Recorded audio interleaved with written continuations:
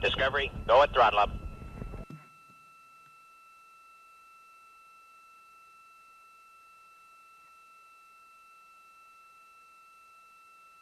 Okay, welcome to part 14 on the YouTube side of coverage here. Orion is into flight day 6 and we are approaching close pass on the moon here. Current mission elapsed time is 4 days, 18 hours, 10 minutes, 57 seconds. Flight day 6 is the day where the crew of Artemis 2 is going to do a close pass and lunar flyby. It's going to be a good day here. We're just getting into the daily planning conference here, which is basically when the astronauts go on the clock for today's activities. Houston Integrity, are you ready for HHP stream? And speak of the devil.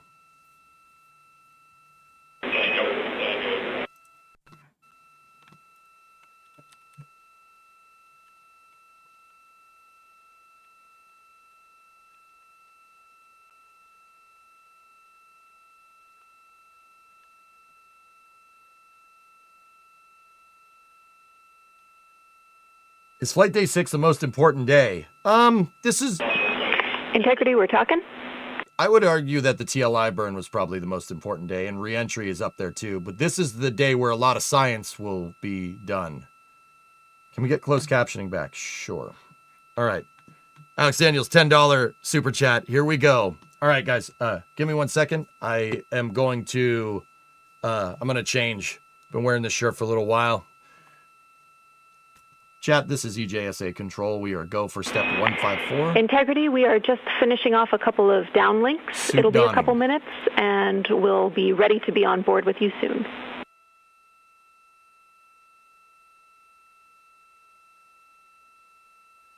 Sounds good. Discovery, go at throttle up. That's Capcom and CSA, Canadian Space Agency astronaut Jenny Gibbons, Artemis 2 backup crew member, replying to NASA astronaut Reed Wiseman. You heard him mention a specific video, and we will not only have video outside the spacecraft today, but we also anticipate seeing the crew inside the spacecraft as they are taking photos. This is a visualization of the Orion spacecraft. You can track this anytime for yourself at nasa.gov/track-Artemis, now just 14,766 miles from the moon.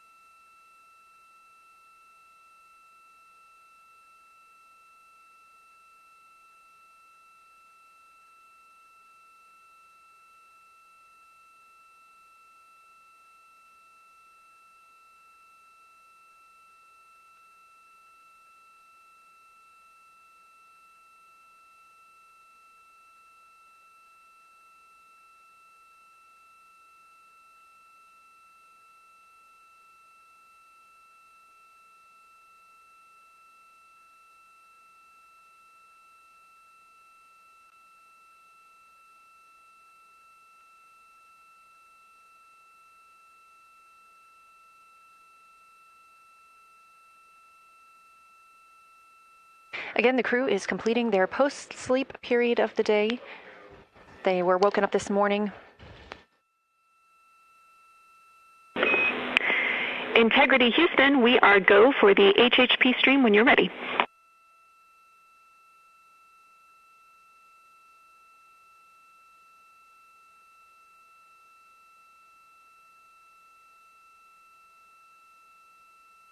The crew was woken up this morning by the song Good Morning by Mandisa and Toby Mack. They then heard a message from Apollo astronaut Jim Lovell, recorded prior to his passing, welcoming them to his old neighborhood. We're standing by for the daily planning conference, and we look forward to seeing the crew soon. Integrity, we are on board with you.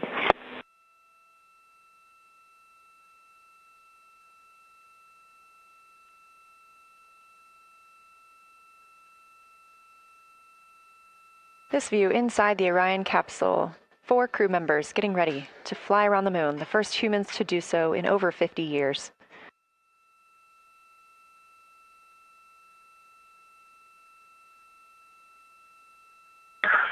Good morning, Houston, from inside Integrity, 215,049 miles away from Earth and 12,712 miles from the moon. Let's actually savor the calm delay that we have. We're ready for the morning DPC. Beautiful. We are savoring it down here. Good morning, Integrity, and good morning, Moon. Our room is buzzing with moon joy today, and I imagine yours is too. I have a few items related to flyby and then a few items for things further afield. Here we go. I will roll through them all. First off, we are looking forward to having science follow up with your observations as required on Orion to Earth throughout the flyby. Today, you will pass the Apollo 13 record distance at the end of the pre-lunar flyby conference. We are planning to call you with milestone words at that point at the end of the conference, not later in the allocated PAO time on Optimus. That will be your opportunity to share your thoughts to celebrate the occasion. As of now, we have one more liquid toilet use left until we hit our nominal limits, and then we will talk about what to do about it more soon. On that note, we're always looking for feedback, so Christina, if you had a chance to review that CCU use message that we mentioned in the mission summary, we'll take it. And finally, we want you to know that after yesterday, the entry folks are talking about allotting additional time for entry prep, including cabin config. It's not related to today's operations, obviously, but it is going on, so you can plan for more on that tomorrow as we focus on the flyby today. That's all I have for you for now. What do you have for me?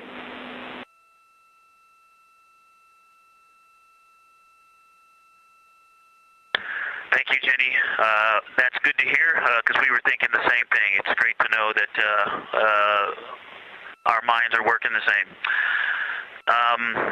We are ready to go. We are looking forward to working with and for the science team, and we are just excited to be so close to finally accomplishing what we've been training for so many years. And also, we want to say thank you for that really special message from Jim Lovell. We have a pretty neat emblem up here. We have a patch that was flown on the Apollo 8 mission. And that patch is here on the Artemis 2 mission as well. And that was sent to us by the Lovell family, by Jim Lovell's son. And so that was a really special way to start the day. And he said to welcome us to the neighborhood, and it's great to be in this neighborhood. And we look forward to sharing this neighborhood with you all. We can't wait. We see the patch, and it's looking beautiful. Thank you.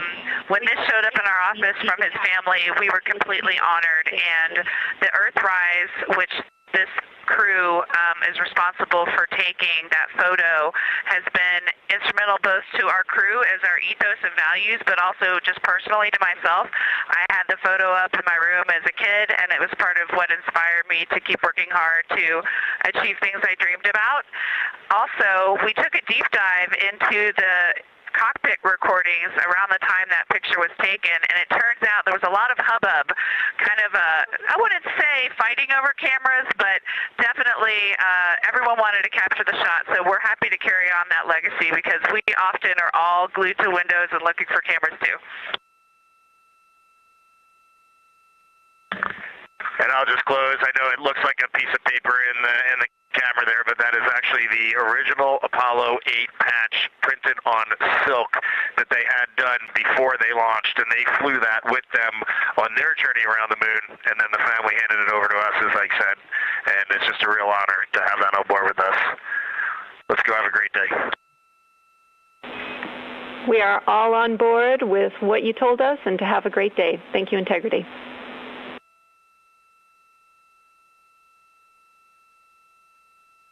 Exciting words from the ground and crew this morning. Have a great day, Houston and Huntsville. For Avatar, all lights lit except for 15 and 16.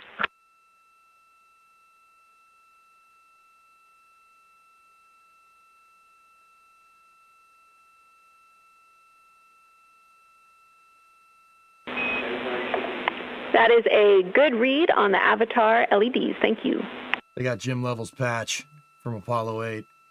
Incredible start to the day for the Artemis 2 astronauts and the team here in Artemis Mission Control in Houston.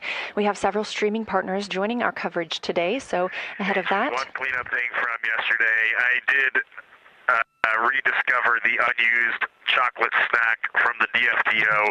Remind me where to store that for ground analysis. They rehydrated some food last night for to see how it would Hooray react. for a found snack. You can stow that in locker A1. Thank you, Reed. With our streaming partners joining us today, we will be going to a slate ahead of our broadcast start in just a few minutes. So just for those next few minutes, you can watch our live coverage on our YouTube stream, our second stream, but we'll be right back here at the top of the hour to kick off Flyby Day.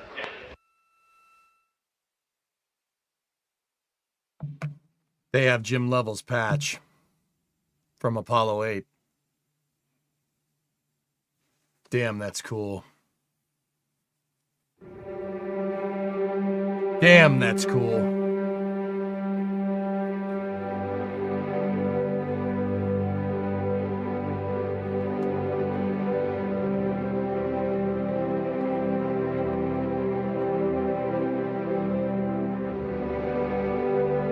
Not every day we do a close pass of the moon, guys. I'm dressing for the occasion. So, a little bit of context there about that patch. That patch from Apollo 8 from Jim Lovell was from the first time that humans left low Earth orbit in 1968. That's the Jim Lovell, Bill Anders, and Frank Borman's flight on Apollo 8 was the first time people left for the moon. Now, Apollo 8 didn't land. The lander wasn't ready yet. Just like Artemis 2 is not landing because the lander isn't ready yet. I know, history doesn't repeat, but it rhymes. But they have the patch that flew on the Apollo Command Service Module with Jim Lovell, the commander of that mission, on the Artemis 2 flight to commemorate the occasion. A little bit of context there. That's really special. That's really cool.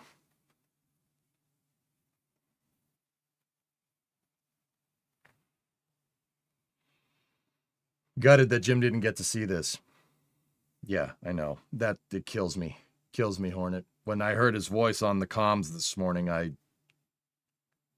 kind of lost it a little bit. But, yeah. Yep, I'm dressing for the occasion, guys. Any critical phases of this mission, we don't screw around. When did they reveal that the patch was there? Just a second ago, dude. Look. Record distance at the... Here. It's great to be in this neighborhood, and we look forward to sharing this neighborhood with you all. We can't wait. We see the patch, and it's looking beautiful. Thank you. When this showed up in our office from his family, we were completely honored, and the Earthrise, which this crew is responsible for taking that photo, has been instrumental both to our crew as our ethos and values, but also just personally to myself. I had the photo up in my room as a kid, and it was part of what inspired me to keep working hard to achieve things I dreamed about. Also, we took a deep dive into the cockpit recordings around the time that picture was taken, and it turns out there was a lot of hubbub, kind of I wouldn't say fighting over cameras, but definitely everyone wanted to capture the shot, so we're happy to carry on that legacy because we often are all glued to windows and looking for cameras too. Yep. Hey, that picture's unscheduled, And I'll Lovell. disclose, I know it looks like a piece of paper in the camera there, but that is actually the original Apollo 8 patch printed on silk that they had done before they launched, and they flew that with them on their journey around the moon, and then the family handed it over to us, as I said, and it's just a real honor to have that on board with us. Let's go have a great day. Let's go have a great day, Reed. We are all on board with what you told us, and to have a great day. Thank you, Integrity.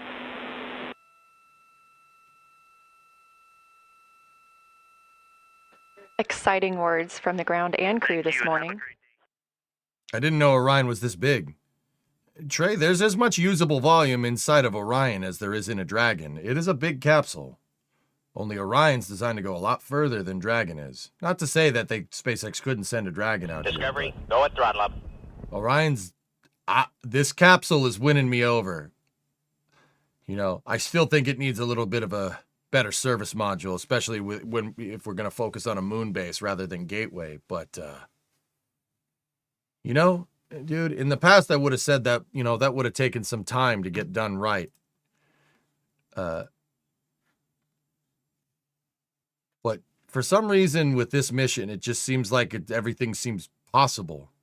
Like, why can't we give Orion a bigger service module? Why can't we land? Why can't we go to the moon? It's right there. You know? In Houston, Texas. I'm Leah Cheshire Mustachio. Right now, the Artemis 2 crew and Mission Control are preparing to support today's lunar flyby. Let's the go. First time we've sent humans around the moon in over 50 years. Integrity, you can use the OEs and your HHP camera for the milestone words at the Apollo 13 record distance. You'll notice that we pause every time we hear communications to and from the crew. They are the stars for today. This afternoon, the crew will have their closest approach of the moon and will surpass the record.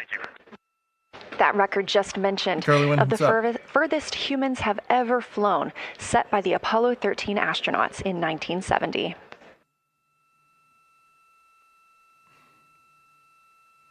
You're looking at a live view inside the Orion spacecraft and at our Artemis 2 crew members. They have just completed their post-sleep period, during which they conduct any hygiene and cabin setup for the day. They also had a chance to eat breakfast before we got into our daily planning conference. The flight control team here in Mission Control Houston collecting information from all consoles around the room that we could relay up to the crew ahead of this monumental day. As you can see on your right, NASA astronaut Christina Cook taking a video of NASA astronaut Victor Glover. We expect to have great views of the crew throughout the day, as well as, of course, the moon.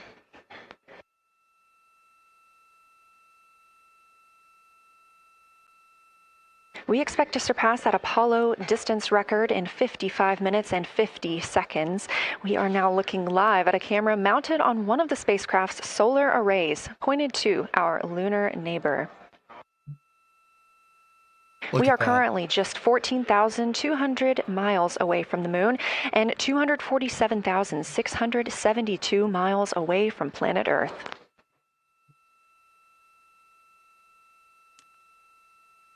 You can see the Grimaldi crater. See it right there? And that's Oriental right there. This is the ocean of storms. So we're looking at where they're oriented, guys. They're seeing half of the close side and half of the far side. Ready to copy. 12,000 miles away, Bird. Close pass is 4,000. Carbon dioxide 2.3. Oxygen, which has the alarm, 26.3, 73.1 degrees, 10.3 psi. And one follow-on question. A little high on the O2. We understand milestone words will be directly following the conference. Will that take the place of the PAO event, or will the PAO event still take place per the timeline?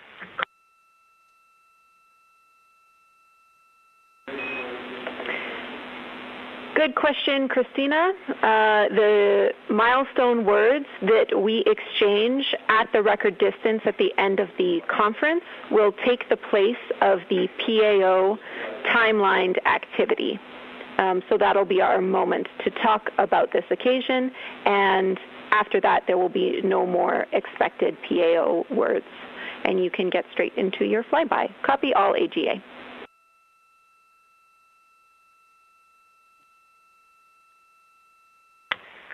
Okay, thank you. And final clarification, even though it's taking the place of it, it will all just be on OE1 with HHP camera, no additional video. Is that right?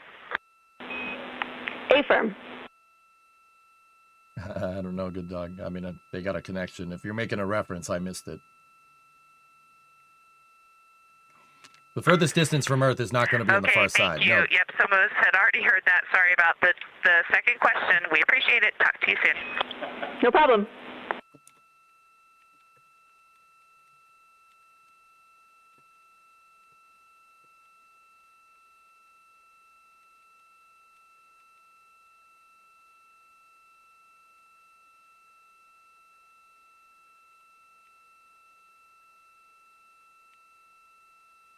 Those communications between NASA astronaut Christina Cook and Canadian Space Agency astronaut and today's Capcom, or capsule communicator, the one person here speaking with the crew right now, that is Jenny Gibbons. She is an Artemis 2 backup crew member here in Mission Control Houston. We are now 4 days, 18 hours, and 30 minutes into the flight of Orion for Artemis 2. The Artemis 2 crew inside Orion lifted off atop the Space Launch System rocket on Wednesday, April 1st from NASA's Kennedy Space Center in Florida. Those 4 crew members are the first to live and work inside the Orion spacecraft, which they have named Integrity, and have been busy conducting meticulously timelined events. It was a beautiful ascent from Kennedy Space Center. One of those early events was the proximity operations demonstration, during which NASA astronaut Victor Glover, the Artemis 2 pilot, manually flew Orion after having just detached from the interim cryogenic propulsion stage as if they intended to dock. This was practice for future Artemis missions, during which astronauts in Orion will dock with the lunar lander that will take them to the surface of the moon. About 24 hours after launch, 25 hours actually, Orion then conducted TLI, the translunar injection burn. This 5-minute, 50-second burn committed Orion to departing high Earth orbit and set us up for today's flyby. That translunar injection burn also served as the spacecraft's deorbit burn. It slingshots Orion around the moon and sends the crew on a free return trajectory, with splashdown approximately 7:07 p.m. Central on Friday, April 10th. Last night on flight day 5, the crew entered the lunar sphere of influence, the point at which the pull of the moon's gravity will become stronger than the pull of Earth's. We've also been getting some great views inside the cabin of the crew members living daily life, from working out to eating, taking photos, and making memories together. But they've also been taking some beautiful views of our home planet and of the moon, and we expect many, many more of those following today's activities.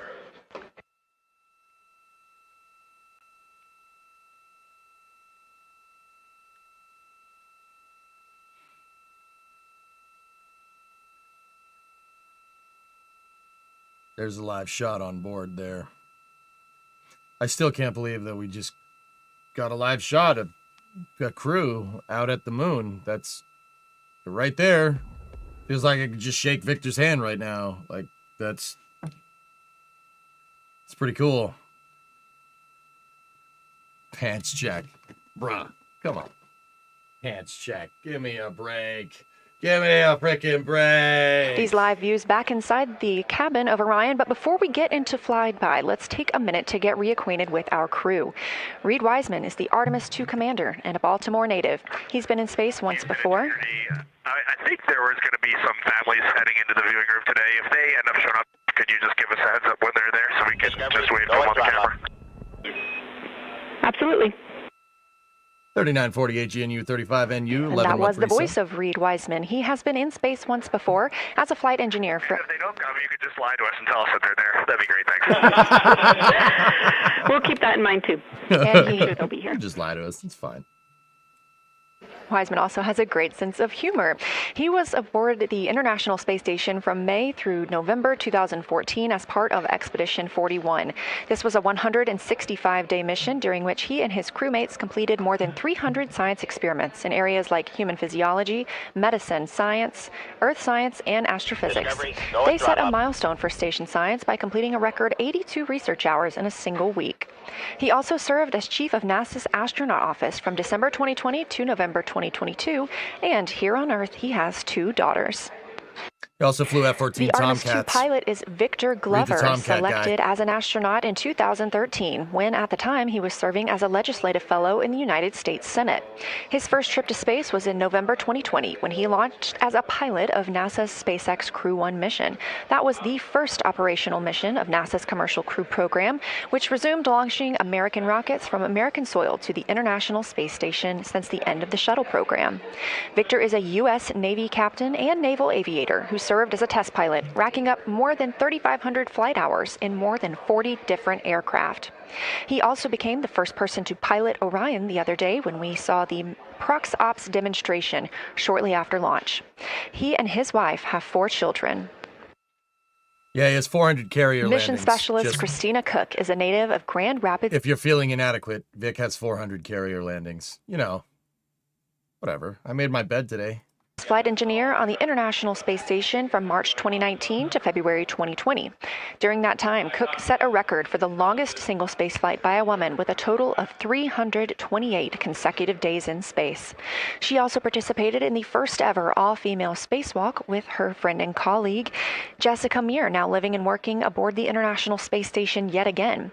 Before becoming an astronaut, Christina helped build space science instruments and led scientific fieldwork in some of the most remote environments on the planet. Her hobbies include surfing, rock climbing, community service, yoga, travel, and photography. And she long is walks on the certainly beach. getting a chance to do that. First-time flyer, Canadian Space Agency astronaut Jeremy Hansen is flying to the moon as a mission specialist on the Artemis 2 mission. The London, Ontario native was selected as an astronaut in 2009. After that, he worked as Capcom at NASA's Mission Control Center here in Houston. What province is Capcom that? stands for Capsule Communicator and is the single direct voice communicating with the astronauts in space. He also participated in training exercises like living on the ocean floor off the coast of Florida to simulate deep space exploration for 7 days. In 2017, he became the first Canadian to lead a NASA astronaut class, and he also enjoys getting out on a sailboat, rock climbing, and mountain biking. And he and his wife have 3 children. Yeah, the great Canadian province of Ontario. Pretty sure they don't call it that, but hey, whatever. Leah's cool. I can attest to this, that it's very easy to misspeak and mispronounce things. I still can't pronounce Canberra, Australia. Like, still can't say that right. So, you know, whatever. Just in case anybody's wondering, he's from Ontario, which is the most populous Canadian province.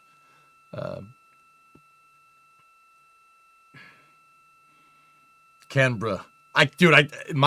My voice can't make that sound. I don't know. And I'm good at doing impressions usually. It's just, my voice is like, ha, you know. BC is better. I don't know. I ain't Canadian. Crew members you have guys dimmed the discuss it cabin amongst lights yourselves. inside Orion. They're all the same to me, bud. What's your best impression? As they prepare for their lunar flyby, they'll be configuring the cabin as they'd like to have it to allow for proper positioning as they move about to and from the windows, taking photos of the moon. Dimming the lights also helps prevent reflections from inside Orion onto the windows. Ahead of this lunar flyby, let's dive in and explain what you can expect over the next several hours. The crew has about 6 hours allotted to make observations about the moon. Throughout the flyby, their activities have been precisely timelined. There are 5 blocks of time during which the crew will be observing the moon from Orion's windows. At any time, 2 members will be at the windows working in a pair. One crew member will be taking photos from window 2 with a blue shroud over the window. This can help prevent that glare or reflection from inside Orion. They have an 80 to 400 millimeter zoom lens to use. The other astronaut will be in window 3 using their portable computing device, you'll hear that referred to as PCD, to make annotations. Both of these crew members will make audio recordings of what they are seeing, and they'll wear headsets connected to those PCDs. Those audio recordings will be sent to the science team at a later date. We will not hear them live. The 2 crew members at the windows will swap roles and positions halfway through their timelined block. The other 2 crew members who won't be at the windows at that time will be serving in the background as support. One will be conducting the science sit reps, or situation reports. This is what we will hear live from the crew. They'll be calling down a few times each hour to discuss what they are observing. Those situation reports include how the crew is positioned, any missed targets, or anything unexpected they saw, lunar target descriptions, any hardware issues, and of course, their emotions and reactions as they fly by the moon. The other support crew member will take pictures of the astronauts at the windows and serve as camera support, providing new SD cards when needed. There's a 15-minute time frame between each observation block, during which the 2 support members switch places with the crew making observations. Look at that shot, dude. This is being live streamed to us. Can you believe that? Oh, it's so good, man. It's so good. That's a shot of a capsule that's 250,000 miles away. Or about 400,000 kilometers. 2 views, both coming from Orion. There on the left, the inside of the spacecraft. And on the right, a view of our moon, the destination for today. What's the over-under on the number of SD cards used? Yes. I can't believe this is happening, dude. I've dreamed about this, and a lot of other people dreamed about people going back to the moon. I mean, during the lunar flyby today, Orion will provide astronauts with a full disk view of the lunar surface. They'll have a higher vantage point, much farther than Apollo's lunar orbits on average. And these astronauts can observe both holes and large-scale geologic features in a single view. And due to our April 1st launch date and current illumination conditions, the Artemis 2 astronauts have become the first humans to directly observe certain far-side regions of the moon with unaided eyes. Hey, Colin. We're back, baby.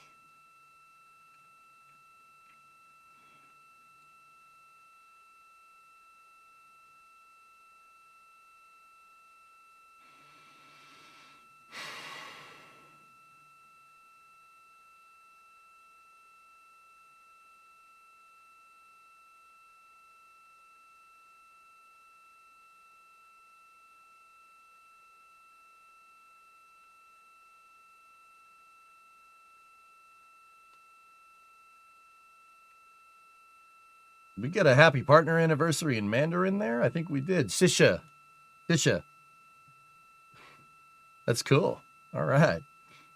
I'm seeing all kinds of people wishing me a happy partner anniversary. I've seen Russian, I've seen Chinese, I've seen Portuguese, I've seen Italian, I've seen German, I've seen Swedish, obviously English. I've seen bad English, which is what I speak. That's cool, man.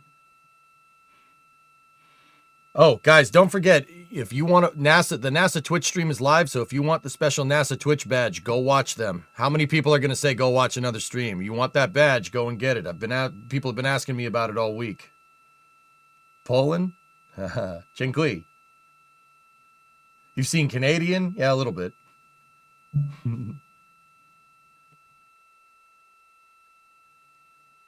That was Morse code. Alles gut, Zoom partner. Great, thank you. Ready? I'm not saying that right, but thank you. Thank you for watching. Greetings from Alberta. Oh yeah, okay, bud. Is it all? How you doing up there in Alberta? Is it good? Still freezing your balls off up there, bud, or no? Go at throttle up.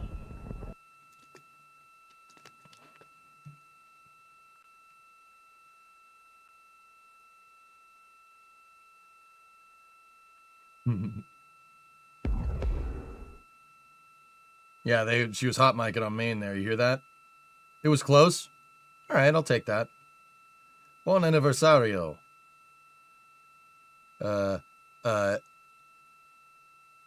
Grazie.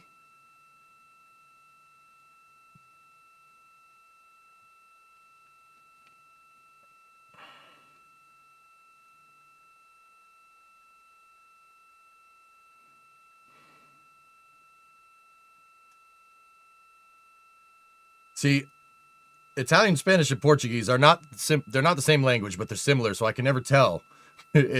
Like, if it's Spanish, I would get it, but yeah. Is this really happening? It's happening, dude. I know they're not the same languages, guys. They're all Latin derived, though, so some words are similar. Portuguese would be obrigado. See.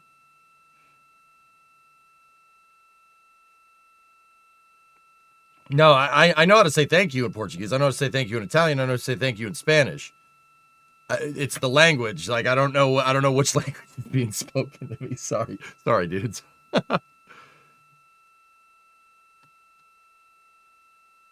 We are now 36 minutes until we see the Integrity crew pass the Apollo 13 distance record. And joining me on console, I have Julianne Gross, the Artemis curation lead. Thanks for joining me today.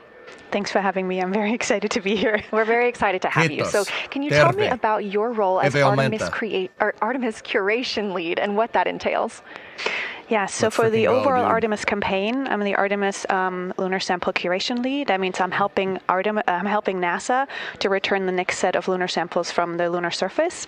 And for Artemis 2 specifically, I'm one of the science theme leads, and specifically I'm responsible, or the voice, for impacts, poles, and landing sites. Fascinating. So what helped us select the targets that the crew is going to be photographing today? So we had a plan coming in where we basically made a list of all the available targets during the April launch window, because before you launch, we wouldn't exactly be sure which targets would be visible. And so once we launched, we then were able to cut down on that list and prioritize our targets. And the 5 theme leads came together and really discussed and talked through which the long lens configured for lunar flyby. Which targets we could then see and prioritize. And so that made it into our plan. We worked then with timeline to make sure that all the targets are visible. Some targets are time dependent, like Earthset or Earthrise, and some targets will rotate out of view when Integrity starts going around the moon.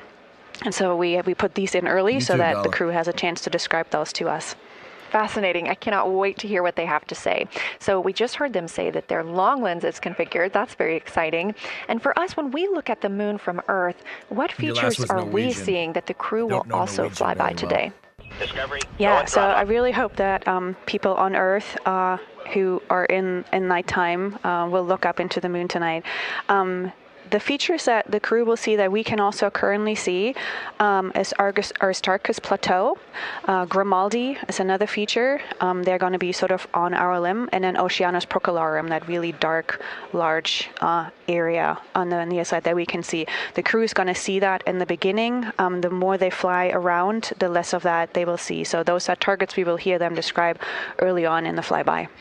Fascinating. Well, and the crew has been training for years for this day. And so we're going to hear them make a lot of calls about what they are seeing on the moon. And they're going to use a lot of interesting terms that I myself need some brushing up on. So could you walk us through a few of the things that we'll hear them use to describe the moon, like albedo, exosphere, ejecta, some of those major terms? Listen to this. This is important. Yeah, of course. Listen to the glossary of terms for the moon. Albedo is basically a term of a reflectiveness of the surface. And so high albedo usually for the moon means bright areas, and low albedo means like darker areas. And so when you look into the night sky, you can see the high albedo areas are the white parts and the low albedo ones are the darker areas.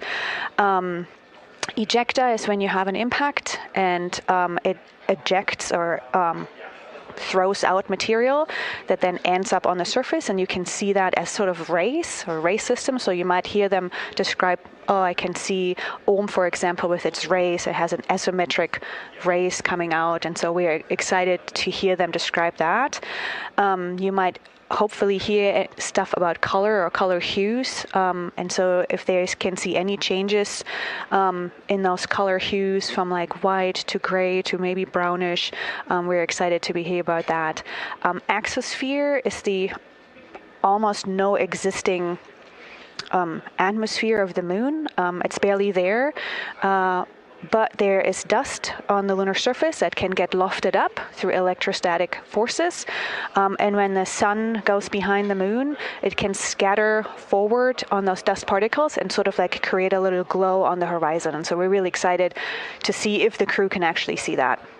This is so exciting. Thank you so much for walking through all of that with us. Julian Gross, Artemis Curation Lead, we really appreciate you joining us here today, and good luck to your team. Thank you. I'm really excited to be here. We are now MET 4 days, 18 hours, and 49 minutes into the flight of Orion. This view of the moon from the Orion spacecraft as we get closer and closer.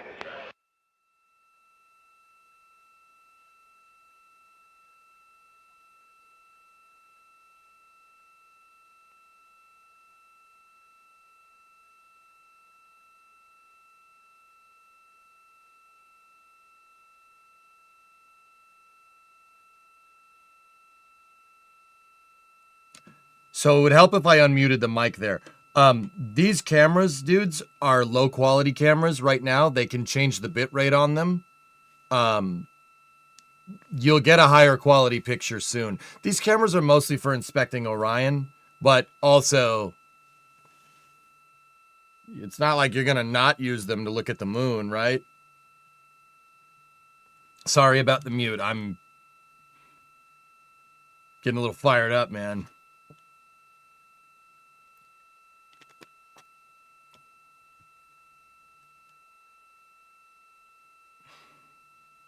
So yeah, they can clear up these cameras too, but I'll be honest, guys, like these, oh, see the moon moving back and forth? Moon's parallaxing. Someone's working out. When they work out, it makes the whole capsule shake. Almost as bad as your webcam. My webcam is Blit.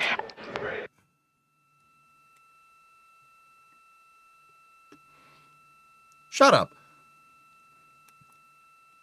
Get Vivitard. Get Vivitard, idiot. We're live here in Artemis Mission Control at Johnson Space Center in Houston, Texas, just about 32 minutes away until the crew surpasses the record set by Apollo 13 as the farthest astronauts to ever leave Earth.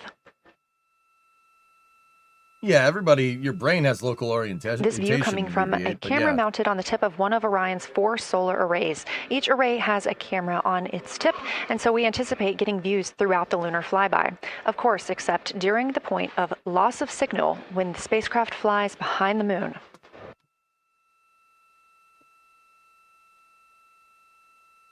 Inside the cabin, the crew are configuring the inside of Orion for today's flyby, making sure they have everything just where they want it to help them take the pictures that they are aiming for the science team here on the ground.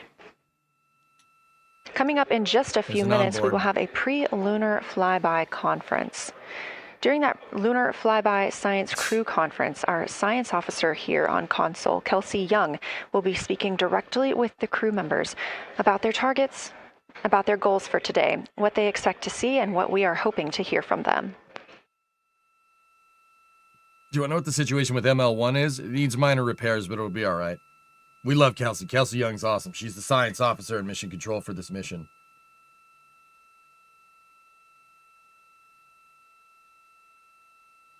Would it be the furthest humans have been because they're going behind the moon instead of landing on it? No. The Apollo missions did that flying, but they did that in a lower orbit, if you really want to know.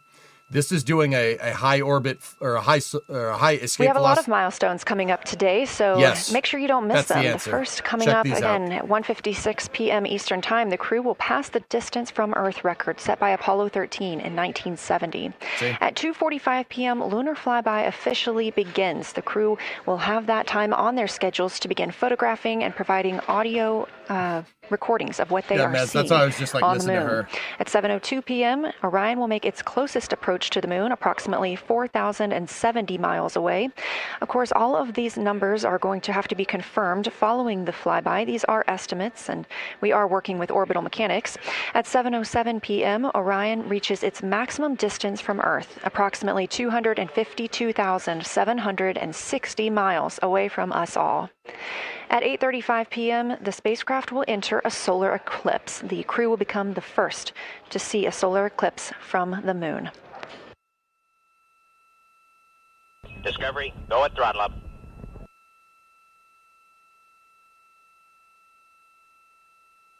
Hardscape, 41 months. Thanks for the ride. Glad I found you 8 years ago. Ahead of the official beginning of flyby today, Kelsey Young, Artemis Science Flight Operations Lead, will be conducting a pre-lunar flyby crew conference. She will give information on camera setup, remind the crew of their intended targets, answer questions from the astronauts, and more. Young will help the crew set their targeting timeline, which counts down the time they have to image each target and what they'll be capturing next. She'll also remind them that the ground team will be calling for science sit reps, also known as situation reports. Those are essentially call-downs to report what they've been observing. They'll continue to do this even through their LOS, their loss of signal, as those communications will come down later on after they reconnect with us on Earth.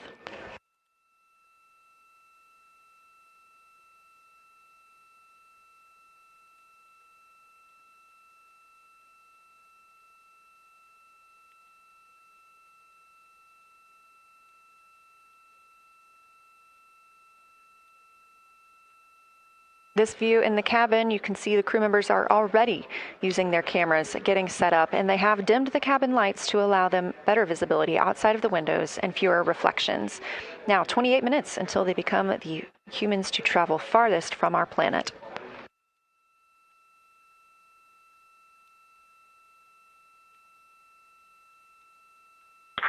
Houston Integrity, we are ready for the conference on your call.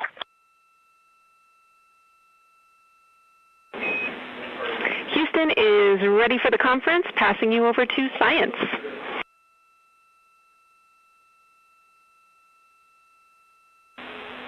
Good morning, crew. This is Science. We couldn't be more excited for a full day of lunar and planetary observations today, the first one in over 54 years. How do you hear me? That's Kelsey Young there. She's a science officer talking from Mission Control. We hear you loud and clear, and Kelsey, you just got to know you're pulling us away from the moon right now, so let's go. Message received. I will keep it tight here. I did just want to start with a thank you on behalf of the Lunar Science team and the entire lunar and planetary science community, of which you are absolutely a part, for what you've already done in this mission and what you're going to do today to inspire the next generation of scientists. I have to say Moon Joy is the new term that's already become our team's new motto, so thanks for that. In this conference, we'll cover hardware and config reminders, and then I'll just briefly, as you said, cover today's science plan. I'm assuming you already have your LTPs up. Confirm that, and I'll jump quickly into the cabin config reminders.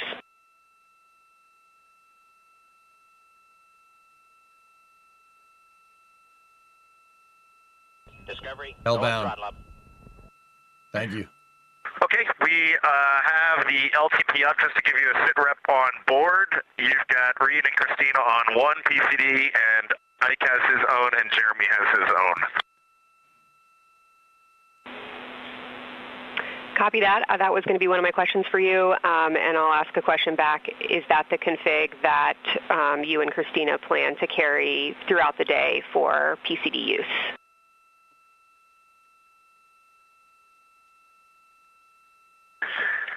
Negative, Kelsey. Our plan for PCD use is we have run the power cables to Windows 2 and 3, and we are going to leave one PCD, the yellow PCD will be in window 2, and the green PCD will be in window 3, and we will do that the whole day, and then the red PCD will be a rover.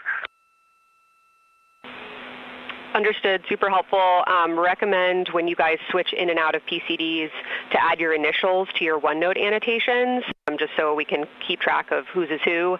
And then given that you have 3 PCDs instead of 4 for the data transfer at the end of the day, recommend making a new subdirectory entitled For Science for your own photos, or with your initials, that we can keep track of which pictures came from which flashcards. Yeah, PCDs are personal computing devices, guys. They're Surface tablets. Yep, one of them already croaked from radiation. They have 4 of them.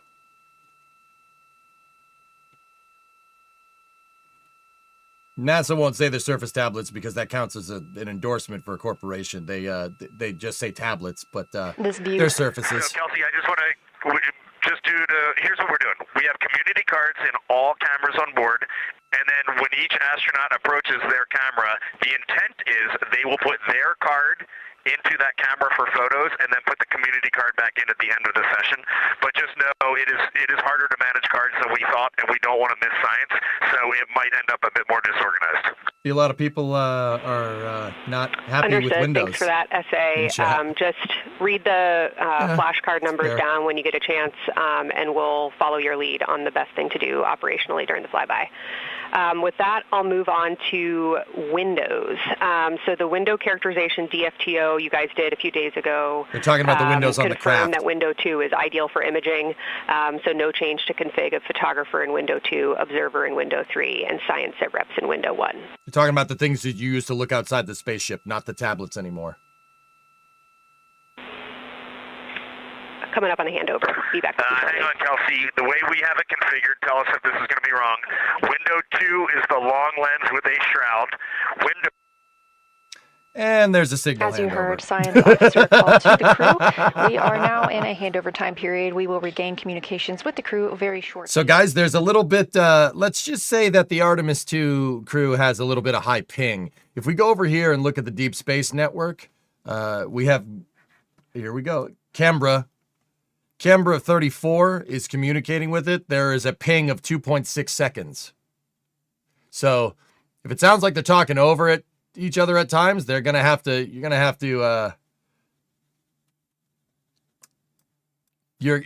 deal with the delay. That's why she was like, hey Reed, you're going into blackout.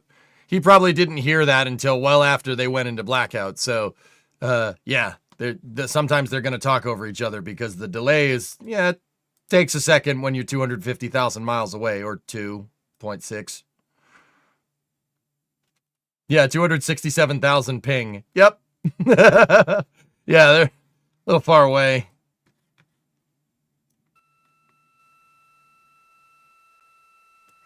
Yeah, you're not going to be playing Counter-Strike pretty well there. Base here. The Eagle has landed.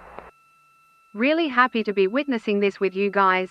EJ, don't forget to get a crew report high over the moon smiley face. 22 minutes until we reach science. The Apollo record. We are in a handover of satellites with the crew aboard Orion. The T-shirt shroud for the Z9 and solar, and then window 3 will be for visual observations, and window 4 is for floater. They heard it on the delay. Oh, this is space. I'm in space. Tape! And thanks. Thanks. And thanks, Integrity, for that. Reed, we had a handover during that time, so I'm going to have to ask you to give that read back on window orientation for the crew again.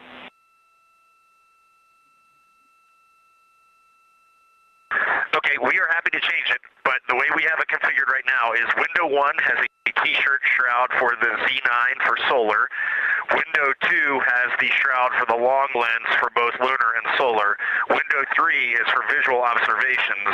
Window 4 is for floater. And then the docking hatch window has had a great view, so we've done a lot of mapping through that as well. They have cameras mounted up against each window, guys. Some of them are open. All right, copy all, Reed. A note just on the window 1 T-shirt shroud that you can remove that for the lunar observation block if you want that extra view for another floater, but defer to you guys on that.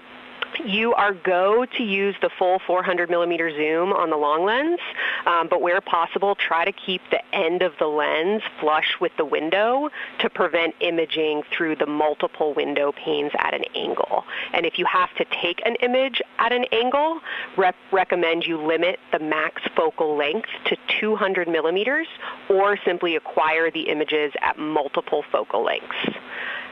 Last imaging update as a result of the DFTO is that if you can take the images out of the left side of window 2 where possible, that is the best half the window. Understand that might not be possible with the shroud. Any other imaging questions from you?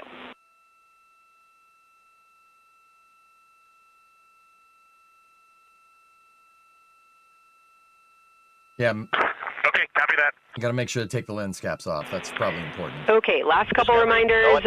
Don't forget the ability to take the WAV files to tag imagery that you are wanting to follow up on using the FN3 button on your camera. And then a couple quick notes on your LTP. We have refined your precise flyby timing since generating the LTP. Optimus has the correct timing for the LOS and AOS, but the LTP identifiers for LOS and AOS are roughly 2 minutes later than they will be in reality. Final LTP timing update is that the green line on your LTP should start automatically 45 minutes before the flyby. If it doesn't appear, let me know and I'll have troubleshooting steps for you.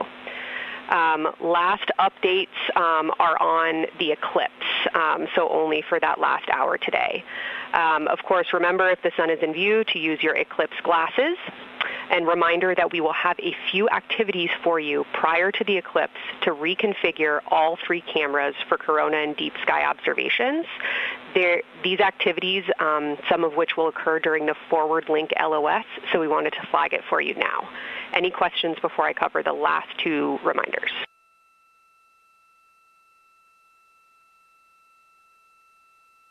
No, we have no questions on that. Last couple eclipse reminders, the sunset period and the first roughly 23 minutes of the eclipse will fall during that forward link LOS, but we'll still have a return link, and we're still looking forward to your science sit reps and observations during that time.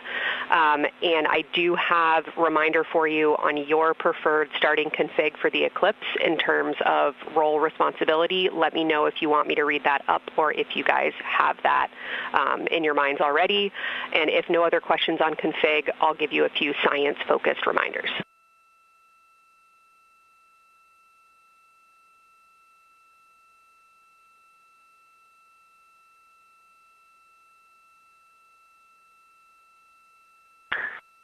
Give us a quick high level, but we see it in Optimus, and I think we got it squared away. But give us your quick Kelsey high level.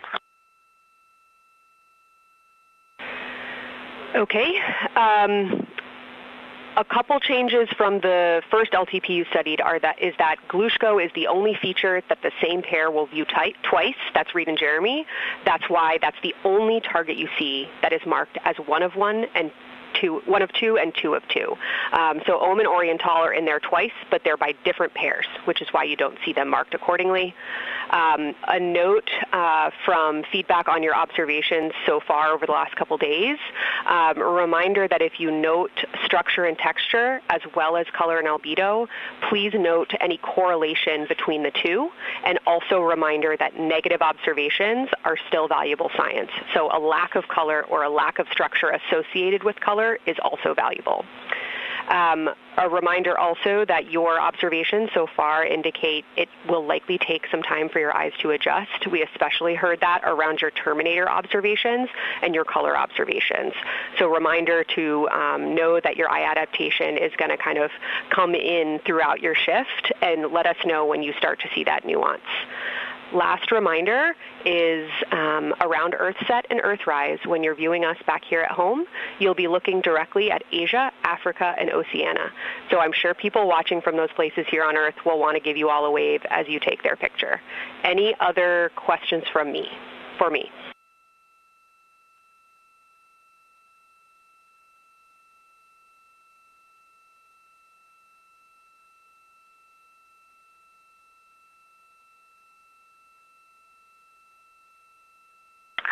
And Kelsey, hey, when you're talking window 2 left and right side, just can you say towards window 1 or towards window 3, and then we'll know that we are talking the same language? Absolutely. So I mean that the side of window 2 closest to window 3 is preferred for imaging.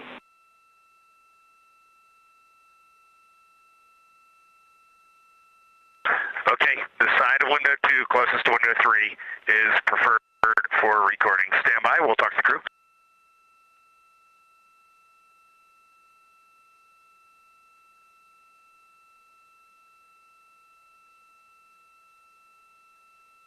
Again, we are in our pre-lunar flyby science conference with Kelsey Young. Kelsey Young is the Artemis Science Flight Operations Lead, speaking with the crew aboard Orion. They've been training for this moment for years, and this is their last opportunity to get some further pointers and information. Kelsey, for the T-shirt shroud, what window does the science team think will have the best view? Is it window 1 or window 4? The only time we're strongly recommending use of the window shroud. Eclipse. The T-shirt window shroud for the eclipse viewing. Which window is primary for Z9? Window 1.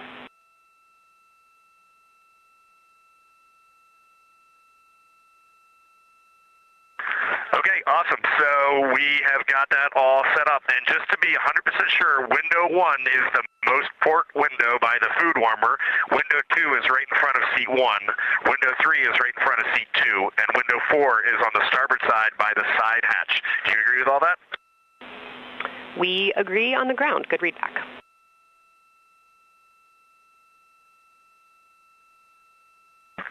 Okay, that's awesome. Kelsey, we're going to close with happy words. It's just incredible. I wish you were up here to see all the smiling faces, to hear all these terminologies being thrown around, and we are just fired up to get started on this day. Let me pass the mic around if anybody has anything to add. Kelsey, it's so great to hear your voice on the loops. I just want to channel everything that you guys are probably feeling right through my eyes and heart. It is awesome to see the side of the moon. You guys made us excited for this day, and we couldn't appreciate it anymore. And we are ready to hopefully deliver on all the awesome training you guys have provided. I'll just add, Kelsey, it is blowing my mind what you can see with the naked eye on the moon right now. It's just unbelievable. Dr. Kelsey Young. Kelsey, and to the whole Lunar Science team, all of you, all the work you put into this, we're just grateful. Can't wait to get going. And thank you for the tipper, for Carol Crater, and for Integrity. We can see them, and we've imaged them, and can even see with the naked eye. Quite impressive. Thank you so much. Beautiful words, you guys. Thanks so much. And I got video of the science team right now, and they are all absolutely buzzing. Looking forward to today.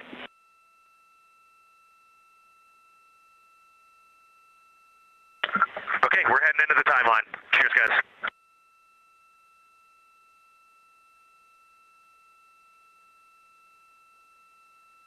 So it's Dr. Kelsey Young relaying information about the lunar targeting package to the crew. Basically, lunar targeting package is a nice NASA way of saying where the heck do you point the cameras and what am I pointing the cameras at? Of the pre-lunar flyby science conference with Dr. Kelsey Young. I just said this.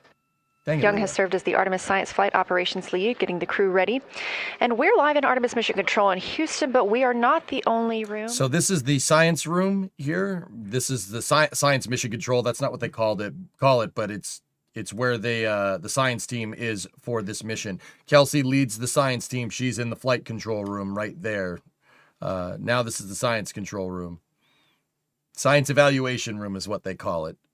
But, yep. This is the science team that's in charge of the scientific experiments in the lunar targeting package. Primary interface between the science team and the flight controllers, ensuring science priorities are represented during mission execution. Again, today, that's Dr. Kelsey Young, who will be speaking with the crew during the time they're behind the moon. We will be speaking with her once the crew is behind the moon and out of communication with Earth.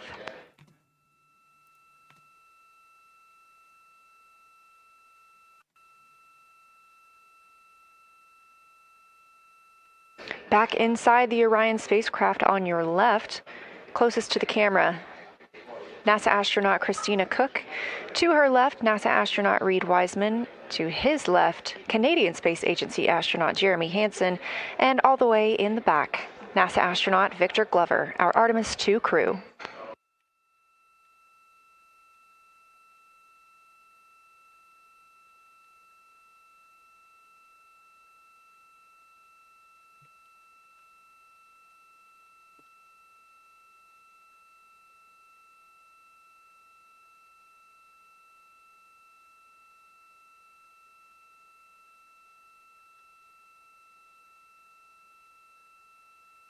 How much space do they have in here?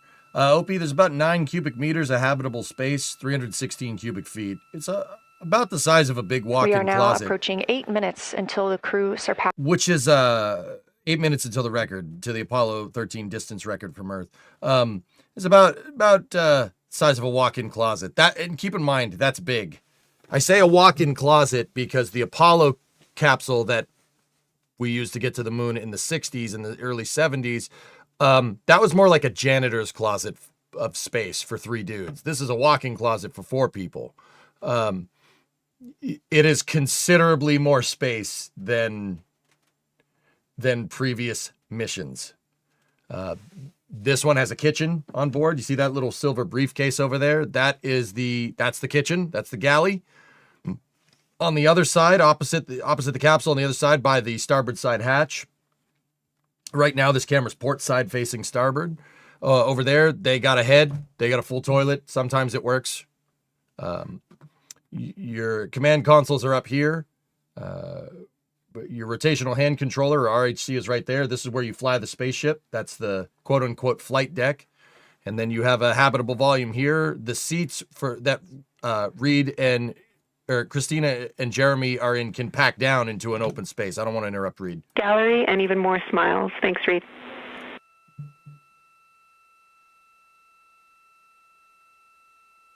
Hey, all right. Copy heart, copy bracelet. I believe that bracelet has his daughter's names on them.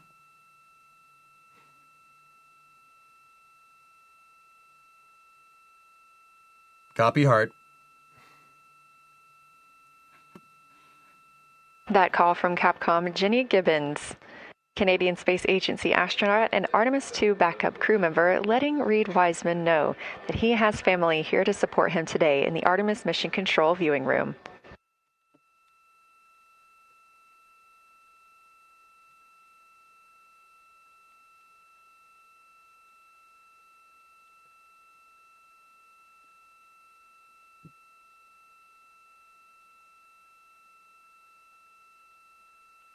As I was mentioning, we have the Orion spacecraft flying today. However, the Artemis crew members named their Orion spacecraft Integrity, so you will hear calls to this entire crew with the name Integrity. They say that the name Integrity embodies the foundation of trust, respect, candor, and humility across the crew and the many engineers, technicians, scientists, planners, and dreamers required for mission success. Look at that moon. 5 minutes until they break the record from Apollo 13. Now, what is the record? This view live from the outside of Orion. That record right there is the furthest that humans have been from planet Earth. In about 5 minutes, the Artemis II crew will become the furthest humans have ever been from our home planet. Ever. Continue until they reach approximately a distance of 252,760 miles. That would be about 4,105 miles farther than Apollo 13. However, these numbers are our targets, and we will get confirmation on those numbers as soon as we possibly can and share them with you all. How's that a record if we landed on the moon? Trout, in order to get the trajectory right, to get the trajectory right to do the free return, they had to go a little bit further than the moon to get this return correctly. It only surpasses Apollo 13 by a little bit. Apollo 13 had to fly this trajectory after something went wrong. We talked a little bit about what to expect from the crew, whether that's taking photos or making audio recordings. To get a little more detailed, Reed Wiseman and Jeremy Hansen will be up first to capture imagery and record audio on the portable computing devices. You hear those referred to as PCDs, while Victor and Christina serve as the support members. The crew will switch windows and roles halfway through their shift, and 1 hour and 5 minutes later, Victor Glover and Christina Cook will be the next crew members at windows 2 and 3 to take photos and make annotations, while Reed and Jeremy take on those support roles. There are 5 viewing blocks, and the crew will swap out with each one. During 2 of the blocks, the 2 support members will also be able to enjoy their midday meal.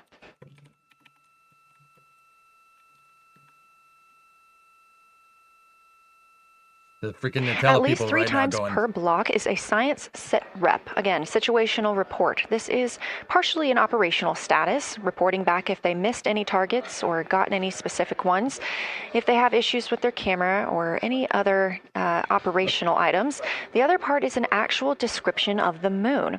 This task is done by one of the support team astronauts, so that's not the crew currently taking photos or making annotations, but they do have windows 1 and 4 that they can float up and provide that information from. they're not behind the moon. If you watch the entirety right of the now. flyby, you'll also side. notice the crew will be photographing some targets multiple times to get observations in different lighting conditions. This is due to Orion changing their location throughout the flyby.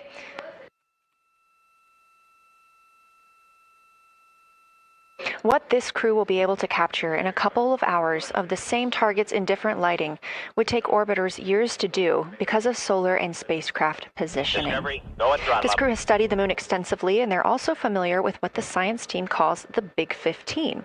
These are 15 features that they've memorized, so at any time, they'll be able to see 5 of those and help orient themselves and where they are around the moon. Those targets are diverse and complex in their geologic history, and observations of them could help answer some big picture science questions. Discovery, go and throttle up.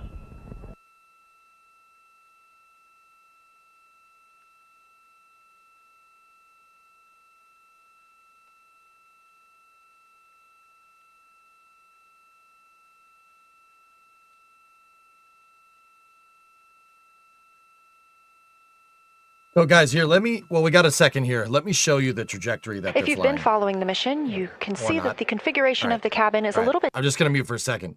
Let's go over to EYES, which is NASA's 3D simulation of all the lunar missions. So if you can see right here, their trajectory's coming out, but you see it kind of leans back this way. That's when they entered the moon's SOI. This is when the moon started pulling them. Now, once again, if you look relative to, like, say, the moon's orbit, right? So the moon's orbital track, see, that's the path that it goes on. Look, they're kind of going past it, right? They're kind of flying past the thing. But if I speed up the simulation here, watch what happens. The moon will pull them in. So that's why they're the furthest away from the moon. The moon's going to pull them in, and it's going to spit them out on a trajectory back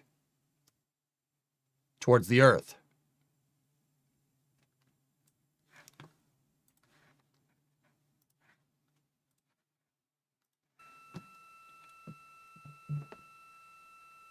Yes, science. That's right.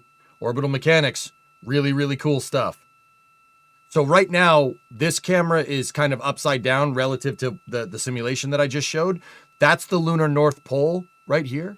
The South Pole is off the screen. We're looking at the far side of the moon here, close side here. This is the western hemisphere, so to speak, of the moon. Right there is the ocean of storms. That's where Apollo 12 landed. So this is on the close side. Integrity crew, on April 15th, 1970, during the Apollo 13 mission, 3 explorers set the record for the farthest distance humans have ever traveled from our home planet. At that time, over 55 years ago, Lovell, Swigert, and Hayes flew 248,655 statute miles away from Earth. Today, for all humanity, you're pushing beyond that frontier. Integrity, over to you.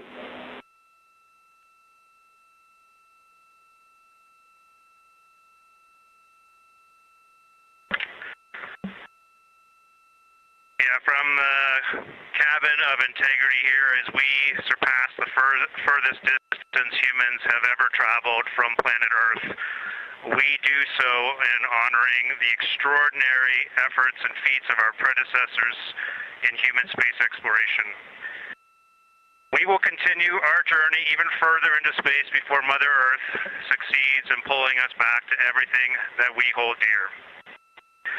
But we, most importantly, choose this moment to challenge this generation and the next to make sure this record is not long-lived. Let's go.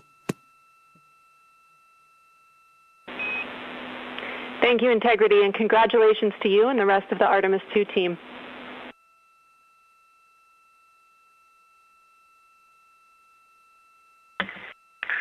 Thank you, Houston. We have a couple more things So we'd like Rise to 2. take this moment for. Our science team helped us out with a couple of relatively fresh craters on the moon that have not been previously named, and our crew would like to propose a couple of potential names for those items or those areas. And we spent a bit of time this morning looking out the window, and we're able to see them now both with our naked eye and through the long lens. And so we feel this is a good time to send this down, and a special shout out to Kelsey for helping us with this. The first one we'd like to suggest is a named crater in honor of our great spacecraft integrity. And so if you were to look at Oriental on the far side and then draw a line straight up to Ohm on the far side, relatively in the middle is an unnamed crater, and we would like to suggest it be called Integrity in the future. And the second one, and especially meaningful for this crew, is a number of years ago we started this journey in our close-knit astronaut family, and we lost a loved one. And there's a feature in a really neat place on the moon, and it is on the near side, far side boundary. In fact, it's just on the near side of that boundary, and so at certain times of the moon's transit around Earth, we will be able to see this from Earth. And so we lost a loved one. Her name was Carol, the spouse of Reed, the mother of Katie and Ellie. And if you want to find this one, you look at Glushko, and it's just to the northwest of that, at the same latitude as Ohm, and it's a bright spot on the moon. And we would like to call it Carol, and you spell that C-A-R-R-O-L-L.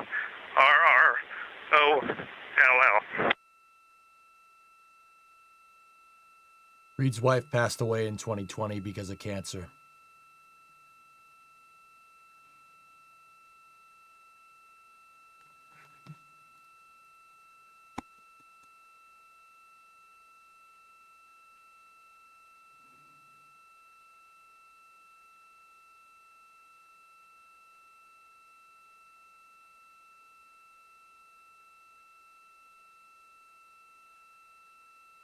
It's beautiful. Beautiful.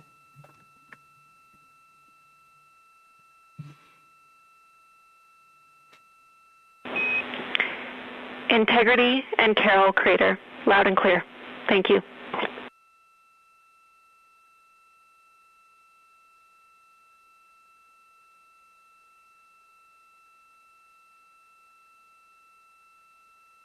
Cabin humidity, I think, is going up. We're going to have to get an AGA reading.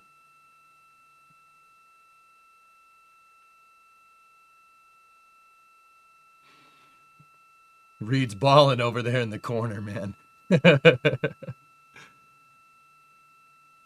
That's okay. It's okay.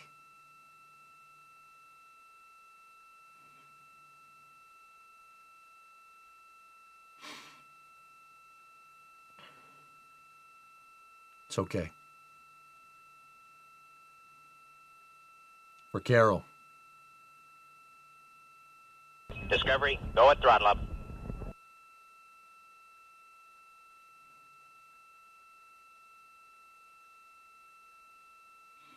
So the crew just proposed naming an unnamed crater that they're looking at on the moon after the commander of this mission, Reed Wiseman's wife. She passed away in 2020 because of cancer. So I don't think Reed knew that was coming, because he's over in the corner over there bawling his eyes out, you know. So they chose to name the crew proposed to name an unnamed crater that they saw on the moon after her, which is, it's beautiful. It's beautiful. As the Artemis 2 crew passed the record set by Apollo 13 for the farthest humans to ever fly from Earth at 12:57 p.m. Central Time, 1:57 p.m. Eastern Time, Canadian Space Agency astronaut Jeremy Hansen shared. We're getting ourselves all put back together now, and we are going to dim the cabin lights and prepare for our science objectives ahead. Thank you. Sounds good. We're doing the same down here, and you're maneuvering to your observation attitude. So they said it was a light crater closer to the ocean of storms near the Glishko crater. So, no, not that picture. Hold on. As we pass that Apollo 13 record of the furthest humans to ever fly from Earth at 12:57 p.m. Central Time, 1:57 p.m. Eastern Time, the Artemis 2 crew shared some poignant words, specifically Canadian Space Agency astronaut Jeremy Hansen. The crew also called down 2 craters not yet named that they would like to name.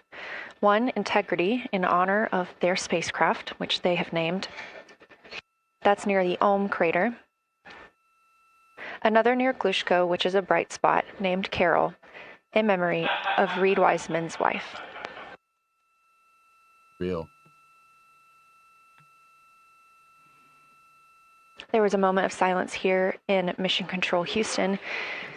And now the team and the Artemis 2 crew are ready to begin their lunar flyby. Any planned missions going further out, or could they hold this record for a while? It depends on the ConOps for future lunar missions, Scary. I'm not sure how that's going to work with the newer versions of SLS. They redone how they're going to do their lunar landings very recently, per Jared Isaacman's new plans for NASA. So I'm not sure. This one might hold for a little while. It might be broken on Apollo, on Artemis 4. Discovery, it's a good go question. throttle up.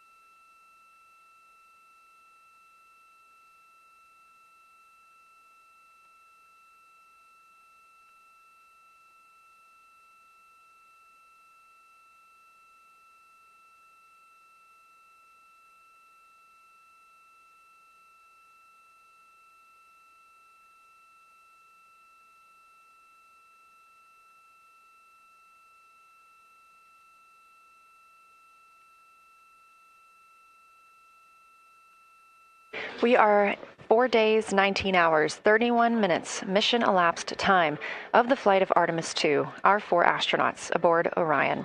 Today is our lunar flyby day. The spacecraft is currently about 12,000 miles away from the moon, and you can keep up with the distance from Orion to the moon and Earth by visiting nasa.gov/track-Artemis, or you can just stay with us here because we're going to be telling you throughout the day.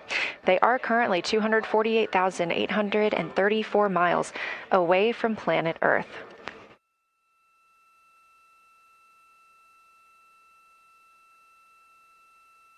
Sorry, I'm not talking. I just don't really think anything needs to be said. So, that's Grimaldi. This is the ocean of storms here, west side of the moon. That's Oriental right there. Glishko, I believe that one is Glishko. And the crater that they were talking about for Carol's over there. The first crater for Integrity is over here in the Oriental Basin.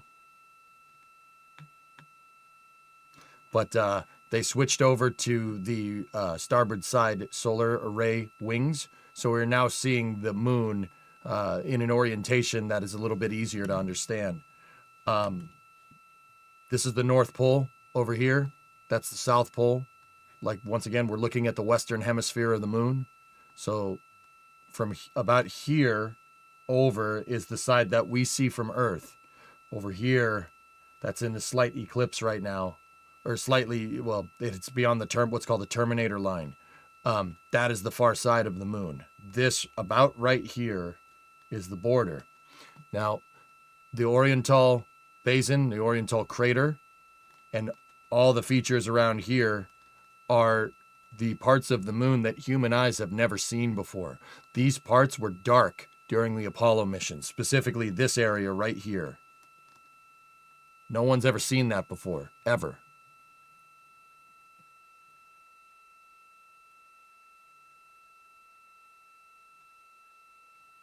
Once again, the Artemis 2 crew is coming up next on the crew's 12,000 timeline miles. today will be their cabin configuration portion. You heard some calls down to Science Officer Dr. Kelsey Young earlier about how they have configured the cabin so far. This is just a little bit more of timelined activity for them if they need to further do so. On flight day 3, the crew had time on their schedule allotted for configuring the spacecraft cabin for how they intended to arrange it today. Of course, they had to take down that configuration for another test yesterday of their Orion crew survival system suits. But configuring it on flight day 3 allows them the opportunity to get a chance to see what works for them now that they are in the microgravity environment. Thank you for all the kind wishes for partner anniversary, guys. But it's not about me today. It's about the moon. I'm just here, you know.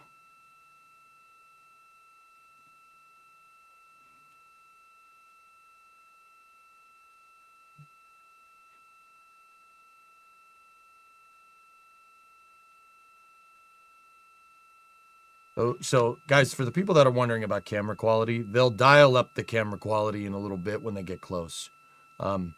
They keep these cameras low quality because bandwidth is at a premium on the capsule. We've seen throughout this mission that they've upped the bit rate on these cameras and can get a higher resolution picture. But right now, you really want telemetry prioritized. But you know, maybe someone at NASA is feeling again, the crew is about to begin their cabin configuration portion of their timeline, though they have been working that already, as well as potentially during their post-sleep period this morning. The official lunar flyby observations are slated to begin in just about 40 minutes. That's when we'll have the crew at the windows photographing the moon, as well as making calls down about what they are seeing.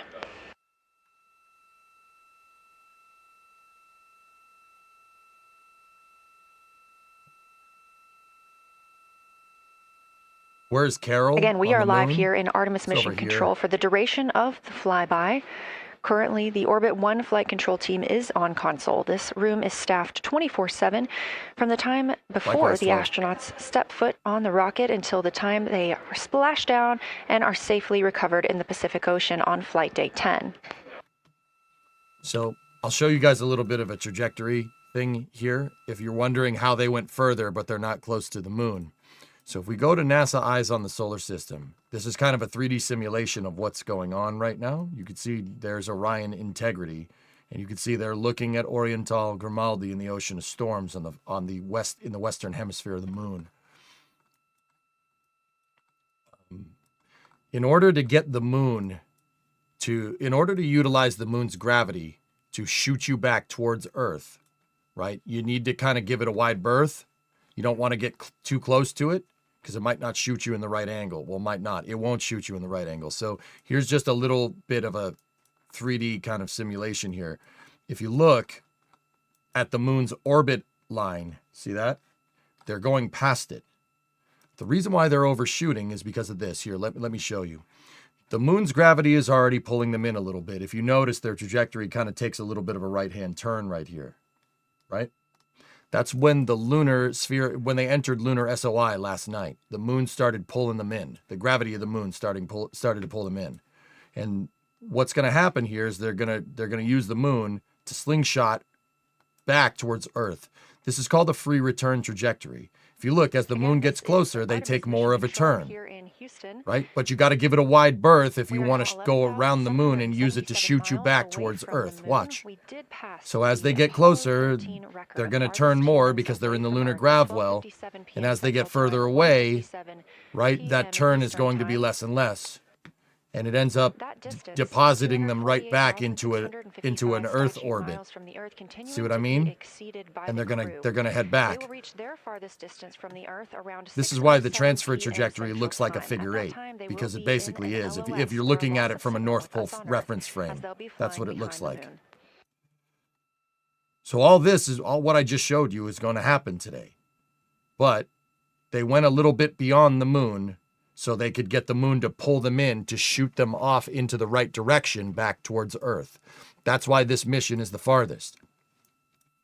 The record that they broke with this one guys, is Apollo 13.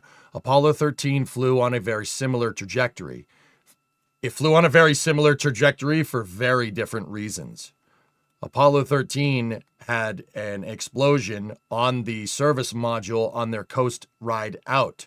They ended up not landing on the moon, and they put them into this emergency free return trajectory so they could get Jim Lovell, Jack Swigert, and Fred Hayes back home in one piece.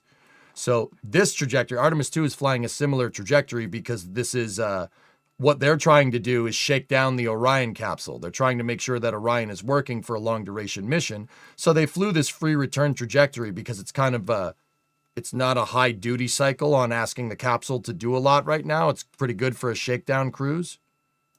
You mean Tom Hanks, right? Yeah. Mm-hmm. If Apollo 13 didn't have those issues, what would have had the furthest record? Apollo 10. Apollo 10 still has the record for the fastest. Can they see Artemis P1? No, too far away. That's not a big satellite. The Artemis Themis mission are tiny satellites. So anyway, that's what's going on. This is called a lunar free return trajectory. The reason why it's called a free return is because you don't need to fire your engines other than to just keep the craft on an even keel. You don't need to fire the main engine. They fired the main engine to put themselves into this orbit, and it's from here it's just fine-tuning it with the smaller maneuvering thrusters called reaction control systems. Into their cabin configuration preparation, we are by Dr. Sarah Noble, the Artemis Lunar Science Lead. Thanks for joining us here today. One second. Yeah, it's quite a day.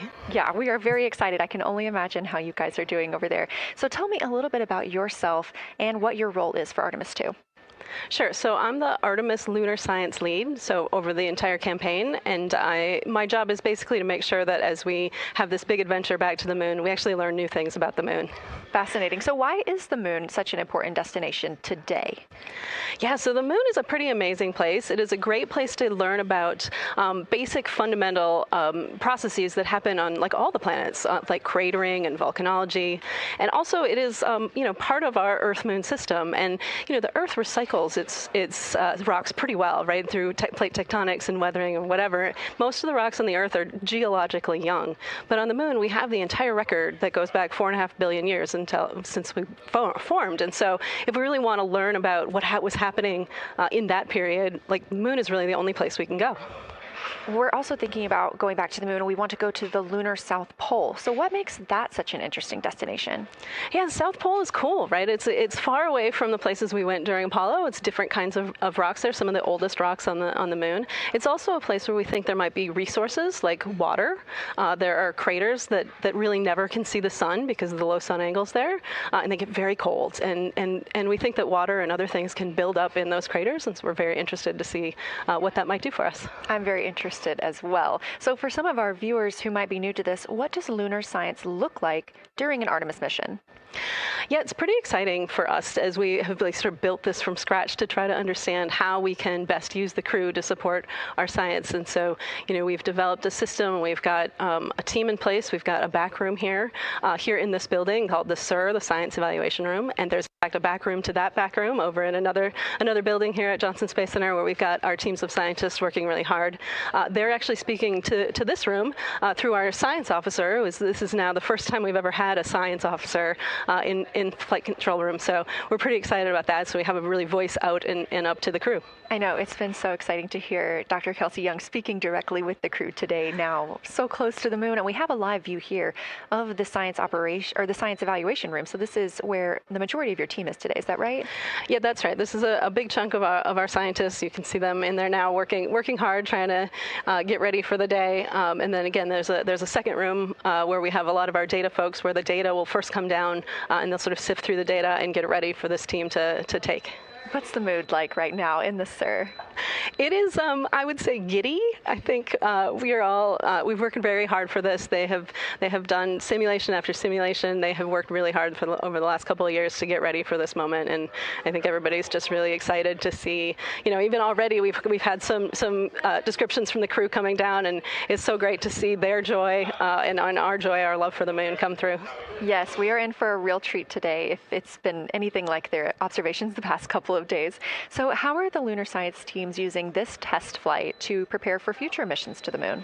Yeah, absolutely. This is the way that we are building our foundation for the future, from everything from, how do you train a crew to be a geologist, right? And so, working through that, getting them classroom training, field training, building the science team, building these physical rooms that we are in, designing them, designing the software that the teams are using, and then, figuring out what happens to that data. They're going to take this data and it's going to come down, and how do we get it out to not only our team, but out to the world and the rest of the science community? Yeah, that's a great point, because when you hear these crew members talk, you would never know that they're not geologists. Your team has trained them so well. They have been very good students. Who can blame them? It's a pretty great topic. One more question for you. How does the science that we're doing on Artemis help support long-term exploration, and including our sustained presence on the moon? Yeah, you know what? We have a saying in the Science Mission Directorate that science enables exploration and exploration enables science, right? So you need the scientists, because we are the ones who are the experts in, landing site and doing analysis of landing site and making sure we can find a good place to land, to understanding the properties of the soil so we can, design our systems to manage that, understanding the radiation environment, keeping our astronauts safe, all of these things, right? But, in return, you provide us with opportunities where now we're going to be able to collect this data and collect samples and deploy our instruments and all of that. So it's a symbiotic relationship. That makes perfect sense. Well, Dr. Sarah Noble, Artemis Lunar Science Lead, thank you so much for joining us here today. Best of luck to you and your team, and I hope that you get to enjoy today too. Thank you so much. We are now getting closer and closer to our lunar neighbor. This live view coming from the Orion spacecraft and a camera mounted on one of its solar array wings. Thought about this moment for a long time, and I thought about what I was gonna feel and see, when we see something like this, dudes, and thought about maybe having something poignant to say. I got nothing, man. I got nothing other than my mind is just defaulting to, wow, that's pretty cool. Would you just look at it? Would you just look at it? That's all. Dude, rational thought has been overdriven by internet memes, and I'm just would you just look at it? Would you look at this? Right? I'm sorry. I don't know what else to say. Would you just look at it? Would you? Yeah. Would you just look at it? Just Ed Bassmaster. That's just what's happening. That's all my mind is dude, that's the moon. It's right there. It's almost like you can reach out and touch it. Do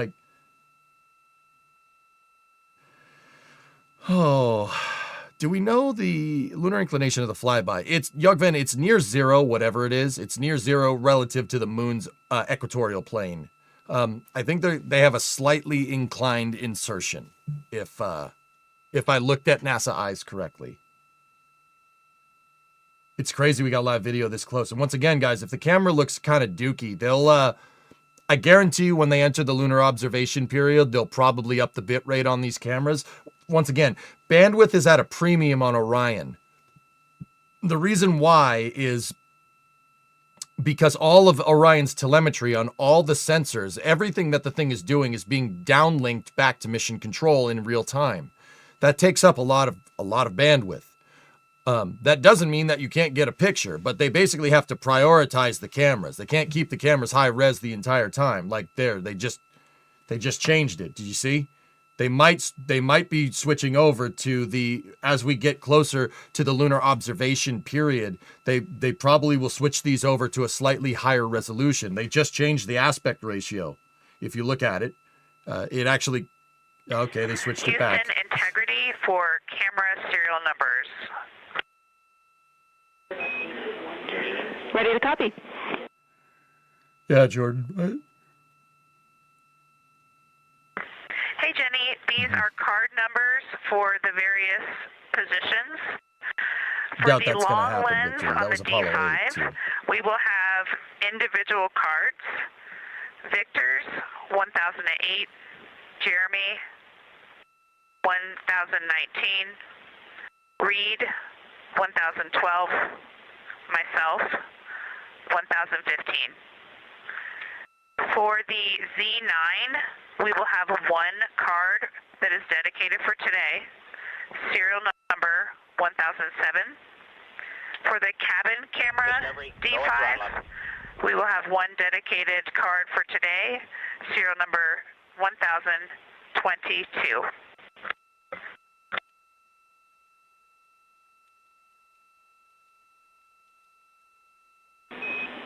All right, Christina, we copy all. Thank you.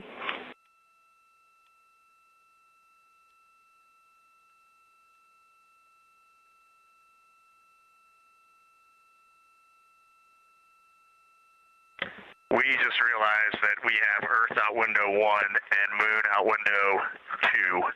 And Earth out window 4 and Moon out window 3. And it gives you the best idea of scale we have had yet. The Moon is about 3 to 4 times the size of the Earth, and it is almost full, and the Earth is just a small crescent out there.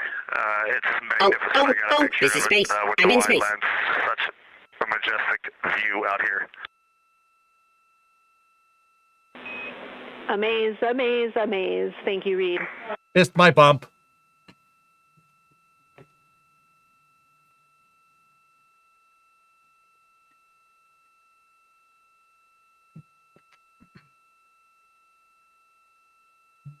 Those are some of the communications we're excited most about today. Commander Reed Wiseman calling down their view right now, obviously a little bit different than what we can see from the solar array camera.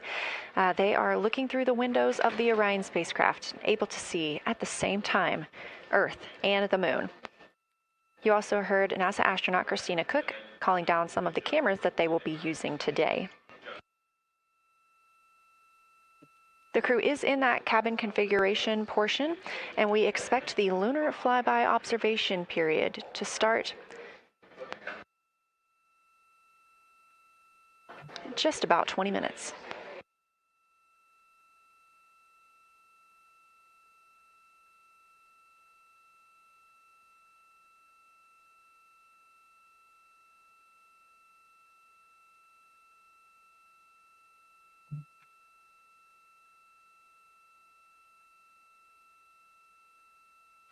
Is there a Checking in on Orion's distance and speed. They are currently traveling 1,071 miles per hour, 249,159 miles away from Earth, 11,293 miles away from the Moon, and continuing to grow closer.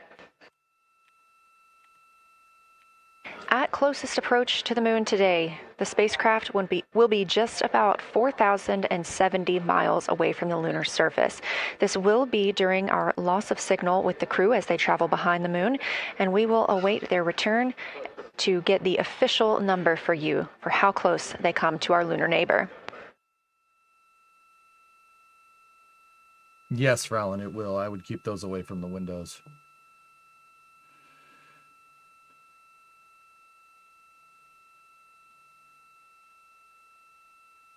So we're at mission elapsed time, 4 days, 19 hours, 52 minutes, 8 seconds.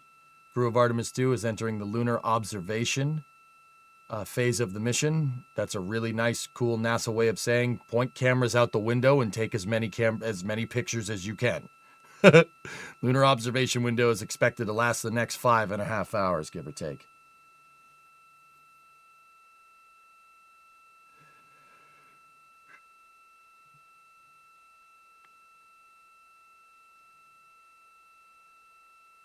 So at this point, the Moon is coming up at the ship. Yes.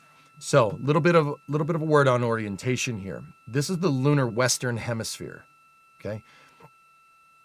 These darker gray regions, guys. Inside the cabin today, the lunar targeting package is the primary tool guiding the crew observations and consists of 2 key components. Close side of the Moon. The Lunar Geography Review helped the astronauts study major lunar features in advance and help learn how to orient themselves during the flyby. Because, of course, the Moon is not actually labeled like it appears here when we look at this map. Really? The lunar targeting plan provides a detailed timeline of observation targets, background science context, and specific instructions for the pictures the crew should take, as well as the verbal descriptions that will be helpful to the science team reviewing them later.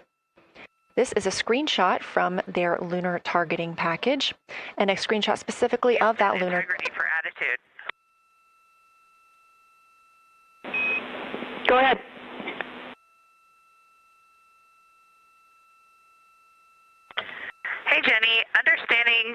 we are in final attitude now for the lunar flyby.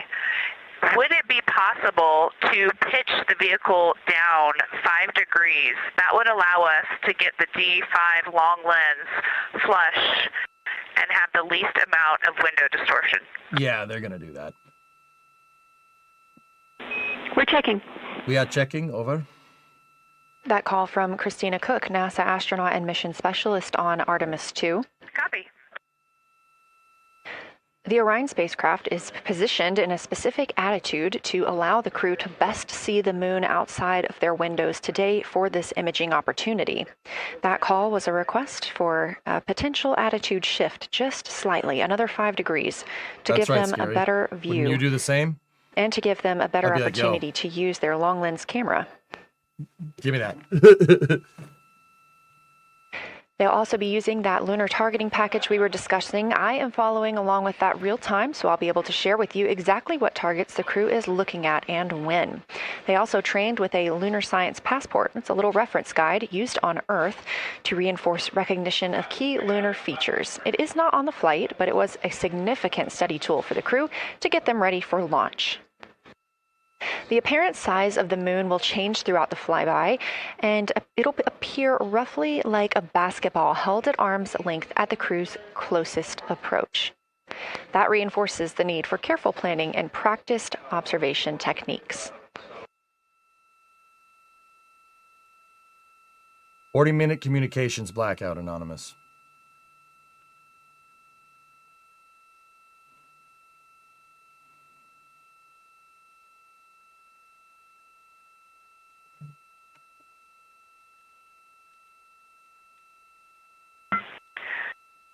Houston, integrity for timeline. Go ahead.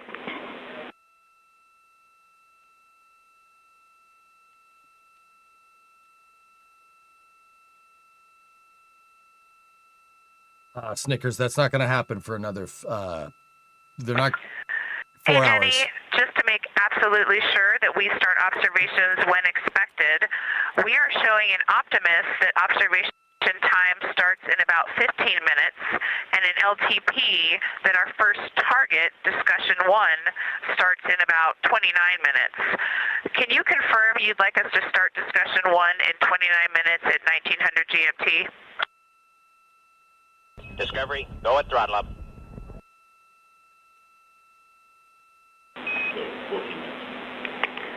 Christina, we are tracking that discussion 1 should start at 18:45. That's 15 minutes from now.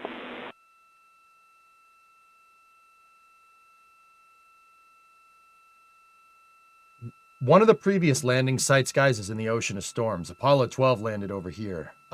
They will fly. Okay, copy all. It may be a granularity issue with LTP, but understand that we start that observation in 15 minutes, and I bet when we get there, the green line in LTP will match the start of the white band for discussion 1. I think it's just a matter of the labeling and the granularity. Thanks for confirming. Copy, and we'll look into that a little bit more on our side as well. I don't want slow mode, guys. I just let it fly. We're good. So they're going to fly over. They're technically flying over Apollo. Christina, can you verify for us that your green line is moving on the timeline page of your LTP? It's too far away to take a picture of. Close pass is 4,000 miles. The cameras there just aren't going to be able to see it. Affirm.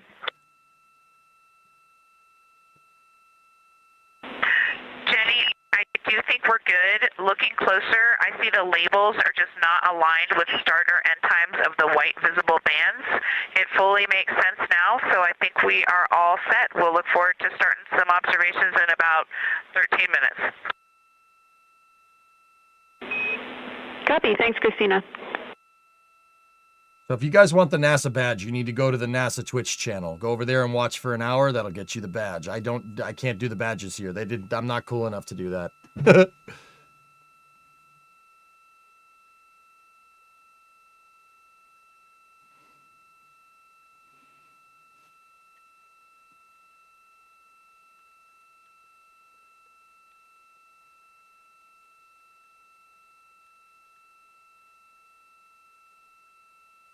No problem, Fortet.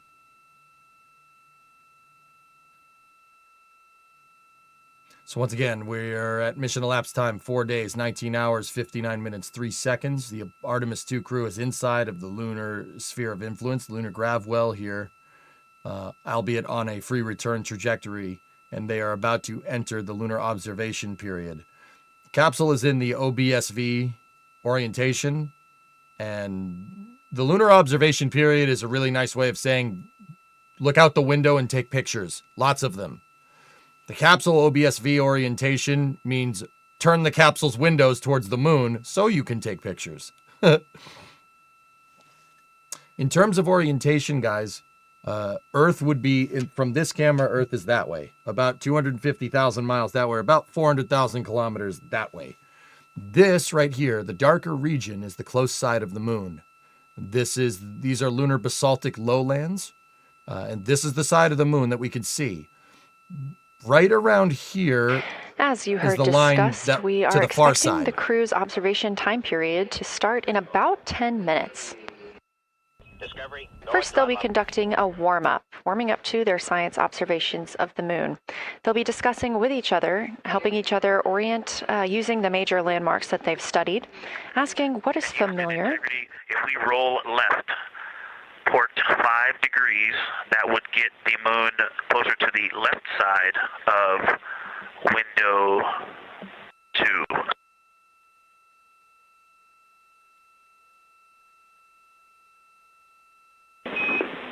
Copy, Victor. We'd like to know if it's pitch and roll or one or the other.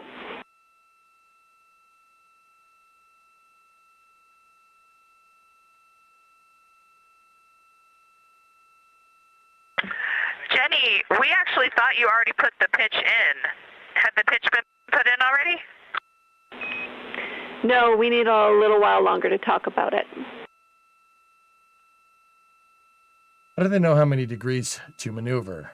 The degree maneuvering on the yaw, pitch, and roll axis is relative to the vehicle. So, Jenny, I guess what's happening is just as our orbit's changing, where it is in the window is changing, so maybe these fancy little adjustments aren't worth it. It's going to continue to move in the window. Or is the spacecraft going to keep the moon at the same point of the window if we adjust the attitude? I assume the previous.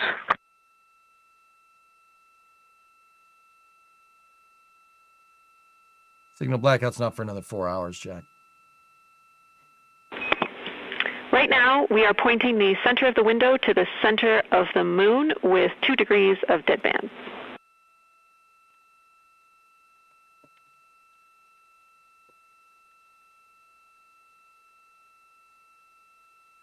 What day will they reach the moon?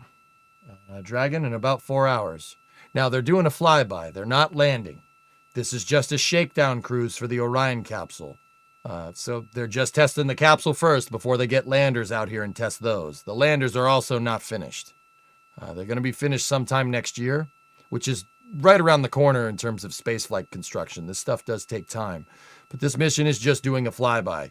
Close pass on the moon is scheduled about 4 hours from now, give or take. The conversation you hear happening now between the astronauts aboard Orion and Artemis Mission Control here at Johnson Space Center in Houston, Texas. They are in the center of your screen, seated at the CAPCOM, or Capsule Communicator Console. That's Jenny Gibbons, Canadian Space Agency astronaut and Artemis 2 backup. She was also the lead CAPCOM for Expedition 63 aboard the International Space Station.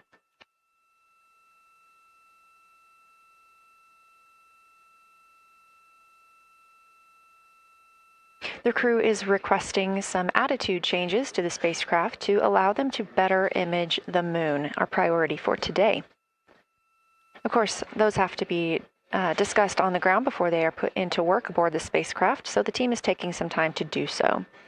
You also heard Gibbons reference that we are in 2 deadbands. Deadbands are essentially keeping us in the lane in which we're traveling. If you're familiar with lane assist in your car, very similar in this case.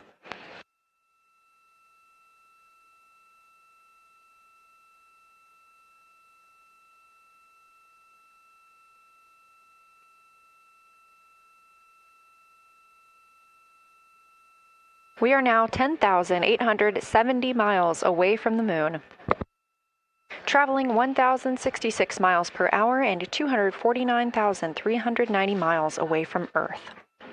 Again, we recently surpassed the Apollo 13 distance record of farthest humans have ever traveled.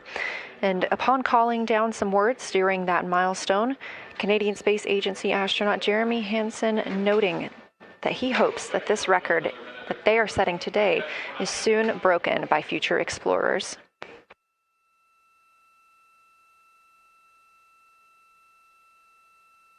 I hope so.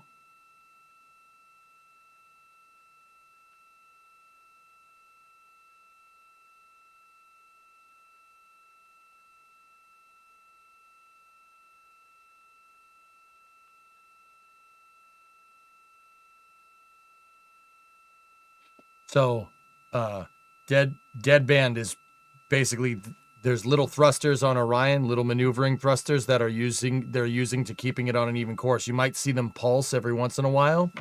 The reason why is as they get closer to the moon isn't a uniform density all the way around. It's kind of lumpy, I guess is the right way to say it. Like if you cut it in half, it would be lumpy. Like there's denser parts of the moon, like on the close side, there's the sides that are a little bit more dense. That non-uniform gravitational pull can pull the capsule in one direction or another. That's what they're trying to avoid. They need the capsule stabilized so they can take good pictures. So when they deadband, the capsule is basically in heading lock. They're going to keep it pointed so the windows are pointed towards the moon. And if the IMUs detect a little bit of movement in one direction or the other, the capsule will automatically correct it to keep the capsule stable. You got to have a good platform to shoot on. Any photographer knows that. The capsule is acting like their tripod right now.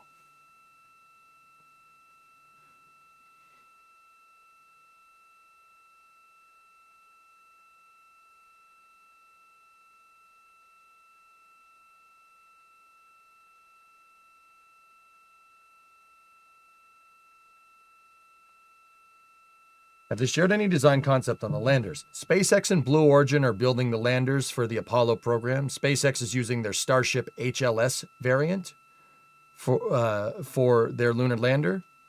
And Blue Origin is using their Blue Moon Mark II design. This is Artemis Mission yes, Control. We've had pictures we shared. Are standing by for the beginning of lunar flyby.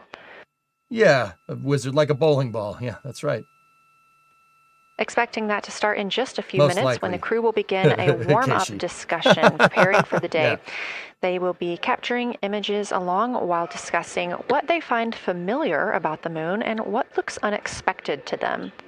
So the guy that's walking around Mission Control with a camera is a public affairs officer. He's taking pictures to document the mission. NASA's been doing that for a while. He's documenting the people that are documenting the capsule. He's documenting the flight controllers. He's going around taking pictures. These two over here, they're at the ECOM console, which is basically saying the HVAC guy for the capsule. That's what ECOM is. Discovery, go and throttle up. They're not the ECOM guys. The ECOM guy is at his desk. Hey, Carnholm. Are you a PAO? Not for NASA. Did they say what kind of cameras they're using? On top of the GoPros that is giving us this shot up here, in terms of point and shoot cameras that they have, these aren't point and shoot cameras if you're a photographer, I know. I'm talking about a camera you can hold with your hands. They have a Nikon Z9 Again, just minutes and away two from Nikon the official D5s. start of lunar flyby, or when it is right, timelined Brave. for the crew. We are currently 10,726 miles away from the moon. This view on the left side of your screen coming from the camera on one of Orion's solar arrays. The solar array wing cameras that she just talked about are GoPro Hero 4s. I thought they were 11s, but no, they're Hero 4s. The Hero 4s are using Orion's Wi-Fi. Orion does have Wi-Fi, like the crew has personal computing devices or PCDs, nice way of saying Surface tablets and iPhones, and they are using the onboard Wi-Fi. So are these cameras. While the crew are do they modify them to shield them? Not the PCDs, ready for no. their flyby today. One PCD already fried. And one iPhone already They'll fried. be looking to orient themselves using major landmarks and annotating their observations along with their discussion. They'll have 10 minutes for that warm-up discussion. So they can modulate the bandwidth, guys. If they want to up the bit rate on the cameras, they can. So this view right now, when we're a little further away, isn't the best, right? I guarantee you they'll turn it up, or at least try to. Fried. Why did the devices fry? Radiation, gamma rays, X-rays, alpha, beta. They holding it near the window. You get introduced to the spicy lights. Are the Axiom suits ready yet? No, not yet. There should be a demo for the landers, Lyric. The demo for both landers next year and the suit. Hopefully. Why don't they use Hasselblad cameras? Because they wanted to use Nikon. A Nikon Z9 should be able to give you as good of a picture as a Hasselblad. Should. The Z9 is no joke. Go look at the price of it.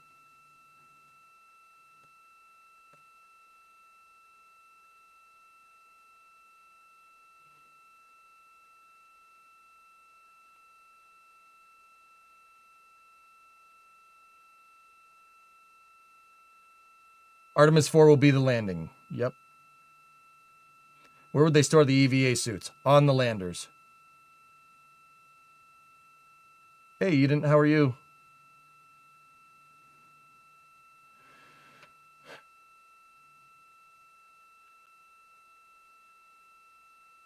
Domingo, they went, I don't know, they went a couple thousand miles further than Apollo 13 when they broke the distance record. Thank you for all the kind wishes for my partner anniversary, guys. I appreciate it. Houston Integrity. We have two folks at the window deep in discussion talking about all of the awesome features that they're seeing. We just had a huge moment realizing that Hertzsprung is about the same size as our incredible Oriental. We're really excited about this target that's kind of new to us. We're orienting on things like how we talk about albedo, finding some of the prevalent things that we're used to from all of our training, and just overall taking in this view. We also are noticing that the moon is still getting noticeably bigger as we go, even when you're watching it continuously. It's great to see these two guys get warmed up. We love the report, Christina, thanks. And you nailed it on why we added Hertzsprung. As you'll see in the prompts, we're looking for comparisons to the comparatively much older Hertzsprung compared to the younger Oriental. Great words.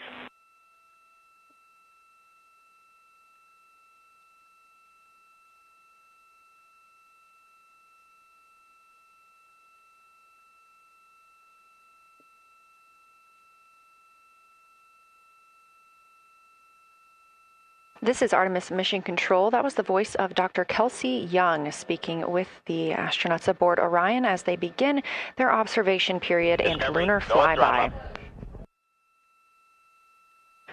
NASA astronaut Christina Cook reporting their view of Hertzsprung Basin. The team here is looking for centered images of the basin at a full zoom, and they're hoping that the astronauts can image and describe the inner and outer rings. This is considered a degraded basin with a floor, rings, and ejecta compared to a younger Oriental basin. Discovery, go at throttle up.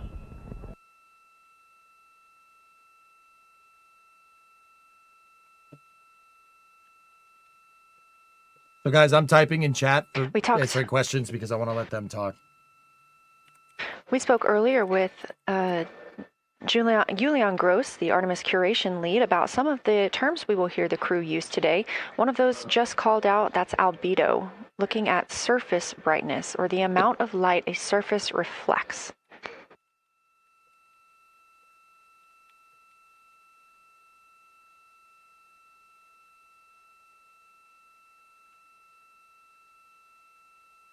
Well, they see the far side of the moon. They're partially looking at the far side of the moon right now.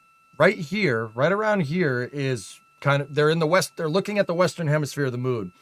Right here is the line that we hope of demarcation between the far and near side. They're looking at it from the side. Reports include embaying. This refers to one feature that surrounds another. That usually is a higher relief feature. Houston Integrity, one report from the crew at the windows.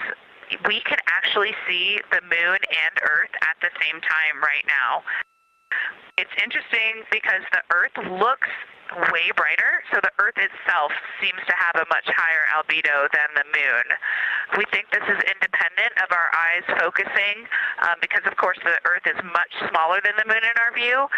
So you could think that your eyes focus for the darker sky, and that it means that it only has apparent brightness more than the moon. But since we're seeing both in the same view, we do think that this can be inferred as the Earth as a whole has a higher albedo.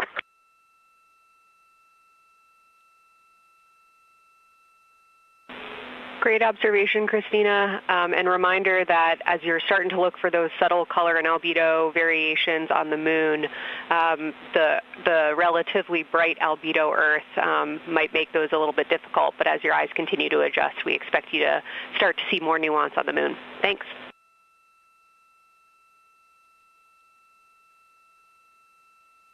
Great call. Thanks for the reminder. We're all going to be experts in lunar terminology by the end of the day. Another one we expect to hear is mare. These are dark regions paved or filled by volcanic deposits. You also can hear them called seas, oceans, lakes, or marshes, or other bodies of water.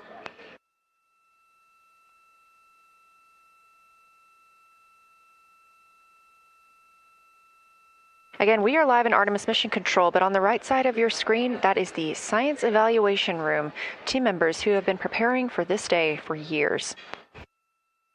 The crew has significantly darkened the cabin of Orion. This allows them better views outside the windows and fewer reflections from inside. They reported being able to see the moon and the Earth out the same window at this time. We are really hopeful to get those photos.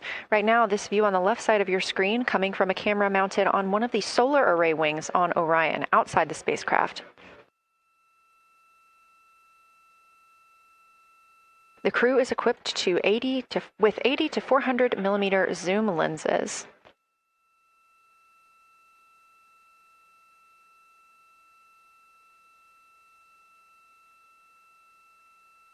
Yeah, it's going to take a second for their eyes to adjust because it's the same reason why, like, if you go outside, if you're inside your house with all the lights on in the middle of the night and you go outside to go up and look at the stars, right, it's going to take a second for your eyes to adjust and see everything.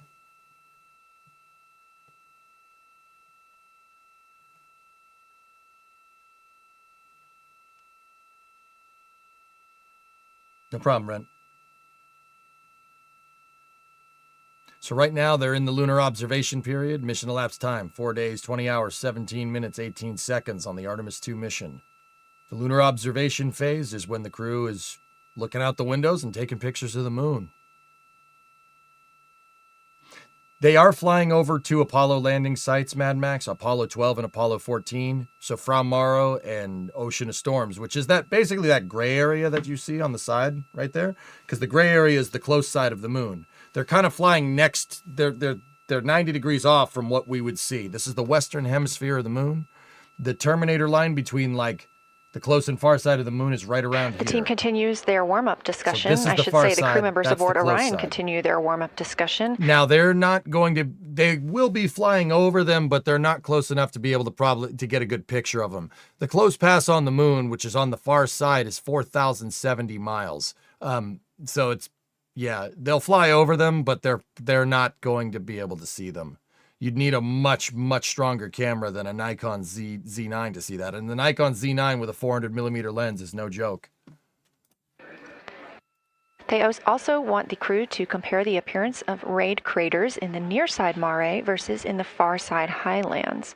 Of course, a reminder that some of the items that the crew, or some of the landmarks the crew are seeing today, is the first time that humans have ever laid eyes on those portions of the moon.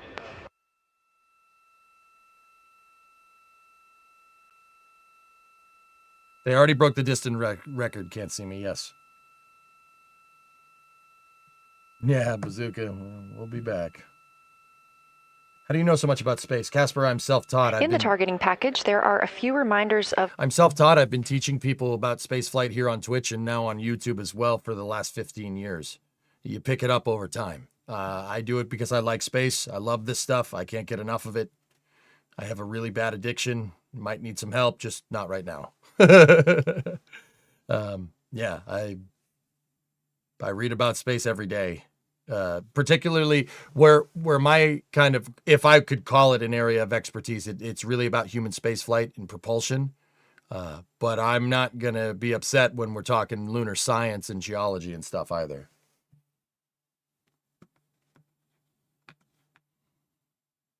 Thanks, guys. Thank you for the kind words. I'm happy to share this moment with everybody. I'm trying to answer your questions in chat as best as I can. I don't really want to talk over the crew or the PAOs here because I don't want to miss any tidbits of information. So I'm trying to answer your questions in chat as best as I can. I can see there's a lot of you here. Thank you. Thank you for sharing this moment with me and allowing me to do what I do here. It means a lot. If you have more questions, if you want to save them till when chat is not as rowdy as it is right now, I'm going to be here for the rest of the mission. I will be streaming every part of this mission all the way until splashdown and then some probably after that.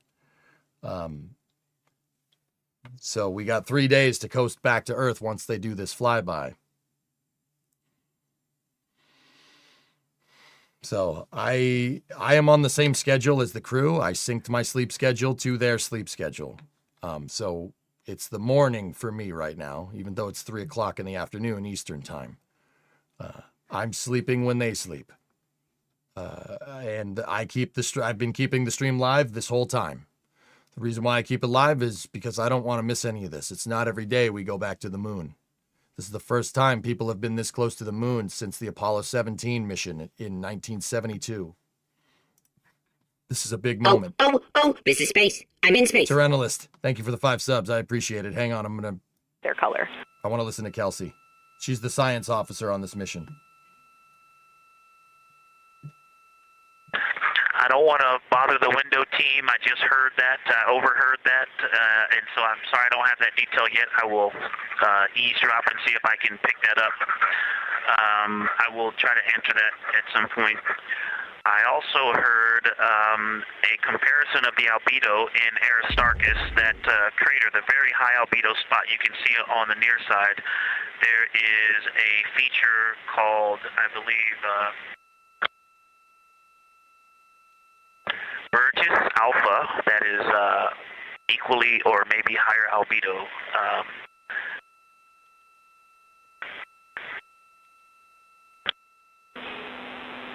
I apologize for the gaps. I'm trying to listen and talk at the same time, but I will try to get some more information to correlate those colors from Aristarchus for you.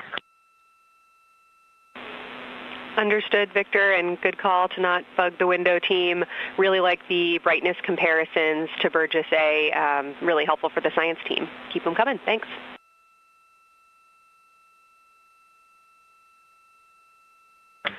I also heard a discussion about the albedo of Grimaldi being a 10, and how many of us, when we were a little further away, saw that as the darkest albedo, and that the bigger Mare off to the to the east was still dark, but maybe a 7-8. We still think that, but you are seeing color variation, albedo variation inside of Grimaldi as well, and that even on the west side there's still a very dark part of it. But it is still the darkest. It is just not as uniform as it looked when we were farther away. We're starting to differentiate the striations of albedo inside of Grimaldi. Grimaldi is that crater right there? Copy all, Victor, and you read our mind. Superlatives like darkest, biggest are really, really helpful for us, so keep those coming. So he's talking about the changing color. Albedo is how much color, how much light reflects off of a planet's surface. So obviously we see darker darks, lighter lights here. The Grimaldi crater is right there. To us, with this GoPro camera that's flying on Orion's solar array wings, it looks like it's one color. What Victor was just describing there is that they're starting to get close enough to the moon where they can see color differentiation inside of the Grimaldi crater. He said that color differentiation can get as different as what you see over here. This Mare right there. As we were just mentioning, the crew. This Mare right here on the close side of the moon is the ocean of storms. That's where Apollo 12 landed. Listen, Next swap. Appreciate what you do. Been watching for a while. Wait, how do I check how long I've been following lol? Click on your name. And if you can't see stars, I see a lot of people freaking out. If you can't see stars, guys, this camera on Orion's solar array wing is a GoPro. Yeah, it's a GoPro. That's why. GoPro's not going to be good enough to image the stars here. Think about it. The sun is extremely bright up there. I mean, you do see the light from one star, if that helps. But stars that are in the background are going to take a better camera to see. That's why some pictures that you see from space don't have stars behind them, because the exposure needs to be cranked through the roof to be able to see them.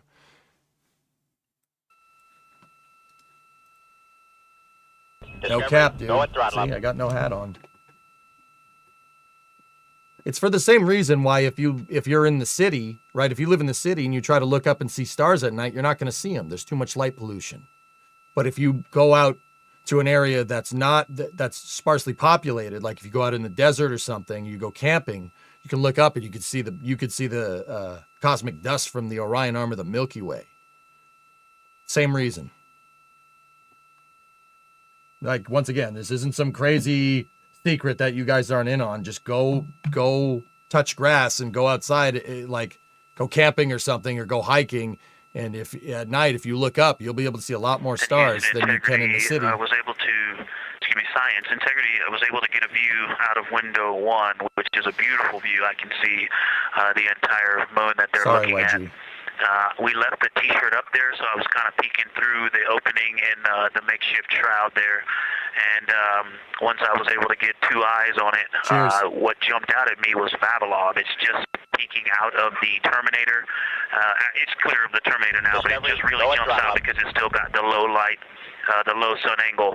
And so where the, Vavilov has that impact over the top of another crater, where the 2 craters intersect on the eastern edge. So on the side closest to Oriental, where the 2 crater rings intersect, the shadow there is the highest peak in the interior of Vavilov, and so you can see that terrain is, there's some real variation in the terrain there, that there's a nice peak where those peaks intersect, where those rings intersect, and we'll get a picture of that. Oh, fantastic. He's talking about right here. Love the description, Victor, especially the comparison and relationships you just described about topography. And if it's easier for your observations, do feel free to remove the T-shirt shroud from window 1. See, he's talking about where the 2 crater intercept. See how you guys see how there's a lot of contrast? Thank you. There's a lot of contrast right there. It's really when you're around the Terminator, so where the edge of the sunlight is, it's really easy to be able to spot terrain features. That's what Victor was just describing. You can really see that there's a high point there because it's in the darkness. It's lit up. So those the sun is rising, NASA astronaut right? Victor Glover. You're going to see the peaks before you see the lows. The crew is working in pairs at the windows right now. Taking photos are Commander Reed Wiseman and Mission Specialist Jeremy Hansen. Serving as their support team are pilot Victor Glover and Mission Specialist Christina Cook. You're hearing those calls from Victor Glover as he is on that support team, and he is tasked with providing the science sit reps, while the 2 crew photographing and making annotations of the moon are in windows 2 and 3. Windows 1 and 4 are available for the support crew to fly up to, obviously look at the moon themselves, and provide these science situational reports. So, the view on your screen is part of the lunar targeting package, and it's something that the crew can reference as they are flying by. But this is an animation. So, yeah, we have the Oriental crater here. You also heard Glover mention Oriental. Oriental is a major feature that the team is interested in. She's really stealing my thunder today, huh? Opinion of the moon. Listen. Until this mission, the Oriental Basin had never been seen in sunlight by human eyes. That's what I was going to say. Oriental Basin and its surrounding ejecta could fit within a straight line distance from NASA's Johnson Space Center, where we are at today, to Kennedy Space Center. Harrow Crater is over by Glishko. It's over here. This is a shot of Mission Control.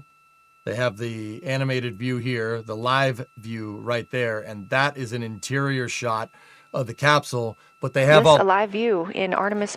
Dang it, lady!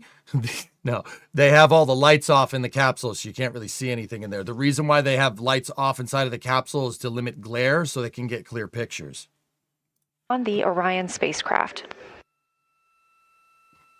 This team has been live, this team has been monitoring the entirety of the mission, as well as we have been live the entirety of the mission, and we will be continuing to do so all the way through splashdown and crew recovery from the Pacific.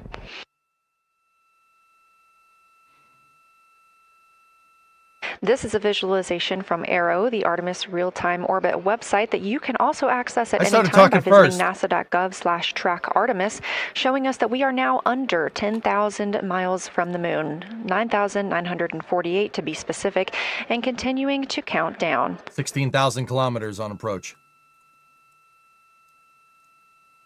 Again, our closest approach to the moon today should come about 6:02 p.m. Central, 7:02 p.m. Eastern. However, we will be out of contact with the crew at this time as they begin transiting behind the moon. At that time of closest approach, the distance from Orion to the lunar surface will be about 4,070 miles. Of course, these are estimates at this time, and we'll be sure to provide you with the official numbers once that closest approach has been reached. Closest approach is 6,500 kilometers, guys. 4,070 miles is 6,512 kilometers.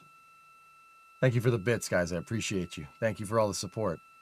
This shot live inside the Orion spacecraft, where our 4 crew members are continuing with their lunar flyby activities.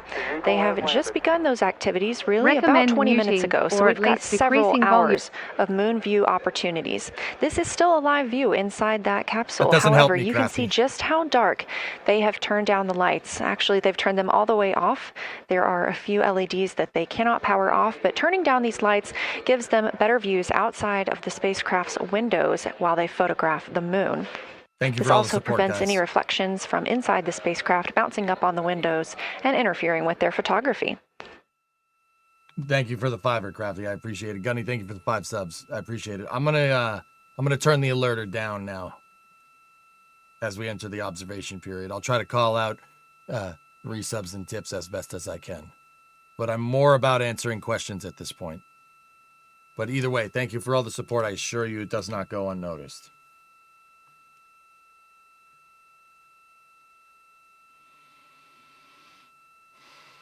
How long before we see the photos of the moon? So, Pierce, at the end of the day, they will beam them back to mission control. Orion has an OPCOM communication system on it. That's an optical communication system.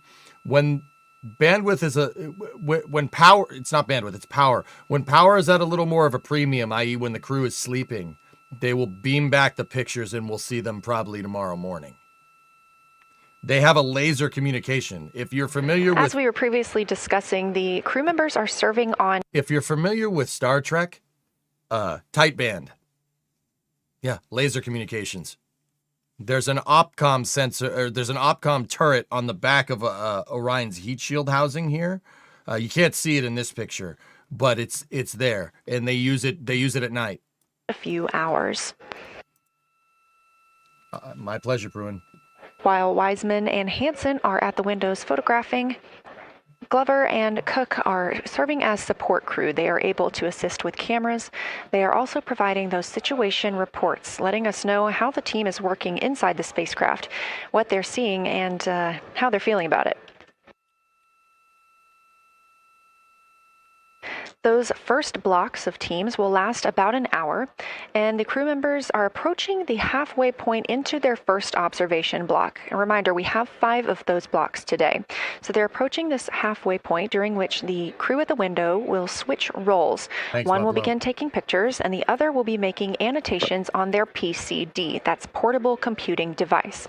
Both of those crew members at the windows are recording audio of what they see. They are putting on headsets and recording audio into their portable computing devices. Obviously, we are not hearing this right now. This is going to be sent down to the science team, and they will be able to analyze that at a later time. They're going to beam them back a little bit later. What we are hearing, though, and we'll continue to hear, are those science sit reps a few times every block. Once this block is complete, about 40 minutes from now, we will have the teams switch. That means pilot Victor Glover and... Science integrity, looking out of window 1. I think I may have misreported earlier saying that it was Tycho going over the horizon. That was Copernicus I was referring to. Apologies. It was Copernicus is what is farthest bounding to the east, and that is now like on the horizon or just past it. And Korolev is now a few degrees from going over the horizon. And then, you know, next it'll be Aristarchus Plateau. And so on the west, we are getting a much better view of the Terminator. It looks like we have about 80% illumination of the moon.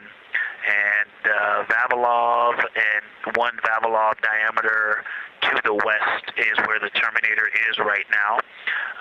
And so other features are starting to peek out there.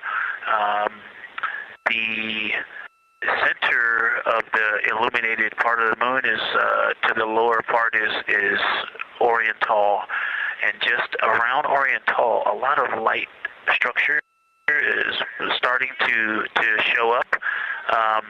A lot of high albedo, similar to the feature, I cannot remember, Burgess Alpha and Aristarchus type high albedo in the ring. So when you look at the interior ring and the external ring, it's almost as if the edges are starting to dry up and turn white. If it was something that was wet and got dry, the edges would be the part to dry first. You just kind of outline all the topography in the interior of that wall is like it was dusted with chalk or is starting to dry, or maybe dusted with snow. If this was the Earth, I would say there was snow dumped on some of the ridges on the interior of the rings of Oriental. Also, an interesting part of the discussion that I heard between Reed and Jeremy is that from Glushko to Grimaldi, there are two dark features there that look like commas, but in the wrong direction. But there's also a lot of interestingness, just a lot of geometry and squiggles and dots and lines that are starting to stand out as more small features come into view. And there also is a lot of variation in albedo. In some of those, the two dark features, for example, have on the southern edge of the larger one, the one that's further to the south, there's a very dark, the one albedo, like the southern and western part of Grimaldi. And the one to the north, closer to Glushko, is also that same dark albedo. And then around them there are some very high albedo spots just to the north of the southern one, and just to the west, the smaller one to the north. Very high albedo, almost approaching the 10, a 9 or a 10, like Aristarchus. And lots of little bright spots are just starting to pop up on in this view. To the north, as you look up at the North Pole, there is a very distinct crater with a lot of a very defined central peak that is also 3 in albedo, and all of that area past it, going to the horizon, gets lighter and lighter, and is very, very high albedo. And I will go look and find the name of that feature if I can look that up. And then to the south, really getting some interesting geography and topography in the South Pole Aitken Basin. And the view of the South Pole is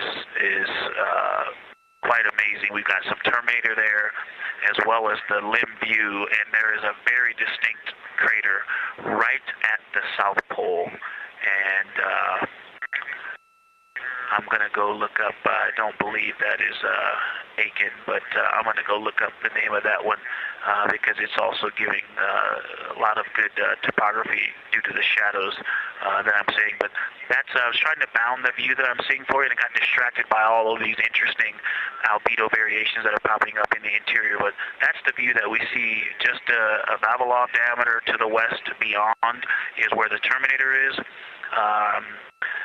just beyond. I think Copernicus is the easternmost feature that we can see. A very nice ringed, very nice structure crater to the north with a great high albedo central uplift to the north, and the south is dotted by a very characteristic crater with a lot of terrain, shadow features, and I will go try to find some landmarks to put names with those. Any questions for the observation team? Integrity Science, love the descriptions. You're definitely looking odd up there. Appreciate seeing the training being implemented. Especially interested in your descriptions of the dark patches. You compared the comma-looking features to the albedo you see in Grimaldi and notice that you're starting to see those color differences popping out. Any observations you want to make, especially when you get on, the PCD in a little bit, would really help us tease out the differences in those dark Mare deposits. Great description, Victor. Keep them coming.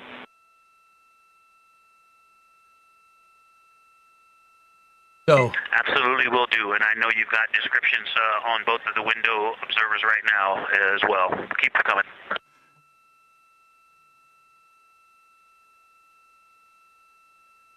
just going to wait.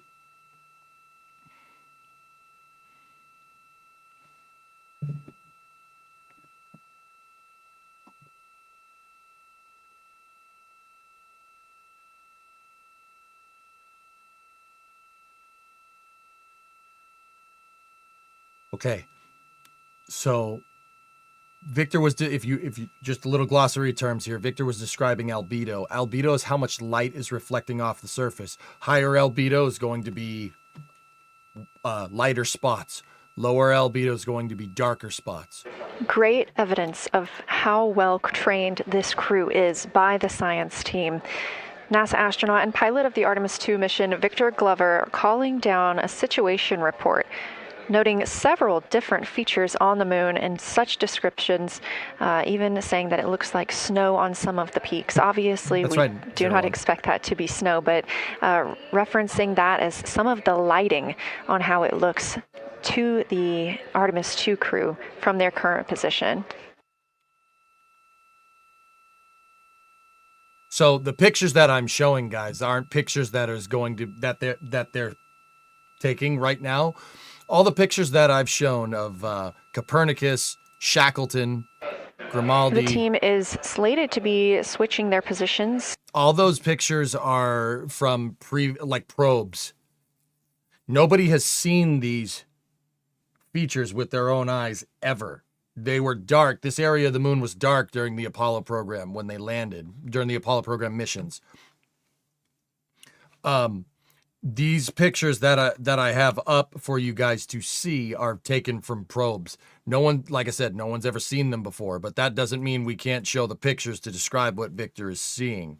You know what I mean? So that's Oriental. The Oriental Basin is right there. Okay? Over there, that's Grimaldi. That's this one.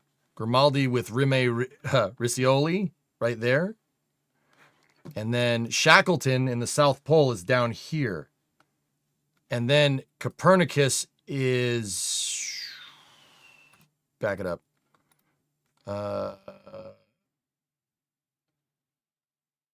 It's over there. It's on the close side. It's over here. So right now they can see about halfway of the close side of the moon and about halfway of the far side of the moon. The line of demarcation from what we can see on Earth is right around here. It's between Grimaldi and the Oriental crater. Those are craters from asteroids. Grinspooner, yes and no. These craters that are on here are the result of debris from whatever slapped the moon like 4 million years ago. Those darker spots on the moon are basically burn marks from something that hit the moon so hard it turned some of it into lava. I mean, this is a very high-level overview. And, like something hitting another thing, shatters into a million pieces. A lot of the craters are the debris that got left over from whatever hit that thing. Oh, they switched the camera there for a second. I'm going to tune the audio back in. Now, this passport did not fly with the crew, but they used it extensively as a study guide here on Earth. So a lot of the descriptions and comparisons. Okay. So, Cami, what's the point of all this? The lunar observation period, guys, is not necessarily it's not going to. I'm not sure if it's going to add too much to the scientific exploration on the moon. But you got to remember, this mission is more or less about making sure the Orion capsule is good enough to be able to fly a long duration mission, right? That's the whole idea here. The big primary objective of Artemis 2 is to make sure that this capsule works correctly. Hold on. A very defined area of high albedo. If a majority of the crater, especially the floor of the crater, is, say, an albedo of 5, this center, and only a tenth of the diameter of Pythagoras is an albedo of 2, maybe 3, but it is very bright and it stands out. And then between that crater and the actual what is the horizon from here, there seems to be another crater right on the horizon, and right on the edge of that is another patch of that albedo. It seems to be between the two craters. It's hard to tell from this grazing angle, but there is another spot just further north beyond Pythagoras.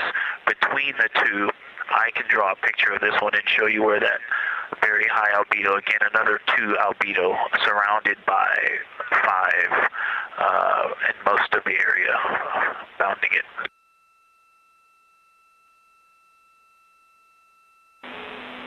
Integrity Science, thanks for that. We agree with the Pythagoras assessment. And as a follow-up to your previous report, the SIR had questions about topography comparisons between the North Pole and the South Pole of the Moon, if you're willing to provide words on that.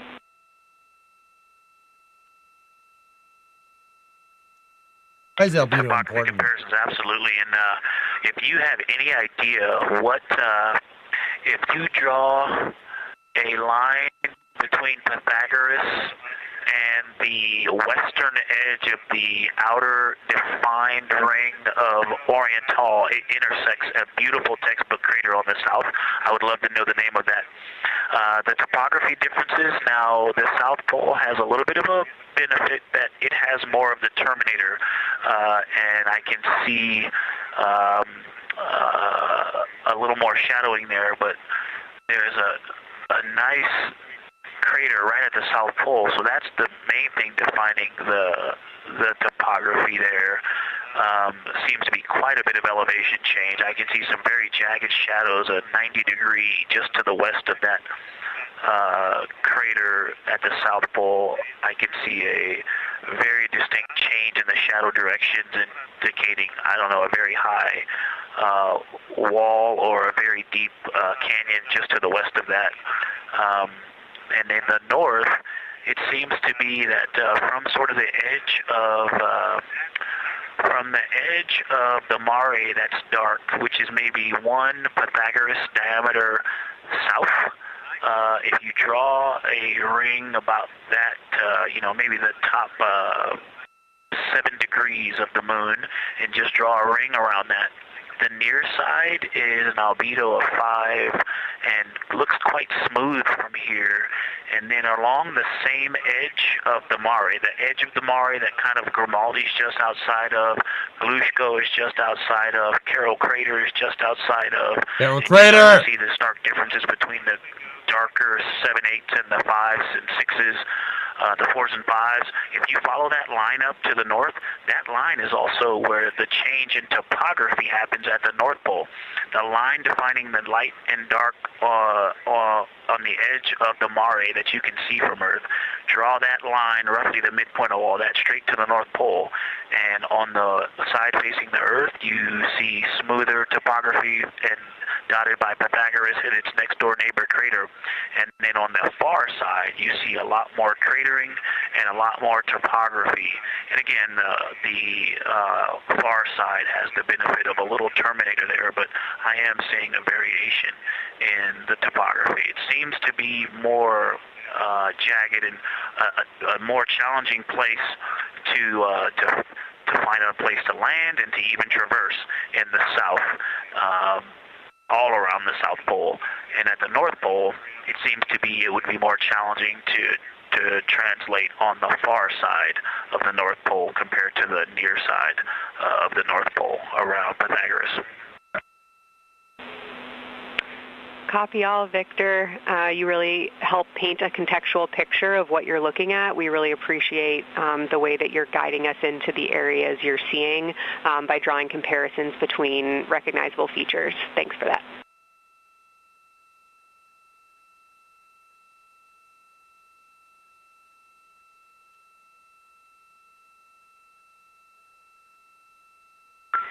And Kelsey, another little science sit-rep moment, something I just heard from the window team is the more I look at the moon, the browner and browner it looks. I thought that was an interesting observation.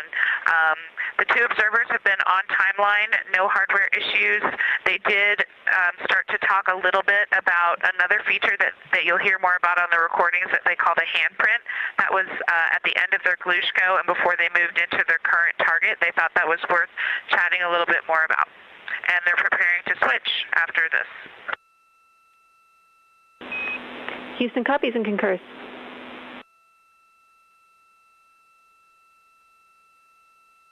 Oh, they're talking about, right now, they're talking about the Glushko crater. Hey, Houston Science, actually Houston and Science Integrity, Right another there. just observation from the human. My eyes have shifted a little bit since I've been up here. I've been wearing my reading glasses to look at the PCD. Well, this is a very taxing event on the eyes, looking out the window and seeing the very bright moon, then coming back inside to the dark cabin and trying to work cameras and microphones and logistics and lunch and those kinds of things, and then looking at the PCD, which is dimly lit. It's just been an exercise. It is a difficult thing to manage it. I'm up and down on the glasses and then having to wait as my eyes adjust when I come back in. As soon as I look back into the cabin from looking out the window, I can feel my eyes adjusting, and I just have to work through it as they adjust. Yeah. Appreciate that report, Victor, and know that we are prepared to read you up targets from the ground if that would give you the ability to keep your eyes focused on the moon and not having to swap between that and the PCD. Just let us know.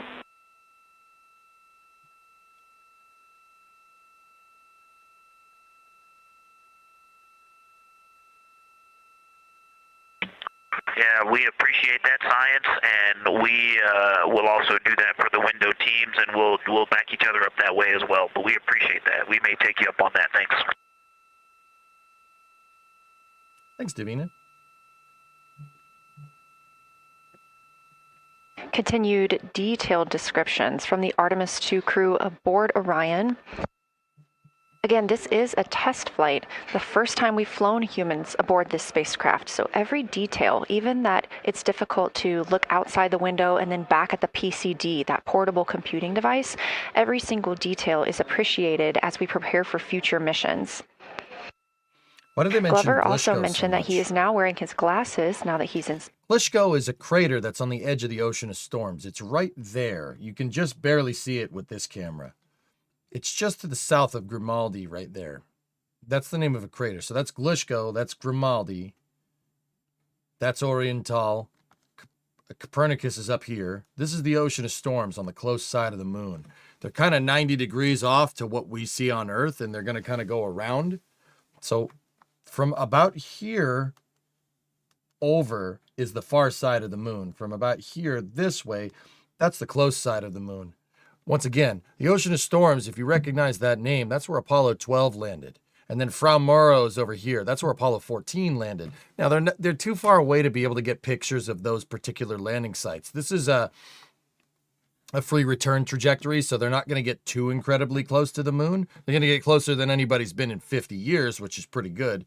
But they're technically flying over them right now. They're just too far away to be able to get a picture of. You need a much, much more powerful camera. Inflatable moon globe to simulate the flyby. And while on Earth, the crew also used that small lunar passport that I mentioned with descriptions, photos, and prompts to help them study the features we hope they'll see.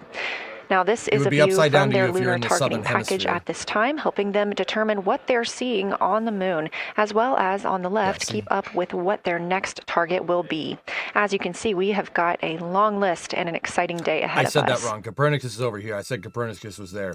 That was a different crater. Excuse me. Copernicus is on the close side. Tycho crater over here is where Apollo 18 was going to land had it. It's now been 4 days, 20 hours, and 53 minutes since Orion launched atop the Space Launch System rocket from Kennedy Space Center in Florida with our 4 crew members aboard. NASA astronauts Reid Wiseman, Victor Glover, and Christina Cook, and Canadian Space Agency astronaut Jeremy Hansen. This is a snapshot of what's called the LTP. This is the Lunar Targeting Package. The Artemis 2 crew passed a major milestone today when they passed the Apollo 13 distance record at 12:57 p.m. Central, 1:57 p.m. Eastern. That Apollo 13 distance record was 248,655 statute miles from Earth. And Houston, another observation, whole moon. When you look at the moon, something I've never seen in photographs before, but is very apparent, all the really bright new craters. Some of them are super tiny. Most of them are pretty small. There's a couple that really stand out, obviously. And what it really looks like is like a lampshade with tiny pinprick holes and the light shining through. They are so bright compared to the rest of the moon. We copy, Christina. Thank you. Looks like you guys might be doing it, but remind you to swap positions at the window and take your SD cards with you. We're loving everything that you're calling down, so keep it up.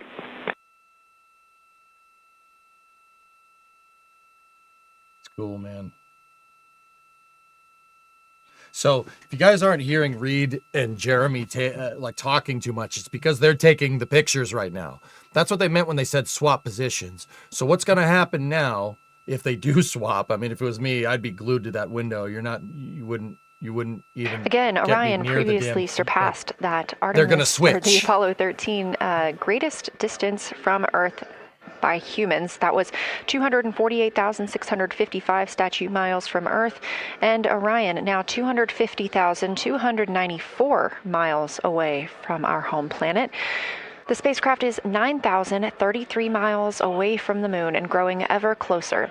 At its closest approach, it'll be about 4,070 miles away, and we will make sure we confirm what that distance ends up being. This is an approximation and an estimate ahead of that moment. We're anticipating them to make that closest approach at 6:02 p.m. Central, 7:02 Eastern, when they are in a loss of signal, transiting behind the moon. They will be the first humans in over 50 years to fly behind the moon and lose contact with Earth. We will regain that contact about 40 minutes later as they reconnect to the Deep Space Network, emerging from behind the moon, and we will look forward to seeing an Earthrise. Yeah, the Lunar Targeting Package window is actually live. It shows Orion's relative position over the moon. Again, the crew is currently in their position swap portion on their timeline. So they're over here on the timeline. Nah, Tega. No, this is real. This is happening. This allows crew members the opportunity and the experience of all roles necessary during today's flyby. I don't know, Nuclear. Right now, those 2 crew members at the window have swap positions.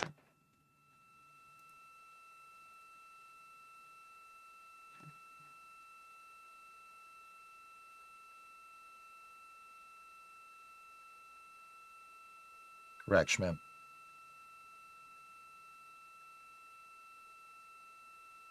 Any aliens? No, just the only things we've seen outside of the ship are when they go to vent the toilet. So, we've had identified flying objects. It was mostly PP. Again, the crew at the windows no, I'm not kidding. Swapping positions. Right now, that crew is Commander Reid Wiseman and Mission Specialist Jeremy Hansen, while Victor Glover and Christina Cook serve as their support flyby crew members. That's why you are hearing Victor and Christina during those science situation reports. Those voices will change in about 30 minutes when they take a turn, taking photos and making annotations while at the window. I saw a question there. Didn't Apollo 13 fly behind the moon and lose communications with Earth? Every Apollo mission did, Sparky Toaster. Every one of them did. Now, so why are we doing this right now? Well, there was that, I don't know if you remember in recent memory, or not recent memory, I should say. The Apollo missions were not recent. That was 53 years ago. Why are we doing this now? So we can get back to exploring the moon again. That's why we're doing it now. That sounds right to me. Right? For water. They did find water at the South Pole. Guys, down here, there are craters that are in perpetual darkness that have trapped water in them. That's a huge resource for the moon. You get water, humans can live. You get water, you can convert it, you could electrolyze it and convert it into hydrogen and oxygen. You get water, you can basically live there. That's a really, really, really important thing to understand. This is kind of a scouting out mission and flyby mission for Orion. It's mostly about shaking down the Orion capsule, making sure the Orion capsule is good to go. But they're also not going to not take pictures and scout out terrain locations around where we could potentially land down there. Integrity. I wanted to provide an observation or you could make a lemonade. little bit of descriptive nature on something that we saw on the first day we had good moon views. This was when we saw more of the near side, and the ground helped me out with identifying Mare Imbrium. Mare Imbrium, when you have the western limb also in view, looks completely different than the normal view we have of the near side. It is the most striking feature of the western limb view that we had. And the mountain chains that form its eastern side are very prominent, but they actually stand out more than I'm used to seeing even on the western side. And the whole thing just feels like a big bump. It actually looks like a large healing wound with a high albedo forming the mountain chain around the impact basin. And I just don't think I had enough chance to describe how striking it was on that western limb view as we were coming in a couple days ago. That's Mare Imbrium. That's on the close side of the moon. It's over here. Christina, science, absolutely love that, especially since that's a feature that all of us here on Earth can observe from home. So I'm sure tonight everyone's going to be going out and looking for evidence of that beautiful topography you just said. Thanks for those words. How high are those ridges? Mountains. Like Rocky Mountains. Like those are pretty big peaks. Moon has a lot of very interesting terrain. That's mostly because these mountains were formed because they're the result of craters from gigantic impacts. Once again, guys, in Mare Imbrium here, this is called an impact basin right there. You see how there's a lot of darker colors right there. Something slapped that thing so ridiculously hard that it actually burnt the crust of like the upper parts of the moon. That's what these gray areas are. Something hit it so hard that it took its kinetic energy and converted it to heat, and that it was enough to heat up the lunar regolith to turn into lava. Literally burn marks from getting slapped so hard by an asteroid or by whatever. There's theories as to why, but all these other craters are the result of whatever hitting it, shattering into a billion pieces and then coming back down and crashing. That's what all these other impacts are for. That's why the impacts are at different times, because whatever hit it shattered into a bajillion pieces, right? And then that spread debris all around, and over time, the moon's gravitational pull, as it formed, pulled it all back in. That's what all those freaking impact craters are about. It could have been Earth. I don't know. My guess is that something hit proto-Earth and split it. But I don't know. That we don't know for sure. I would contend to say maybe... The view on your screen coming from Orion. I would contend to say that maybe if we did this more, we could figure that out. Like, I always said, you want to learn the most about going to the moon, send up a guy with a shovel. Like, you'll figure something out. Send up a geology nerd with a shovel. That's what they did during Apollo. They did that during Apollo and figured out that the lunar basaltic regions in Taurus Littrow from Apollo 17 were actually leftover volcanic activity. That's what we figured out the last time a guy freaking went up there with a shovel. Fun fact, Harrison Schmitt, that was Jack Schmitt. He's still alive. He's probably watching this right now. The bright rays coming out of it, but the sort of 9 o'clock wedge that is formed by the change in albedo from the interior portion that is to the northeast, it's orange, to the surrounding lighter mare, that's 270 degrees to the west. That 90 is very distinct and interior. You got some great descriptions from the two at the window about the colors in there, but in that darker part, in that wedge, you've got some really interesting color, even though the rays, the distinct difference in the albedo almost look like rays, but it's not the rays coming out. It's the just change in that albedo. Integrity science, that is very intriguing, those color rays coming out of ohm rather than sort of albedo. And as answer to your question, we do not think you can see Schrodinger. It's in darkness as of now.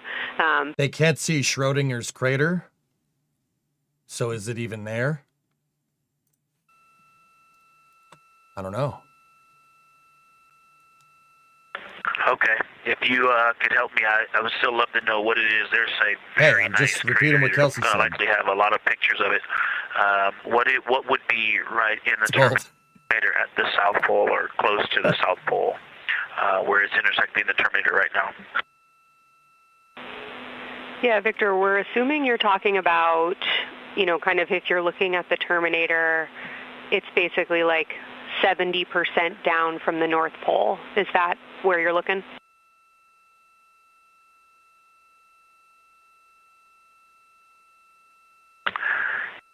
Contact, yes, that is where I'm looking.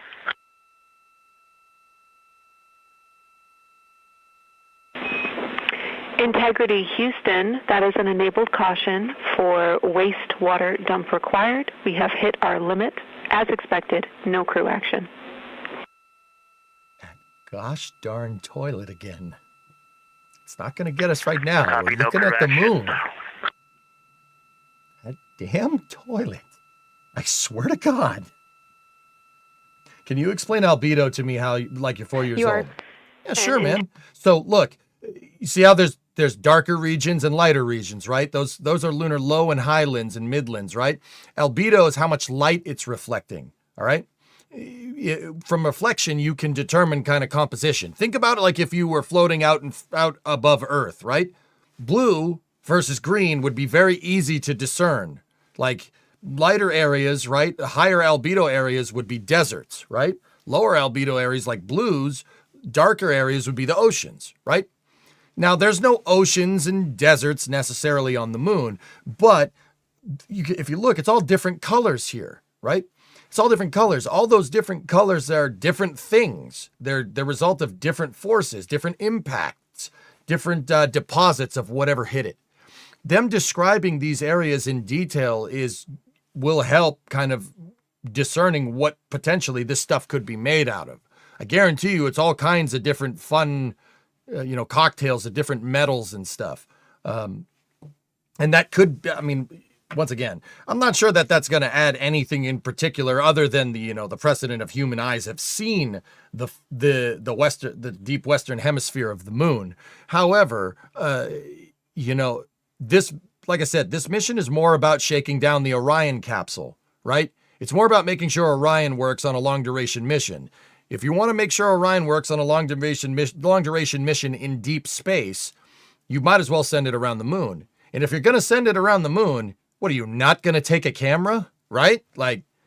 So albedo is them describing what different parts of the moon are like, if they're reflecting more or less light. It's kind of a really high level basic scientific analysis of what could potentially be down there. Obviously different materials are going to reflect different amounts of light, right? That's what albedo means. It's how much light is getting reflected. So if you hear Victor say, albedo is closer to 10, he's talking about the lighter parts of the moon. If he says albedo like 1 or 2, he's talking about the lower parts of the moon, the darker parts, right around the Oriental Basin. See right there? That's what they've been describing a lot of. I'm trying to bring up as best as I can to see about what they're talking about. They're talking about Zeeman Crater. Hold on. What's the first letter of that word? Zulu. It's Zeeman.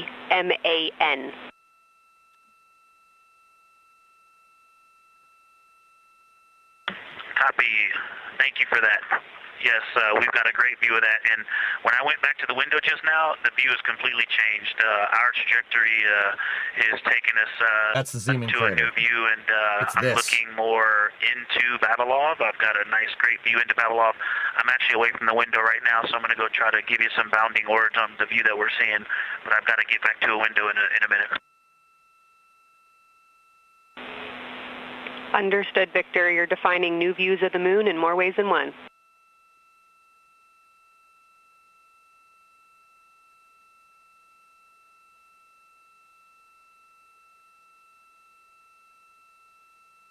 Many bits for the dump sound alert. Again, when you hear calls down to science or from science, that's Dr. Kelsey Young, the Artemis Science Flight Operations Lead here at a console in Mission Control. You also hear communications with the crew from Canadian Space Agency astronaut Jenny Gibbons. She is the Capcom for today. She is a backup Artemis 2 crew member. Those calls from pilot Victor Glover asking about a feature he was seeing, specifically a crater on the moon.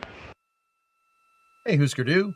Meanwhile, the team here in the science evaluation room was actively working together to determine what feature he was describing. What's up? Why didn't they get closer to the moon? You have to give kind of a wide berth if you're going to do a free return trajectory. The teams at the window have continued to move through their targets, including Ohm, Aristarchus Plateau, Reiner Gamma, and we are preparing for the cabin and window teams to swap. That's when we'll hear more from Reed Wiseman and Jeremy Hansen when they take on these support roles, while Christina Cook and Victor Glover are at the windows photographing and annotating. Yeah, they're going to switch spots. The reason why they're going to switch, guys, is because they have different cameras. Well, one of them has different cameras, the other one doesn't. As we briefly mentioned, if you look towards the Everybody right should get a chance side to of take a the picture moon, of this. essentially,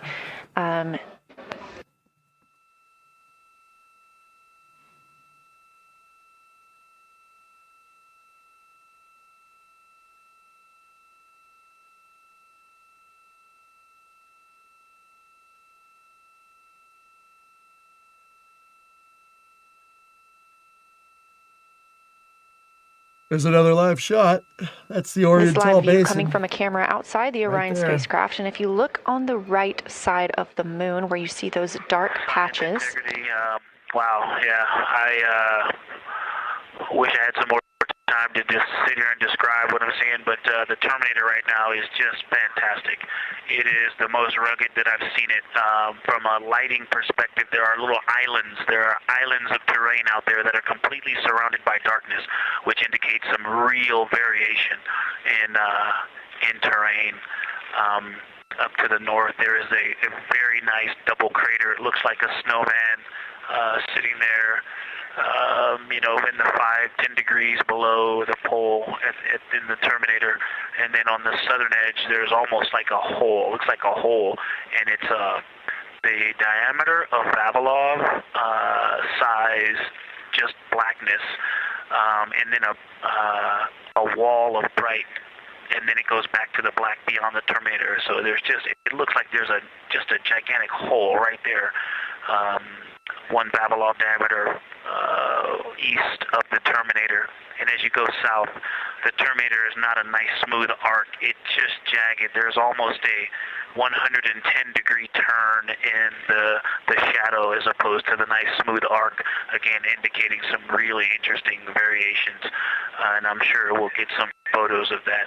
And then one of the craters further to the south of Vavilov, maybe halfway down to the South Pole, is not only looks like just a deep hole, and then there's like 2 island rays pointing off to the west and north that indicate very high ridges and very deep canyons coming up out of that crater. So again, just some really interesting visual illusions going on with the shadows there. Like I said, there look to be islands out beyond the Terminator, because some of the things, maybe even a Vavilov diameter into the Terminator are catching sunlight on the peaks up to the north and to the south. It's very, very interesting to see. We should do this more. Integrity Science, oh my gosh, that was an amazing picture you just painted. I glanced over at the SIR video and I literally saw fist pumps in the air. Those types of observations are things that humans are uniquely able to contribute, and you just really brought us along with you, so thanks for that.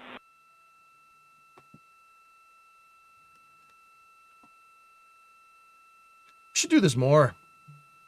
You know, it's a really nice neighborhood. Maybe we should, you know, come around here more often, you know? That's awesome, Kelsey. Did you get a sit rep updating you on a slight change in logistics for PCD use? Christina, this is Houston. We did not, but we will take it now.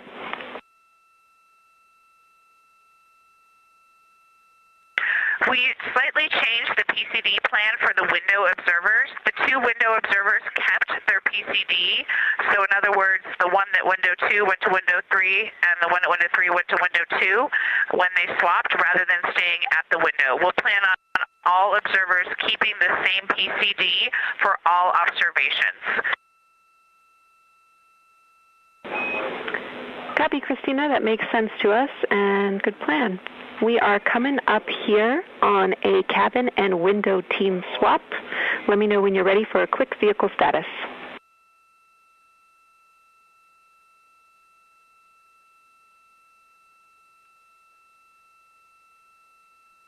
So, guys, why didn't we have light here during the Apollo missions? So, see, like the Terminator right there. This part from about here over was in darkness during the Apollo missions. The reason why is that all the Apollo missions landed on the close side of the moon. So that's the side on the right-hand side of your screen that's darker. All right, all the Apollo missions landed on the close side. The reason why is so they could have constant communications with the ground crew, right? So the lunar day and the lunar night cycle is about 15 days or about 2 weeks, because more or less, I know it's not an exact science. The moon takes about 1 month to do a rotation. And the moon is what's called tidally locked. This gray area stays looking at Earth. So the moon isn't really spinning relative to Earth. It does one rotation every orbit. Okay? So the Apollo, they needed daylight on the close side of the moon. That means that's where the dark side of the moon got its name. Like, that's where people started calling it that, because during every Apollo missions, they needed daylight on the close side. And now that means you needed to land in a 2-week shot on one side to get daylight, right? So the backside of the moon was partially lit up. They didn't always have a view of the back. Some locations like the Oriental Crater, like what they're flying over now, were in darkness during all of the Apollo missions. So nobody's ever seen these before. We've taken pictures of them with probes, but nobody's ever actually physically seen this part of the moon. The far side of the moon is not the dark side of the moon, but it was dark for every Apollo missions, and that's how dark side of the moon became a thing. There's no dark side of the moon. The moon has day and night cycles just like any other thing that's orbiting around the sun. The thing is that it's tidally locked, so it does 1 revolution per orbit, so it's about 2 weeks a day, 2 weeks a night. Everything Ike was just describing on the Terminator, it really is a fascinating Terminator. And then Oriental just looks so dynamic right now. It's very three-dimensional out the docking hatch compared to what I was just looking at through the 400 mil. We love it. We are getting a sneak preview from one of our SAW cameras at what you're looking at, and we see some of what you're describing. We cannot wait to see your photos. Thanks. Kez, if they load up a shot from the capsule, I'll show you. I wish you had some longer lenses on the solar array so you could see the whole moon, but man, it is, or the up-close moon, not the whole moon, but it is just fascinating here. It's so cool. All right, MPO and Inco, take notes. We want a zoom lens on those saws next time. Thanks, Reed. Atta girl, Jenny. Hell yeah. All right, bigger lenses next time. Noted. Hey, you miss 100% of the shots you don't take. She said that on the open loop entirely on purpose. As the crew gets ready to switch positions from the window crew going back to the support crew, and the support crew flying up to the windows. This view. There's no inside joke there. Reed Wiseman, the commander of the mission, said he wished he had a bigger lens so he could capture more detail on the moon, like an 800 mil lens instead of a 400 millimeter lens. And he was like, I need bigger lenses. And she said, okay, we'll send him on the next one. That's the joke. There's no inside joke there. They need bigger camera lenses so we could see this better.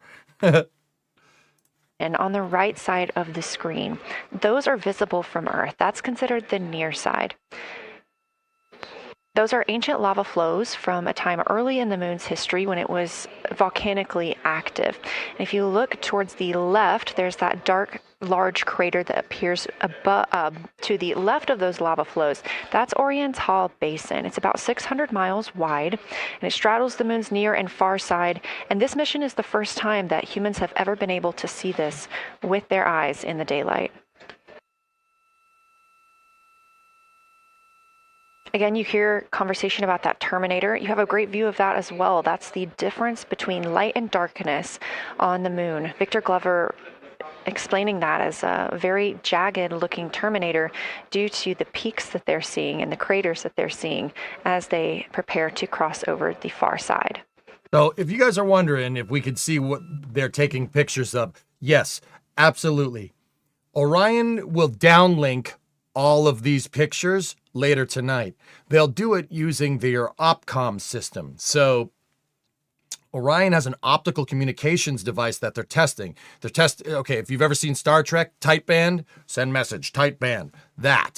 Orion has a very, very, very expensive flashlight on the back of it that's on a turret that can point in any direction. It's a very expensive flashlight, and they can beam the pictures that they're taking in full resolution back, but they'll do it later tonight. They do it when the astronauts are sleeping because of power requirements. Yeah, Orion also has an optical navigation system, or OpNav. They're using infrared and lasers to actually use, so Orion can discern just by, there's a camera that's basically pointed up, right? Like at the top of the capsule. They can actually use that to use the stars for navigation. There's two star mappers and there's an optical one. Star trackers are in double redundancy. Their star trackers use infrared to be able to image stuff, and the OpNav uses, well, it's not visible light, it's also infrared, but it's a form of relative navigation system, redundant relative navigation system that basically uses the stars to navigate. The star trackers do as well too, but the OpNav is really you can train it to see stuff. Like the star trackers just take a picture and go from there. The relative navigation system, the OpNav system, is very, very cool. Difference in looking at the moon with your own eyes on Earth and trying to take a picture with a camera. The camera truly never does it justice, and it's much easier to describe and perceive what you're seeing with your own eyes than to take a photo. These Artemis 2 astronauts can rapidly scan wide areas and adjust their focus in real time, as well as describe relationships between features. The crew will also observe the same regions multiple times under changing lighting conditions during the flyby and provide perspectives that would take robotic missions years to accumulate. During the Artemis 2 mission, LRO is also attempting to observe some of the same lunar features that the astronauts are studying. Collecting this data simultaneously highlights how different instruments and human eyes provide complementary information about the moon. This LRO data plays a direct role in preparing for future Artemis missions. Its measurements of topography, surface temperature, composition, radiation, and lighting conditions are used to assess hazards, identify safe landing sites, and locate potential resources such as water ice near the lunar South Pole. This mission, Artemis 2, represents the point where years of robotic preparation are paired with human exploration for the first time in the Artemis era. So together, LRO, the Lunar Reconnaissance Orbiter, and Artemis 2 are demonstrating how NASA moves from mapping the moon robotically to exploring it with humans. We are laying the groundwork for future Artemis missions and sustained lunar operations. A check-in with Orion. We are now 4 days, 21 hours, and 22 minutes into the flight of Artemis 2, our crew aboard the Orion spacecraft. We are now 8,153 miles away from the moon, 250,742 miles away from Earth.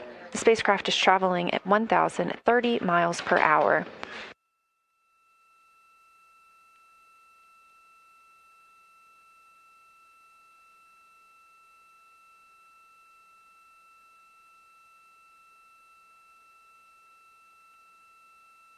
I don't know, Dons.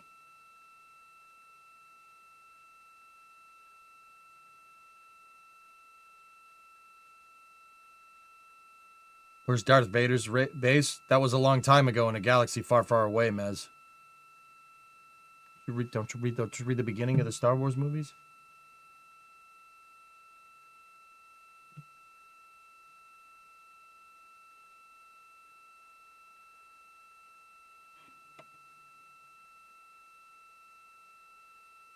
That's no moon. I mean, it is. That is the moon. No. Once again, wrong solar system. That is the moon. No, that's a moon. It's not a space station. That's the moon. At least I think. All right, Houston. The professional science update giver is now in seat 2. That is where Victor is, and Christina is nestling into seat 1 with the long lens, and we're just getting ourselves oriented here. It's a cool view in the cabin. It's actually a cool view to be off the camera now and looking at my crewmates getting up to their observation posts and looking in. It's super fun. Professional science giver. I love it. He took Victor down a peg or two. That's pretty funny. Copy, I'll read. We like it.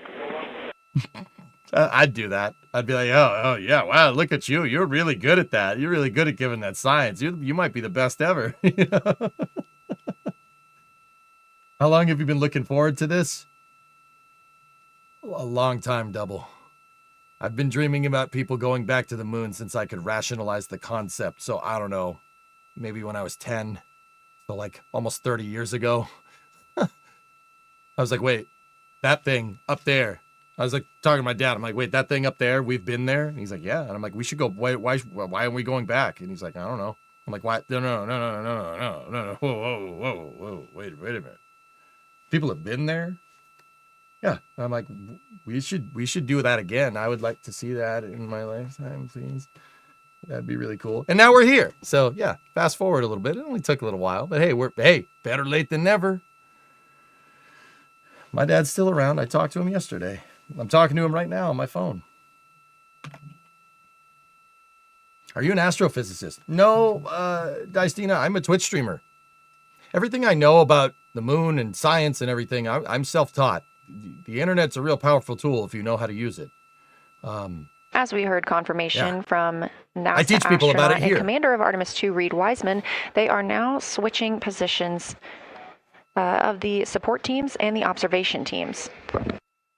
So initially, Reed Wiseman and Jeremy Hansen were at windows 2 and 3 in the Orion spacecraft, taking photos and making annotations in their PCDs, portable computing devices.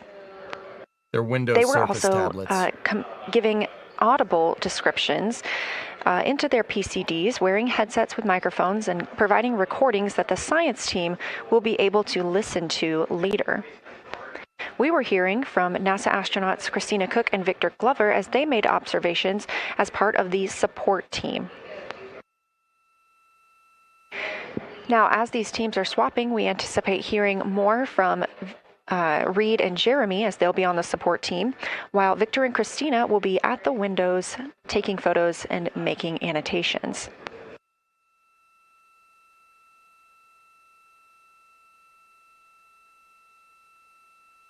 Note, he has met several people who are in fact involved. Part of the reason why I've gotten so good at this, guys, is because there's a lot of people that work out in the aerospace industry and spaceflight industry that are very helpful and mentors to me that have taught me how all this stuff works. We do it so I can be a better communicator for it. The explanations and analogies that I have about the moon, I've honed over decades to be able to make sure that everybody can understand them, because I want you to know about this. This is cool. This is cool. In a sea of slop news, we got 4 people out at the moon. That's pretty cool. That's pretty cool. You know, I don't mean to undersell it, but that's pretty neat, man. What's your favorite moon crater, Tycho?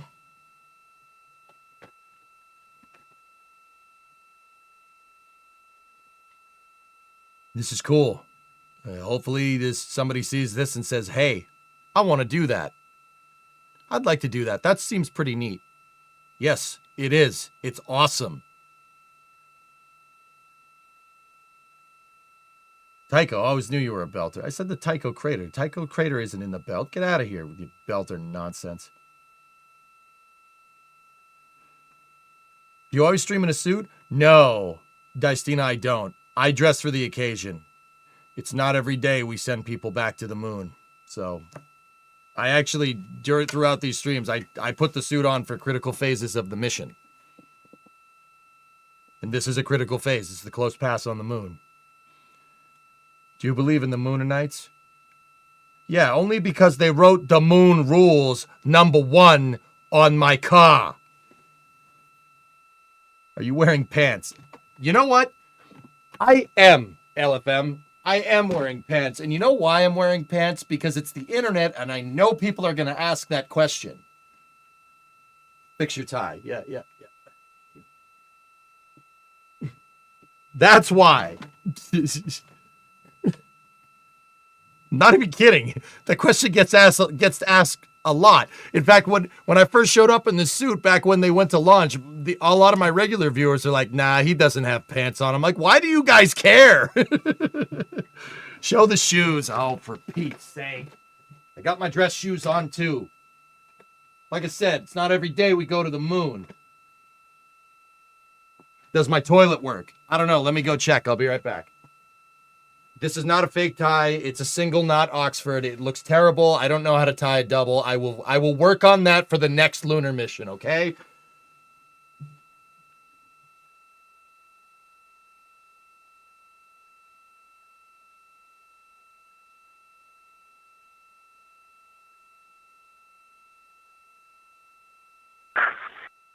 And Jenny, for the science team, if they can mark this time, I just covered up window 4 to block out the ambient light from a very bright planet Earth. And it'll be interesting to see if in the data Victor and Christina see any differences from me and Jeremy with that window blocked. It's a lot darker in the cabin now.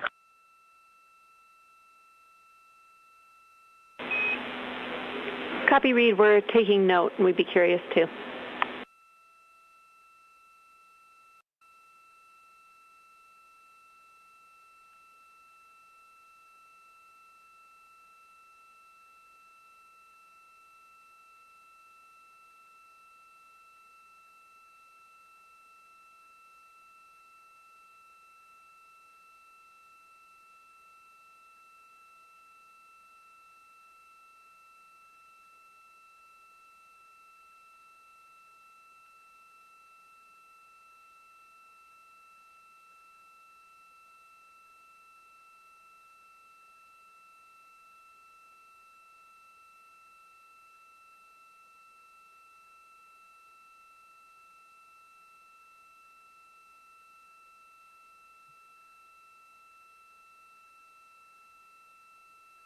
Okay, the toilet works. My toilet's a lot simpler. We are It's just a live in tree the behind Artemis my mission shop. control room during the lunar flyby of the Artemis 2 crew, the first humans to fly by the moon in over 50 years. Far side's on the Orion left side of the launched screen. 4 days, 21 hours, and 30 minutes ago From atop about the here SLS over. rocket, Space Launch System rocket from Kennedy Space Center in Florida. I actually did wash my hands. I got non-potable water up here to be able to wash my hands because I don't want to get, donated liquids on my suit.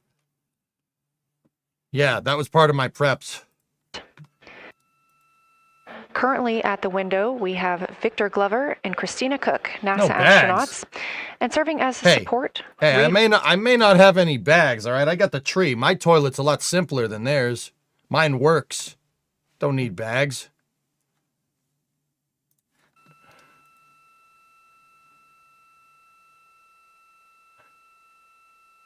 Show us? I'm not going For to our crews show at the you window, the they are tree that I using just handheld took a piss Nikons on. with an 80 to man. 400 millimeter zoom lens. No. There are also GoPros No. on each of the solar arrays on Orion, and that's where this view is coming from right now. We have an interior camera of the crew as well, but they have dimmed the cabin lights. They've actually turned off the cabin lights to allow them to better see outside of the spacecraft. This also helps prevent any reflections from lights inside the spacecraft reflecting onto the windows while they are photographing the moon.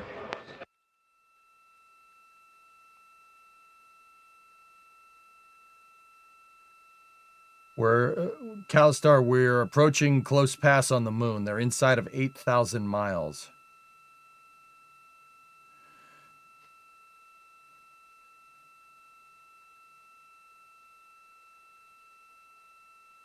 Tree's like, why me, dude? Hey, I'm giving him life blood. The tree, I'm watering the plants. There's some water in there. When lost a signal. Not for another 3-ish hours. Timothy, do I have an Artemis Lego set? No. I don't spend money on Legos, but I don't judge people that do. I spend money on car parts, if you really want to know. With that being said, I do have a Lego Saturn V and the Apollo LEM as well. And I have the Shuttle Discovery too. But yeah, those were all gifted to the stream. What kind of car you got? What kind of car do you like? Callahan brake pads. Show the shop. All right, the shameless plug for what I do when there's not a lunar mission going on partially. I only do this sometimes. So I have a shop. I'm working on restoring that thing right there. That's a 69 Dodge. 69 Coronet. It's four-door flavor. That's that. I don't want to focus too much on the shop or the car, but yeah, that's some of the things I do when there's not a mission to the moon. Mostly I play KSP.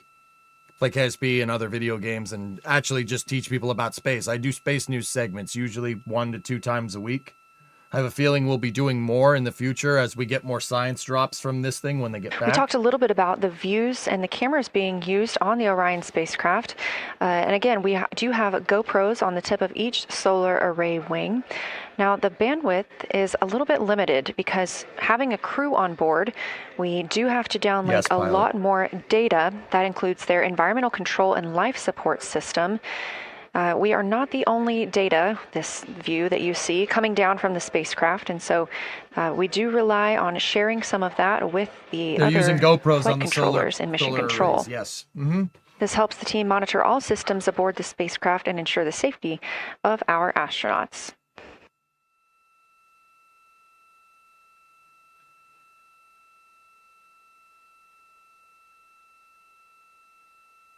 Yeah, they have GoPro Hero 4s out on the solar panel wings. I thought they were 11s, but the 11s are inside. Hero 4s are out on the end of the solar panel wings because they can transmit the signal through Wi-Fi. The reason why they do that is if you had to run cables and a direct connection into Orion, that's more mass. Wi-Fi doesn't weigh anything. I mean, it does, but not really, but you get the idea.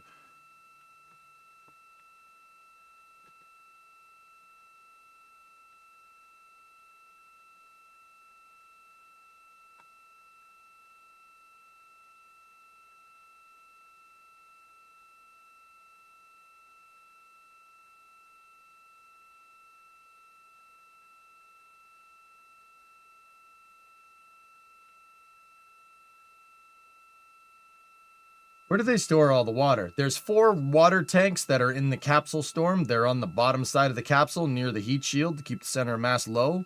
We are standing by for a situation report from the crew aboard the spacecraft. They've been imaging the whole moon. There is now a new crew at the window. That would be Victor Glover and Christina Cook. And so being it's their first time since they have moved up to the window positions, they have a chance to orient themselves and take pictures of any or albedo variations across the surface. I hope so. Reminder, albedo is the brightness or reflectiveness. Integrity science for a science sit rep when you're ready. Thanks. Azra Harrison, thank you very much for those kind words. I appreciate it. They're doing a good job over there. I'm watching them. I got them up in the background. Canberra's on a 6 megabits per second download on 2 antennas instead of just 2. Yeah, they might be able to switch the bitrate on these cameras to make them higher, to make the picture clearer. What's your favorite space movie? Apollo 13 is up there, dude. My favorite thing about Apollo 13 is when they made that movie and they showed it. Houston, Integrity, we have no external view of the moon right now for the floating crew members, so my only science sit rep is that we have Victor in window 3 doing observations and Christina in window 2 with the long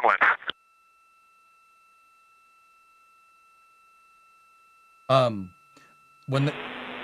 Integrity, we copy. Are the shrouds still on windows 1 and 4?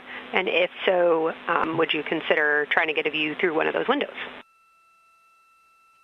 I don't think he's going to say no. We cannot take the shroud off of 4 because the Earth is too bright and it's impacting Ike's peripheral vision. And then I can get a grazing glimpse out the docking hatch window. I can see Oriental south down to the South Pole. And the primary thing that I see from Oriental right now is just the long trenches that come out. And, when you come out the north side of Oriental, the ejecta kind of boulders across the northern half of the far side. But coming out the southern half of Oriental, I just see those large, here they look like gorges. They're almost like rain when it comes down the Grand Canyon and fingers off into the desert. Kind of what it looks like. Also, look at that. Burgess Alpha is extremely bright. It's the brightest thing that I can see. Even brighter now than Aristarchus, which is heading off to the Terminator. It's almost impossible now to see Aristarchus, the thing that Jeremy and I looked so much at. I can just barely see the crater rays from Ohm, and I would say for albedo right now, I would go back to Grimati is still extremely dark, especially in that southwest corner, and there are parts of Oriental and the outer ring of Oriental that reach that same level of darkness, especially the rings of Oriental reach the same level of darkness as Grimati. And then south of Grimati, Jeremy and I were noting a few other just really dark areas of cratering, Mare there, and those have that same darker albedo, but Burgess Alpha is the brightest, and Grimaldi is the darkest. Grimaldi is that one right there. Integrity Science, that was a great description. Thank you, and thanks for the docking window geometry to give us that description. Any comments before you go on the annular ring in Oriental?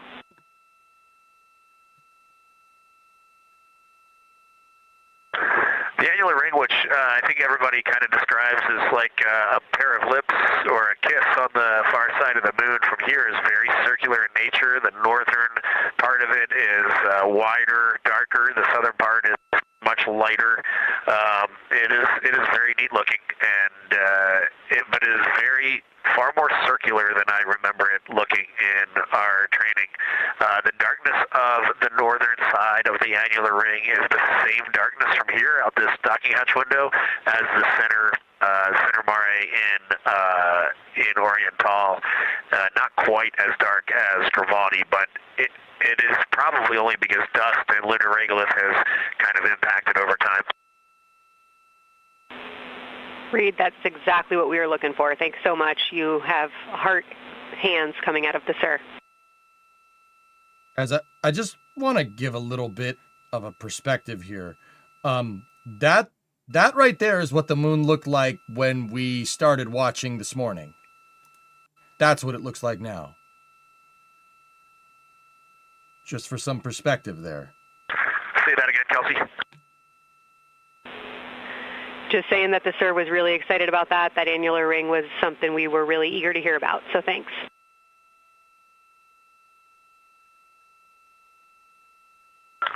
Yep, you bet. And now Victor and Christina are moving on to Oriental. I got them situated over there a little bit late.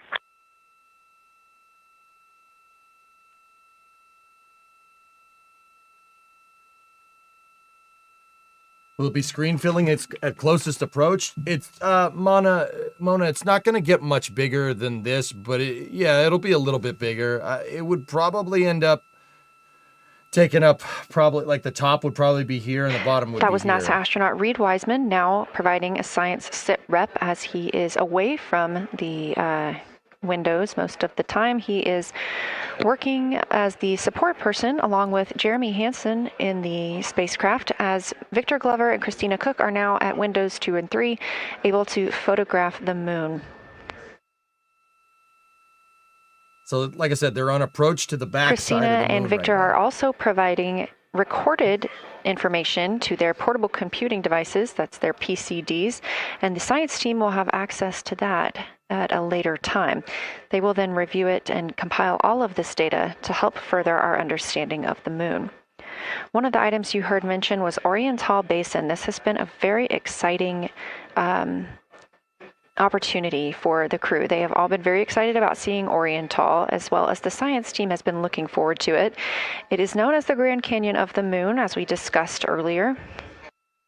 It's that thing right there. The Oriental Basin. See, some of the rings left over from the basin look like From the the Grand pictures, the science team is hoping that the crew will take centered images of the entire basin and surrounding craters in a single frame, but also use those 80 to 400 millimeter zoom lenses to create a mosaic entire basin. Or they're flying with their unaided eyes. So Apollo, they've flown kind of over two Apollo sites, but they're a little far away. Apollo 12 and 14 were over here. They're too far to take pictures, but they did. So we did learn this morning during the opening meeting when they talked to the crew.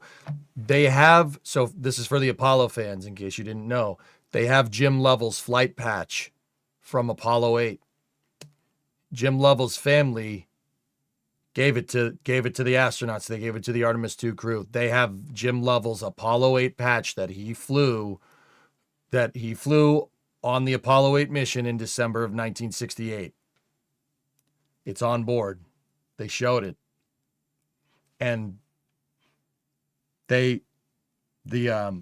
crew had a wake-up message from Jim Lovell himself. It was recorded not a year ago, but sometime before August 7th, 2025, because that's when he passed away.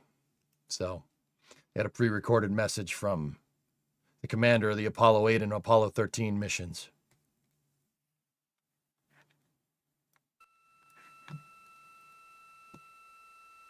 That one hit home, dude.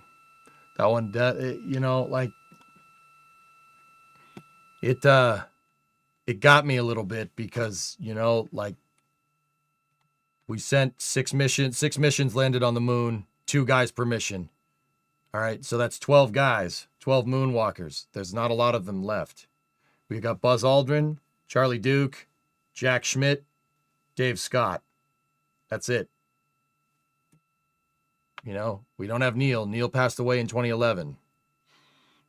There's not a lot of them left.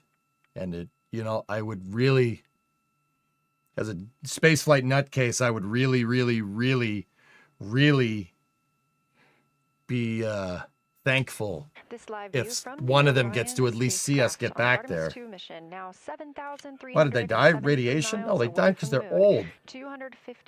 The last Apollo mission was 54 years ago, dude. Well, 53 and a half, technically, but, it's... Hearing that from Jim, knowing he's gone, just got me, dude. Oh.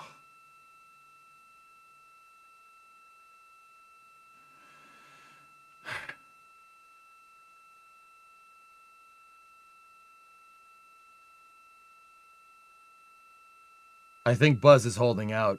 He's too much of a stubborn guy to go away before we get back to the moon. He's too stubborn. Not that I know him personally, but he's too stubborn. He ain't, nah. He's too stubborn, man. There's no way. The Artemis 2 crew passed the Apollo 13 record of the humans farthest from the Earth today at 12:57 p.m. Central Time, 1:57 p.m. Eastern Time. But you know what's cool? I said there's only 4 moonwalkers left. And, there's a handful more that flew on the command modules and stuff. right? That went out there but didn't get to the moon. But, you know, for the first time in 53 years, we are adding people to the list of people that have been out near the moon, not subtracting. We got Reed, Jeremy, Christina, and Victor. They're in the company. We are adding people that have been to the moon, or at least near it, but not subtracting. That is good. That's a good thing. We can add more people to that list. We haven't been able to add people to that list in a freaking half century, but we are. Think about it, man. Adding people to that list. We should add more. Yes, Patoshi, we'll see the Earth.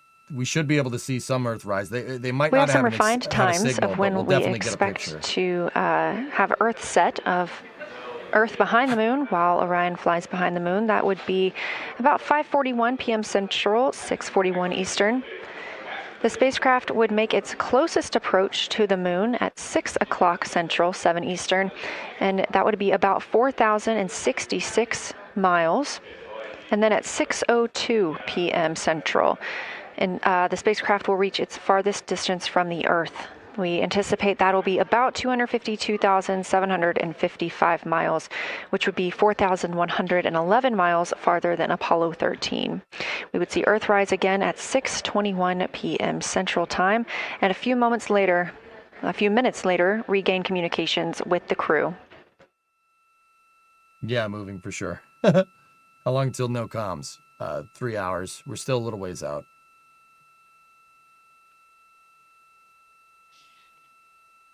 Buzz would go back given the chance. Yeah. Have you ever seen From the Earth to the Moon? Oh, yeah. Yeah. Ezra Harrison. Yeah. One of my favorite parts is... actually, my favorite part of From the Earth to the Moon is the part about Spider. Not to get all mushy, right? But when they talk about the lander and they talk about one of the engineers saying goodbye to the lunar lander. Currently aboard Orion. To the lunar lander that he worked on that will ultimately land people on the moon, right? The guy had trouble letting go. And they say something, I'm paraphrasing, but he says something to the tune, and this is in the From the Earth to the Moon miniseries that HBO did in the 90s. He said something to the tune of, you know, I believe that everybody that touched this lander, everybody that put hands on it, everybody that turned a wrench on this thing, everybody that designed it, imparted a little bit of themselves onto it. That lander is not just a hunk of metal and electronics and copper wire. It is represented, everybody that worked on it imparted a little bit of themselves onto that lander. And that lander represents the sacrifice that everybody has made to make it, to make it. That's my favorite part from the Earth to the Moon. I firmly believe that. Like, you know, you see a car or a bulldozer or something just going down the road, right? Or a truck or whatever. All the people that worked on it, all the people that designed it, all the people that put hands on it, that turned the wrenches to make that thing work, imparted a little bit of themselves onto it. It wouldn't be the way that it is unless people built it, right? I believe that with every piece of mechanical equipment. Not that it's alive or anything, but it represents the sacrifice that was made to make it. You know what I mean? I think about that. I think about that a lot. You know? Think about something like the space shuttle. How many people needed to put hands on one of those things to make it work? What about Orion? How many thousands of people have touched that thing to make it work? You know? That's my favorite part of From the Earth to the Moon. And if you guys haven't seen it, it's a mini series about the Apollo missions that HBO produced in the 90s. It's pretty good. You know, I think about that. It's not even just Orion or the space shuttle. Think about the Starship program. Think about New Glenn, Falcon 9. How many people needed to put hands on a Falcon 9 to get it to fly 32 times? You know, one of SpaceX's first stage, booster serial number 1067, yeah, I know, has flown 32 times. 32 times. How many people needed to impart themselves on that thing to get it to do something like that? I think about that a lot. It's something I think about every day. Yeah, it actually completed its 34th landing the other day. We watched it, but still, like, I mean, point still stands. Sorry, I didn't get the number exactly right. I'm just thinking about it. Like, I firmly believe that, like, even if you change the battery on your car, something simple, you put a little bit of time into that thing. You put hands on it. A part of you is in that car. And I think that that's where we get the personification of equipment. You know, cars are temperamental. They're a part of us. You know what I mean? Or a train or an airplane or something. Spaceship. Doesn't matter.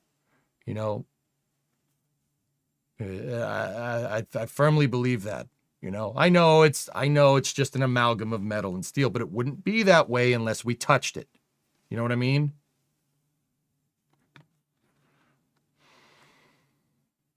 Inner solar system.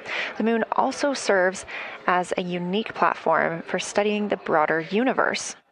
Artemis science is designed around questions best answered by humans, working alongside robotic systems, combining decades of robotic lunar data with real-time judgment, context, and adaptability that only humans can provide. That movie sucks. This mission, Artemis 2, is serving as a proving ground for lunar science operations, which allows NASA to test how science is planned, executed, and supported during a crewed deep space mission ahead of our future Artemis flights. You're about to cross some lines. That movie sucks. It's ridiculous.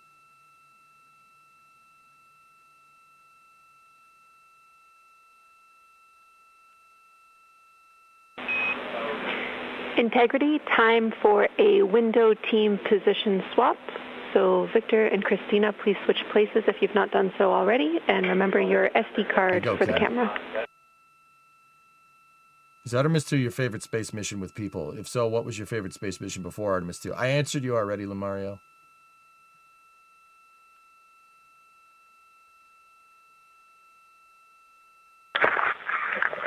We're in the swap right now. They're wrapping up their last comments, and they'll switch over and change guard from the long lens. Copy.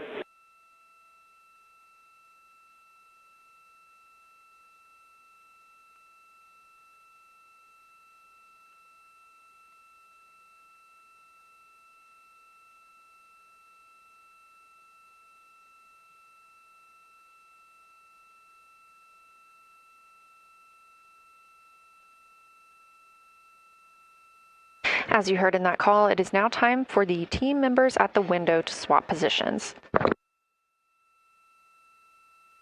That means Horst Jacobs, Victor Glover and Christina Cook will be switching roles. One of them has been photographing the moon with a Nikon with an 80 to 400 millimeter zoom lens, while the other was making annotations on their portable computing device.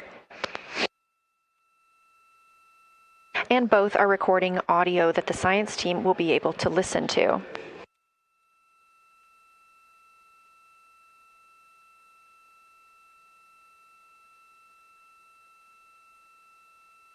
We are now 2 hours and 10 minutes until we expect to lose signal with the spacecraft as they fly behind the moon. My favorite part of the Apollo... And the next target for the crew is considered a crew choice event. They have they're going to take pictures or whatever they want. All right. My favorite part of Apollo 13, the Apollo 13 movie, is when they made the movie and then they showed it to audiences. You know, every major motion picture gets showed to like what's called a screen audience. So they showed an audience screening, right? And the audience didn't like it. They thought it was stupid, right? They looked at it, they said, that's stupid. And they're like, wait, what do you mean? What do you mean it's stupid? What are you talking about? And they said, this movie's completely unrealistic. This wouldn't happen. Apollo 13 is based off of a true story.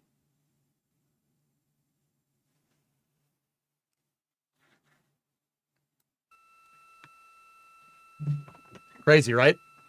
The crew has been allotted 8 minutes for this crew choice event, and it's also a time for a scheduled sit rep or situation report. So we expect to hear them calling down what they are seeing soon. That happened, Nighthawk. Yeah, you can look it up. Crazy, right? They thought it was a bad movie. They thought it was too unrealistic. You know, people not learning about spaceflight. That's why, I mean, you know, we could sit here and say like, oh man, those people are dumb. No, that's why I have a job, dude. That's why I do what I do here. I'm trying to change that. I don't sit there and just write everybody off. I'm like, oh, these people are stupid. No. I want to teach you. Let me teach you things, dang it.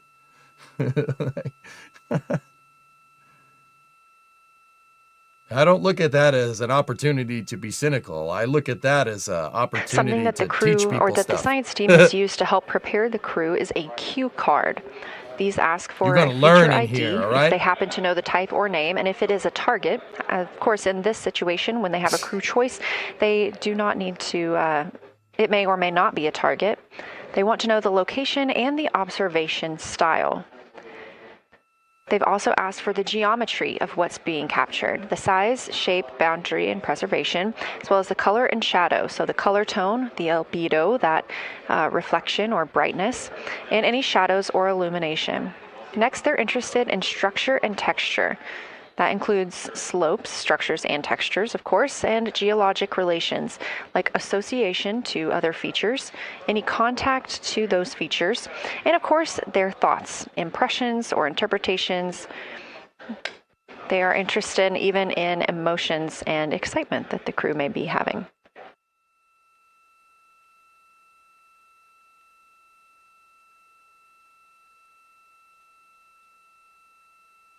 This flyby day has been practiced in many ways, even in Sims here in Mission Control Houston. The team also conducted some field work, learning how to look for specific geologic features. They also photographed a large globe, and the science team helped them determine which features they would be targeting and how to look at those.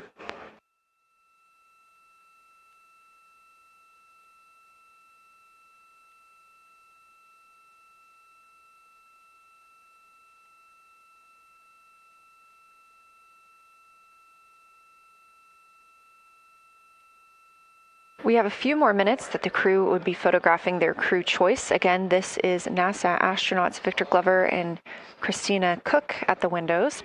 They will then move on to another discussion portion. This is for the far side albedo, that reflectiveness, and color that they are seeing. We heard earlier about some browns seen on the moon, which is very interesting, especially here from Earth, where we are just seeing whites, grays, and maybe even black at some points. When they get into that discussion for far side albedo in a few minutes, the theme is looking to know how that color and albedo is, what those variations look like across the far side.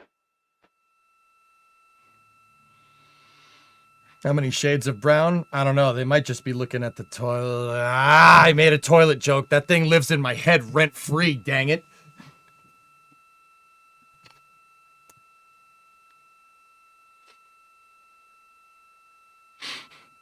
Crap! No! I did it again! Ah!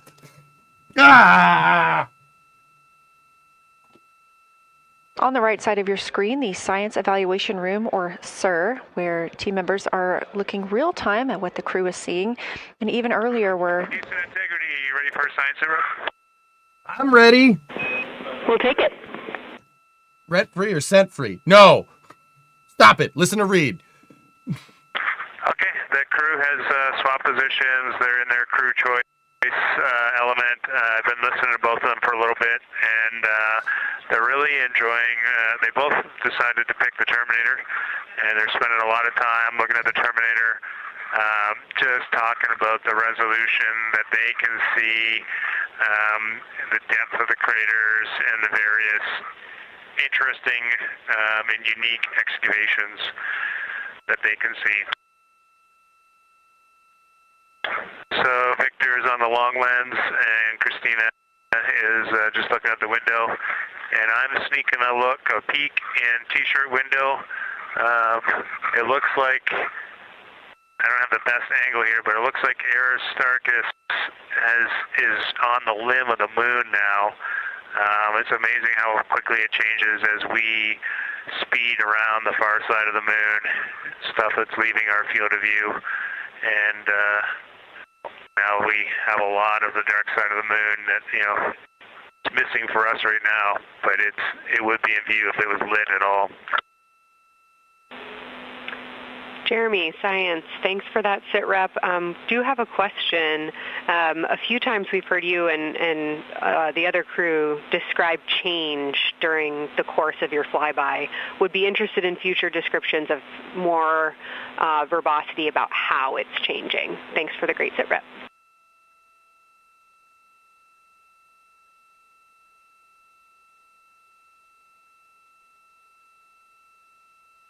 Devin, I'm not sure. Maybe. I don't know exactly where they are. I'd have to go look.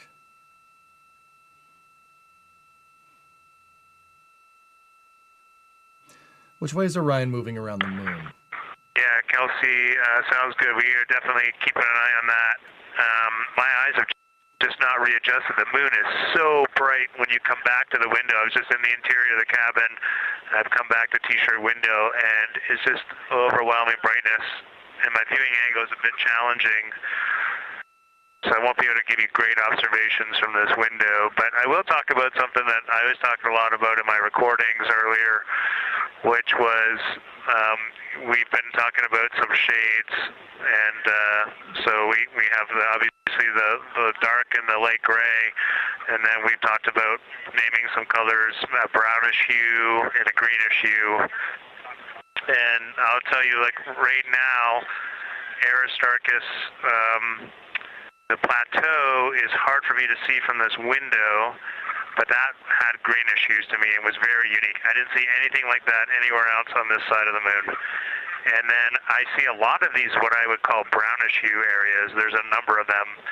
And they, for example, in the northwest corner of the highlands, to me, it looks like the brownish hue is caused by ray or ejected material landing on the highlands, and then we obviously see the ray areas as a lighter albedo, but in between the rays where the deposit would be thinnest, that is what it looks like is causing the brown to me. So I saw that in the northwest side of Aristarchus, or sorry, that dark area of the highlands.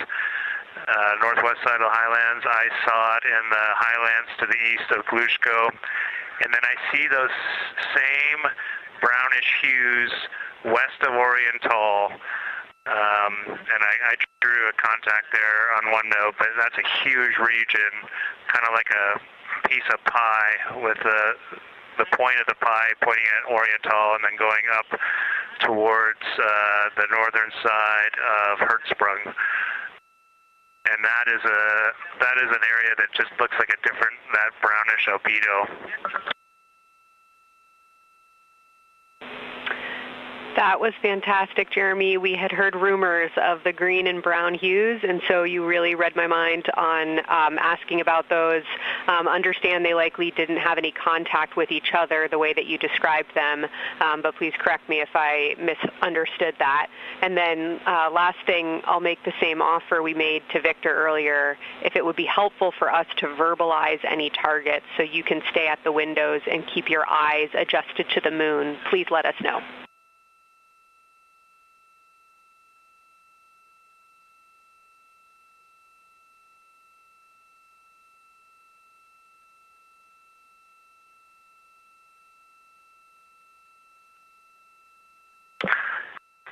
If you got something you want us to look at, Kelsey, you can send it on up.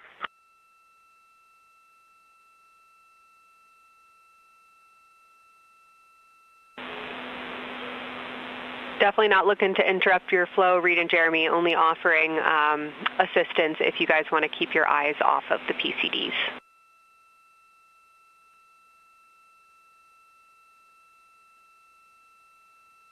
Oh, I see what you're saying. Okay.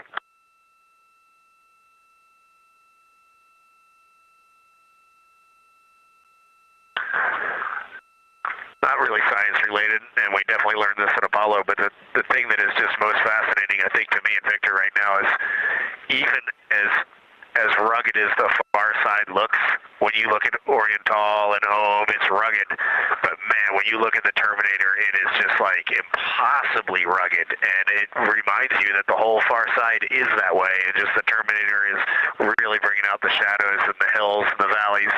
And it is just, it's unbelievable. It's like no surface of the Terminator is not marked by meteor impact. And it's just, it is very impressive to look at that. And you realize that that is true across the whole far side. You just can't see it due to sun illumination right now.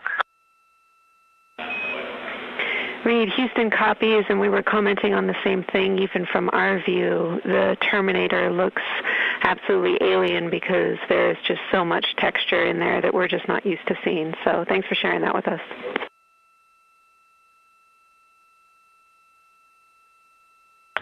There's also, I don't know the name of it, coming out the south-southwest of Oriental, right on the southern Terminator, is just a massive crater. I don't know the name of it. Maybe you can look on the solar array wing video and tell me it's right. It's the southernmost crater you see on the Terminator right now. We're looking for you.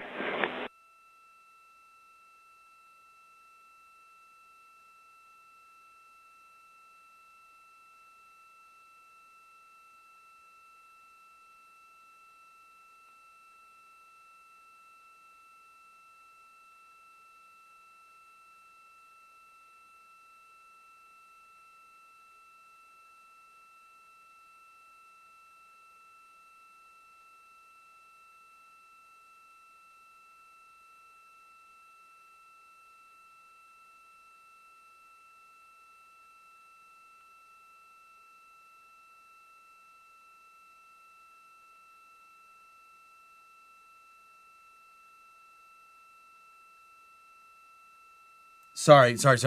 I'm trying to make sure I don't talk over them. I got it. Reed said that's a gigantic crater down there, right? And you know, what size are we talking about here? I just started thinking about it. Guys, Mare Oriental is on the screen right there, right? That's 183 miles across. In kilometers, that's 294 across. So that dark region right there is 300 kilometers across, 183 miles. If you're wondering about size, that is a big crater. So that crater that he's seeing there on the Terminator line that he was just describing is about the same size. Compared to a city, Tokyo is 95 or about 150 kilometers across, like at its widest. Tokyo, one of the biggest cities on this planet. Tokyo could fit in Mare Oriental easily. In fact, all of Tokyo Bay could fit in Mare Oriental. That's big. That's really big. We're loving that picture. Thanks for showing us. And Reed, as an answer to your last question, we believe that is Chebyshev crater. And the sir agrees with that.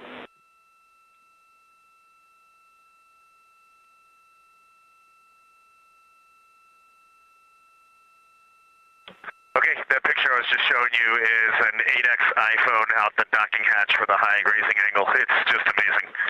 So Chebyshev is right here. That's that We guy. love it. Thank you.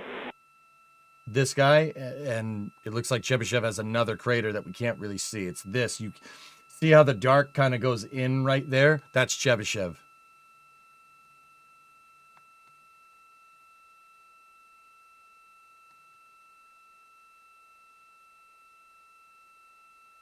So Chebyshev's right here, and this other crater, you could just see the rim of it right there.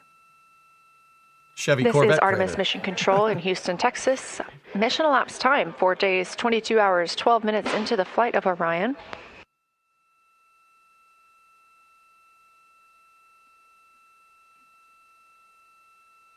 Hey. This is Lunar Flyby Day for the crew aboard the spacecraft. Reed Wiseman, Victor Glover, nice. Christina Cook, and Jeremy Hansen are now the farthest people to have ever traveled from Earth.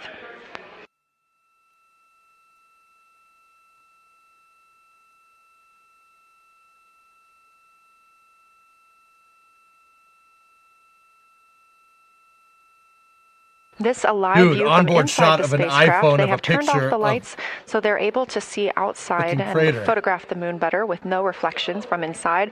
And for a very brief moment there. Integrity Science, thanks for those iPhone views. It's helpful to see what you're seeing. Somewhere Tim Apple is going. Yes.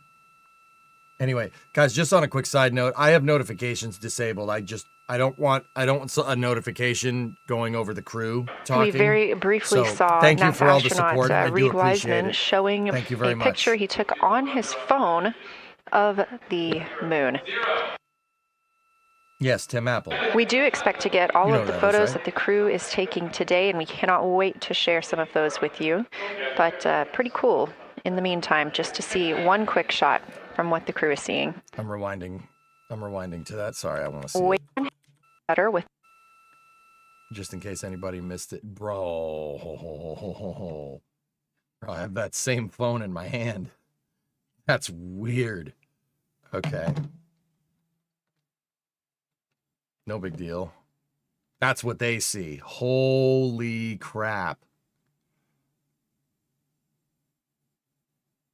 Yeah, new phone wallpaper.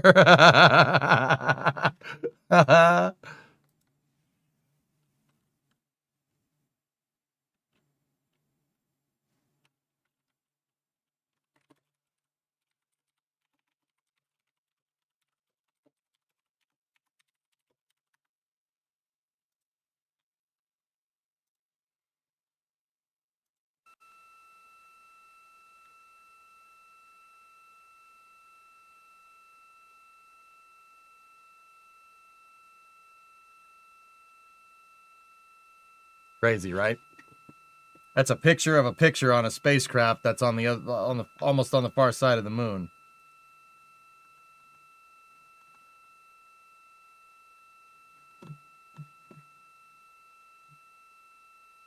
So over here is the SER. This is where all the scientists are, and over there on the right, that's mission control. That's where all the flight engineers are. Top picture is a picture of one of the solar array wings on Orion as it approaches the moon. Mission elapsed time is 4 days, 22 hours, 16 minutes, 4 seconds. Right now, the crew is in the lunar observation This view period. showing She's just going to say exactly what I'm going to say, but we'll see. We'll see. Orion continuing their flyby of the moon. We have 3 more flyby observation blocks after the completion of this one. Down on the bottom left of your screen, that's the SIR, the Science Evaluation Room, where team members are continuing to work through all of the targets that the crew is photographing today, and they've helped identify some of the craters and some of the other items that the crew has seen on the moon's surface. Down on the right is Artemis Mission Control here in Houston. Those 2 rooms down at the bottom are just down the hall from each other.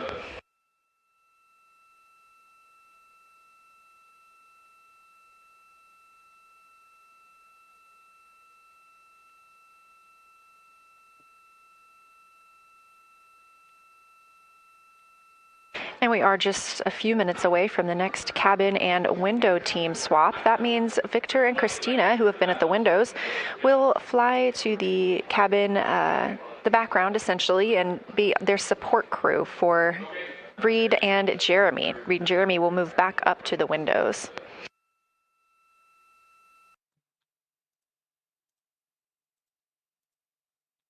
Gonna make sure we're all caught up. Why would they need to bring a phone? Those are their personal phones, General Batten. Honestly, yeah, they let them take their personal phones with them. Yeah, that's just their phone. Kind of sucks. Christina's got fried, but you know, why did they let them do that? So they could take pictures. You know, iPhones aren't that much heavier, or any smartphone for that matter. They're not behind the moon, Jackie. If they were fully behind the moon, we wouldn't be able to get a signal. That's going to happen in probably another 2 hours. They are getting closer. They're on an inbound approach to the far side of the moon. that inbound approach is going to adjust their trajectory to go back to Earth. This trajectory is called a free return trajectory. So here, let me zoom out a little bit. The crew is continuing their discussion portion of the flyby in the lunar targeting package, where it says far side albedo/color. They are looking. The science team is looking to get a good understanding of what the crew can see on the far side at this point, and its brightness as well as any colors. We did hear earlier Canadian Space Agency astronaut Jeremy Hansen reporting that they could even see browns and even greens on the moon. I'm really looking forward to seeing those photos. And in just a couple of minutes, the teams will swap from the cabin to the window.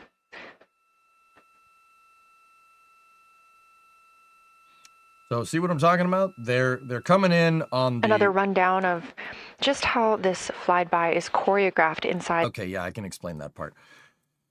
All right, so they entered lunar sphere of influence right here. See where the line starts to curve? That's when the lunar gravity started pulling them in, okay? And what's going to happen is what we're seeing right now is the western hemisphere of the moon and partially the backside of the moon. The side that we see is basically from about the Oriental crater over. All right, if you see the pockmark right there, that's what they were talking about. Nobody's ever seen any of this before with their own eyes. We've photographed it with probes and stuff, right?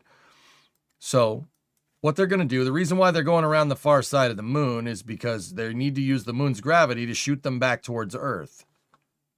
Here, let me back us up so you see the whole movement. It kind of makes a little bit more sense if we do that. So watch. Are their phones on airplane mode? They are on airplane mode. Yes. So see, when they start to get near the moon's gravity starts to pull them in, right? And then they're using a lunar ejection angle they're using the moon's gravity and using an ejection angle out of the moon that's going to put them back into what's called a trans-Earth injection burn, or a trans-Earth injection. Basically means you're coming back to Earth. They're using the moon's gravity to bang a UE out in space, if you know what that means. They're doing a U-turn in space with the moon's gravity.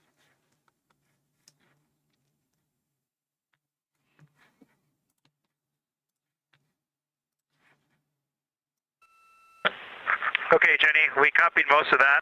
The only thing we're missing is what you meant about the photo location on Victor's PCD. And hello to my family. I think that must be Catherine and Devin that are there.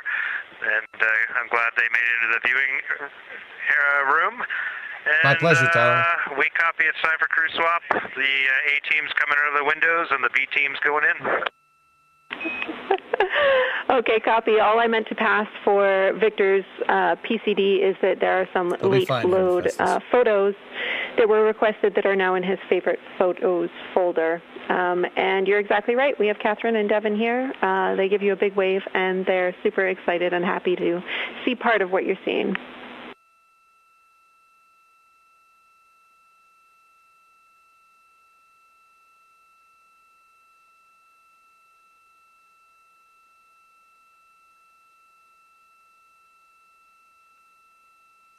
What's up, Nightmare?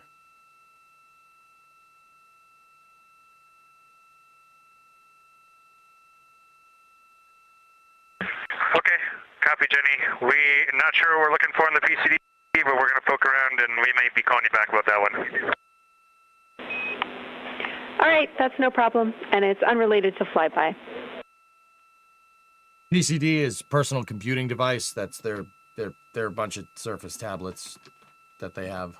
One of them got fried, which is kind of funny. There's a joke there somewhere, but I don't know what it is. So what exactly is their mission with the trip? SDJ, they're trying to shake down the Orion capsule. They're trying to make sure that the Orion capsule is a reliable enough way to be able to get out to the moon. It's really a test flight for this thing with people on board. Similar to how if you built a new airplane, you'd want to test it, right? You'd want to fly it around. That's what this is for this mission. Now, The Orion capsule is designed This is Artemis Mission Control here at Johnson Space Center. The Orion capsule is designed to be out there for long periods of time. They need to demonstrate a long-duration mission in what's called BLEO space, or beyond low Earth orbit. Basically somewhere in deep space. Somewhere that's outside of the Earth's magnetic field. All right? In order to do that, the moon is a pretty good place to send it out there. I mean, considering we're going to be exploring it soon, right? It's a pretty good place to send it out there for a good shakedown cruise to make sure the capsule works right. Right? So, as long as you're going to go out to the moon, you might as well take pictures of it while you're there. So that's what they're doing. There's some secondary scientific objectives, like taking a bunch of pictures. But as we get closer to the moon, I'm sure those pictures are going to get nicer. With that call to make a swap, Reed and Jeremy will be back at the windows, making observations for what they see at the moon and taking photos. Yeah, Carol is, it's near Glishko, is it not? We were looking at it. It's over there, or down here a little ways. That's cool, Vulcan. Very nice.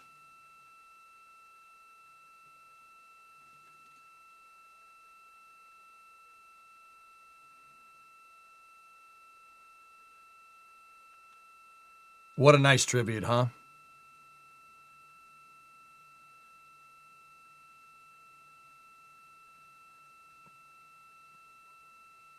Yeah, Cybraniac, I know what you mean. Here, a good thing would, here, let me rewind 30 minutes, right? 6:02 p.m. Central. Look at that compared to that. They're getting closer. It's just very slowly. Here, I'll show you what it looked like at the beginning of the day. That's what it looked like when we were on approach this morning.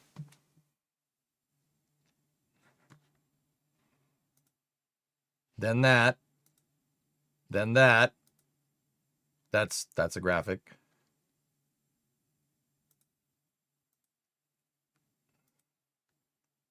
See? It's getting bigger. That's no moon. No, guys, it is a moon. That is the moon. That's not a space station. I know that looks like the Death Star laser, but frankly, it's in the wrong hemisphere to be the Death Star. Like it is the moon. That's not that. No, it's not a space station. That's the moon. Wrong solar system.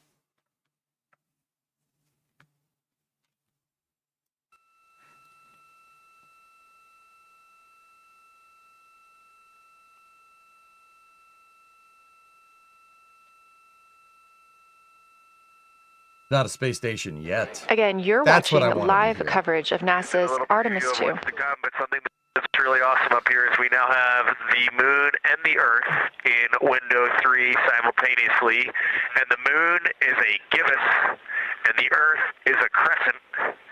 And I'm guessing in about 45 minutes we'll have 2 identical crescents as we change our position in the universe. That is pretty darn cool. Thank you. Oh, that's gonna be neat.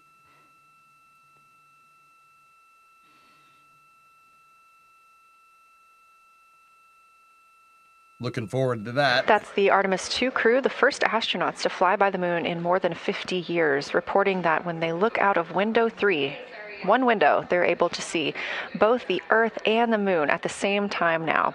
Now, obviously, our view is from a camera on the solar array wing pointed at the moon, and we hope to see that view of both the Earth and the moon soon.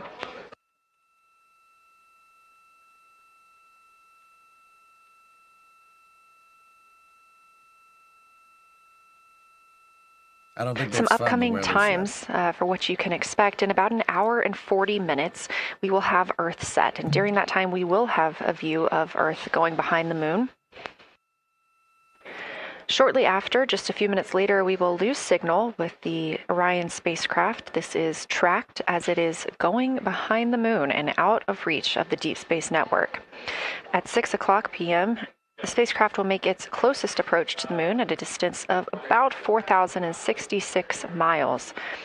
At 6:02 Central, the spacecraft will reach its farthest distance from Earth at about 252,755 miles. Of course, these are approximate, and we will make sure to provide you with the final distances once those are confirmed. At 6:21 p.m., we will have Earthrise from the Orion spacecraft. But we will not have communications with the spacecraft until 6:25 p.m. Central, when we expect to acquire signal with them after they've emerged from behind the moon.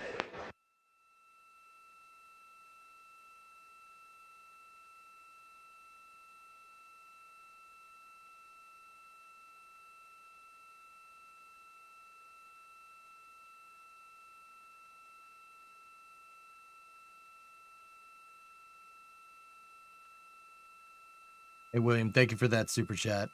Moonshot, moon beer, whatever you prefer. $5 coming from Will Foss over in the YouTube chat. Thank you very much. Were they not meant to land on the moon? So, Spunk, this is your name. Christ, man. Again, you're watching live coverage. They don't have the lander. NASA's The landers aren't ready Lunar yet. Flyby for the Artemis 2 mission. First crew to fly beyond the moon in over 50 years. The astronauts inside the spacecraft in 2028 are switching will land out positions, 2 at the windows and 2 serving in support roles, Nice. before they start their third timelined flyby observation for today.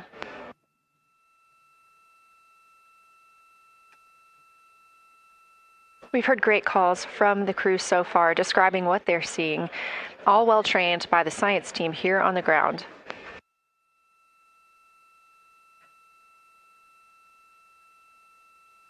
As we sent rovers and probes into deep space, sometimes at least, did we aim them near the moon to test equipment without humans on board as it passed by? Sometimes, yeah. Not every mission. Another major Sometimes the moon's not milestone in the for the right crew place. today will be to experience a solar eclipse from their capsule. No one on Earth will Hey, Lusa, how experience are you? this solar eclipse. To the astronauts, this will look a What's that whining noise that you hear? That's the signal lock for Orion. Normally, I would get a little bit annoyed by some background humming, right? But if you hear that bzzz noise, that's Orion's connection. That means they got a signal lock on it. as the moon begins to cover. That's what we want to hear, for what it's worth. Astronauts will see a partial solar eclipse, so that's before and after totality, and during that time frame they will have to wear eclipse glasses so they can safely view this phase. They also intend to capture images of the sun's corona during the eclipse. This is a rare glimpse at the innermost corona that will only be captured by the astronauts' cameras. How much food do they have stored? During the eclipse, we also look forward to the crew members describing what they will see, which includes unique light features like the shape and size of the corona and potentially even lunar dust. At the same time, Venus, Saturn, Mars, and Mercury will be near the sun, so they may be able to identify what part of the sky they're looking at. This can help train future Artemis astronauts on what part of the sky they're seeing, which is useful knowledge in challenging situations when they may need to rely on that information instead of instruments for navigation and orientation. That eclipse window will last about an hour, and it'll happen near the end of the day today, closer to 7:35 p.m. Central, 8:35 Eastern.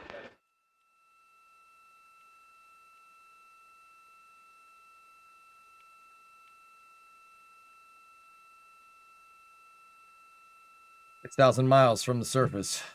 Close pass is 4,070 miles, or about, I think it's 6,200 kilometers.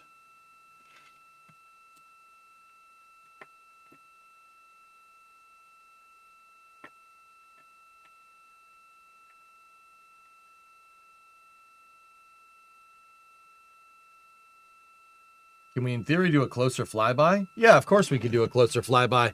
The problem is that if you, well, okay, you can do a closer flyby, sure. Problem is, you do a closer flyby, you're not coming back to Earth. You'd probably end up in a high Earth orbit, which is not what we want. We want to get the crew home. If you're going to do the type of return trajectory that gets the moon to spit them out on a trajectory that comes back towards Earth, you got to give the moon a little bit of a high berth. You can't do a close pass unless you want to use some fuel. They're not looking to use fuel on the capsule right now. I don't think we have enough. I don't think we'd have enough to do the burn. 2, like I said, you don't want to get too fancy with maneuvers with the capsule right now. It is a test flight after all. Good question, though.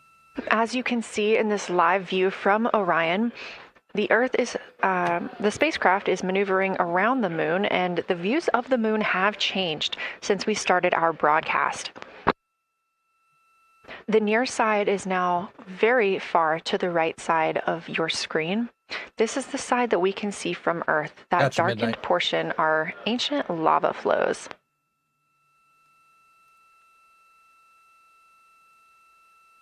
The crater down towards the bottom of the moon is Oriental, and this is a crater that was previously never seen before by human eyes until this mission. What would happen if they messed up the calculations and get launched into space? Flip, they have redundant navigation systems on board. Everything That's to the very left unlikely of Oriental to happen. is considered the far side. But even with this trajectory that they're flying right now, you would need at this point, you'd need minimal course corrections to come home.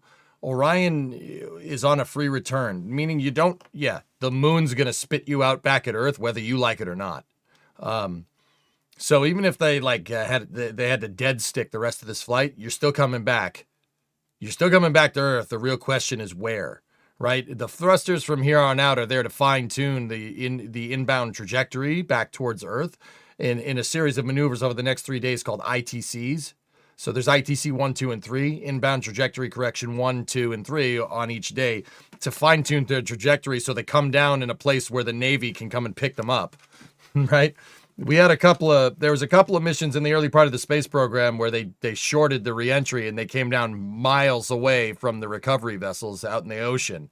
And by miles, I mean a long way, dude. Yeah. Can you imagine coming down the middle of the Pacific, right? You land in the Pacific.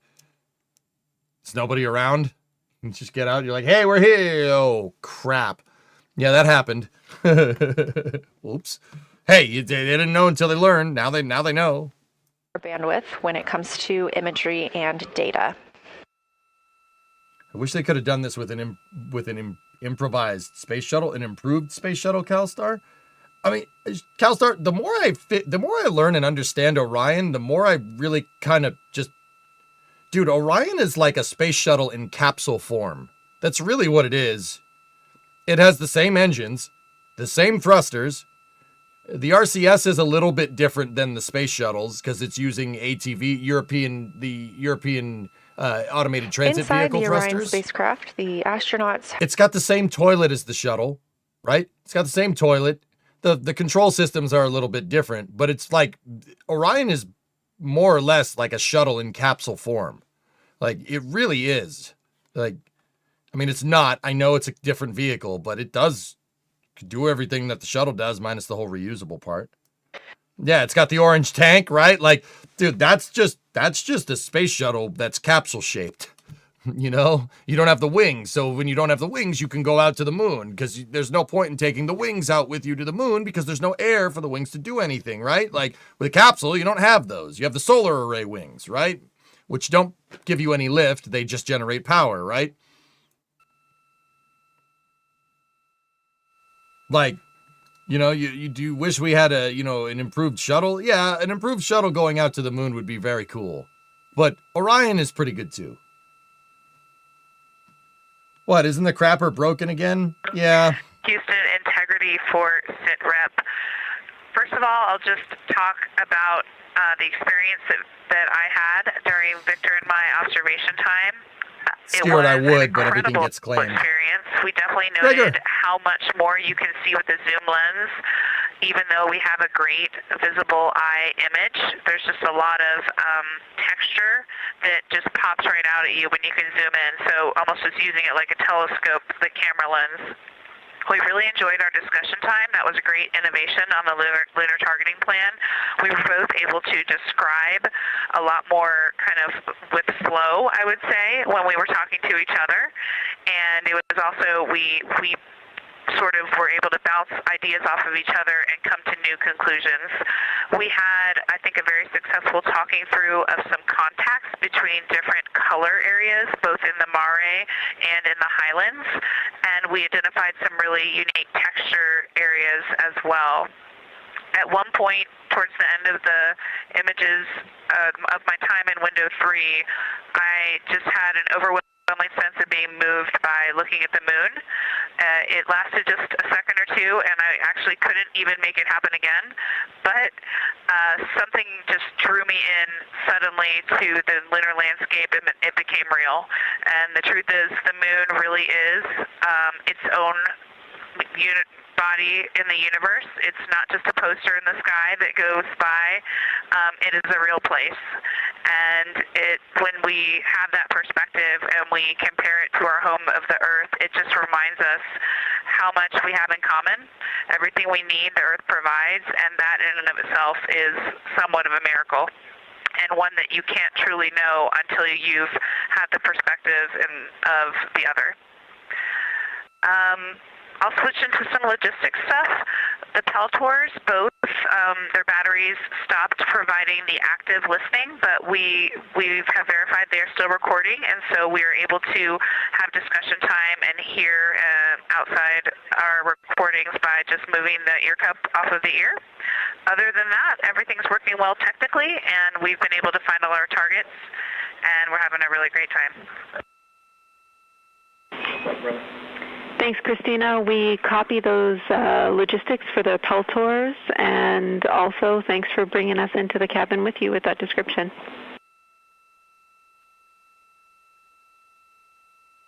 Yeah, overview effect, for sure. That's definitely a thing.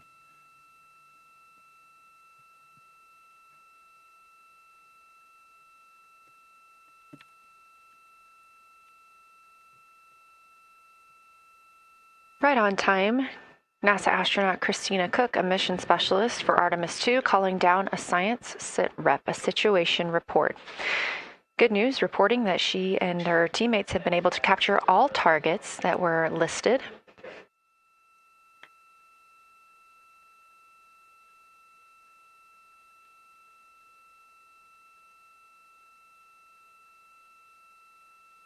Christina also gave a vibrant description of just how it feels to be there and to see the moon up close and not just something passing in our night sky. Currently, the team members at the window are Reed Wiseman and Jeremy Hansen. Meanwhile, Integrity cabin team for window shroud.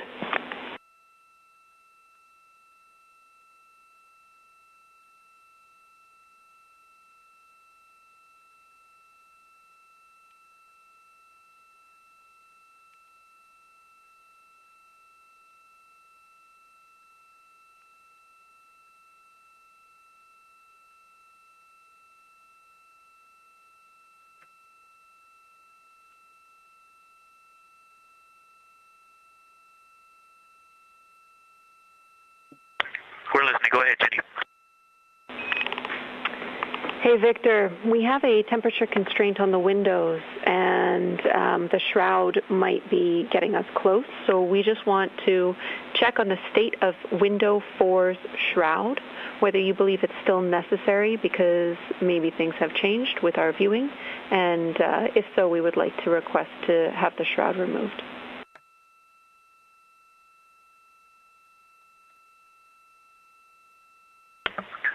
Houston, we believe it is necessary. We pulled it off just as a corner. It is very bright.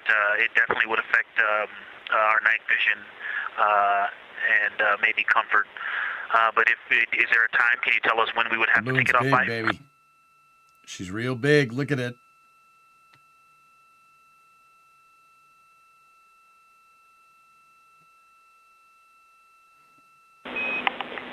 Unfortunately, since it's been on for a while, we are going to have to request that the shroud is removed, and we can recommend something that could block the light but just create a bit of distance between the window and whatever is covering it. Something like a T-shirt would do the trick and help. They're trying to prevent glare so they can take better pictures. Okay, we're removing the shroud, and we'll make it work. Thanks.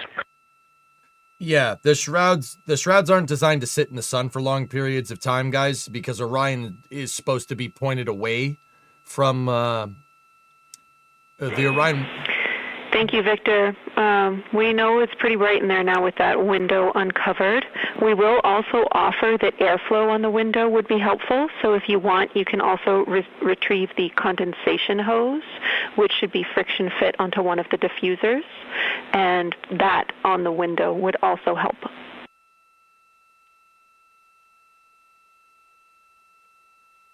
We can easily point a diffuser at the window, so we're going to start with that, and it's pointing at the window now. The windows aren't designed to be in the sun for long periods of time because Orion's supposed to be... Okay, we'll take that, Victor. Thank you. Please keep us updated. Supposed to be flying with its windows away from the sun. That keeps the cabin cooler. It's not that the windows can't necessarily take it, guys. It's the shrouds. What are the shrouds? Blinds. They're blinds. They can close the windows. But those aren't really they're not supposed to be in direct sunlight for a long period of time. The windows are okay. It's more the shrouds than anything. So what NASA said is, what they're trying to do is block out the shrouds because they don't want glare off the windows when they go to take a picture of the moon.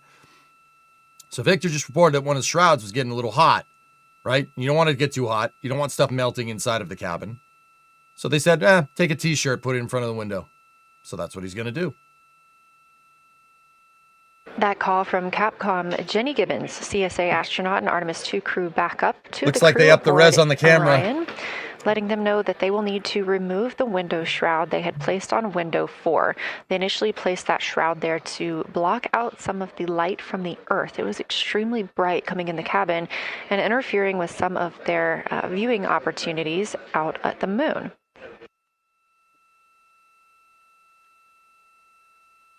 This was a request from ground teams to ensure that they are protecting other systems, and the crew has been offered the opportunity to use something else to cover the window.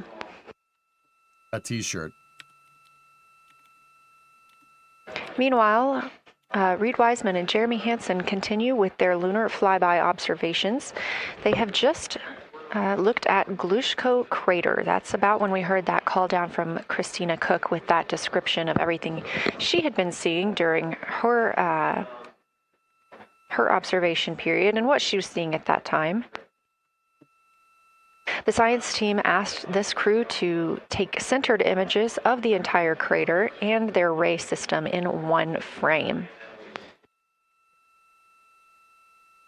They're also interested in knowing the brightness, texture, and extent of Glushko's rays and how they differ in the mare, or that sea area, versus the highlands. Glushko is considered a young lunar crater, and these observations can help understand material properties of those craters.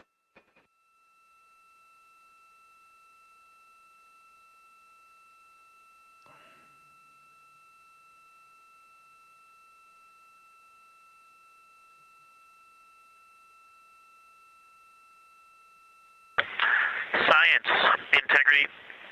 First, I wanted to start off with connecting with what Christina said, that it was very moving to look out the window.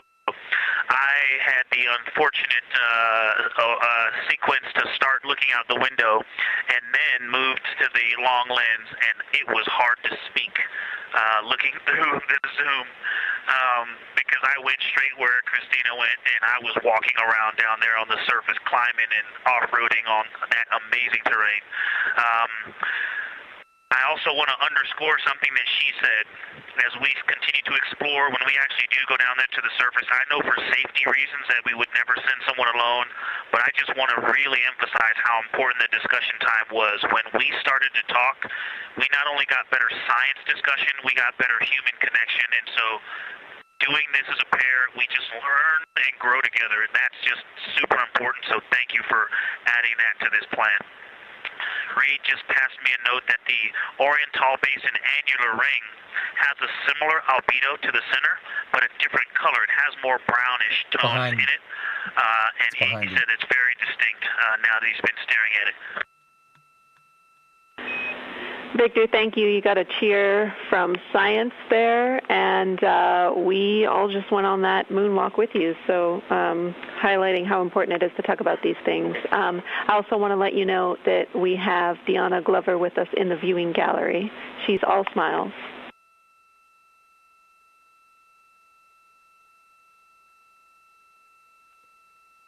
Well, you just got a bunch of cheers up here. Hey, babe.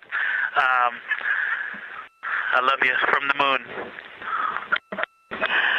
We love that we got a hey babe too, and we also have one of your lovely daughters here watching you guys work. That's cool, man. Thank you guys for doing that and for supporting them through this. And to all of you, Genesis, Maya, Joya, and Corinne, I love you. And Deanna, I love you. I'm glad you get to be there.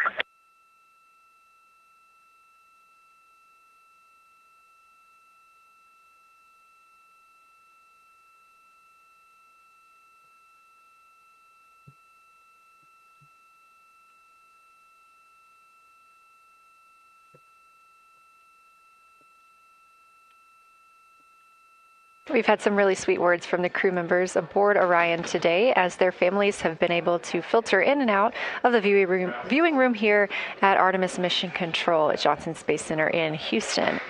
Victor Glover also giving a great science sit rep and just a description of how it must feel if you were down on the lunar surface while he was looking through that 80 to 400 millimeter zoom lens.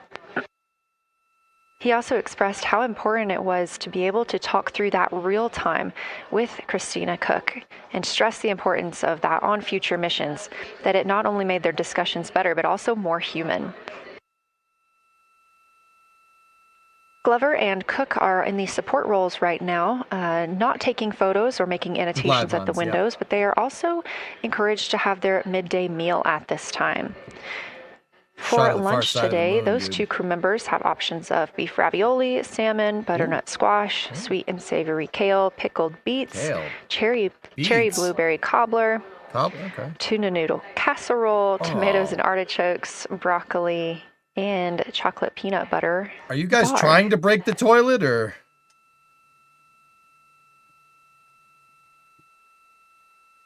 Jeez. Once Glover and Cook return to the window portion of their flyby today, Reed, Wiseman, and Jeremy Hansen will get into their What are you, crazy? Meal. I mean, it is a test flight. Maybe they are. Again, this is the third of 5 scheduled blocks for our lunar viewing today. And if you were watching at the start of the broadcast, you can definitely tell the difference and the distance from the moon. We are now 5,518 miles away from the lunar surface. And again, expecting the crew to get about 4,066 miles away. They are currently 252,050 miles away from Earth, and every mile is a new record, having surpassed the Apollo 13 milestone for furthest distance. And it's not just tuna casserole, it's freeze-dried tuna casserole that they have to rehydrate. Bro, that poor toilet. No wonder it's broken. I know that's not how that works. It's the waistline that's having problems, but still, making jokes is funny, okay? Relax. Poor toilet, jeez.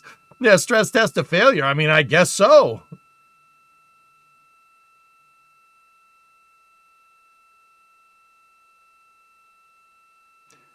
Course trajections, Berth. Yeah.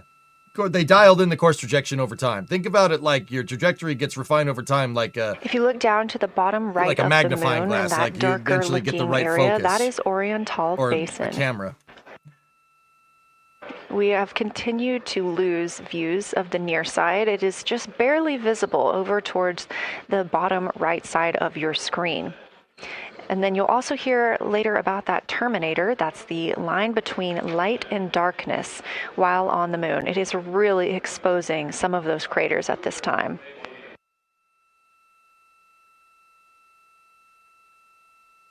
A couple of the other features in view right now are Hertzsprung Basin and Vavilov Crater. Hertzsprung Basin is nearer to the center of the moon, closer to that terminator line right now. And Vavilov Crater is just on the outskirts of it, closer again to the terminator.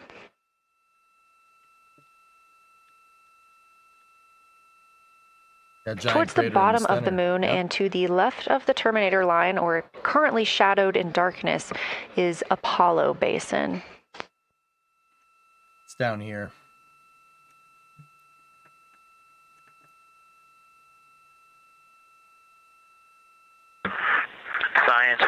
Integrity. On board. Let me find out how far we are from the moon right now. But our view is about a third of the moon is in eclipse. That beautiful Terminator is out there calling to me. We're 4,691 miles from the moon. And what looked like in the Terminator, about a third of the way up from the southernmost part of the Terminator, looked like a dinosaur print. If one was running to the northwest, now is clearly a crater with a bunch of craters around it. And that Terminator, I can only see about half of it. I'm looking through the docking hatch window right now because we have the Z9 in window 1. Moon dinosaurs! Terminator has oh moved. No! I don't want that. I've been using Vavilov the whole time, so it's gone. 2 more Vavilov craters to the west, and so a few more features are starting to peek out into the sunlight there with that low sun angle, and so you still have ridges and valleys showing up very clearly. A very jagged Terminator and a few islands of light out there with some high elevation shining in the sunlight in that darkness. And on the eastern side of the moon, let's see, Grimaldi appears to be one of the farthest east features, and that is maybe 5 degrees from being right on the limb and going off over the horizon. It is interesting, just looking at Oriental, that my first impression of it is all of the dark areas appear lighter, which I think makes sense because it is now facing, well, it's still relatively the same to the sun, but my angle to it is different. So I'm looking at it from a little more, even further to the side as we pass it. But all the darker features appear to be just a little bit lighter from this vantage point. The darker ring structure in the outer and inner ring and the interior, as well as the annular ring portion, everything seems to be just a smidge lighter at this point. Thanks for that description, Ike. Any additional words you can provide on Oriental would be wonderful, as that is such a high priority target for us.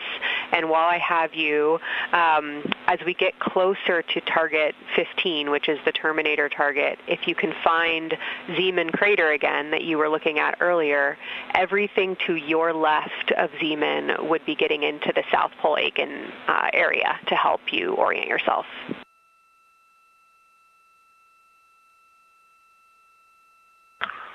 Zeeman is a great waypoint out there. I definitely see it.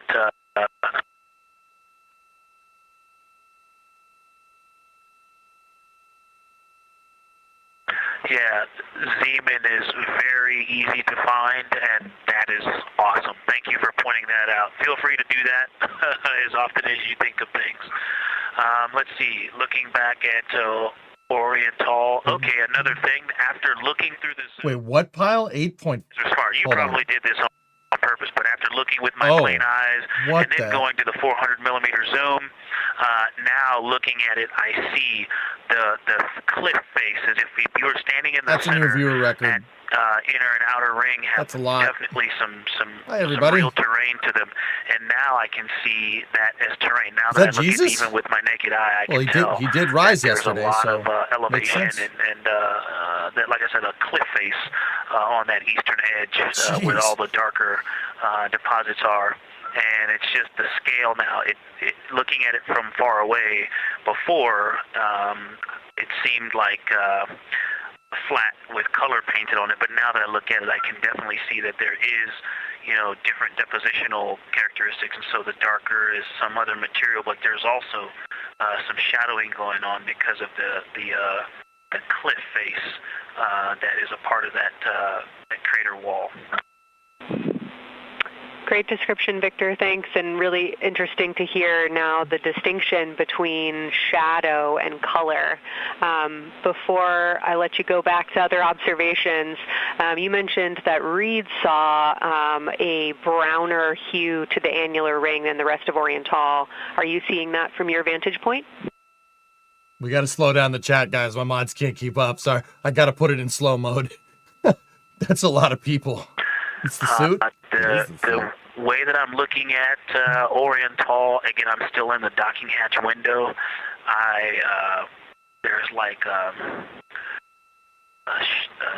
thermocouple right here in the center of the window, and it is the orange Kapton tape color, and so it is unfortunately, it's like trying to look at stars, next to a metropolis. I think it's drowning out any color that I could pick up from the moon. I am not able to see that color, but I have not looked at it through one of the from one of the windows 1 through 4. I think when I get away from this Kapton tape strip that I would be able to see the variation that Reed's talking about. I'm not talking over Victor, guys. That is Sorry. Great feedback operationally. Thanks, Victor. I'll leave you to it.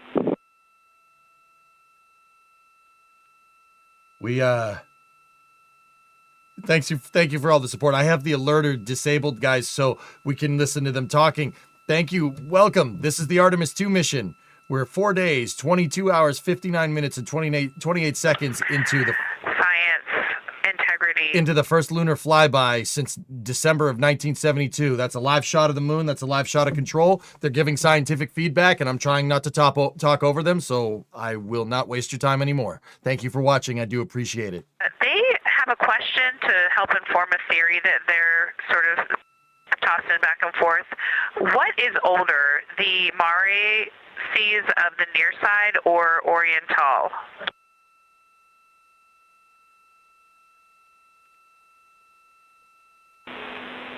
Stand by, integrity. We're going to get you a little geologic history here.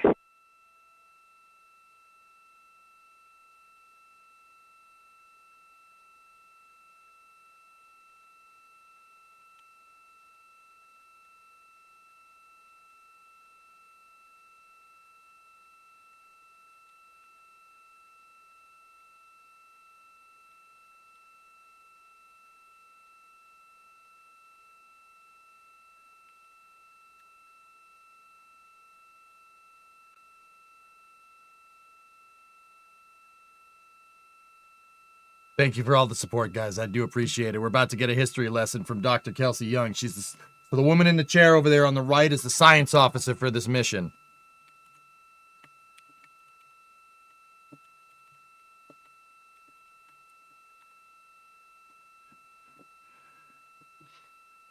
That was 50 gifted. Thank you for all the support. Once again, guys, I appreciate you watching. This is the close pass of the moon that's happening right now for the Artemis 2 crew. We got 4 souls on board. Reed Wiseman, Victor Glover, Christina Cook, and Canadian Space Agency astronaut Jeremy Hansen. They're making their close pass on the moon right now nobody's been out there since the Apollo missions. This is history you're watching right here. So I appreciate everybody watching. Thank you very much. I appreciate all the support. I have the alerter shut off because I don't want it just popping off while people are talking. So thank you for all the follows. Thank you for all the subscriptions. You guys know the drill. You know the whole shebang and bang. I'm here for the moon stuff. I don't want to make it about me, but thank you. Back with you for some lunar volcanism when you're ready.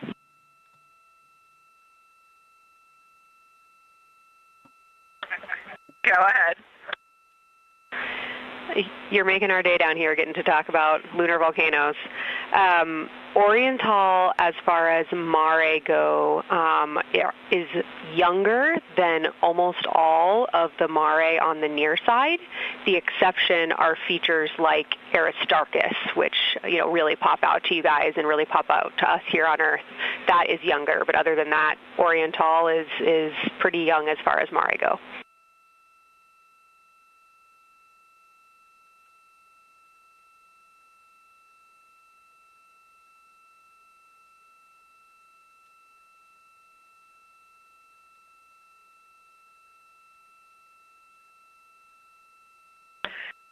And Kelsey, thanks for that. We love lunar volcanism too. How about when the actual crater was formed?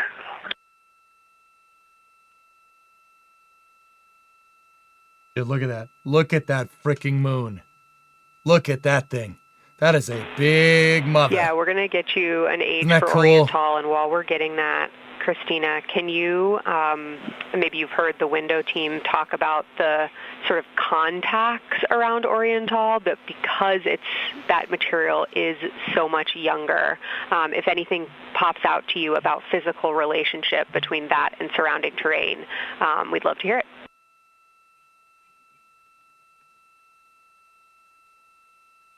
Yeah, definitely. They are discussing a contact relationship that could explain some of the color that they're seeing in certain areas. And so it was really about the ejecta of the creation of the basin and understanding the superposition of its ejecta and mare on the near side or other features. So thank you. We'll take the insight when you have it.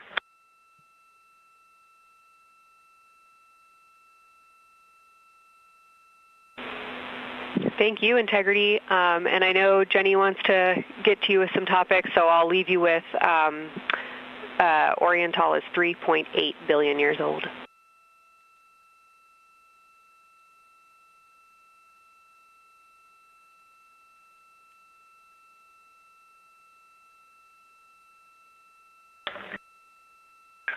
Copy that. So that's on the older side. The actual basin is very old. Correct, as is the case with a lot of mare. Typically the big basin formed, and then the volcanic eruption was able to punch through the crust where it was weakened by that basin formation.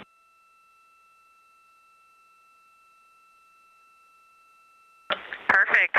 Tracking. Thank you.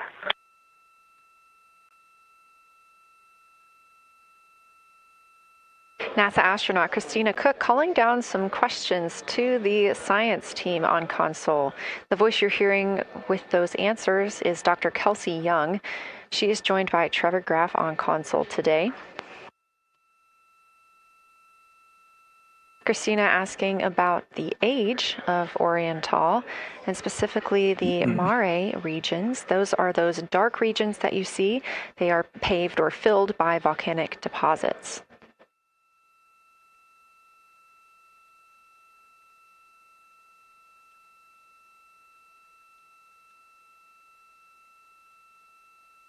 Thank you for all the support, guys, once again. I'm trying not to talk over the astronauts or anything. That's why I'm shutting up right now. I just really appreciate it. Thank you very much. Thank you, everybody, for watching, and I'm happy to share this moment with you. I mean that.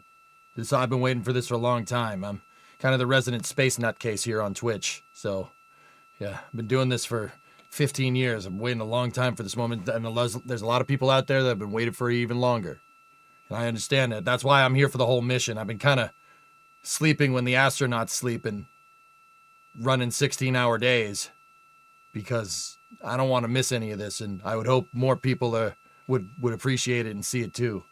So thank you for all the support. I do appreciate it. Look at that. Look at that moon.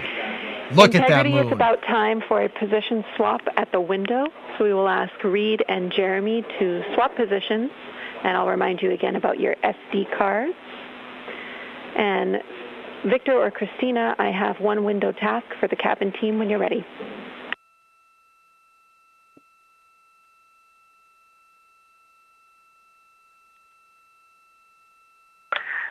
They are swapping, and I'm ready. All right, Tina, we found a way that we can reinstall the shroud on the window. We understand it's pretty darn bright compared to everything that you're looking at. So in order to reinstall it, we will ask that you retrieve the condensation hose and you install it on a friction fit on the cabin air outlet port. That's right by one of your diffusers. You're going to point that little condensation hose such that the air is flowing over the window pane. Let me know when you're ready for the stowage location. There's an interior shot on the capsule. They got the lights turned down so they could take pictures and not have glare off the windows.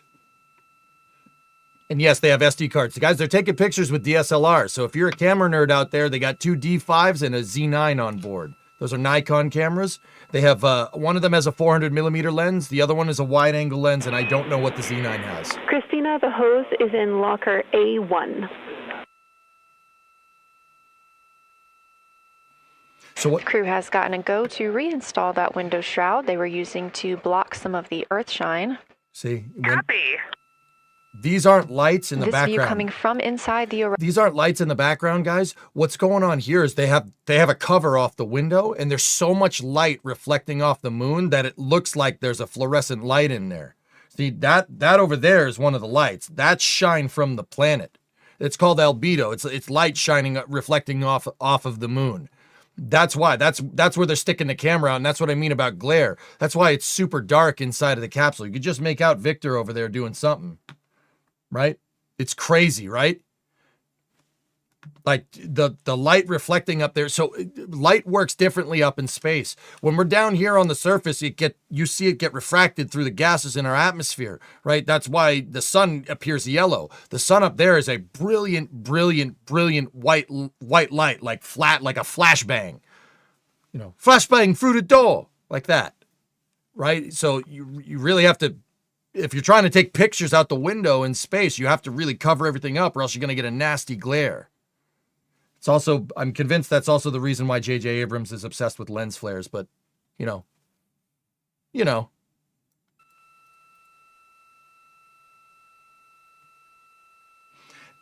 You won't see the stars unless you get the right exposure rate, Yuri.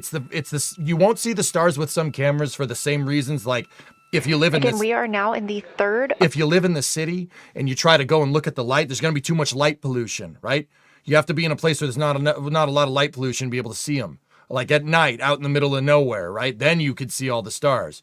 But if you don't have the right camera, you don't have the right exposure dialed in, you don't have the right lighting conditions, it's going to be harder to see them for the same reason why you can't see stars in the middle of the city.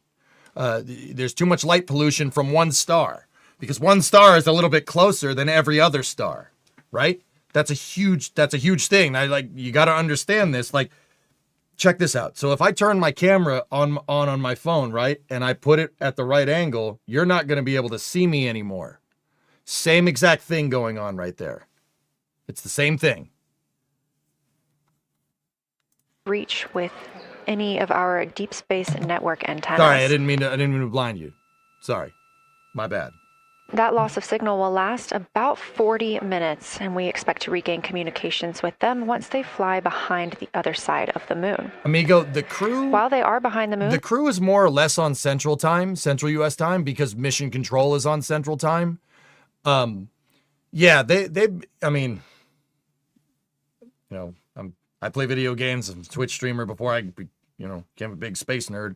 They go to bed when like gamers go to bed, like 1, 2 in the morning. They're not going when the normies go to bed right now. You know what I'm saying?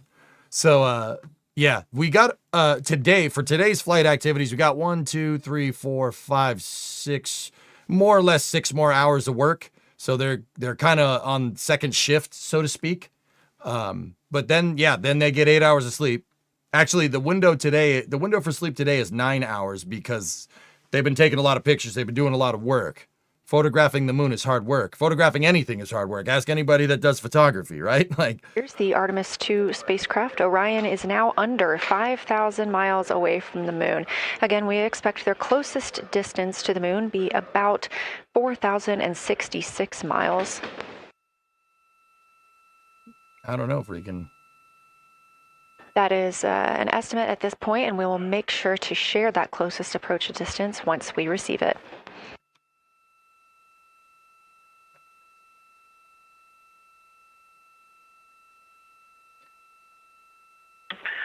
Houston integrity question, did you just want us to cool the window with the condensation hose, or did you want us to put the shroud back on and cool the window at the same time?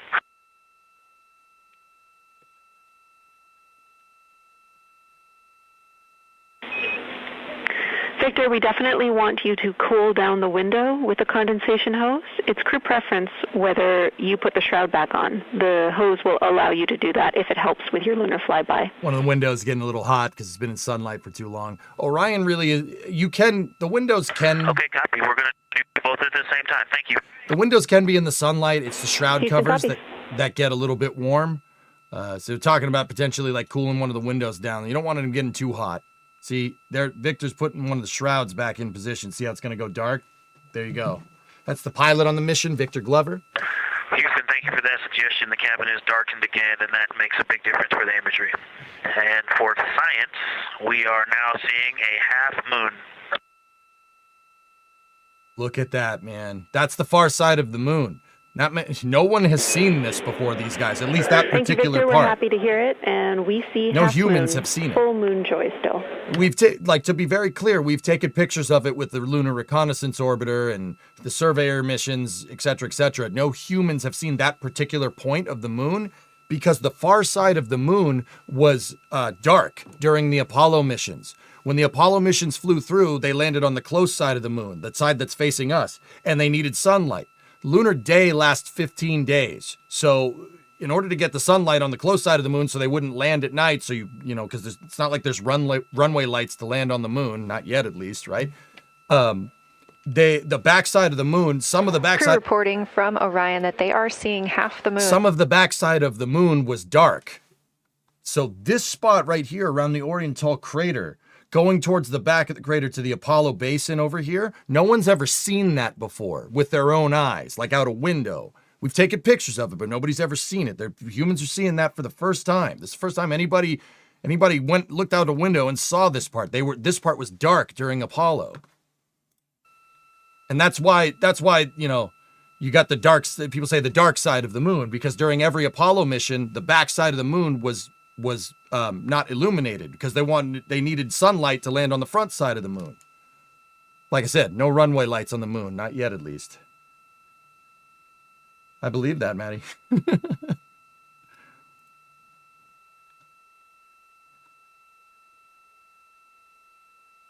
Should be crafty.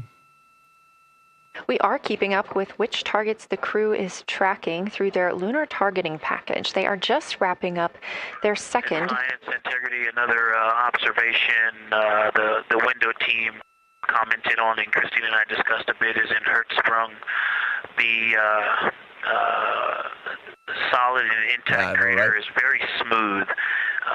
If it were a dirt road, it's very hard packed, and then you go outside of it, and that outer crater, that's the one that is older. It is a little rougher and more jagged, and starts to get into more loose-looking terrain. And the smooth interior also causes the craters that are inside of the larger crater, the smaller craters, to have really sharp edges, sharp, distinct edges. And just a general comment on that area, Hertzsprung, that whole area, the average albedo there is darker. That is, I would say, 3.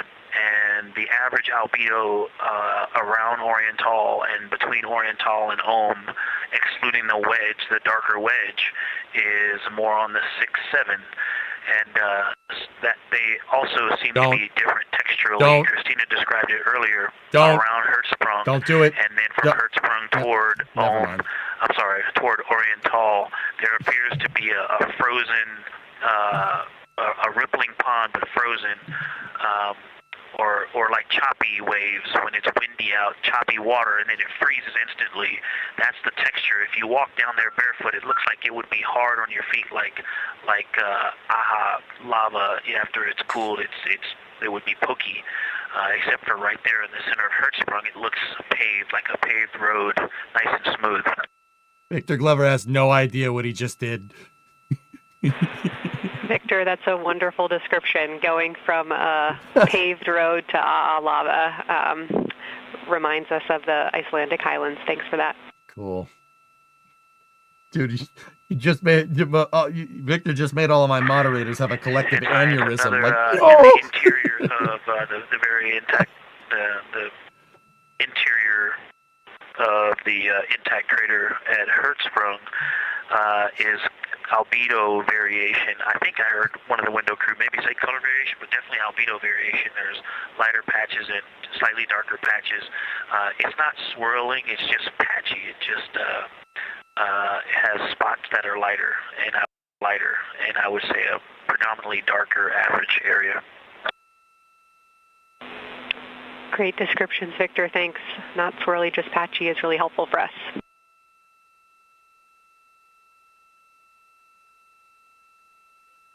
Victor knew exactly what he did. You had a bet on Polymarket. I'd believe that.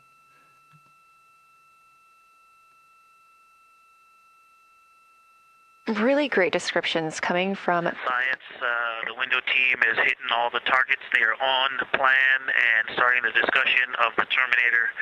And boy, I'm loving the Terminator. I think Terminator is this line right here. I know it's not purely a moon feature, but what it does to the features of the moon, to the terrain, I've probably spent the most time describing into my recordings and thinking about and looking at the Terminator. There's just so much magic in the Terminator.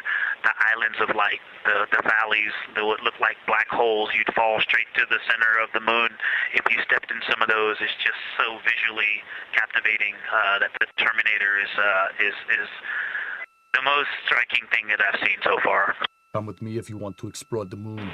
We've been loving your evocative descriptions, Victor. You really are bringing us along with you, and we're following along with visualizations that pale in comparison to your descriptions. Thanks. So if you weren't a fan of Terminator 1, don't worry. When they come out on the other side of the moon, you're going to see the Terminator on the other side of the moon. You're going to see Terminator 2.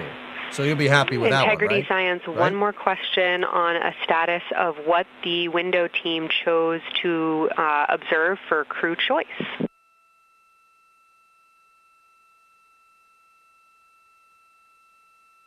So that's science officer Dr. Kelsey Young. She's the Chief Science Officer of this mission. That's the science desk and mission control here. And once again, the crew is in a lunar observation period. Basically, they have the windows on the capsule pointed towards the surface of the moon. They got DSLR, like really high-end DSLR cameras. They've been taking pictures like crazy out the windows on Orion. Once again, guys, we're at mission elapsed time 4 days, 23 hours, 20 minutes, 2 seconds for the Artemis 2 mission. This is the first time. Window 2 talked about Vavilov, look for suspended dust, and the Terminator. And window 3 about the experience and about the three-dimensionality of the moon this close. The first time humans have been... Wonderful. And another observation about Oriental, I would say, is the features going off to the southwest, the two large, almost look like scratches in the surface. I don't know if they're rays or canyons or collapsed lava tubes, but two distinct features that are almost parallel going off southwest from Oriental Basin. They are the first things that made me notice parallax of our trajectory looking out at Oriental. That and in the inner walls of the east side of the crater rings, you really get a sense that we're flying over something with elevation and terrain, and they look different from this orientation. Love to hear it, Victor, and you had it that those chains are actually crater rays, secondary craters formed from the formation of Oriental. How many shared parts did the Orion craft use? There's only one habitable volume, Spinner. There's only one room. Of crater rays, it's about 9 cubic meters. Off to the north, 316 cubic feet. I'm not going to talk over them.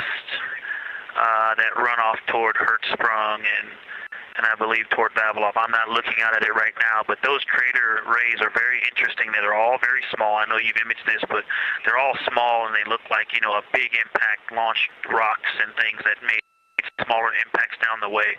But something very interesting, and again, you can see this in imagery, but some of them are parallel, and then some of them converge toward the center of Oriental. And then I think I even saw some that maybe diverge, not diverge, but that are convergent, which indicate multiple large impacts that created a lot of secondary impact crater rays. Fantastic, Victor. And I'll note that we can infer that you're looking down at your freshly named Integrity crater, which is near the end of one of those beautiful crater rays from Oriental. Thanks for the description.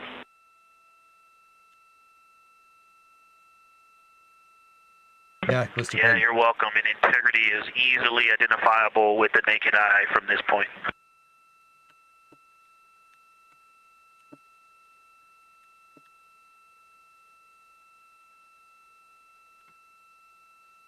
Yeah, so the crew charted an unnamed crater near the Oriental Basin over here, and they named it after their vessel. They named it after Integrity.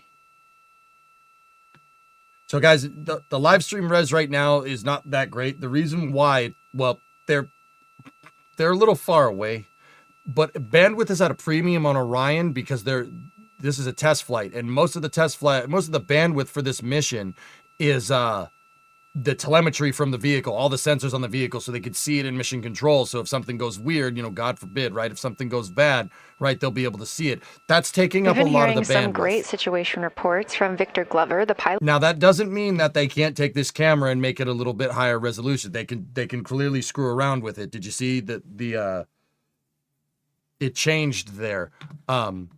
They can mess with it, but I mean, at the end of the day, you're only going to get so much use out of a GoPro Hero 4 because that's what this is. It's a Hero 4 out on the solar panels. They're using the Wi-Fi on Orion. Yes, it has Wi-Fi, and yes, they have their phones. The astronauts have their phones, and yes, they're in airplane mode.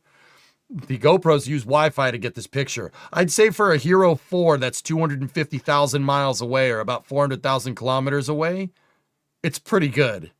That's a pretty good picture for a GoPro. Like, I mean, I'm just putting it out there, dudes. It's into the flight of Artemis 2, and we are it's pretty standing good. by for their That's lunar pretty good loss for a GoPro, of signal dude. in about 43 minutes. Again, the spacecraft will fly behind the moon, and during that time, we won't have communication with them. Yeah, and it will be out of reach of our deep space network. It changes every time I talk about it because that's streamer luck, dude. You ever watch a streamer and they're like, oh yeah, I never screw up this task that I'm doing, and then they immediately screw up the task that they're doing? That's streamer luck. I have streamer luck. Everyone has streamer luck. You ever watch a Let's Play and they're like, oh yeah, this boss should be easy. Gets one-shotted by the boss. Streamer luck. Absolutely a thing. The science team is interested in learning about the topography and the color of the lunar surface. And it's already been very interesting to hear that they have seen colors like greens and browns while looking at the moon.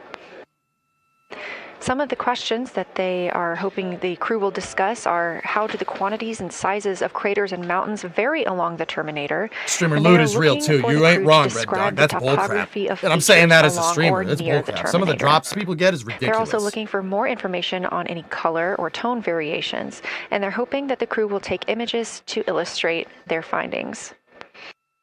Glover reported earlier that the crew has missed none of their targets when they are photographing at the window.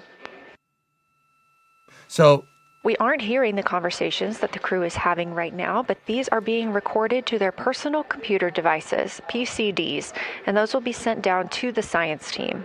The science team will have a conference with the crew tomorrow morning to discuss their findings and experience when looking at the moon today. Captain's log, stardate 23.9, rounded off to the nearest decimal point.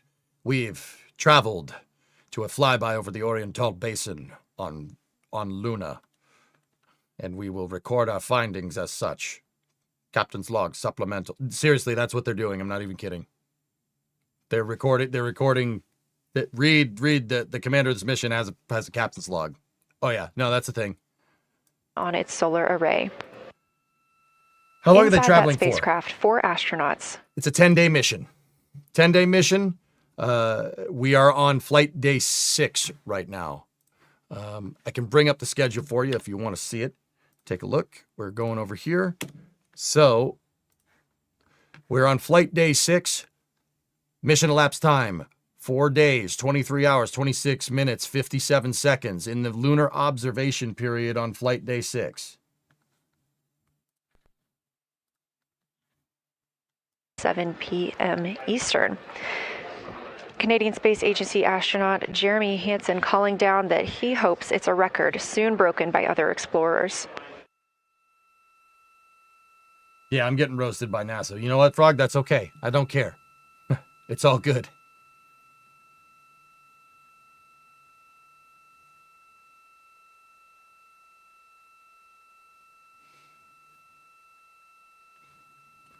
"40 hours is crazy. Darkness, so what I've been doing for this mission, because I'm a gigantic space nerd, I don't know if you could tell, I am on the crew's sleep schedule.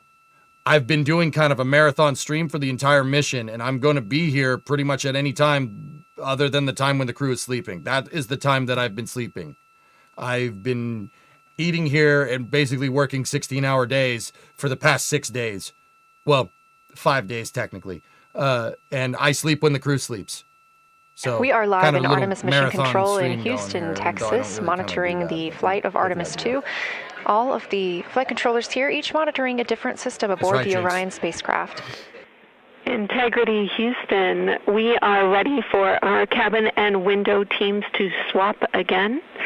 We have a 15-minute handover time here, and I have a couple of items I want to read up to you. They'll require you to write something down on your knee boards, so let me know when you're ready.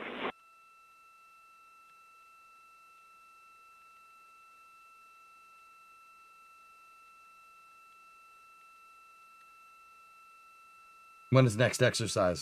Not in the suit. Okay, dude. Houston, we are ready. Yeah, Deep Space Network handover. Copy, Integrity. First of all, once you start this next shift here, during this lunar observation shift, we will begin our lunar LOS, so you can expect a call from me a few minutes prior reminding you.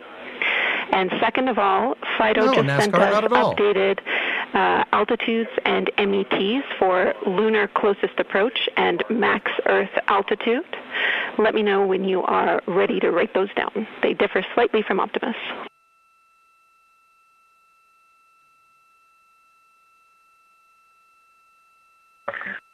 Thanks, Jenny. We are ready to copy. Lunar closest approach will be at MET 5 days, 0 hours, 25 minutes, 34 seconds. And the altitude will be 4,067 statute miles.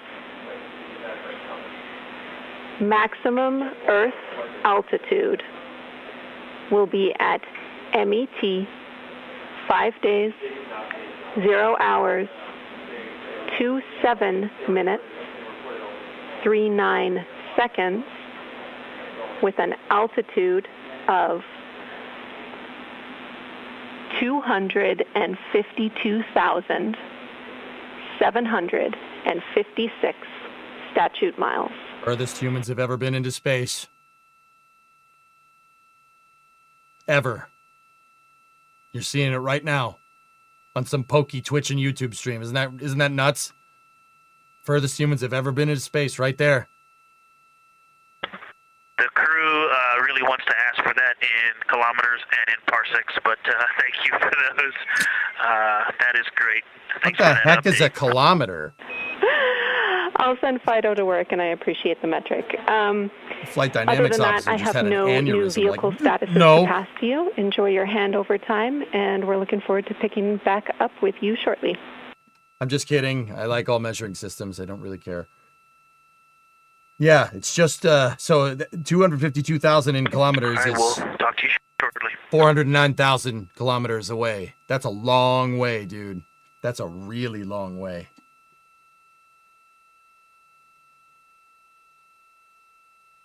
That is by far the furthest that people have ever been. Those words called from Capcom Jenny Gibbons, CSA astronaut and Artemis 2 backup crew member to the crew working aboard the Orion spacecraft. How many barleycorns is that? Had a little bit of a view inside the 350? cabin. As you can see, it is very dark. The crew has turned off the lights, and the light that you were able to see is coming through the window. Yep. A reflection of Earthshine and from the moon. Yeah, we use kilofeet here, base 10 feet measurement. Kilofeet. How many kilofeet is that? The crew is moving into their next observation block, meaning they are taking time to switch cabin and window teams. We've had Reed Wiseman and Jeremy Hansen at the windows taking pictures and making annotations and recording some audio files that will be downlinked later to the science team. Meanwhile, Victor Glover and Christina Cook were in the background serving as support. They were also timelined to enjoy a little bit of their midday meal. How could you eat lunch when the moon is that close? Now that we are swapping positions, the support team becomes Reed Wiseman and Jeremy Hansen. They will be in the background helping with SD card swaps, as well as providing those situational reports to the science team. Victor Glover and Christina Cook will be the astronauts at the window, photographing and speaking into those PCDs, portable computing devices, about what they're seeing on the moon. It's in the schedule. As you heard Capcom Jenny Gibbons call to the crew, this block is also when we will lose communications with the crew. That LOS, or loss of signal, scheduled to be less than 35 minutes from now. We anticipate to be out of signal with them for about 40 minutes, and will regain that communication once they've flown around the other side of the moon. Dangerous part of the mission coming up.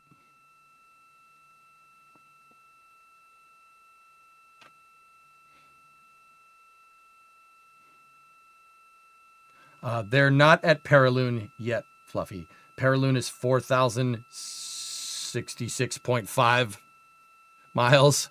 Or about 6,200 kilometers. They will be in signal blackout when they get to their closest point, approach on the moon.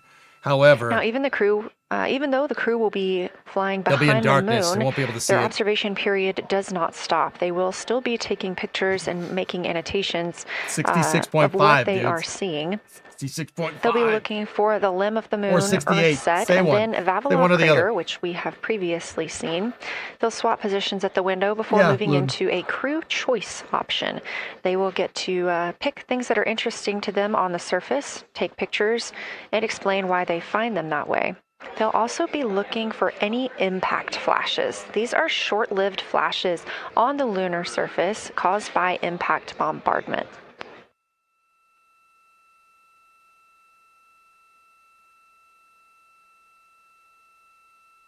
Just before Earthrise, the crew will be looking for lofted lunar dust. This may be lofted just above the lunar surface, and we could only see it just before Earthrise along the dark western limb. Any Earthshine would illuminate potential lofted dust. But once the crew is all the way around the Earth, the brightness of the Earth will wash out any of that dust they might be able to see.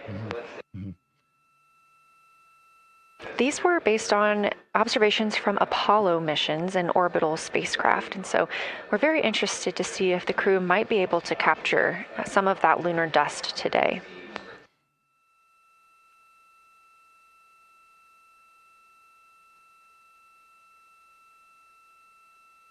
Following that lofted lunar dust target, the next will be Earthrise.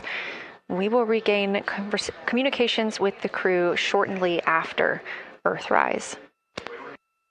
Should be going into signal blackout in about 25 minutes.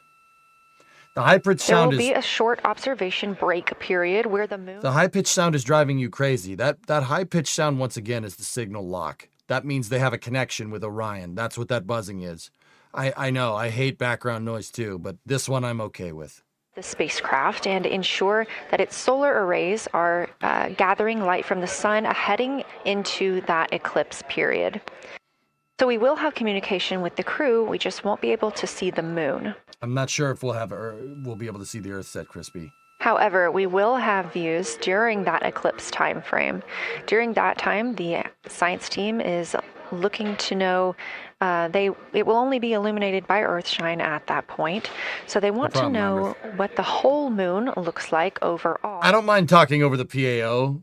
That's NASA Public Affairs Officer. That's Leah Cheshire Mustachio. She's cool. I will not talk over the astronauts. Absolutely not.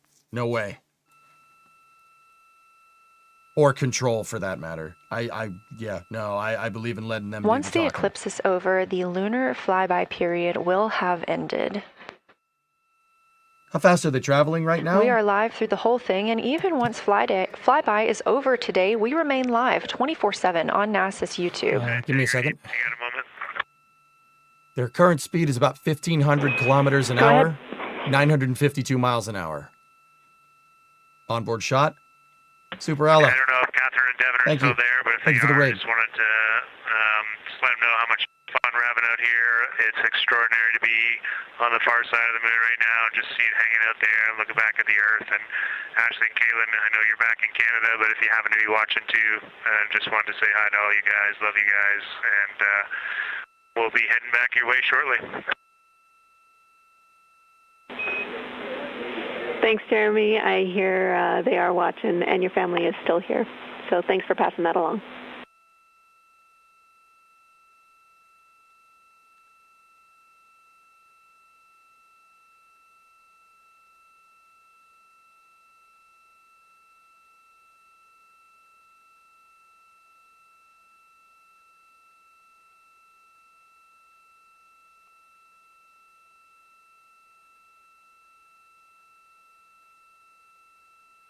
Doozy, they'll be moving through the dark side of the moon here momentarily, probably in the next 20 minutes. Keep in mind, there's no dark side of the moon. That's not a thing. There's the far side of the moon. The moon is a tidally locked celestial body, meaning one side of the moon is always facing towards us. The reason why it got the reputation for dark side of the moon is because during the Apollo mission... This view inside the Orion spacecraft, and during the Apollo missions, they wanted light. They wanted the daytime to be on the close side of the moon because there's no runway lights on the moon. You can't land in the dark. You can't see the ground. So they wanted to land when the ground's illuminated, right? That'd be kind of nice to see the ground, right? Good call, right? So if there's day on one side, there's night on the other. The dark side of the moon also got its name for not being able to have comms out there. You can't transmit back to Earth if there's a moon in the way. So, it's dark, as in, no radio communications. Now, NASA is working on a lunar relay network with a company called Intuitive Machines to be able to solve this blackout problem for the far side of the moon. The reason why we haven't solved it yet is because we haven't sent people back in a half century because we decided low Earth orbit would be more fun to do. I don't understand why, but hey, whatever, it's fine. We don't judge. So, during this flight, the far side of the moon is partially illuminated. Those shots outside of that we saw a second ago was half of the far side of the moon. So because this mission isn't landing, they don't need to worry about lighting conditions during a landing site because there's no landing site. Why are they not landing? The landers aren't ready yet. Same thing happened to the Apollo program. Apollo 8 flew with no lander because the lander wasn't finished, right? So the backside of the moon is partially illuminated. Yeah, and they were the first humans to ever see certain parts of the far side of the moon because during all of the Apollo missions, it was dark. Now, don't get me wrong. We've taken pictures of the far side of the moon with probes, the Lunar Reconnaissance Orbiter, right? Lunar Reconnaissance Orbiter has been out there for like it launched in 2009. So that was 5 years ago, right? Like, obviously, it wasn't old. So, yeah, see right there? That's the far side of the moon. This is all the far side of the moon. Earth is like, if you could look at a bigger shot of this, Earth is like over here. It's if we could get a wider angle of this particular shot, you'd be able to see Earth. It'd be down there, but it's a crescent. It wouldn't look like Earth. It would look like the moon. But yeah, they're going on the backside of the moon, and we should be entering loss of communication here very soon. 30 minutes later. They will still be photographing the moon, and it's going to be about a 40-minute loss of signal while they transit the backside of the moon, just like during the Apollo missions. Same idea. In fact, Artemis 2 is flying on a very similar trajectory to Apollo 13, albeit for different reasons. This is flying on Apollo. This is flying on a free return trajectory like Apollo 13 because they're trying to shake down the capsule, trying to make sure that this thing works. So we could get, so we have a vehicle that can get us out to the moon, right? Probably a good idea. Probably make sure to test that because, what happened with Apollo 13, they flew this trajectory not because they wanted to. Let's leave it at that. Spacecraft exploded partially on the way out on Apollo 13. And they had to fly this trajectory as a bug out strategy to get back to Earth quicker.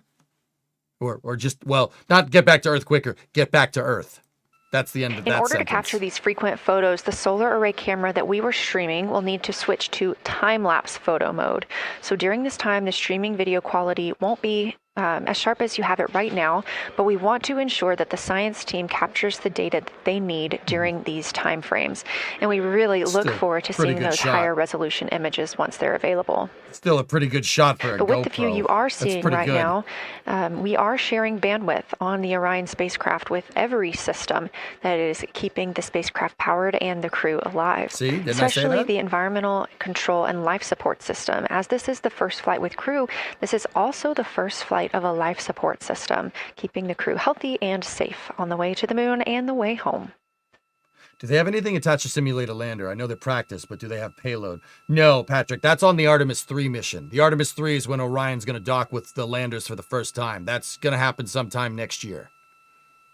They did depressurize the cabin, not fully. They depressed the cabin down. On the timeline, we're getting towards the end of the cabin and window team swap period, but it looks like our astronauts, Victor Glover and Christina Cook, are already photographing the moon outside of those windows. The next target is Ohm Crater, and this is something that they have photographed previously during the flyby. This is a small, complex crater with a prominent ray system, and as referenced earlier, it's the size of the Eye of the Sahara. That Eye of the Sahara is a feature in Mauritania. Seeing this crater more than once throughout the flyby allows the crew to photograph it at different lighting conditions. Sarkon, you watched a video showing the timeline of the universe and cried more than I have all year. You Those different lighting conditions help expose different portions. Why do you hate it? The universe is beautiful. And how it came to be a thing, that's beautiful. You shouldn't let that get you down. It's beautiful. Look at this place. This is only scratching the surface. There's a whole manner of stuff to learn out there. It's just, yeah, don't let it get you down. It's all good. When I look out there, you look out into the stars, I don't get overwhelmed. I say I want to go there, like I want to go figure that stuff out. It is overwhelming, I will admit. The end of everything, it scares you. Nah. Well, if there's an end, let's learn as much as we can before that happens, right? No. It's beautiful. It's a beautiful place. And we live in it. We're a part of it. It's awesome. And I mean awesome in the very actual sense of that term. It's awe-inspiring stuff. Where's Orion in relation to the moon? Didn't you have another display for that? I can show you a small infographic that'll get the point across a little bit better. Orion is about to go around the backside of the moon. NASA eyes would probably be better. So check it out. Again, this view inside the spacecraft. This is where they are. Crew continues photographing the moon outside their windows. They have turned the lights off to allow them to better get photos of the moon, preventing any reflections from coming in from the spacecraft. So they're about to transit the far side of the moon. See? Once we lose line of sight with Earth, no signal. It's about a 40-minute transition. It's one of the most dangerous parts of this mission. No mission control. There is Uranus is over there. Yeah. Your mom's behind the moon, though. She has more gravitational pull.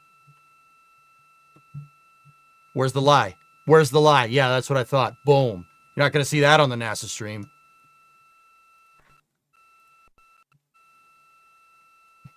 I'm going to go get a water. I'll be right back.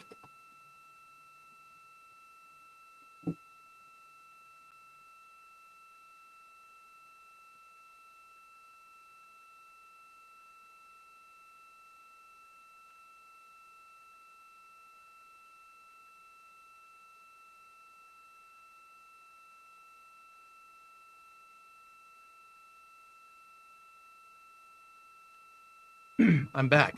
Hey, why are you booing me? I'm right. I would say more like Jupiter.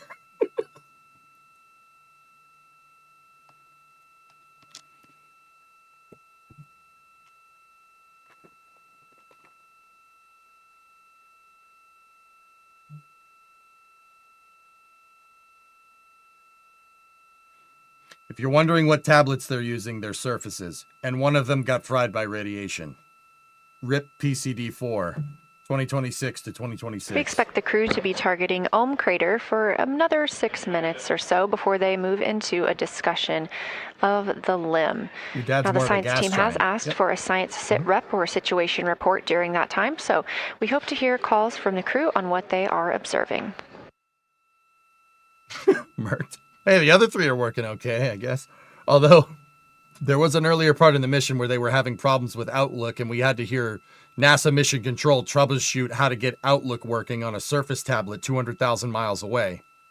No, I'm not kidding.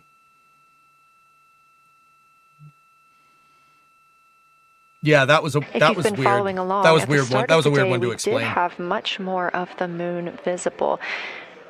And even just an hour or so ago, we could see about half of the moon. We are now continuing to see more of the far side and that darkness where the moon is not reflecting light from the sun.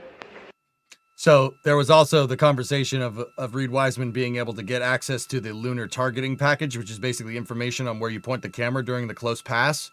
And he couldn't get it to load. So NASA went through did you turn it off and turn it back on again? Yes. Did you clear cookies? Yes. Did you clear cache? Yes. And that fixed it. Not even kidding. Yeah. Earlier, we were also able to see some of those darker portions that that happened. Flow, I'm serious. Also, the toilets often see on the near side of the moon and that we can all see from Earth. That has mostly gone away. We are now just seeing very little of Oriental. That's down to the bottom right of the moon. You can see just a small dark portion near the limb.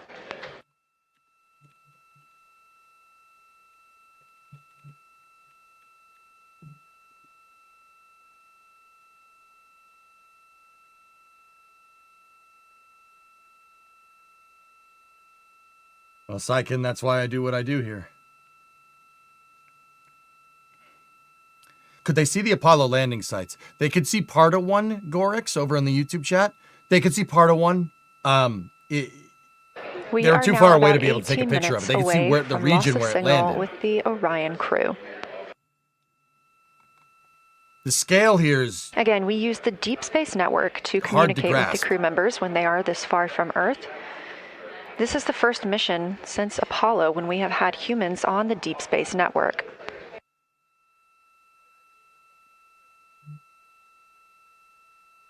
Are they sending laxatives on Artemis 3? Well, Zero Top, the conspiracy guy inside of me is saying that they're stress testing the toilet because it's a test flight. They gave these guys tuna casserole for lunch. Tuna casserole? Like, bro, you trying to break the toilet? Like, to the moon to be at MET or mission real. elapsed time of 5 days, 25 minutes and 34 seconds. At that time, they gave them curry yesterday. 4,067 statute miles above the Earth's surface. What's wrong with you? Live on board right there. Once again, that light is the window. Just over 2 minutes later, they will reach their maximum distance from Earth. I think that one is at mission elapsed time of 5 minutes, 5 days, 27 minutes, and 39 seconds. Oh no, that is the window. That's the port side window. Look, Victor and Reed are taking pictures out the two main windows. Orion has 4 of them. They have one here, one there, and then there's one on the other side. The one over here is shrouded. This one is not. This is where if you hear the astronauts making observations about what's going on, they're looking out that window. But they closed off a lot of the windows here. They shrouded that window on the other side because the glare, because they're trying to take pictures. That's what Vic's up to right there. Shrouded. It's a space blind, Ghost. They have a blinds. They put the blinds down. Problem is the blinds keep overheating because the sun up there gets pretty intense. Yeah, that's not a light on board. That's the sunlight being reflected off the moon. You know, some swamp gas reflected off of Venus. No, it's the albedo that's being reflected off the moon going into the craft. They have the windows on Orion pointed at the moon so they can take pictures of it, right? So that's the reflected light coming off the moon. It's bright. It's bright. Did I have a flashy thing? No. No. No.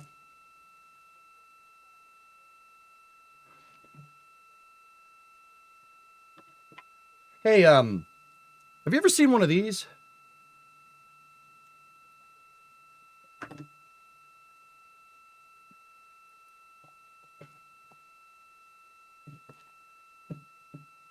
What? They're out at the moon. What?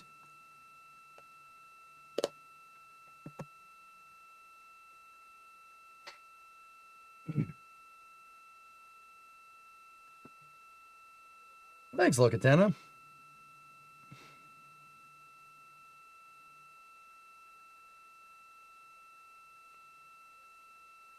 I pulled. No, I don't think so. But maybe. No, they're... I mean, I don't know. You can get a light that bright, maybe. Your general chat in your Discord is moon maxing.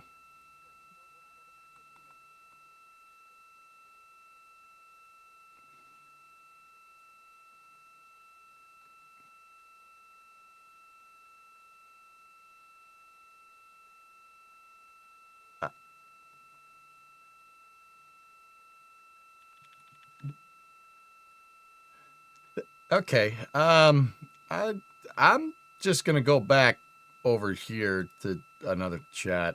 Just all right. Is there a viewer number record? We went over 10,000 today, Ninjaneer. That's the record. I don't know exactly what it is. I'd have to go look. Because I usually don't have the view count up. I don't believe in just watching the view count incessantly. Be like, oh my gosh, I have this much viewers, so this type of content will be better.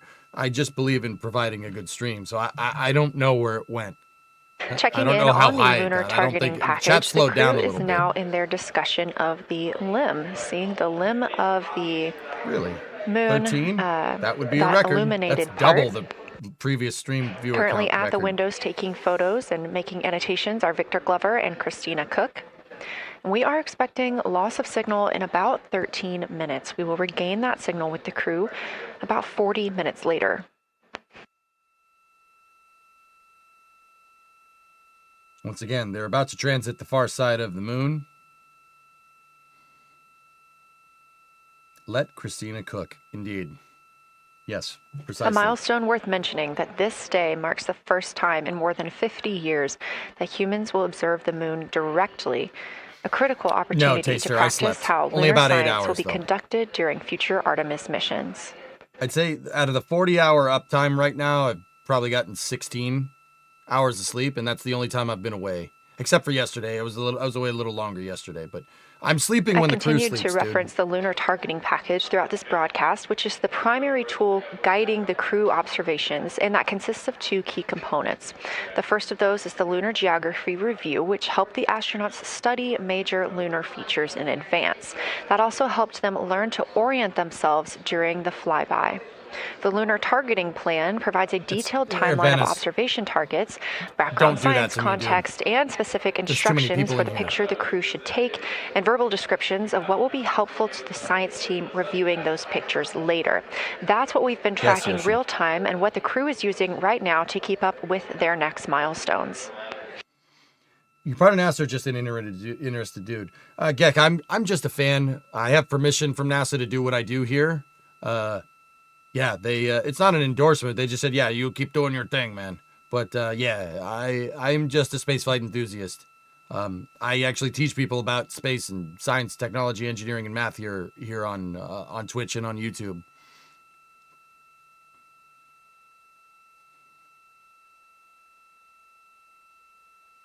And yeah, I do work for another YouTube channel from time to time called NASA Spaceflight. They're an independent space news journalism outfit.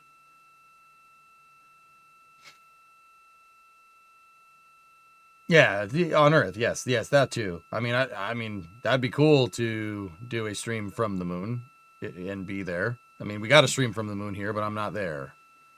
I'm in my shop, at my house. That's good too. Subtle, strong, bad reference acknowledged. Thank you. Will Earth enter the frame before loss of signal? You know what, Myers? I'm not sure. I really hope so. How much time to the closest approach? Within the next 30 minutes, Novius, but they're gonna be in a signal blackout when that happens. We won't be able to see it live. They are gonna keep taking pictures though.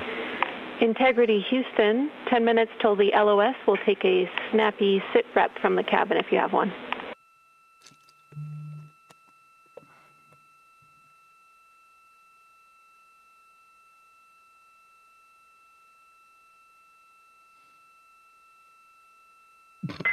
Okay, Jenny, that came, we missed most of that, but just a 10-minute warning, is that what you're saying? 10-minute warning for the LOS, and I'll take a quick sit rep from the cabin, please. 10 minutes, Hokie. Hey, Shinar, what's up, dude? Cabin is still full of excitement. We've got Christina in window 2, Ike in Victor in window 3. Reed's actually been trying to get some images out of the docking tunnel. We can see the Earth and the Moon and part of the Moon out of the docking tunnel, which is pretty good. And I'm just grabbing some footage right now with our interior cameras.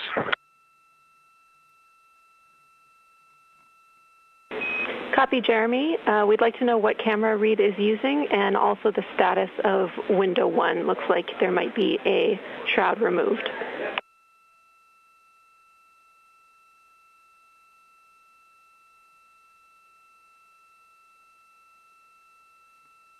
Okay. Reed was using the Z9, and the T-shirt shroud is still on window 1, but we took the camera out of it. So maybe that's what you're noticing. But when I looked in there, I saw a lot of sunlight reflecting around. Copy. That makes a lot of sense to us, Jeremy. I want to remind you, coming up on this LOS, it will take sit reps in the blind. And as more and more of the Moon is in darkness, we will take any report you have on impact flashes.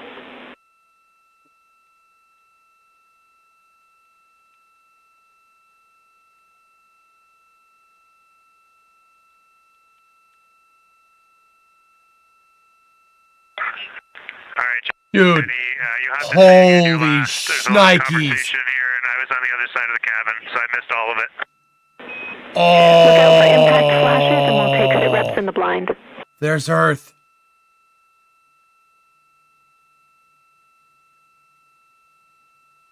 Okay, impact flashes, sit reps in the blind. We got it. And yeah, just so you understand that is what's the going on with coolest thing window I've ever 1, seen, dude. There is light coming through the outer hall from window 2 into the inside of window 1, if that makes sense. Like, I can see the inside of the vehicle when I look between the 2 panes of glass. Copy.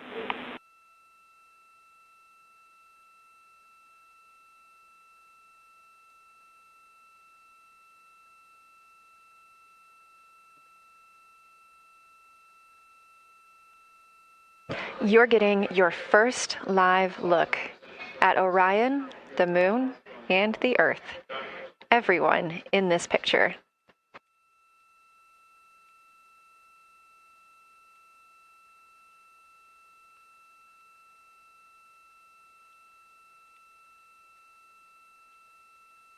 This is a live view from the Orion spacecraft. It's one of the coolest things I've ever seen in my life. I think that Currently that actually Orion, might be the 4 coolest. crew members: Reed Wiseman, Victor Glover, Christina Cook, and Jeremy Hansen. And on the Earth, all of us, all of humanity. You can see the Moon is starting to get a little bit dimmer as the astronauts are going to pass behind it. Now 6 minutes and 26 seconds away from that loss of signal. Again, we will be out of communication with them for about 40 minutes until they come around the other side of the Moon and we can re-establish contact.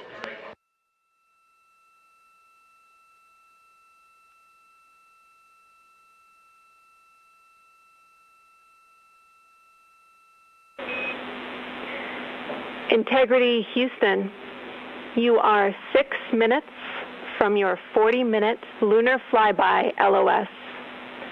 From all of us, it's a privilege to witness you carrying the fire past our farthest reach. Thank you. Godspeed.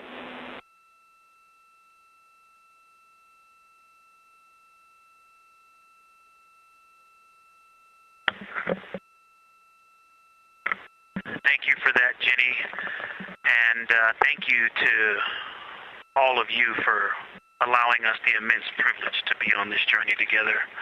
It's quite amazing. And as we go on this journey, thinking about the NASA mission to explore the unknown in air and space, to innovate for the benefit of humanity, and to inspire the world through discovery. And as you've gone along on this journey with us, hopefully we're doing just those things. And as we get close to the nearest point to the moon and farthest point from Earth, as we continue to unlock the mysteries of the cosmos, I would like to remind you of one of the most important mysteries there on Earth, and that's love. Christ said, in response to what was the greatest command, that it was to love God with all that you are. And he also, being a great teacher, said the second is equal to it, and that is to love your neighbor as yourself. And so, as we prepare to go out of radio communication, we're still going to feel your love from Earth, and to all of you down there on Earth and around Earth, we love you from the moon. Right back at you, sir. Houston copies. We'll see you on the other side.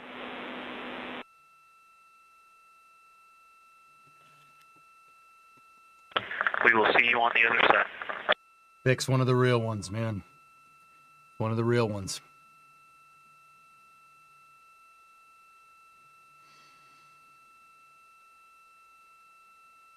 A little bit, Nathan. It's hard. This is a critical phase in the mission, is what it's called. This is radio blackouts, no joke. 40-minute loss of signal here as the Artemis 2 crew goes and transits the far side of the moon. They're gonna keep the pictures going, but if you haven't seen this, that's the moon in the foreground there with us behind it. That's crescent Earth, being viewed from the backside, almost the backside of the moon.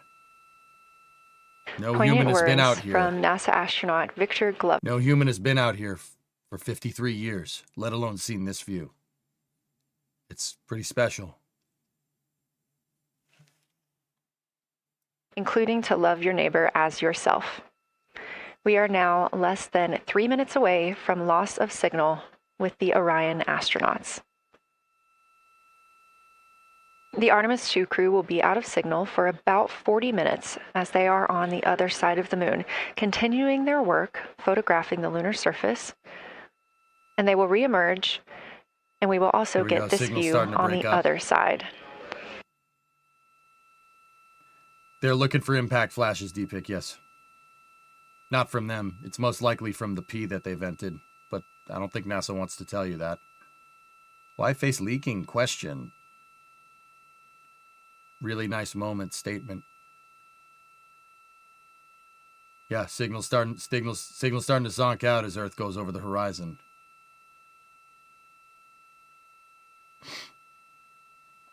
I do not leak. You leak. Crashed while looking at flowers?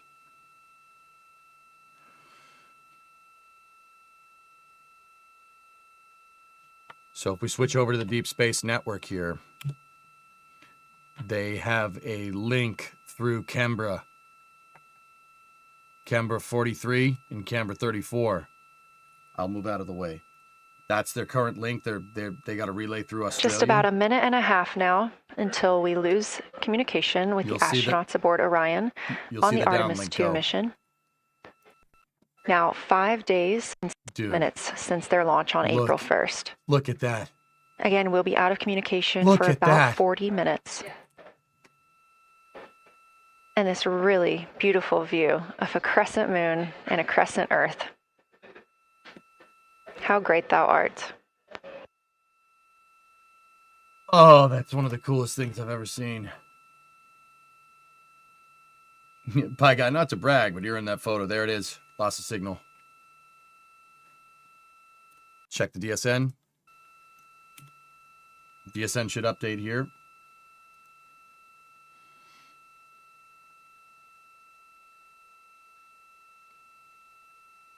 Godspeed, A2. See you in 40 minutes.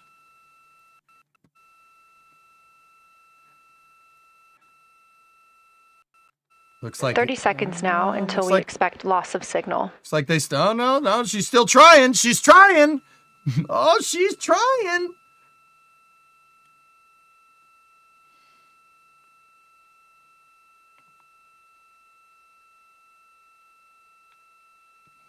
Signal's still holding for now. Nope, they lost it.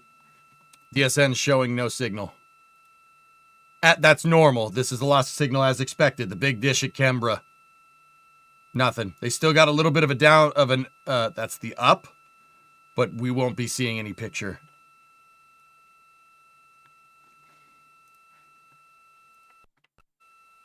So once again, the Artemis 2 crew is transiting the backside of the moon right now.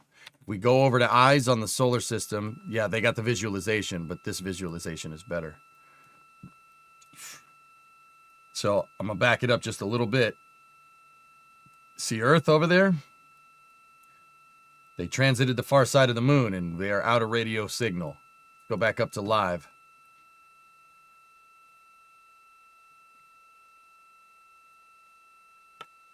And we have confirmation of loss of signal of the Orion spacecraft as it flies behind the moon. We expect to regain communications with them in another approximately 40 minutes. This was expected as their spacecraft is now out of direct line of sight with Earth and behind the moon. And this is a poignant moment as it's the first time in over 50 years that we have humans completely unreachable by anyone else on Earth. No matter how distant or secluded, we could reach anyone living on Earth, but while the crew flies behind the moon, it's simply impossible to make contact with them. This is a live view inside the science evaluation room here at Johnson Space Center and just down the hall from Mission Control. This team has been monitoring the flyby all day as the team has continued capturing targets on the lunar surface. We could go to a little bit of a different. We even got to see this team in action as they were helping the astronauts identify some of the features they were seeing on the moon, but not expecting. Dude, did Arrow go out because they don't have a signal?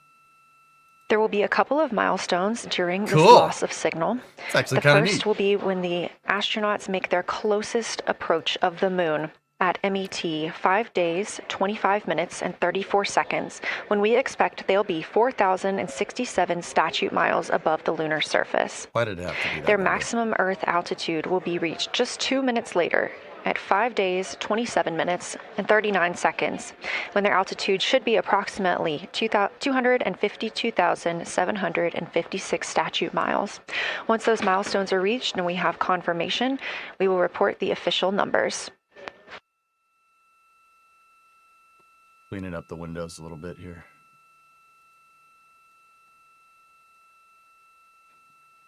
There we go. Much nicer. Throughout the Artemis 2 mission, astronaut voice, images, video, and vital mission data must traverse thousands of miles, carried on signals from NASA's powerful communications systems, the Near Space Network and the Deep Space Network. Let's learn a little bit more. Are we learning? NASA's Artemis 2 will send 4 astronauts around the moon. Is sending 4 astronauts around the moon. Sorry, past tense voiceover man. Enabling communication and navigation for this test flight are NASA's Near Space Network and Deep Space Network. With antennas around the world and a fleet of relay satellites, the networks will deliver vital data to and from Earth through all phases of the mission. The networks are seamlessly integrated at NASA's Johnson Space Center in Houston, Texas, where Mission Control coordinates the network handovers. These transfers represent a delicate dance between the two networks, exchanging support as the mission shoots toward the moon.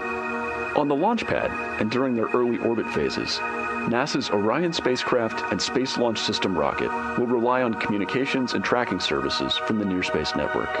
After its translunar injection burn, the Deep Space Network's global array of antennas will serve as Orion's primary communication support during lunar orbit. As the mission journeys farther into space and away from Earth, signal strength weakens and bandwidth is conserved for crew communications. The astronauts will have a near constant connection to Earth, ensuring their safety on a journey farther into space than ever before. We say near constant because as Orion goes behind the moon, a planned loss in communications will occur. The Deep Space Network will be standing by to reacquire the signal as Orion reappears. The Artemis 2 mission also provides an opportunity to test new capabilities. Using laser links, NASA will periodically transmit Orion data to showcase the benefits laser communications could have for future human spaceflight missions. The data from Orion, sent by radio signals or laser links, is massive. The mission is gathering images, data, and video, while also generating details about mission health and crew voice files. All of that data gets processed here on Earth, where systems compress it for efficiency. In the future, we'll upgrade these systems on Earth so that image and video clarity improve with each moon mission. With the Artemis 2 test flight, we're evaluating the communications infrastructure that will help carry us into the future as we explore the moon and journey forward to Mars.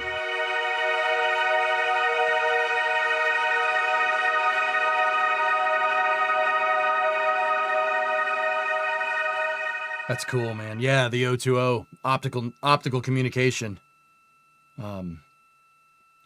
They should be coming up on Paraloon, or low point, closest approach to the moon.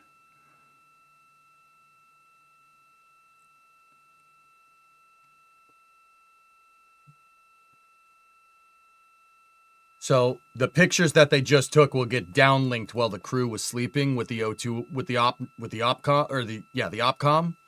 And they'll post about them tomorrow. Some of those pictures, man, are going to be some of the gnarliest things you've ever seen. But there still are other pictures to be taken. Earthrise should be happening in about, 35 minutes. We are now about 33 minutes until we expect to regain communications with the astronauts aboard Orion. And in the meantime, I've got Dr. Kelsey Young, Artemis Science Flight Operations Lead, here with us. Thanks for joining me, Kelsey. Thanks for having me. This is such an exciting day. Oh, no kidding. It has been so cool to hear you communicating directly with the crew. Hey, Lunar, thanks for the 5 memories on YouTube. I know that you have been preparing for this for years, so I'm so excited for you and for your team. So just to get into that background a little bit, tell me about your background and what you've been doing on console. My background is as a field geologist. Actually, I studied impact cratering in the field for my PhD, so all these descriptions of impact craters have me just absolutely swooning. How I got into this, though, is, during my PhD, I got an internship at NASA and ultimately never left to integrate science into flight operations. So we developed the Science Officer Console, for which this is the first mission we're supporting. We developed the Science Evaluation Room that's right upstairs, and so it's so gratifying to see this operation structure come to fruition, especially on a day like today. I would have to imagine so. And we've got a great view of the Science Evaluation Room right now. Is there anything that has stood out to your team so far? Absolutely. So as you might have heard in some of the press briefings and content that, we've been putting out, color and albedo were really exciting targets for us. We've heard several amazing color descriptions so far. Just to highlight maybe one of them, we heard about greenish and brownish hues near Aristarchus, which is actually a feature that we can see here from the near side. And those greenish hues could actually tell us something about the volcanic evolution of that area. So you can bet that the science team is going to be prioritizing downlinking those images and the crew audio that we didn't hear that went into those recordings to learn a little bit more. Wow, that is fascinating. I was hearing those colors and very interested just from a personal standpoint, because looking at the moon from, 250,000 miles away, we don't see green or brown. So just hearing that, them being so close and getting to see that, fascinating. And I know very exciting for you. So what are you expecting to see in the upcoming portion of the flyby? The upcoming portion is actually going to be really exciting. So right now, as we speak, while folks in the room are kind of taking their stretch breaks and everything, the crew are still hard at work. They still have targets to image and describe during this LOS. But when we come out, the first thing, of course, we're going to hear about is Earthrise. We're really looking forward to hearing about the crew's experience with something that we can connect with and that, Apollo 8 brought us such amazing images from. But then we start to get into describing the Terminator, as well as looking for things like lofted dust, which tell us about the modern lunar environment. Then the vehicle's going to orient away from the moon for an hour and then pivot back for the eclipse observations, which is a whole different set of science observations that we're really looking forward to. It's kind of nice that the crew will get a little break in there because they have been hitting it hard today with photos and videos and annotations. What are you hoping that the crew sees coming up? Is it that lunar dust? Oh my goodness, that's a hard question to answer. I mean, we've already gotten such great descriptions. I mean, the Terminator seems to just be like one of their favorite things to look at and describe. So I feel like, that was something we were looking forward to. I feel like we've really gotten some great descriptions. So absolutely, I'm looking to the human moment of Earthrise. Lofted dust is an exciting one, and lofted dust will be a target for them in the right around the time of Earthrise, but again in the eclipse period. So I'm really looking forward to seeing. I mean, they've already highlighted just in the course of their flyby so far how the moon has changed, and this is going to be even more dramatic change to go from their end of this kind of lunar illuminated piece of the flyby into the eclipse time frame. And I can tell you they're going to be experiencing a very different moon during that time, and I can't wait to hear what their observations are. Yeah, that's absolutely fascinating, and what an privilege that we get to do that on this mission, because that's not always the case. If we had launched on a different day other than April 1st or 2nd, we wouldn't have gotten to see that eclipse. Is that right? That's correct. April 1st and 2nd. I will say, I was asked a lot in the weeks leading up to the launch, well, what's your favorite day? And my answer truly was there is no bad day to launch to the moon. We were going to get great science out of it no matter what, but it's a really neat opportunity to, bring the sun into the picture, bring different planetary bodies into the picture while still literally keeping the moon in center stage. Fascinating. So what differences are we looking for at each site? We're hearing a lot of different terms. We're looking at craters. We're looking at mare. What are the differences that you're hoping to see?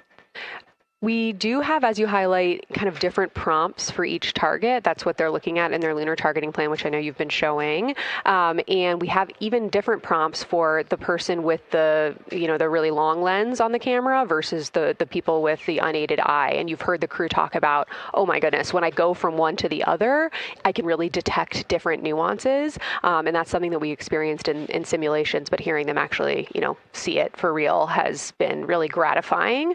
But we're looking for different things based on the target. Sometimes we're looking for color. Sometimes we're looking for texture. For the Terminator, we're looking at kind of what texture and morphologies pop out to you and what kind of diversity you see along the Terminator. You've heard, Victor especially make some comments about future impacts for exploration. So already I think that their descriptions in this first part of the flyby have told us something scientifically, but also about future surface missions. Well, it was so interesting to hear Victor talking about he was imagining in his mind's eye being down on the surface and walking around. That was very cool to hear. And when we're thinking about targets, I know some of them are determined based on the launch day because that determines the lunar illumination. So the ones that we're looking at today, how and why were these selected? Such a wonderful question. This really gets at at the heart of some of our really highest priority science questions. Illumination conditions is a big one, right? So of course we need the targets that we're interested on the lunar feature to be illuminated by the sun in order to view them, but the timing in which they see them during the flyby enables us to ask different questions. So you heard in the pre-flyby crew conference talking about, well, the same pair, Reed and Jeremy, will get to actually look at Glushko crater twice, and that looking at it from different illumination angles allows us to understand that feature better and connect color and albedo with topography and morphology. Then you have other craters where you want to look at it with the sun shining on it obliquely versus straight on, and that tells you something different about the scientific objective that drove the target being on the targeting plan in the first place. We've talked a little bit with the viewers today about what the crew is able to capture in this short time frame of those craters in different lighting conditions, could take years for something robotic to be able to do based on attitude maneuvers and where the sun is at. So can you just talk a little bit about the importance of having both the robotic operation and having the crew? Absolutely. We definitely don't want to minimize the impact of orbiting spacecraft. Lunar Reconnaissance Orbiter is the one that's often referenced. Data from LRO and its payloads have really been instrumental in getting us, frankly, to this point for Artemis 2 and future missions.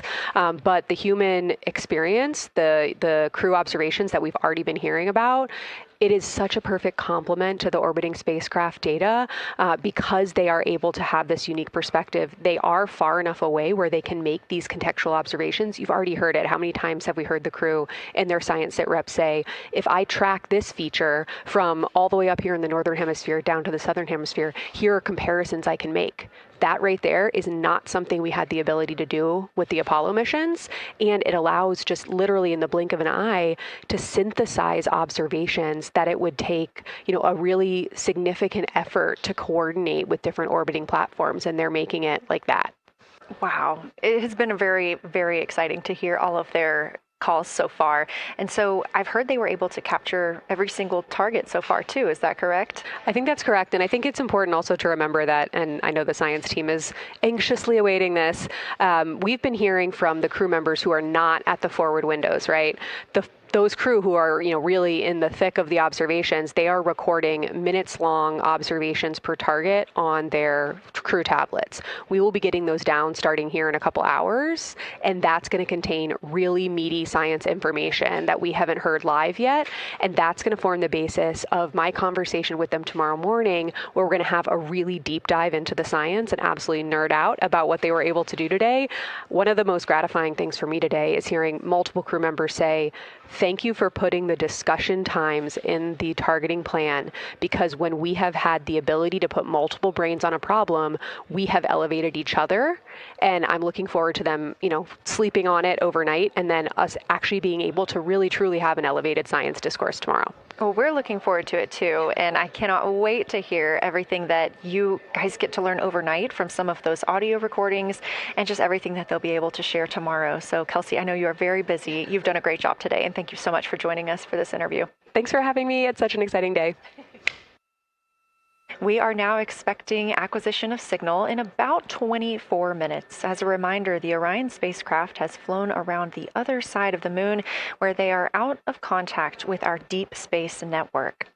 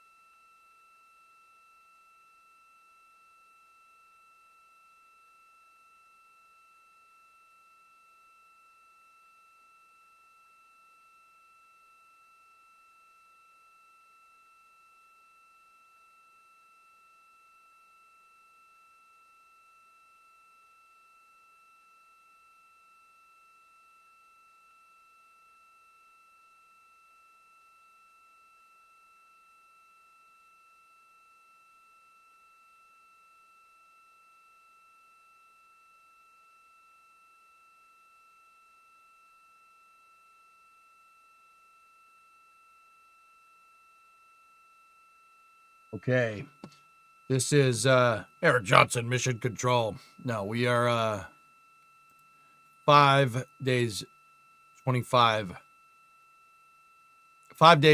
minutes, 58 seconds into the Artemis 2 mission. Right now, the Artemis 2 crew is on the back side. They're on the far side of the moon in radio blackout. They'll be in radio blackout for another 20 minutes here. It's a critical phase in the mission because, well, I'm not about to sit here and say all the things that can go wrong. I'll say that when we get reacquisition of signal, okay? But, yeah, they're out of radio communications. They're alone. And we just heard confirmation here in Mission Control Houston that we have reached the closest point of our destination to the moon. At MET, 5 days, 25 minutes, and 34 seconds, and we anticipate the spacecraft's altitude is approximately 4,067 statute miles above the moon.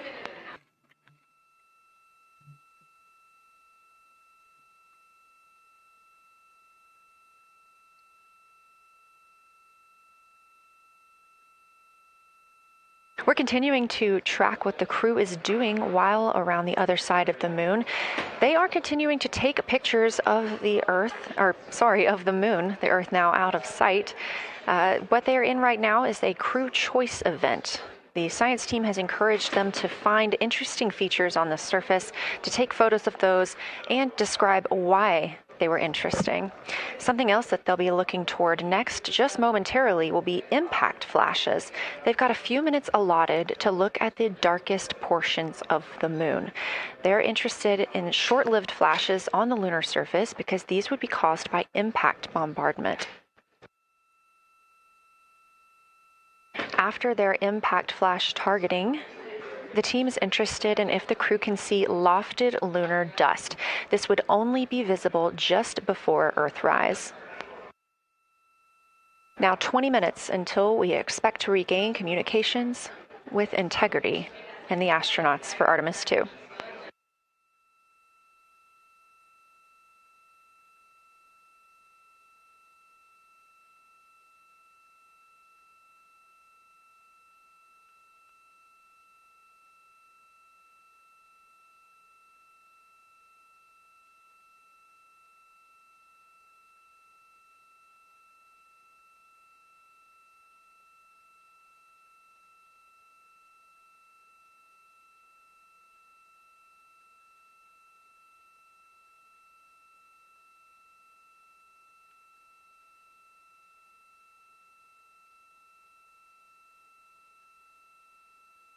We're live in Mission Control Houston at NASA's Johnson Space Center, but there's a team over 750 miles away also monitoring today's operations. And of course, just like us, they are in LOS, or loss of signal, with the spacecraft.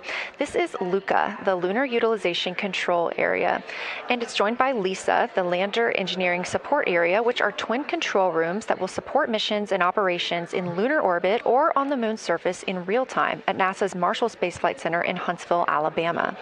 The LUCA and LISA are right next to each other and just a short walk away from the SLS Engineering Support Center, which is used during launch, and the POIC, where science on the International Space Station is monitored. LUCA primarily supports Artemis science operations, while LISA will provide engineering support for landing astronauts on the moon. During this mission, Artemis 2, teams in the LUCA will use the facility to support first-of-its-kind science operations to better understand the deep space effects of microgravity and radiation on the crew's physiology, immune systems, and ability to complete various tasks. The data from these science operations will inform future crewed flights to the moon. For future crewed missions to the moon, members of the NASA Human Landing System Mission Insights Support Team, a group of engineers, safety leads, flight operations experts, and technical authorities, will work in the LISA. There, they will monitor lander systems in real time and be involved in key decision-making processes throughout the mission. Teams are using the LISA during Artemis 2 to observe mission operations and using the opportunity to inform and prepare for future crewed landings to the moon's surface.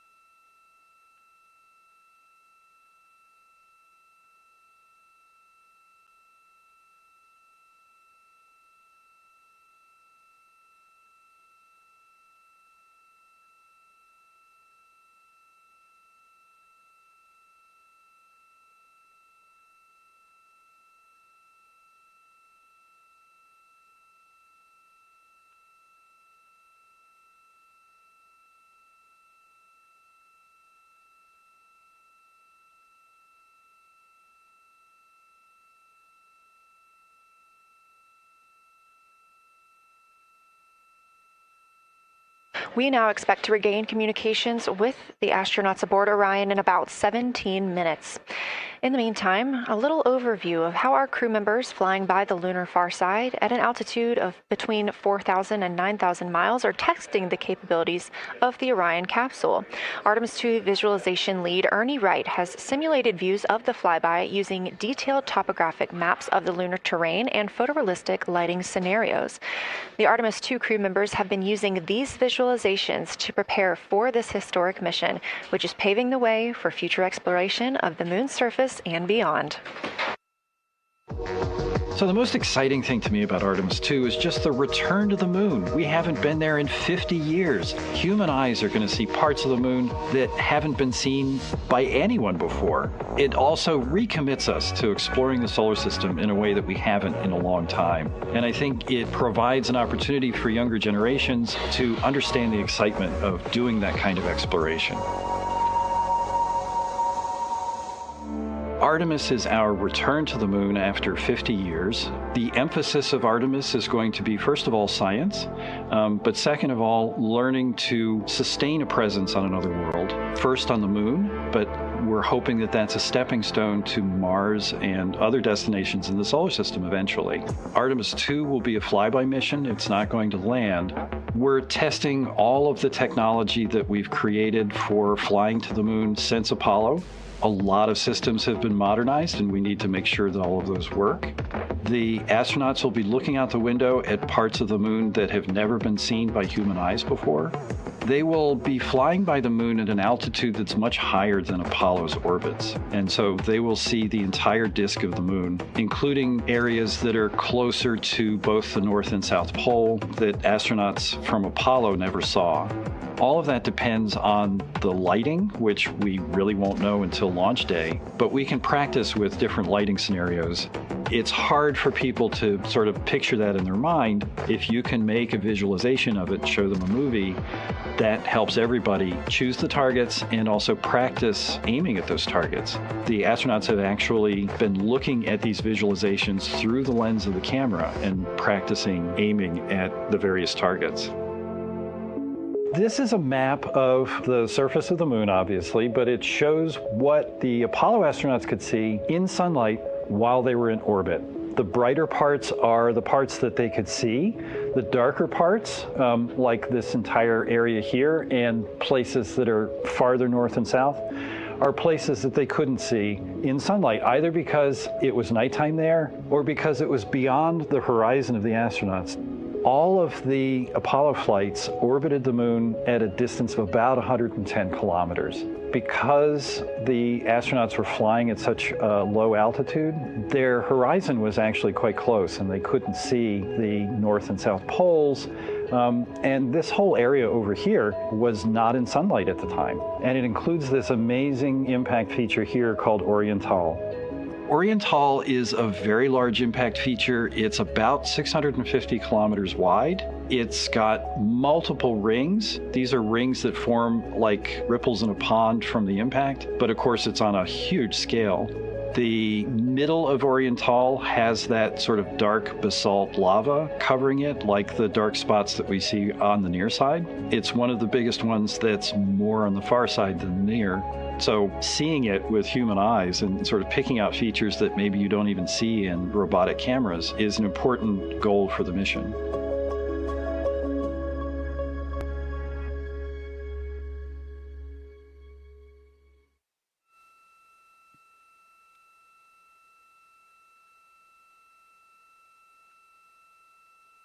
This live view in the science evaluation room, the or SN the 56 CERC, has an an uplink in Houston, Texas, just down the hall from where we're at in the Artemis mission control room. Teams can. So, guys, little thing about radio transmission here, like I'm not saying you can bend it around the corner, but you can kind of blanket it out like a shotgun blast if you have the right angle. So the line of demarcation between line of sight and not line of, like, lost signal and acquisition of signal isn't. It's just like when they transited the backside of the moon, like the connection got weaker and weaker and weaker and weaker, and then it went out. The connection is going to get stronger and stronger and stronger and stronger, and then they're going to have full connection again.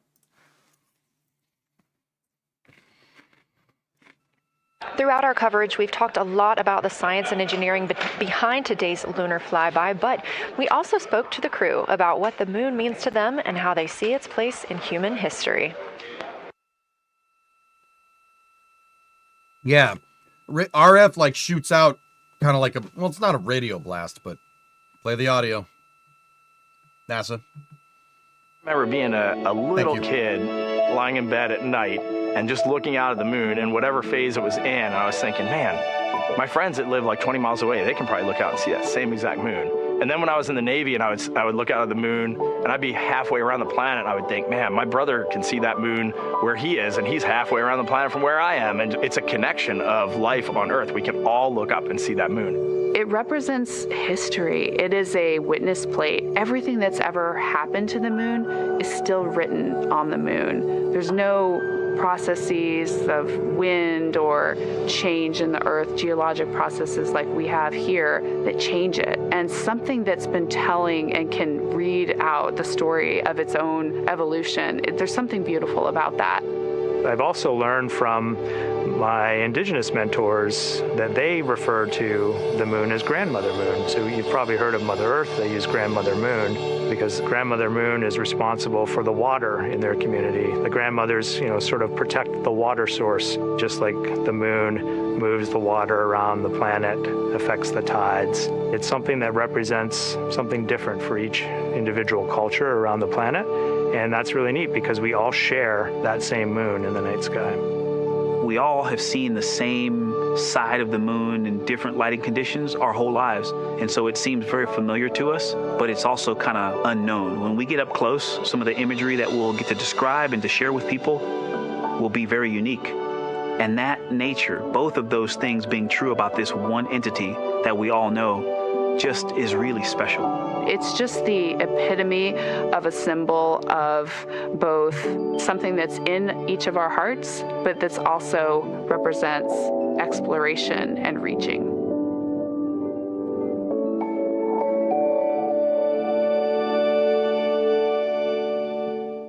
Should be almost time.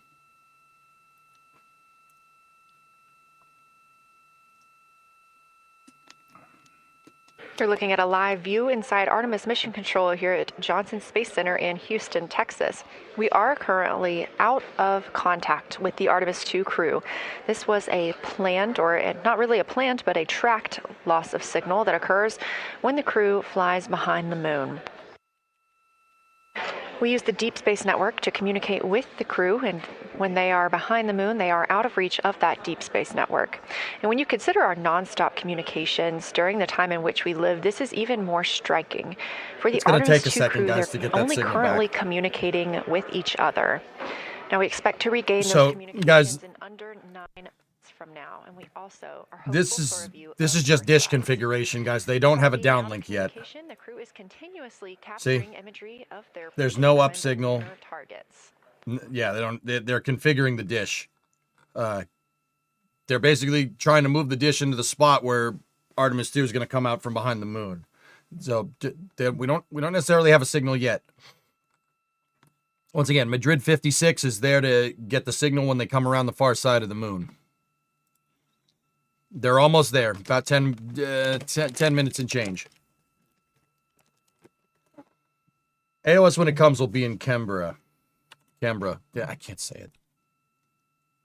So they'll use the 70 meter in Australia. Got it.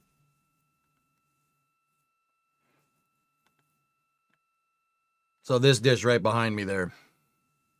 All right, that's going to be the watch. I'm going to move over to this side of the screen so we can see it. Canberra, mate. Can't say that. Can't say that dang name right. I'd say it right to save my life. It's ridiculous.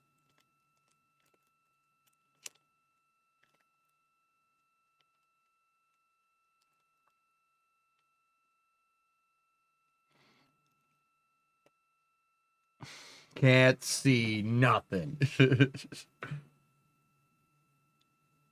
Now about 7 minutes, 25 seconds yeah, I know what you mean. We anticipate regaining communications with the Artemis 2 crew aboard Those, Orion. they call them, Paul, Artemis that's the 2 Parks Lunar dish. Science Yes. Deputy Lead Marie Henderson is training trained these astronauts to capture and document their views of the lunar surface for all of us to enjoy back here on Earth. I cannot wait to hear their voices when they get to the far side of the moon, and I can hear them talk about seeing the moon out their window. I try to imagine it now, and just I tear up thinking about it. Ooh, now I gotta hold on a second. We have human eyeballs connected to wonderfully smart brains our astronaut friends have. They are going to be able to observe the moon in multiple different ways. They can use their eyes, they'll look through their camera and snap pictures, and just looking out the window getting that human experience. But during Apollo, the astronauts were so much closer to the lunar surface. Our astronauts are going to be doing a flyby at a higher altitude, so they're going to be able to see the whole moon as a lunar disk on the lunar far side. That's a brand new, unique perspective that humans haven't been able to look at. They were just playing Kerbal. We are doing a lot of lunar geography training with them.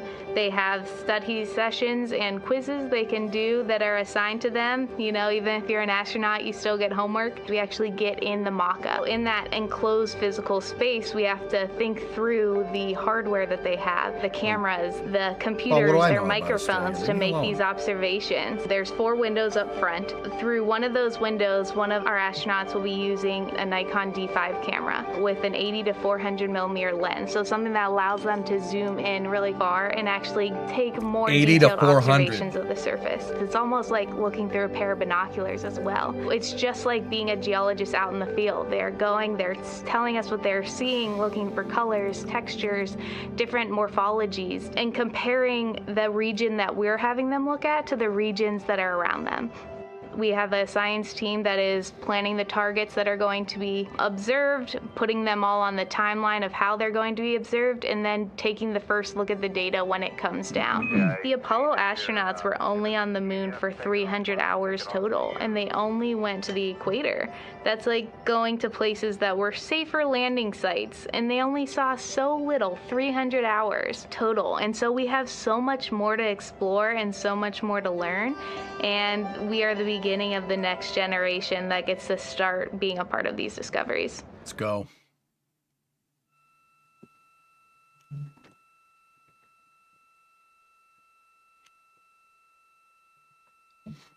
Dude, there's a replay of the thing that they just showed on the screen, and it was on the Apollo. We are now 4 minutes and. It showed the Apollo 17 LEM, and I got really confused for a second. I'm like, what the hell why is that there? Because it's on the control screens. I'm like, what is that?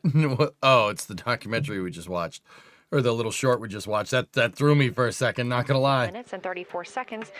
We expect this was the point in which they made their closest approach, 4,067 statute miles above the lunar surface. Oh. Yeah, Tech, it threw me for a second, dude. Closest approach.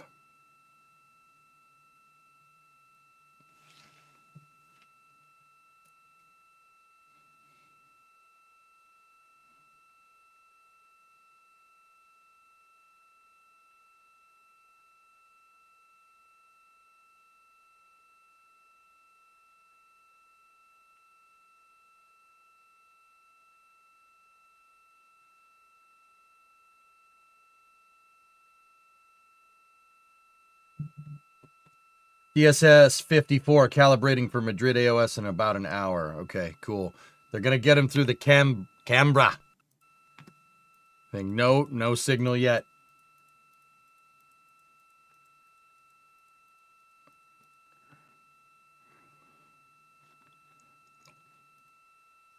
Boreal is 43. Is the 70 meter going to get at it? We're live in the Artemis Mission Control Room in Houston, but we are not the only room monitoring today's flyby. As you can see, this is the SIR, the Science Evaluation Room. It's in the same building and just down the hall. It's a multidisciplinary science team supporting the Artemis 2 crew in real time, including experts in lunar geology, impact cratering, volcanism, polar science, imaging, and visualization. There's no signal there. They're configuring the dish. That's the Science Evaluation Room. It's embedded within Mission Control to provide science input during live operations like what we see today. But additionally, the Science Mission Operations Room is a back room that processes data, evaluates imagery, and supports rapid analysis. We also have our science officer, Kelsey Young, here on console today. She's serving as the primary interface between the science team and the flight controllers, ensuring science priorities are represented during mission execution.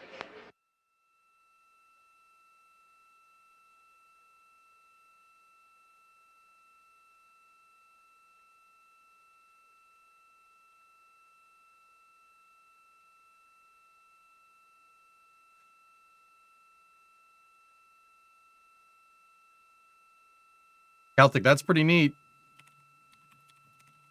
Coming up on 1 minute and 36 seconds until we contact Orion. Okay, watch the dishes down here behind me. Watch over there. Meanwhile, aboard the spacecraft, the crew has continued executing their lunar flyby tasks. As we discussed earlier today, these activities have been precisely timelined, and this is the fourth of 5 blocks of time during which the crew will be observing the moon from Orion's windows. At this time, pilot Victor Glover and mission specialist Christina Cook are observing the moon at windows 2 and 3. No, not yet. One crew member is in window 2 with a blue shroud over the window, taking photos and using an 80 to 400 millimeter zoom lens. I don't know, goalie. While the other astronaut is in window 3 using their portable computing device, also known as a PCD, to make annotations. And both of those crew members are making audio recordings of what they are seeing. They are wearing headsets connected to their PCDs, and those audio recordings are being sent to the science team tonight. We are not hearing those live. However, we have been hearing quite a lot of great descriptions from the crew who have been serving as the support. Right now, the support team members are Reed Wiseman and Jeremy Hansen. Those team members are providing science sit reps, situation reports, calling down a few times each hour to discuss what they're observing. And even though we're out of contact with them right now, they are still conducting those science sit reps as they'll be available once they come back around the moon. The situation reports include how the crew is positioned, any missed targets, or anything unexpected they saw. They're also including lunar target descriptions, any hardware issues, and their emotions and reactions. We got a down signal. We got a down signal.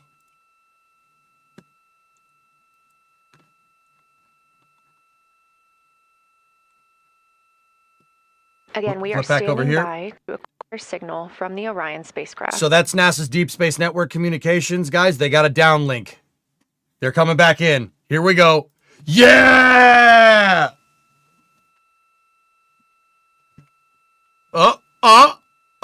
It's still a spotty. Come on. Wait for the UHF comm check. The signal's a little spotty. It'll come back into focus, so to speak. Give it a second. Watch for people celebrating here. Watch for people clapping, dudes.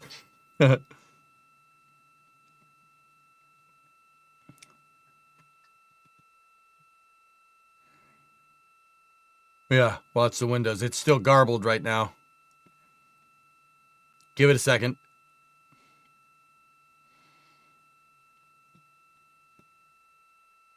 Jared's there.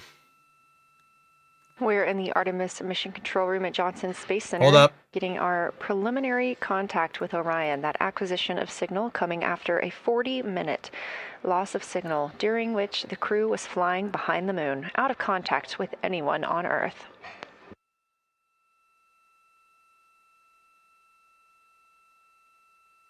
Yeah, it's for guest viewing, Sam Spurge. Oh.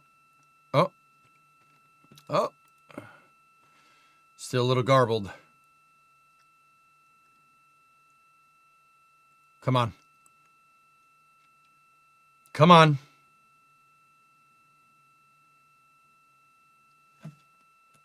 Come on, baby. No, it's coming, Jordan.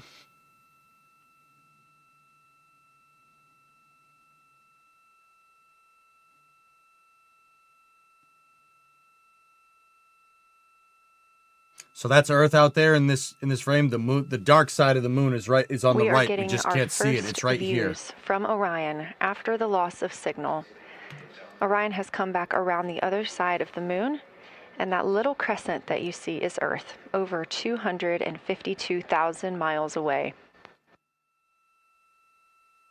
We'll get him later, King. With this transit complete, lunar flyby continues, but Orion has also technically begun its journey home. That's right, Seb.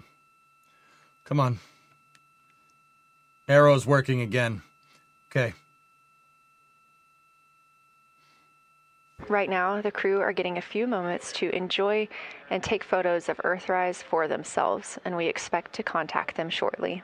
But we do have good signal coming from Orion.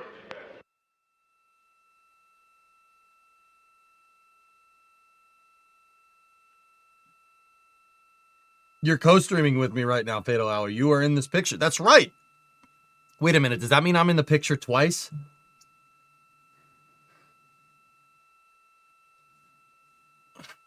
Everybody's co-streaming with me right now. We are all streaming on this blessed day.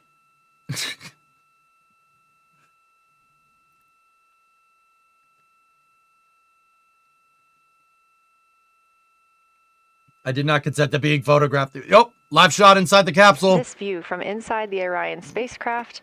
All 4 astronauts now back on the other side of the moon and in contact with us. Let's go! Earth.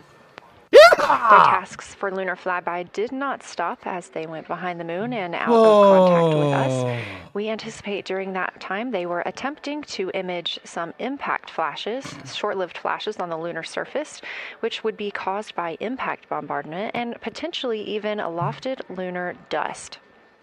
Right now, of course, they are getting pictures of Earthrise. After this target, that's what I'm talking about, baby. Observation break. It's about an hour long, actually. Houston, integrity, comm check. Yeah! Integrity, we have you loud and clear. Tell me.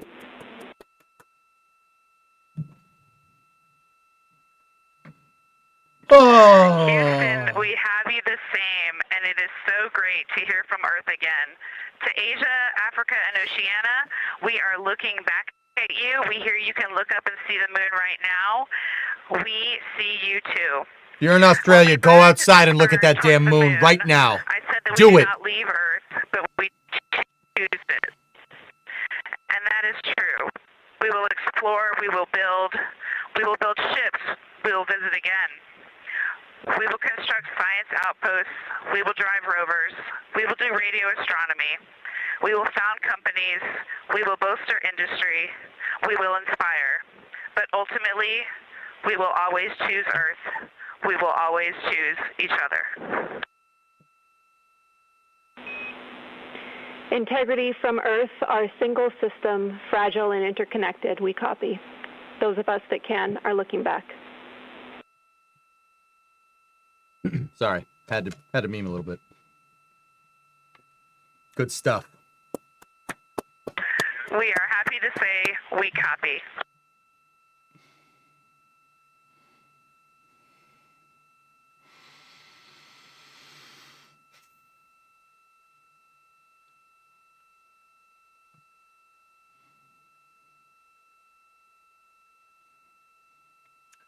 The moonlight is pretty bright.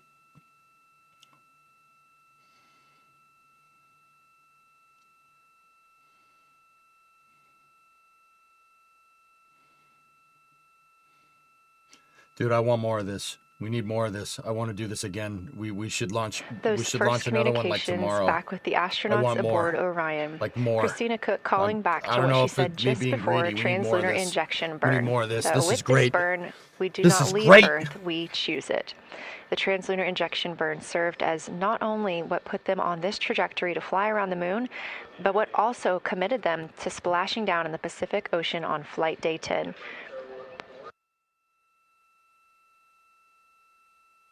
Yeah, let's do another one when this mission's back. Well, okay, we can wait until this mission's home. That's fine. Just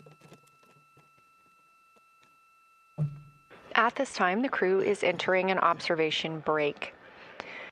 We expect this to last about an hour, and it's probably a welcomed break following their very, very busy day taking pictures, making annotations, making audio recordings, and communicating all of the wonderful things that they are seeing on the moon. Lights are on back in the capsule. Integrity's This got the lights observation on. break is also partially due to the fact that we will be entering an eclipse later. This will be That's the what I first wanna see. solar eclipse that humans have seen from the moon.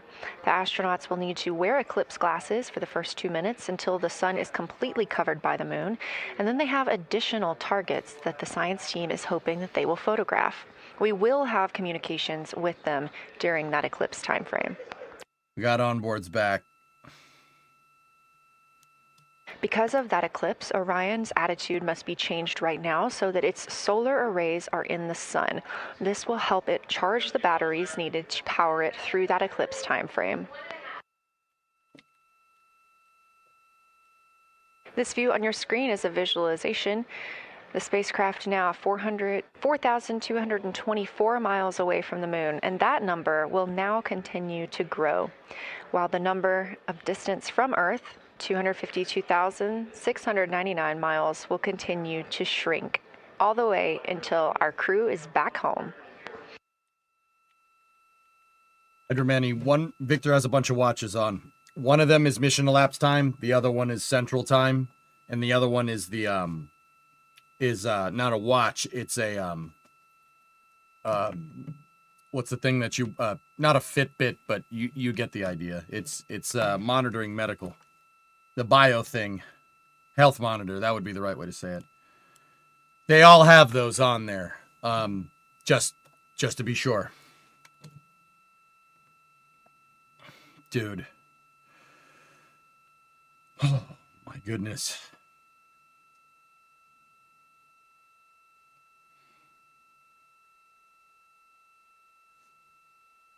What a day.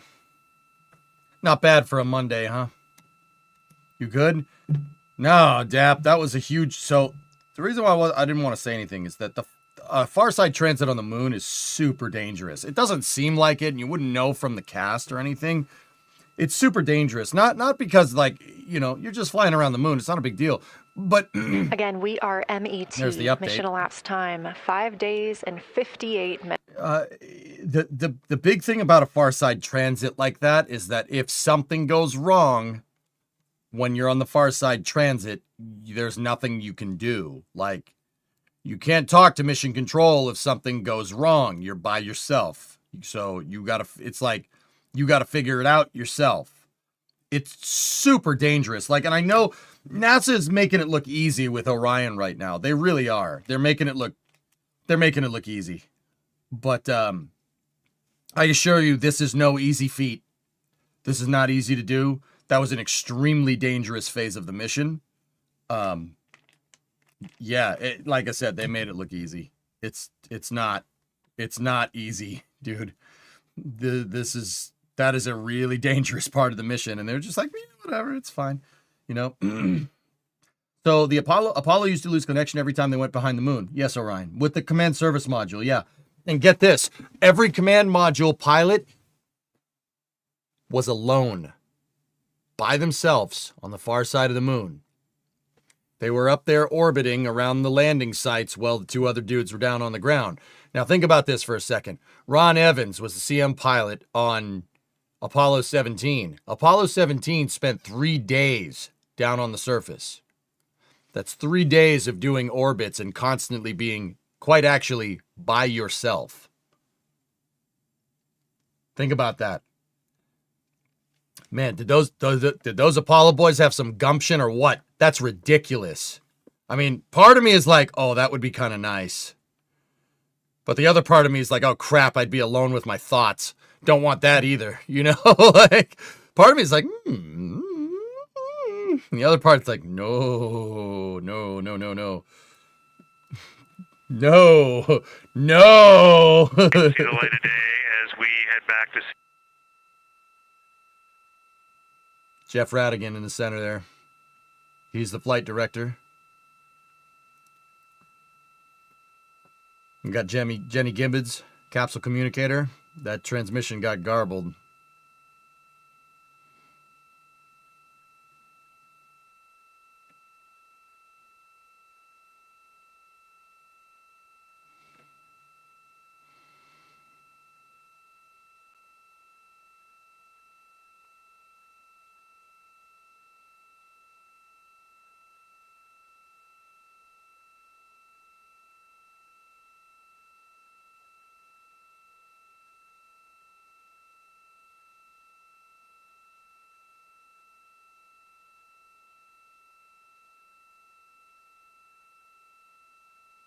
Hold on.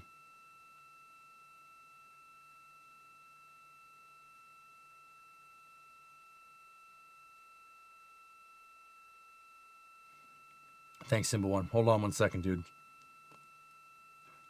They're getting a bad signal.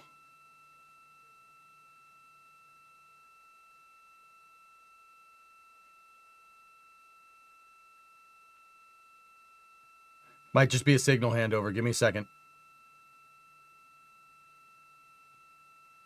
We're getting updated telemetry from Orion. The telemetry-driven animation is moving. I believe this is just a signal handover, guys. Give it a second. Tone is still there. There's still lock. Yep. Let's see what the Deep Space Network is doing.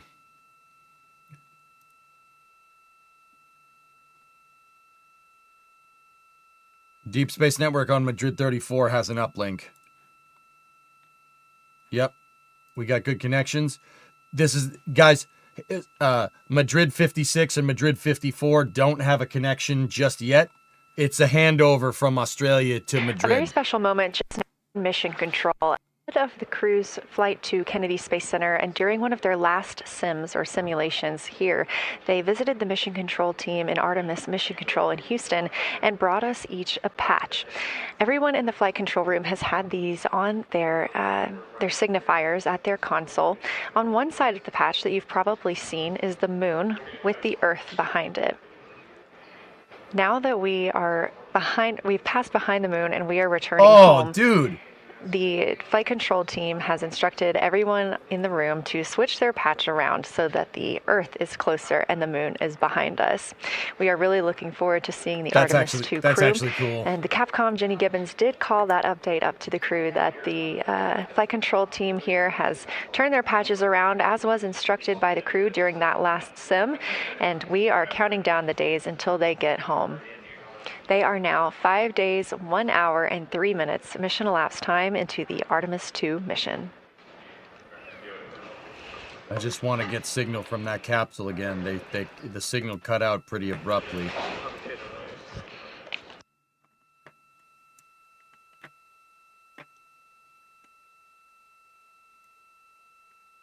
Let's wait until we get a reacquisition of signal in Madrid.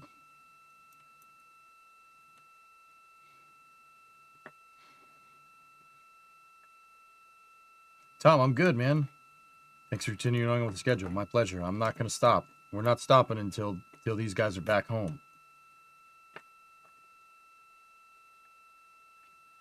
What are the critical risks during a loss of signal? So, Doozy, the big one is if something goes wrong. You don't have mission control to help you troubleshoot, dude. You know, like, Doozy, think about it like, you ever see the Matrix, the first Matrix? If you don't have an operator, you're kind of boned. That's why it's dangerous, but we're in a signal handover, guys, so just chill. We're all right. Just let's wait for a reacquisition of signal and go from there.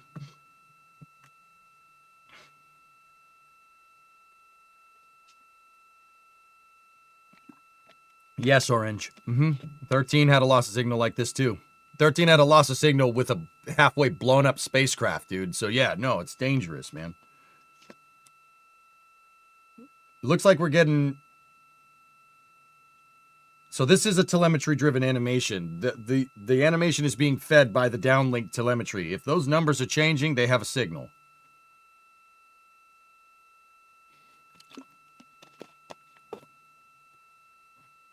Joining me here in the room, Artemis Mission Control, I have Angela Garcia, Artemis 2 Science Officer. Thanks for being here, Angela.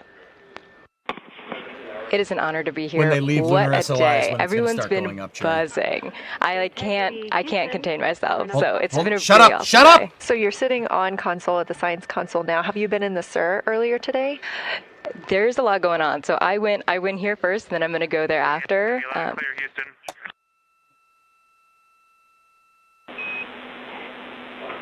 All right, Integrity, we hear you. That was a little clipped, but I think we have a better link now. We experienced some blockage from a solar array. We moved it, and we are in bias, tail to sun. Oh, for Pete's sake. Frickin' solar panel got in the way. That scared the piss out of me, dude. Okay, Okay, Houston, you're coming in loud and clear, and copy, we're in bias tail to sun now.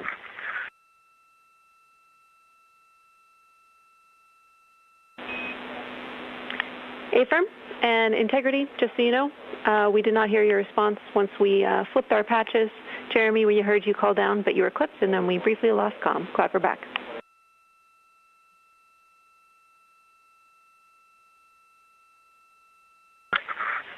Probably okay, Urban. Copy that. We were just excited that we got to share in that you, the MER, and Mission Control flipped your patches around, and that side of the patch is getting to see the light of day. Thanks for sharing that with us. Our pleasure. So we're not in a signal handover just yet, guys. One of the solar panels got in the way. Okay, Angela, so can you tell me a little bit about your role supporting Artemis 2 and the science preparation for the mission? Yes, so I'm one of the 3 science officers. So Kelsey's been on console all day. I'll take over kind of closer to the end of the day. And then Trevor Graff is on the planning shift. And so it's the 3 of us in this 24-hour cycle supporting the mission. And so the science officer console is a brand new console to mission control.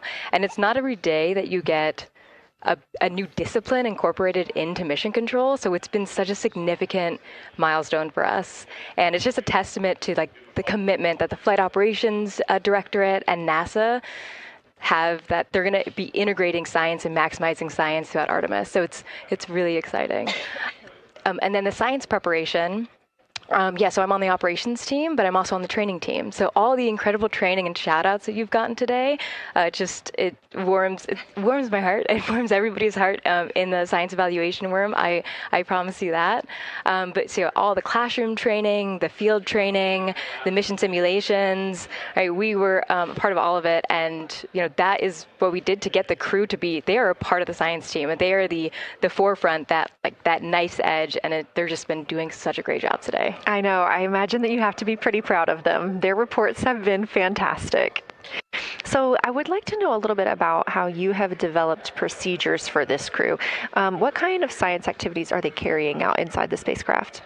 Yeah, so the procedure development has been a unique challenge. I'd say the exploration science that we're doing is inherently pretty flexible, and operations is, I'd say, inherently has more structure and rigidity. And so to marry the two and to operationalize the science that we want to get done has been a challenge. But I think we've been able to go through these processes and create good products at the end and have a good plan.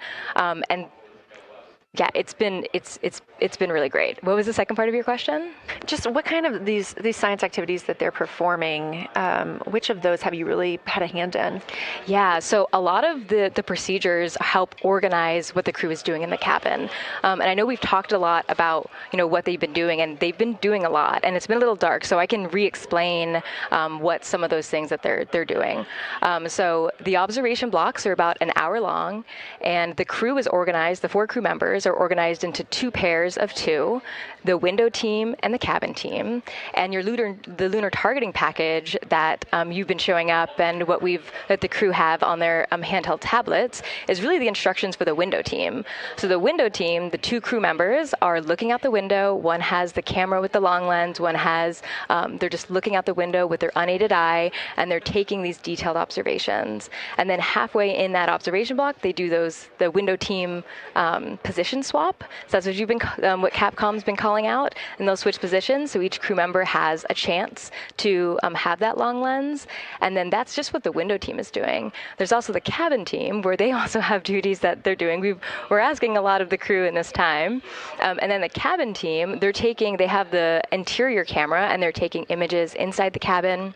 They're also supporting the window team, where, you've heard some call-outs where looking out at the bright moon and then looking inside the dark cabin and looking at their LED screen is a lot. So the cabin team is also helping support, target, and guide the team into specific targets on their plan. They're also helping call out these science situational reps. So they're looking out a different window and listening in to what the crew who are really down and in the science on the window team are doing, and they're giving us insight. And those recordings that the window team is doing are going to be uplinked or downlinked overnight, and we're going to be able to chew on that data. But yeah, they're helping. They're doing a lot.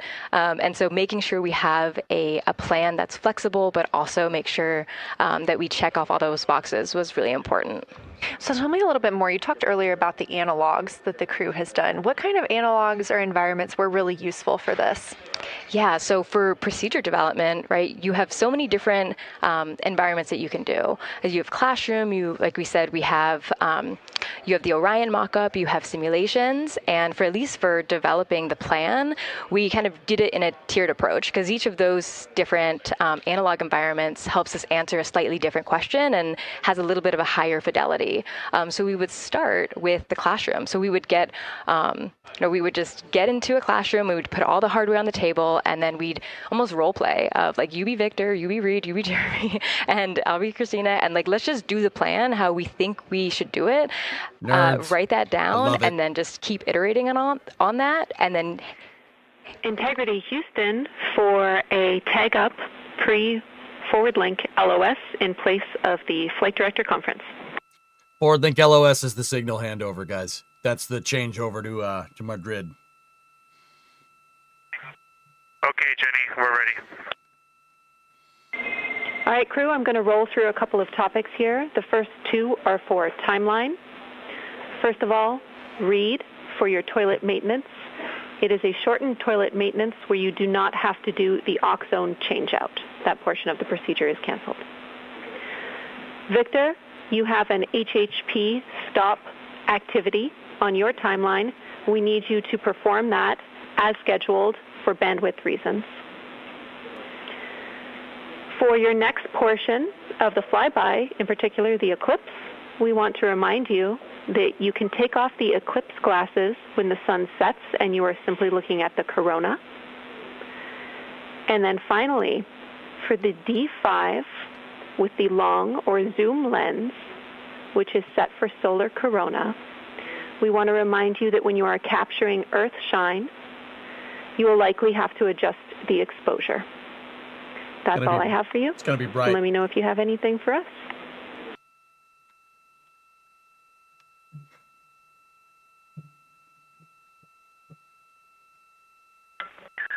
Okay, Houston, we copy all. Thanks for those words, Jenny. A little bit garbled from Vic, but he copies all. Should have gone at night.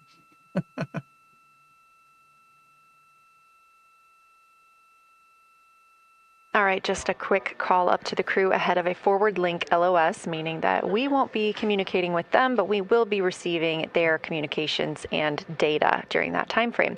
So, Angela, we were talking about analog environments. You were telling me about the classroom and getting in there and pretending who's Victor, who's Reed. Tell me more about this. Yeah, it works pretty well. So you're going to do the plan how you expect it to be, and then once we finalize that plan, we'll give it to a completely new group of people and have them practice it, and then they'll be like, these steps don't make sense. And we'll reiterate on it over and over. And then we'll take it to a higher fidelity environment like the Orion mock-up, and we'll do the same thing because that volume is smaller, the window placement, their seating, what things have we forgotten with this addition of this environment.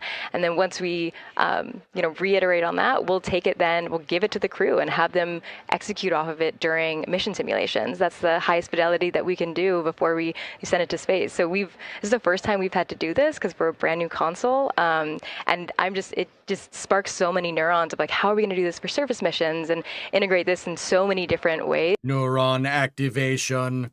Process, but there's so much more to come. Fascinating. And I think it was really well thought out too, because each crew member gets an opportunity to do each task. And so you're getting different perspectives and different insights from each crew member, maybe even about the same target, but something that one person sees could be completely different than something another person notices. So we also know that Artemis 2 is has traveled, they're now on their way home, but they traveled farther from the moon than the Apollo missions did. So what makes that vantage point scientifically interesting? Yeah, observations are so fundamental in the scientific toolkit, particularly observations from different perspectives, different scales, and with different techniques. And so for this, so we really tried to make the plan to optimize those. There's pros and cons for all those things for this mission. So we really just focused the plan to have all those pros. So in terms of scale, this zoomed out scale, you can learn different things. This different perspectives. So their perspective, as Kelsey talked about, photometry around when they orbit the moon. And then also just their different the different things they're able to observe. So yeah, let me talk a little bit about scale, because I think observations at different scales, you can gain a lot of different information. So like, for example, if you were an astronaut on the surface looking at a rock, and you describe at this micro scale. So in training, we kind of talk about observations from micro to macro, or from outcrop to orbit. So looking at, a rock at this scale, you can describe its components, you can describe what it's made of and its colors and its minerals. And you're like, okay, and this rock came from this boulder, and it's this part of this boulder, and these are the different things that I'm observing around. It gives me context to this sample. And then you zoom out a little bit more, and you're like, okay, well, I can see that this boulder came from, it rolled from this mountain ridge, or this high ridge feature. And then because I can see the trail that it came from, okay, now let me describe this ridge and different parts in it, and maybe other boulders that I'm seeing. And then you zoom out further of the orbit scale, and you're like, this ridge is a part of this larger crater. So all of those different steps give you different information. And so that's why observations at these different scales and these different perspectives are so important. So this zoomed out kind of far view is this full lunar disk view. It's the full lunar on Earth, we see the full lunar disk as well, but now we're able to see it on the far side, and we're able to see it, all at the same time, which enables the astronauts to compare very quickly to different parts of the surface. And the color particularly is very compelling, because you can just be able to very quickly compare from 3 different regions. Is it in the same family? Is this actually a little bit different? Compare that to what they see in their orbital data that they have access to on their portable computers, and really just be able to tease out that nuance and information. Yeah, we heard them make a lot of those connections today, and especially the color. We talked with Kelsey about this a little bit, just how exciting it was to hear the browns and greens and things like that. I cannot wait to see those pictures. So one last question. We are coming up on the last lunar flyby observation block, and this is when we are going into a solar eclipse. So can you tell me what you're interested in the crew learning during that time frame? Yeah, so the data set. So yes, there's so many things. How to pick one. So I'd say the thing that I'm most interested in seeing is some of their annotations that they're taking. So in this opportunity, it's a very dynamic type of experience, in that we don't normally see this activity. And so being able to have crew observe the solar corona, and then also annotate it in their on their portable computing device is just such a unique thing that humans can give to missions. And also, particularly, being able to annotate what they're observing while they're talking about it is also unique to being able to have astronauts in orbit as well, because we won't be able to have annotations on the lunar surface, because the astronauts will be in suits. They're going to be collecting samples, they're going to be deploying instruments. And so personally, I'm really excited to see some of these annotations and to see how that develops over time, because you've heard a lot of descriptions, and I think, when people are describing something that's unique and different, you can interpret it differently. But if you're drawing and you're marking, particularly just going back to like the color provinces, for example, and those boundaries, you know exactly what they meant. And really, I'm just very excited about those annotations. There's been some famous annotations that the Apollo crew have made, particularly about solar coronas and the structures that have, and lofted dust that have given a lot of debate within the scientific community of they're observing this phenomenon, and now it's our job to hypothesize of like, why are they observing this? Like, what is what is going on. So I think that's just a really cool part of exploration and science and, this beautiful thing that we're about to do. Well, now you've got me excited about the annotations too. I mean, I've been excited about the pictures and the audio, but now... Don't sleep on the annotations. I am very excited to see these little sketches that they're able to draw out. And we have pictures that they can just draw right on. It's like, this particular thing is different than what we've seen. So I'm excited about that. I'm excited too. Angela Garcia, thank you so much for joining us today, and have a great time tonight on console. Thank you. And you've been doing a great job, and it's so excited to see where we go from here. Thank you so much.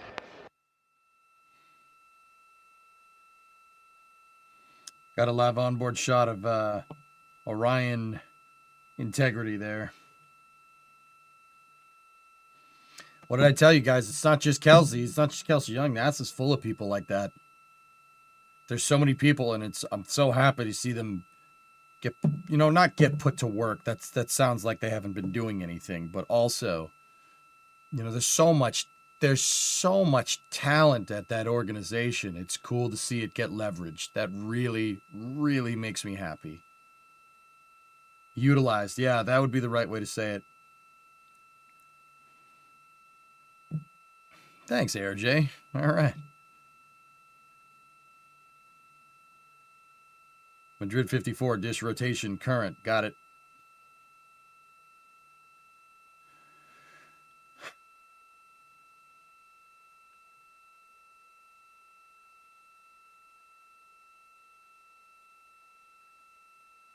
Yeah, wolves, exactly. Engage with their expertise. Utilized and recognized. That's right. That's right, dude. That's right. How does NASA ensure that Orion won't hit any space junk when they're trying to re-enter Earth's SOI? That was actually one of some of the launch commit criteria tweets. Integrity, Houston. You have 3 minutes until we go into a forward link LOS. We will be back up with you in about an hour during the eclipse on Madrid.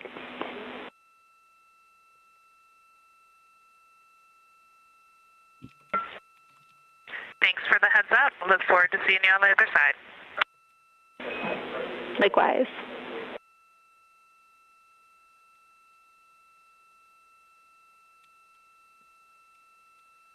So tweets, that's the reason why they have weird launch windows for a lunar mission, because part of the launch commit criteria is making sure that nothing is in the way when they come down, and that they come down over the recovery area. Huge deal. Look at that picture. Look, dude. Jeremy had a picture of moonrise or Earthrise on his tab. I saw it. I seen it. He had a picture of Earthrise. I saw it. That's awesome. Come on, Jeremy, turn your tab a little bit. Show us. I seen it. I seen you take a picture of the moon. I seen it.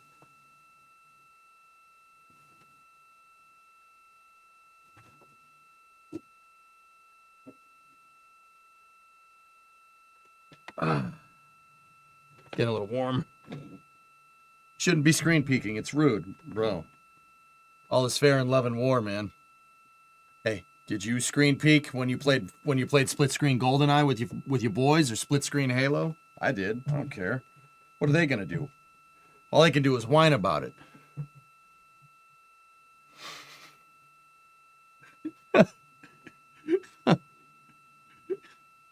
You ever go to a LAN party with your friends? Hey, what are you doing over there? Oh, he's right there. Boom! Headshot. Oh, boy. What? All's fair in love and war, man. Oh, I pissed off so many people going to LAN centers back in the day doing that. We're live in Artemis Mission Control at Johnson Space Center in Houston, Texas. This a live view from the Orion spacecraft with our Artemis 2 crew inside. Nah, they're That's too Reed far away, Wiseman, Brain. Victor Glover, You'll be able to Christina see them when they Cook, get and closer. Jeremy Hansen. With a big telescope. We are still live for our lunar flyby coverage. The crew is in a short break while the spacecraft is pivoted away from the moon. We are going to be going into a solar eclipse. This is the first time anyone has ever seen a solar eclipse from the moon. So it's going to be a unique vantage point for our crew. But ahead of heading into that solar eclipse, we need to charge the batteries on the Orion spacecraft. Therefore, we have positioned the solar arrays into the sunlight to allow time for those batteries to charge. We will get back pointed at the moon just in time for that solar eclipse. We are also in a forward link LOS. What that means is essentially we cannot send calls or commands to the crew right now from the ground. However, we clearly get all of their data and communications. The spacecraft is now 4,632 miles away from the moon, and that number will only continue to grow as the distance from Earth shrinks, now 252,523 miles away. Our closest approach to the moon today was approximately 4,067 statute miles in altitude. Our maximum distance from the Earth is suspected to be 252,756 statute miles. Both of those moments came while Orion was flying in their loss of signal time frame behind the moon. The crew also set that new record today, beating the Apollo 13 record of distance from Earth. This is an animation or a visualization that you can track anytime, day or night, by visiting nasa.gov/track Artemis. This shows you how the spacecraft is positioned as well as their distance and velocity, now traveling 930 miles per hour.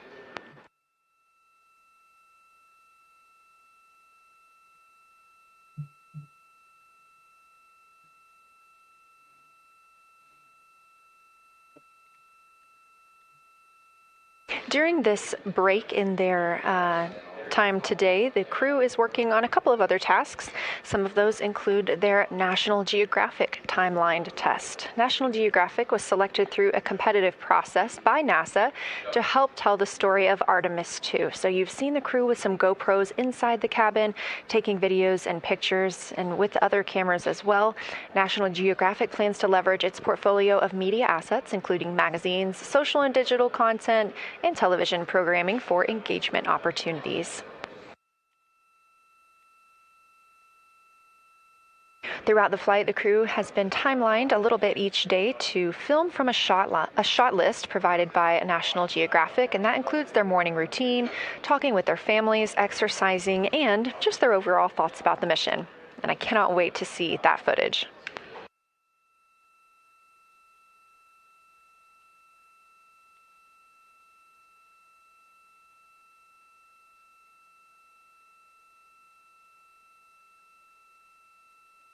They're around the far side, yes.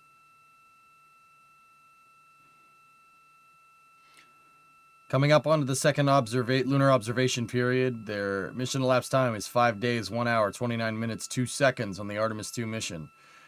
Crews come around the far side of the moon. They're in a forward link loss of signal right now. We still have a downlink, but they're handing over the signal between ground tracking stations on NASA's Deep Space Network. We should have a reacquisition of signal here soon. What's the size of the craft? Orion has about 9 cubic meters of usable volume. Teams on the ground reporting that the spacecraft is looking good and that the power aboard is good as well, all setting us up in a proper position before eclipse. But yeah, they cut the camera on purpose there.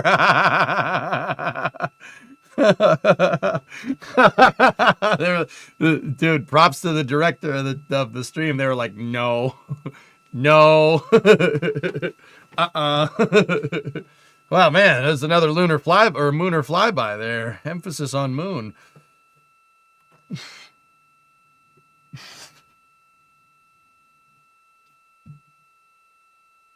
Fist my bum. Amaze.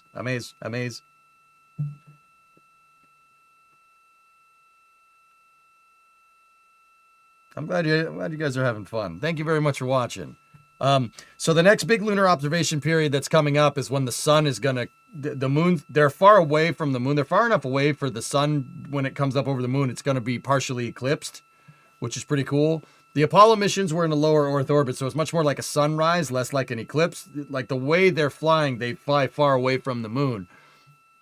The next lunar observation period is going to be the sun eclipsing the moon and the sun coming up from behind the moon, which should be really cool. That's going to start in about 20 to 30 minutes, somewhere in there. You make science fun? I'm trying, Oscog. I'm trying, dude. Yeah, man, just don't talk about that right now.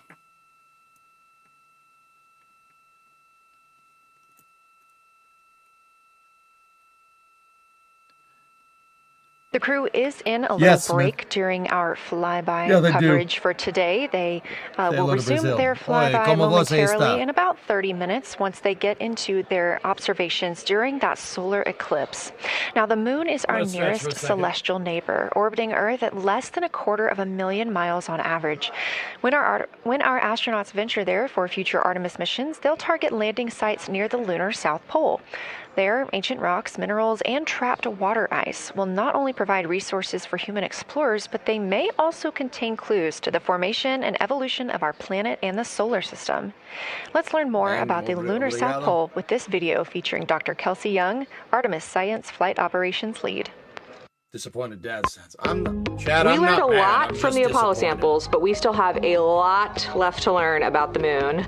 The Apollo missions visited only a pretty narrow swath of the moon. All the missions were concentrated near the near-side equator. Really interesting and really critical insights were unlocked with the Apollo samples, but we have so many questions still to answer about the moon and the evolution of the moon. And liftoff of Artemis 1. We rise together, back to the moon and beyond. NASA's Artemis missions are NASA's plan to send people to the surface of the moon. We'll be sending people and roving assets and scientific equipment to, among other things, answer a lot of really compelling science questions. Scientists have a lot to learn about the moon. It's our nearest celestial neighbor here to Earth, so what the moon has experienced, we've experienced. Except here on Earth, we have things like plate tectonics, oceans, forests, people that erase the rock record. Whereas on the moon, that whole record of our planet's history, of the moon's history, is just kind of waiting there at the surface for us to explore. The South Pole, which is where Artemis missions are going to target, is specifically interesting for a couple key reasons. We think there are volatiles at the South Pole of the moon that are not present near the equator. Things like water and water ice that are trapped in the lunar regolith, which basically just means lunar soil, that can easily become untrapped from that lunar regolith, and scientists can scoop up and study for return to Earth. The lunar South Pole is a really exciting scientific target, and it also comes with some challenges for operating. For example, the lighting environment will change drastically within the course of one mission, and even over sometimes the course of one spacewalk. So preparing the crew members, preparing the hardware that we're sending to the moon, and preparing the mission control teams is really, really important. The South Pole Aitken Basin is particularly exciting. We think it's one of the oldest and largest impact basins in the solar system. And if we can get the right rock from the South Pole Aitken Basin and bring it back to our labs here on Earth, we can use that sample to constrain the entire evolution of our solar system and really understand the timing of how the moon and our planet and the entire solar system evolved.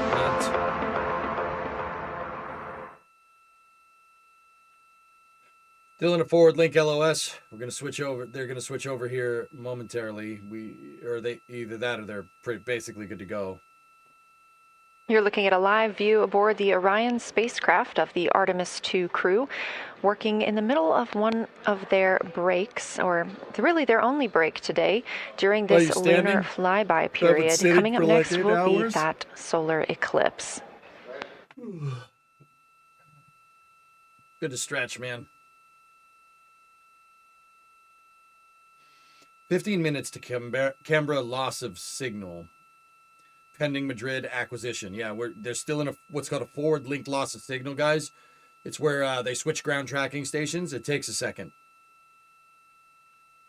What's the fun in not getting blood clots? Yeah, I know, right?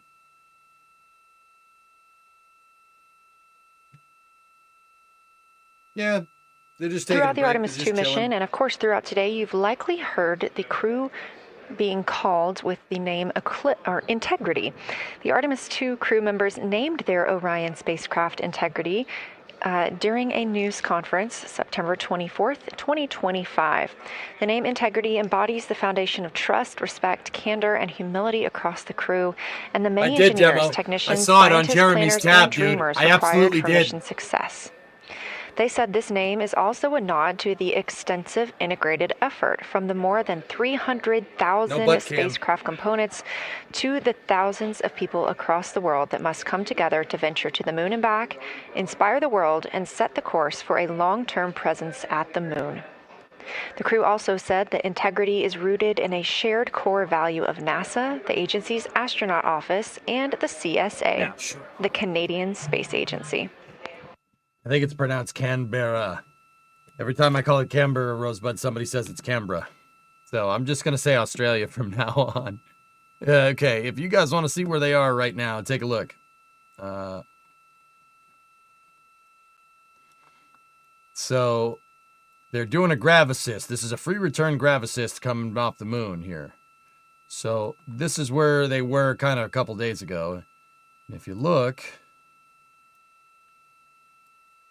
this is what's happened today. That's when they were taking all the pictures, right? And now they're on the back side. That was when they had lost the signal because you can't see Earth, right? And now this is where they are. The capsule is in what's called a bias XSI orientation with the engines facing the sun. The reason why they do that, a couple of reasons. Solar panels, so you can charge the panels.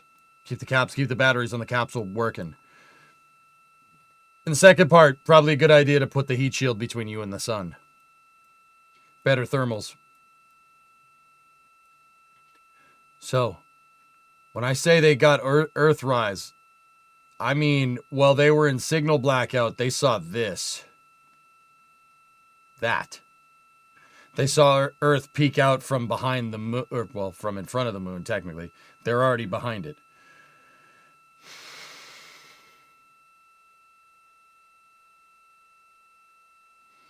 Yeah, so what's going to happen now, they're charging up everything in this configuration. And what we're going to get to for this during the second lunar observation period is this. Sun's going to go behind, right? And please hold. Sun's going to go behind and it's going to come up the other side. I clicked on the wrong thing. But yeah, you get the idea. What would you give to witness that view? A glass of wine and a handshake? No, I would love to see that before my time is done. That would be really nice.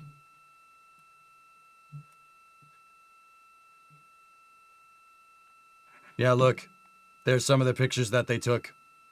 You can see the moon right there.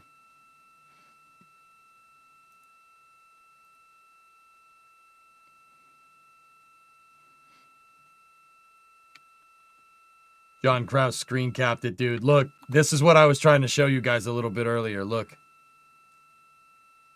That's Earth, and that's the... oh, that's going to be a really, really nice picture. That's going to be a real sweet picture to see. Oh, my goodness. Oh, please give them to me. Oh, that is going to be magical. We are 5 days, 1 hour, and 38 minutes mission elapsed time into Artemis 2.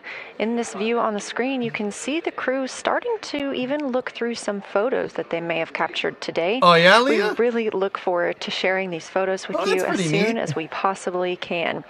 And the best way to keep up with those is to follow NASA on social media. You can do so at NASA, and for this mission specifically, at NASA Artemis.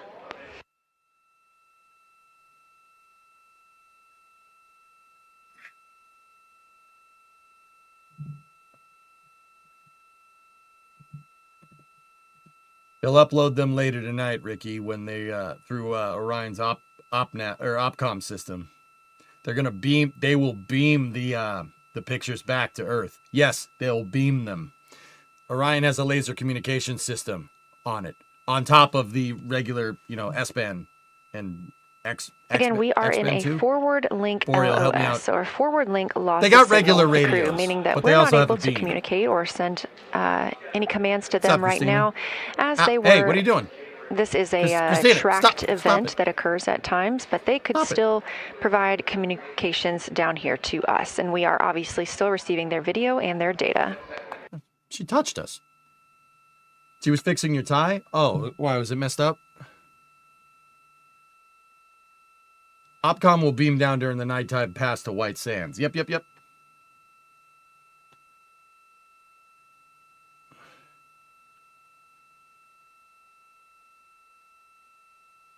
Is the beam called Scotty? No, I think it's Snotty. Snotty beamed Orion 2 times over the last 2 days. It was wonderful.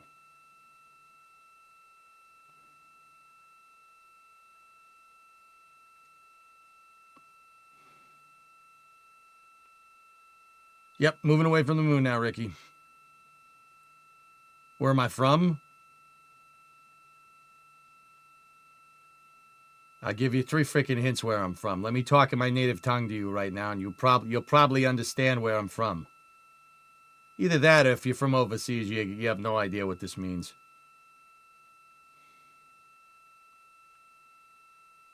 New Jersey? No. Don't insult me like that.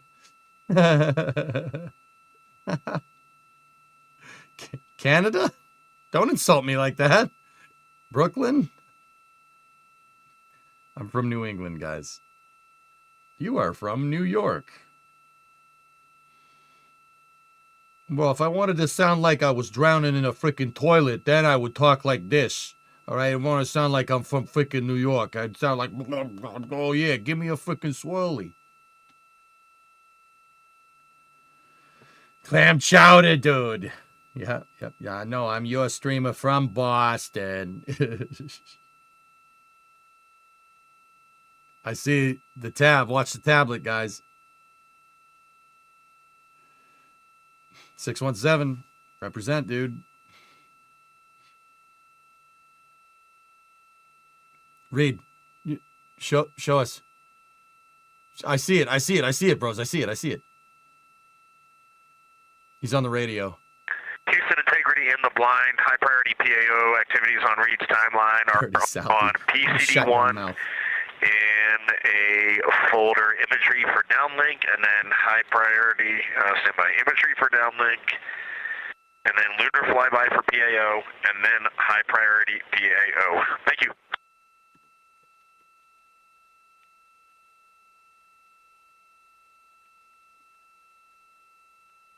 Any favorite parts of the mission so far? Close Lunar Pass Street was pretty metal, dude. EJ, you missed it. Come on, bro, don't slander Canada like that. I'm a Bruins fan.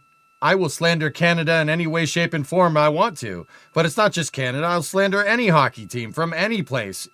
All right? I'm a Bruins fan. We hate all of you, and you all hate us. All right? That's just how this works, dude. Nah, I like you guys. You guys are all right. Seriously, I could eat poutine every day. Love poutine. That's physics. It's inevitable.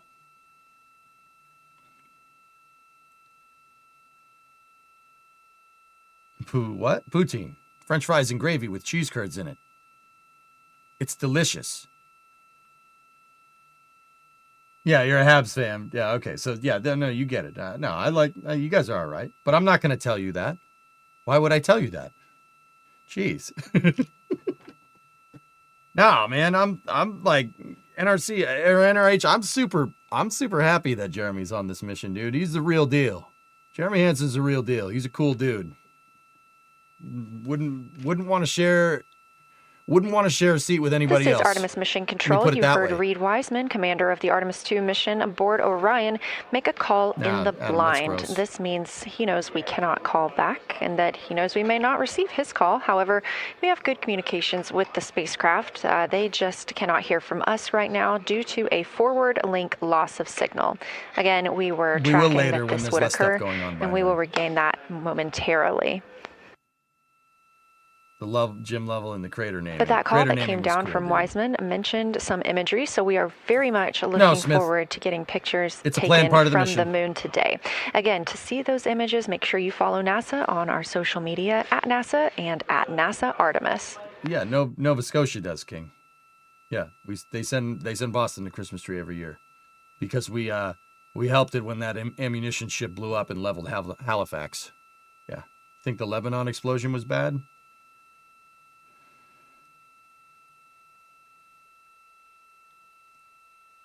As a Bruins fan, I got to step in here. Every Bruin retired except Chad. I can't hear what's that? I can't hear you, Canuck, over the sound of me not liking you. What's the program site you use to see the orbital path? It's NASA's Eyes on the Solar System.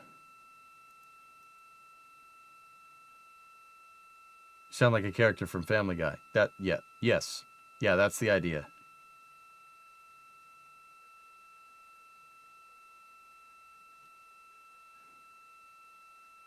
Yeah, Jules, I did. It's fantastic.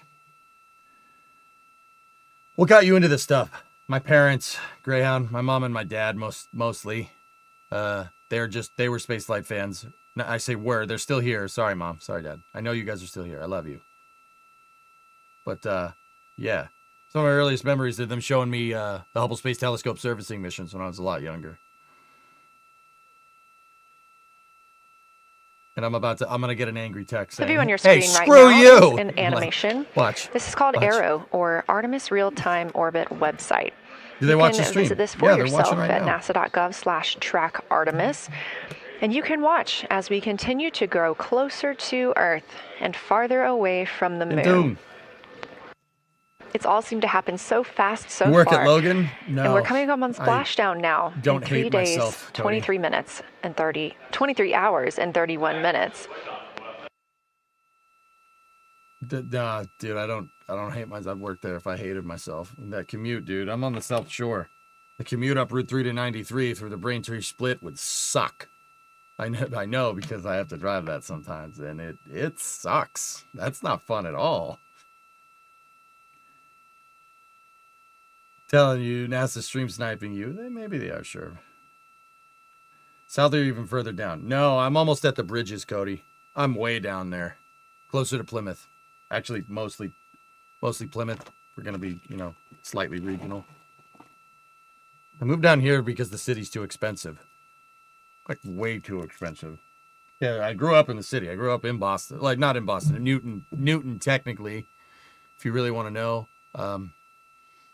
Yeah.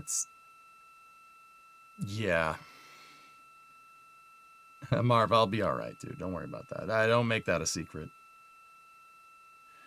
You delivered to Plymouth Airport for years. Yeah. I got you, Cody. Right on. Are there any reports of impact flashes? If there is, we haven't heard anything. Oh, crap. I got a text from my mom.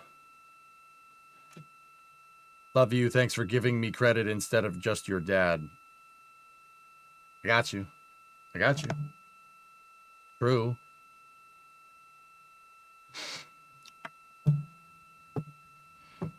Yeah, that's fair. All right.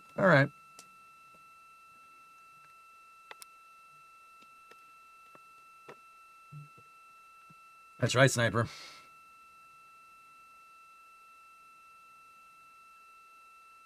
I saw that a Raptor test stand exploded, guys. I'm just not really interested in that right now. My tank watching over the past week has been suboptimal.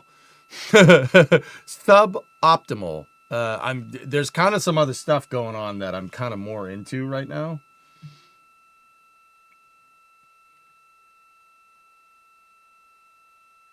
We now know why he has pants on. See, Maddie, there is a method to my madness, dude. There is a method. Madrid 54 has signal. So, guys, yeah, it's important to mention. Let's actually get back to the mission. So we're at mission elapsed time, 5 days, 1 hour, 50 minutes, 2 seconds on the dot. They're in a forward link loss of signal, which means they don't have they have a downlink from the capsule, but they don't have an uplink while they could reconfigure ground stations. Basically, the Earth is spinning So everyone, you know, there's only so much that a radio antenna that's on one side of the planet can see, and you know, when it goes over the horizon, they got to reconfigure the next one to point where they need to go. That's what they're doing. That's what a forward link LOS is. We should be getting a reacquisition of signal here momentarily. ETA to the eclipse should be right actually around reacquisition of signal here. We should get into the eclipse viewing period. No, it's all right, Tech. Don't worry about it. Minus 120 dBm. We're not there yet, but close.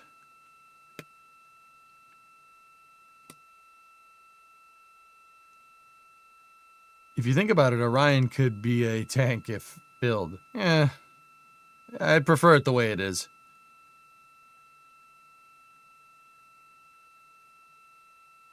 When will the velocity start picking up on the capsule?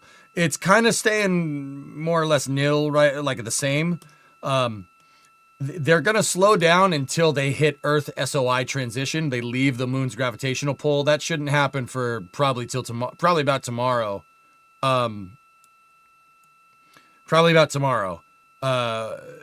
Yeah, that's when they'll really start picking up speed a lot faster. You think they saw aliens on the other side of the moon? I don't think they saw anything on the other side of the moon flaming. The western, their close pass on the far side of the moon was in the western hemisphere when it was dark. They probably saw a whole lot of nothing. This is Artemis Mission Control. We are in a forward link LOS with the spacecraft. We're not able to send commands or communications to them right now. However, they could send them to us, and we do get spacecraft data. This is tracked as we are on the Deep Space Network. This is the network that we use to communicate with the spacecraft now that we are so far from Earth, over 252,000 miles. 400,000 kilometers away from Earth. We are still in our lunar flyby coverage. The crew still have a very important and very exciting flyby milestone coming up when they will see a solar eclipse from the moon, the first humans to ever do so.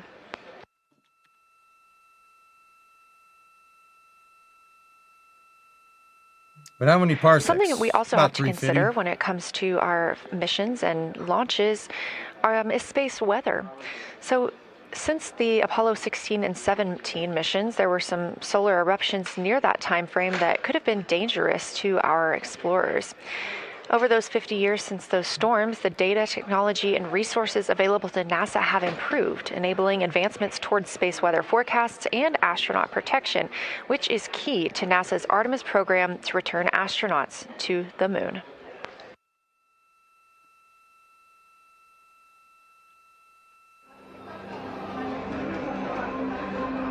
Across our planet, billions of people depend on the invisible networks that connect us to space.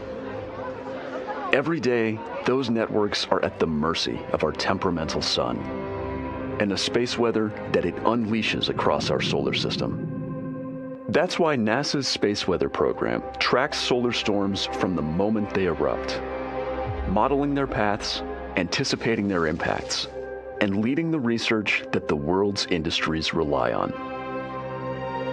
NASA's space weather research and modeling is driven by the needs of society and enables critical decision-making that equips pilots to reroute around high radiation areas, farmers to adjust GPS-based precision planting and harvesting plans, well, I tell you what, and power grid John Deere, operators boy. to mitigate the impacts of potential surges. That's New York. For those exploring other worlds, NASA provides 24/7 space weather monitoring for Artemis crews at the moon and future Mars astronauts who may be exposed to dangerous levels of radiation during solar storms.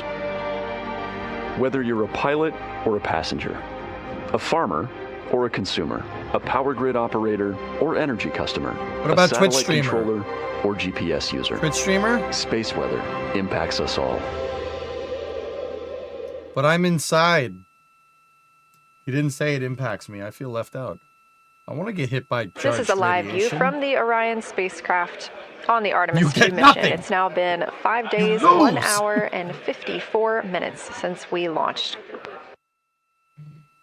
Yeah, it's all right. I didn't want to be bombarded with radiation anyway. We are still in our flyby coverage, and the crew is on a short break right now as we have changed the attitude of the spacecraft to help charge the batteries aboard. We use the solar arrays to gather energy from the sun and store it in the batteries. That way, when we are not in the sunlight, we have those batteries to continue powering Orion.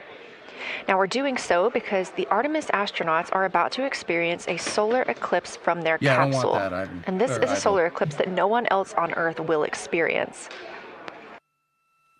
This eclipse is about 54 minutes, and to the astronauts it'll look a lot like a total solar eclipse on Earth, except the moon is going to be huge compared to the sun, unlike when you watch one on Earth and the moon and the sun appear about the same size in the sky.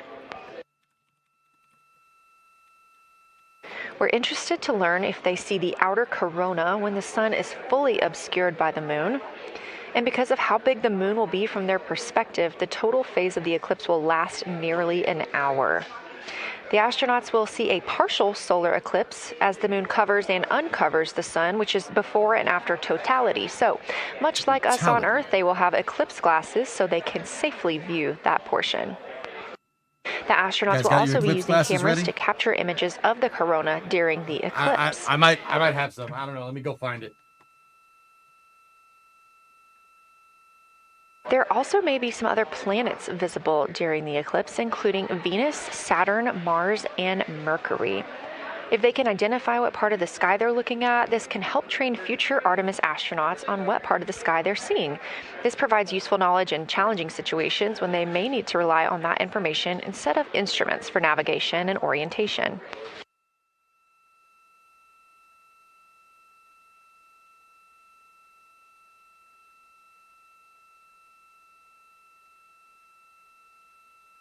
Can't find him. Oh well. We're gonna have to stare directly into the sun. Did they say Mercury? I want to break free. Sorry.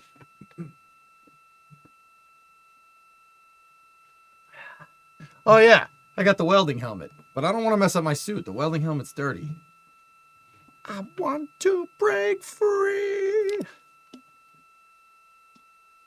Confirmation from teams here in the ground that we have reached the eclipse attitude, meaning Orion is in the proper position to observe it.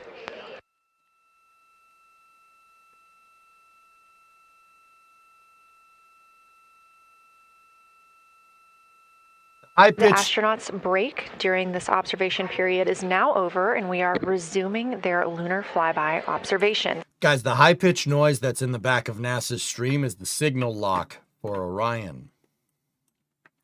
Pretty cool, huh? The team is also interested in if the astronauts can see polar plumes. These are thin streamers that project from the sun's north and south poles. Additionally, they're interested in seeing if the crew can witness coronal loops. These are arcs close to the sun's surface. And something else that we've previously mentioned is lunar dust. This is dust from the moon that is lofted above the lunar surface and illuminated by the sun. It was reported visible by Apollo astronauts. Yeah, they said thin streamers. They ain't talking about me. I am, not that. Yeah. You don't own that noise. NASA does.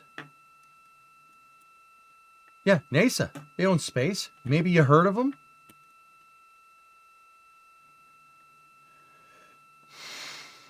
Can they use the D5 or the Z9s to image the sun in that shot? They probably are right now, Onyx, yeah.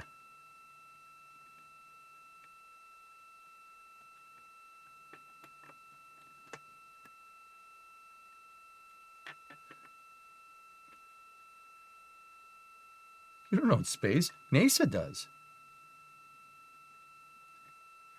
Sorry. It's an old show.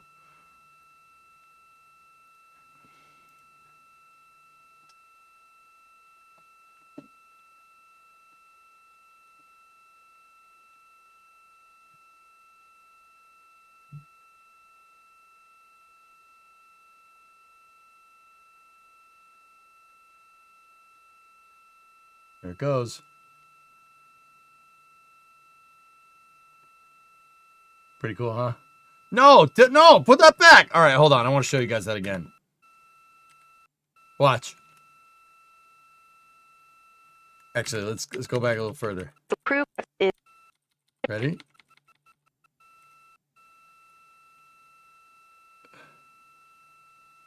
"10 minutes to min transit." Got it.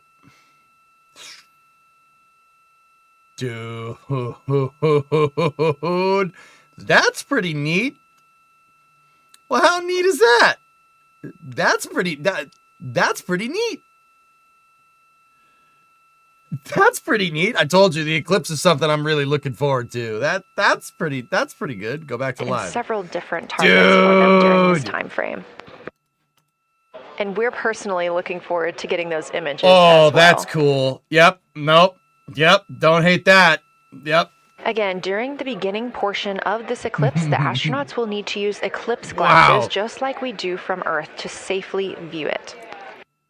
Once the moon has completely covered the sun, they'll be able to take off those glasses for almost an hour. Totality on Earth during a solar eclipse lasts only a couple of minutes. So this opportunity gives them a chance to look out into deep space and to look into see if there are other planets nearby.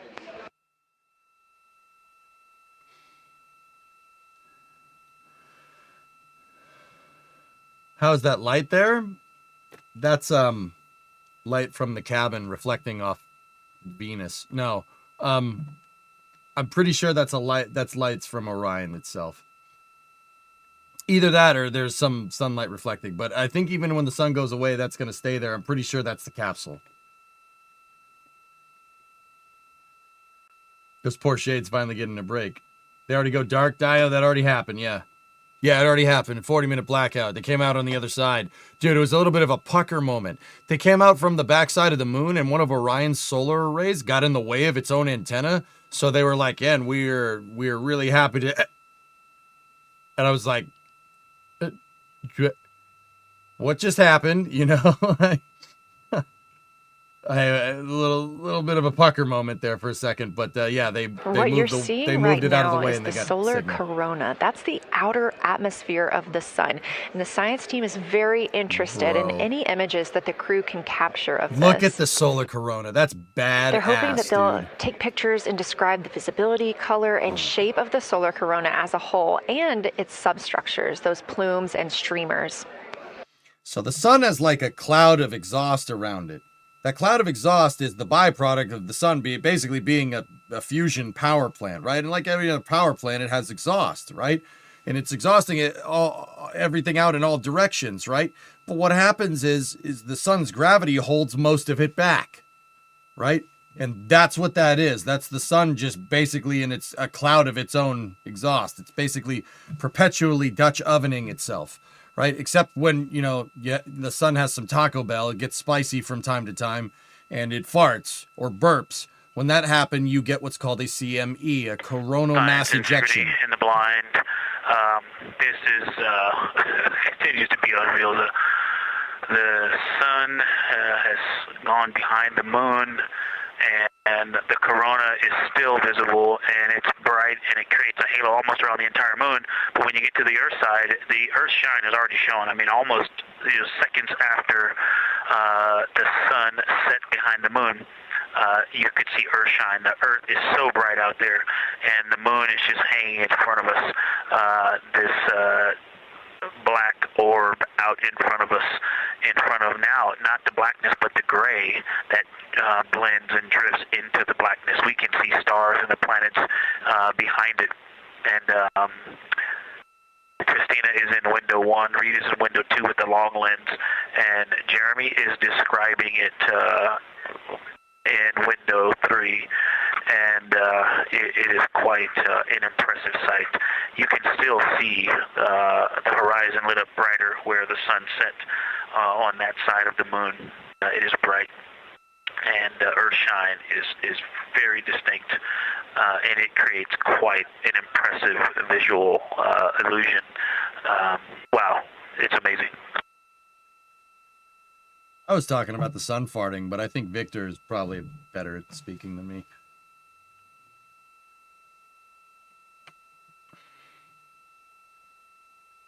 No, that's what the solar corona is. It's the sun flying in a cloud of its own exhaust. Every once in a while, it backfires and it shoots out coronal mass ejections. That's when an explosion happens on the sun that's so powerful. A solar flare happens that's so powerful it's enough to eject exhaust, or the exhaust is charged particles, right? It's enough to eject them out of the corona. And that's what solar wind is. And that's what solar radiation, right? Solar winds, that's what that is. You're seeing it just captured on the sun over there, which is, yeah, that's really freaking cool. That's the solar corona, which, this freaking mission, dude, I swear. When landing on the moon, 2028, Telly, is when NASA's targeting. Again, you're looking at a live view from the Orion spacecraft on the Artemis 2 mission. Orion is now 252,125 miles away from us all on Earth. We're here in the Artemis Mission Control Room in Houston, Texas. And what you had just before we lost that view quickly was the corona of the sun peeking around the moon as the astronauts are entering a solar eclipse for this portion of the lunar flyby. We're now over 5,500 statute miles from the moon. That closest approach today was just about 4,067 statute miles away. It's a light on the capsule. Teams in the room beginning to get a little busier and filter in and out as we are stepping through a handover. The Orbit 1 team is handing over to Orbit 2, who will continue monitoring lunar flyby and all of the systems aboard the Orion spacecraft.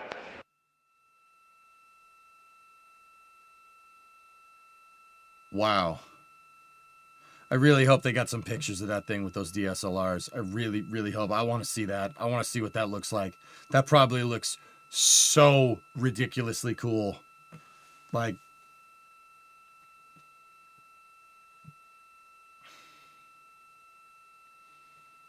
just, did we win at space? I'd say we're doing okay.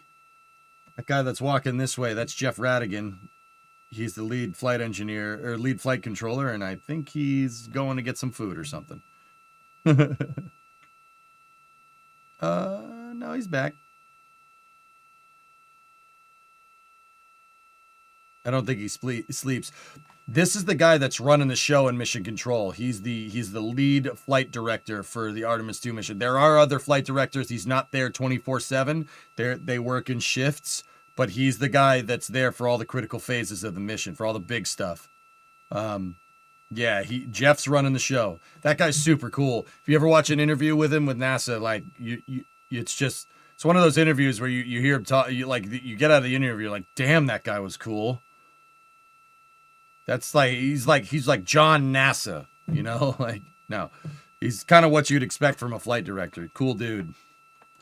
And he walked away again. Yeah, Gene Kranz was a flight director as well. Same with Chris Kraft. Yeah.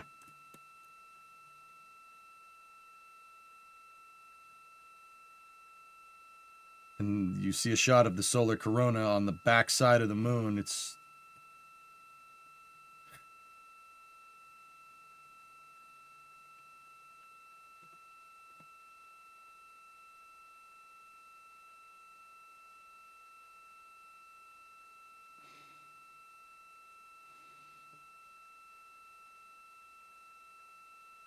He does have a cool time. You're getting your last few views of the solar corona as the moon begins to take center stage and completely cover the sun. If you see that bright dot up near the top left of your screen, we think right now that may be a part of the spacecraft, but we'll be sure to correct that if we end up figuring out later that it is something else entirely. It's the cabin lights inside of Orion, I'm pretty damn sure. The cabin lights are shining out the window. But just like what Leah said, if I'm wrong, I'll let you know. It's a bird. It has been an absolute honor to join you here today for the lunar flyby of Artemis 2, the first time humans have flown by the moon in over 50 years. I'm Leah Cheshire Mustachio, and I'm excited now to hand over the game is shifting around in the windows, and we are transferring settings on a camera to pick up Earth shine, and it is amazing. The brightness where the sun. I love how the PAOs are into it, dude. There's I think there may still be corona visible, but that part of the horizon is still lit brighter, and you still have a distinct Earth shine.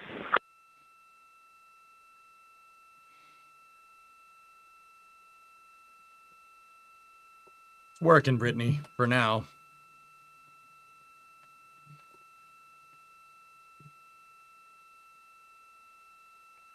Right, Derek? This would be pretty cool.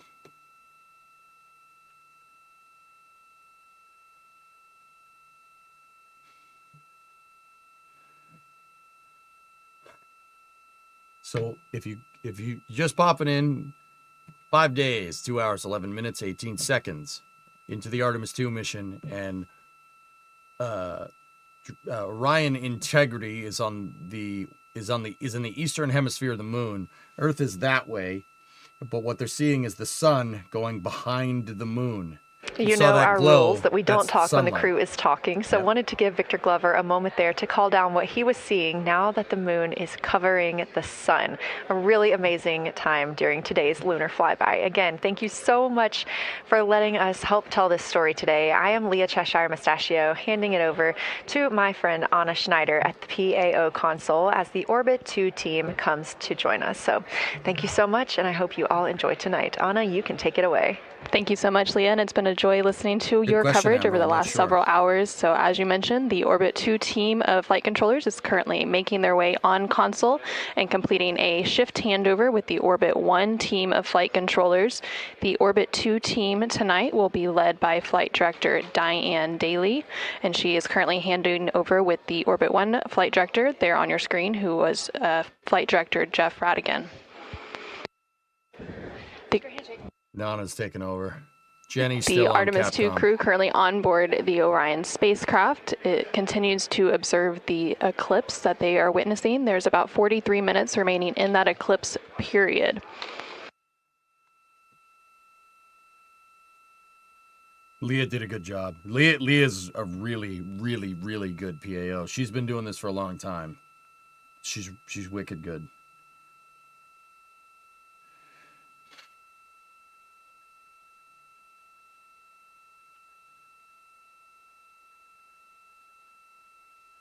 You think they go home after shift and immediately pull up the stream? My stream? No, probably not. They're probably tapped into the mission control loops at home, Shmamaron. But, dude, part of the thing is, and I do believe I read this in Gene Kranz's book. Part of the thing is like, it's not that this is work, right? But it's very clear that like everybody here is there because they love doing it, right? Like, everybody's there because they love doing what they do. You have to detach when you're off shift, because if you don't go home, take your mind off things, get a good night's sleep. This is right? Artemis Mission Control. You are currently seeing you're not gonna do well when your shift does start again. We spoke with our science team, and they did determine that dot in the distance is Venus. Oh my goodness, I was wrong. It's Venus. Somebody said it in chat. You were right. Holy crap, that's so much cooler than light off the capsule. Oh my goodness.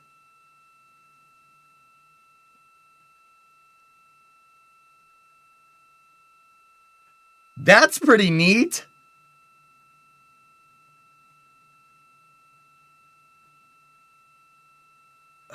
Dude, can this mission get any freaking cooler? Like, you know, we had a far side pass on the moon, signal blackout, you know, eclipse totality from the sun, and Venus is just like, nah, what about me, dude? What about me? What about me? I'm here. And it's like, oh, okay, sure. Yeah, all right, get in on this. Fine. I don't hate it. Like, I don't hate it. Here, let's look on NASA eyes. Give me 1 second. Let me bring up the layers. Let me bring up spacecraft here. Let's look at Artemis. Zoom in on Artemis 2.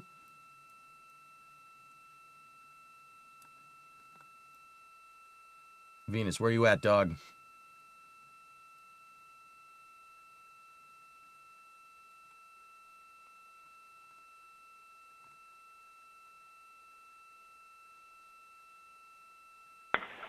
Science integrity. Bro. Let's see. Not a huge change in here. Just an update. The camera settings for Earthshine are challenging. This one's challenging to capture. What we're seeing, we're just not picking up on the cameras. And after all of the amazing sights that we saw earlier, we just went sci-fi. This has, it just looks unreal. You can see the surface of the moon between, I guess, the Earthshine. I guess Earthshine. You can actually see a majority of the moon. It is the strangest looking thing that you can see so much on the surface. So you guys know at night, you know, if the moon's up, you'll get moonlight on Earth, right? Right? On a clear night. What that moonlight is sunlight that's reflected off the moon. What Victor's saying is that he's seeing the opposite of that. He's seeing sunlight reflected off Control. Earth. You were just hearing some communications called down from NASA astronaut Victor Glover, currently on board the Orion spacecraft. They are currently observing an eclipse. There's about 39 minutes remaining in that eclipse period. Currently, we are in a forward link LOS, Thanks, or loss man. of signal, so the crew can communicate down with... He's seen 2 meteors, science. No, that's not what I want. This is what I want. Let it roll live. Oh yeah, definitely Venus.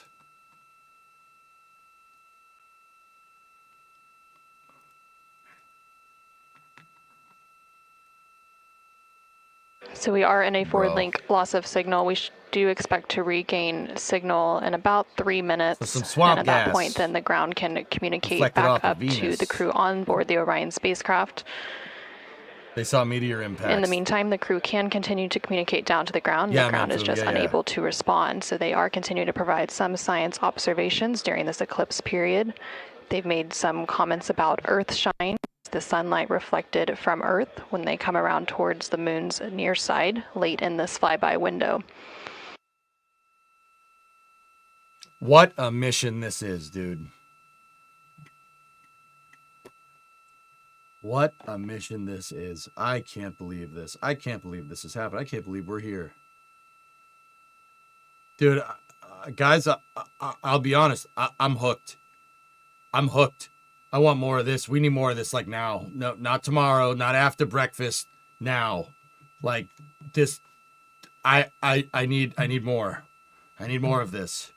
Like, y'all got any more of those moon missions?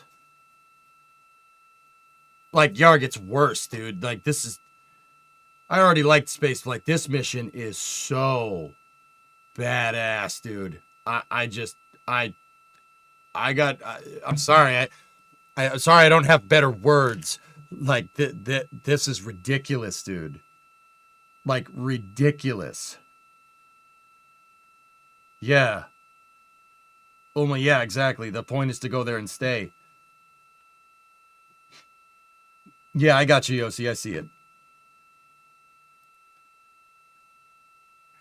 Dude, we need more SLS. We need more of that. We need more of the Orion. We need co-manifested payloads. Just do it. Just do it, bro. This is so freaking cool. Can I get an overview of some of the findings and updates? Because I wouldn't even know where to start. They did a close pass and visible light on part of the far side of the moon. Saw things no human has ever seen before. They went in communications blackout today, and now the crew is in totality. There's what do you even call it? A lunar eclipse? Solar eclipse? Right? The moon is blocking out the sun, and they had a live they had a live view of the freaking eclipsing happen. It's only a couple of minutes. Look, the freaking sun went, the sun set on the back side of the moon. Look at that. Now, the even crazier thing about this is that I saw this stuff here and I thought it was just light shining off the capsule. See that? That's Venus, dude. I thought it was just light. I was like, no, it's just light on the capsule because I saw that right there. This fog that you see right there is what's called the solar corona.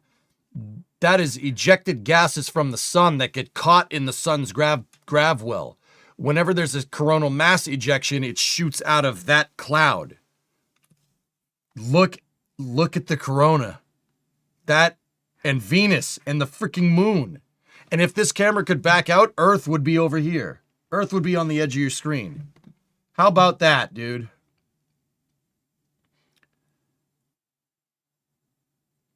I don't have any words, man. I thought I would have something like cool and astronaut-y to say, like, no. This is the coolest freaking space mission I've ever seen, and it's not even close. DM2 was rad, and I loved that mission, and it was awesome. It was so good to see Bob and Doug fly on the Dragon capsule and restore, American access to the ISS after they did the space shuttle dirty and then Constellation dirty. That was awesome. That's got nothing on this. It's got nothing on this, and I love that mission. But this,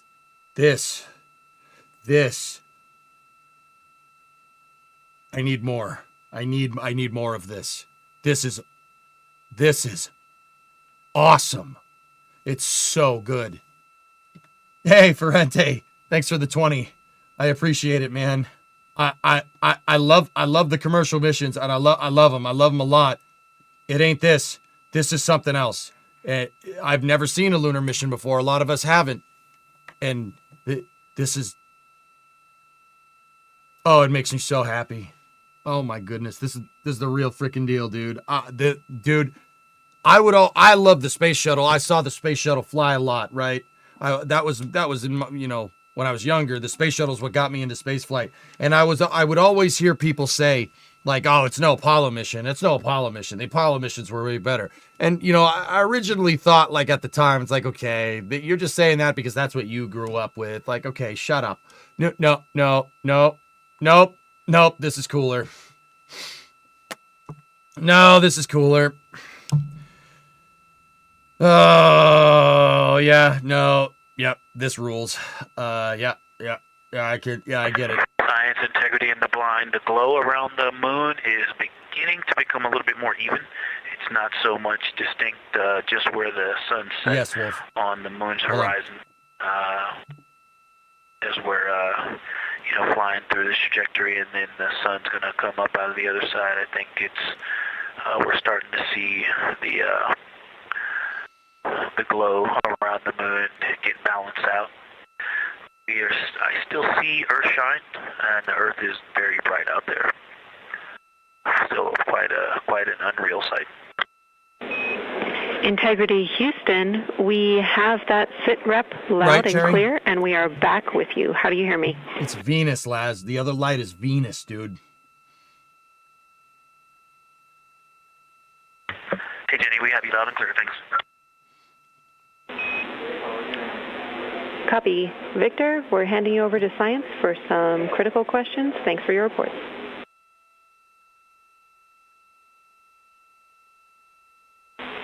Integrity Science, we were loving your science sit reps in the blind, and it should come as no surprise that we have a number of follow-up questions.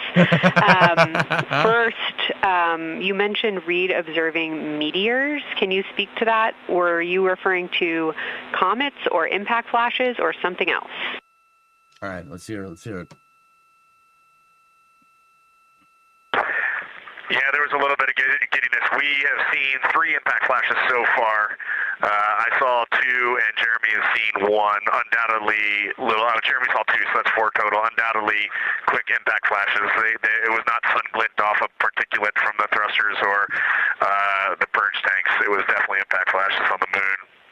And Jeremy just saw. Bro, the science people are freaking out, and it's awesome. literally just looked over at the SIR, and they were jumping up and down literally. If you could describe where on the moon you saw them, please.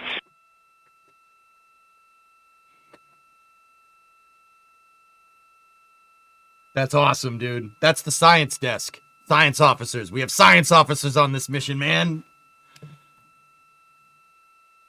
No problem, good dog. So they've all been either on or a bit south of the equator and on the Earth side of the moon. Stand by. They saw All right, so Jeremy has seen them kind of on and south of the equator, kind of spread across the moon, and mine were both south of the equator and just a little bit left of center of the moon. Impacts, guys. They saw a couple things hit the backside of the moon. Incredible news, Reed, and reminder, we have citizen scientists here on Earth looking for impact flashes, so hearing you saw them on the near side means that people saw them too.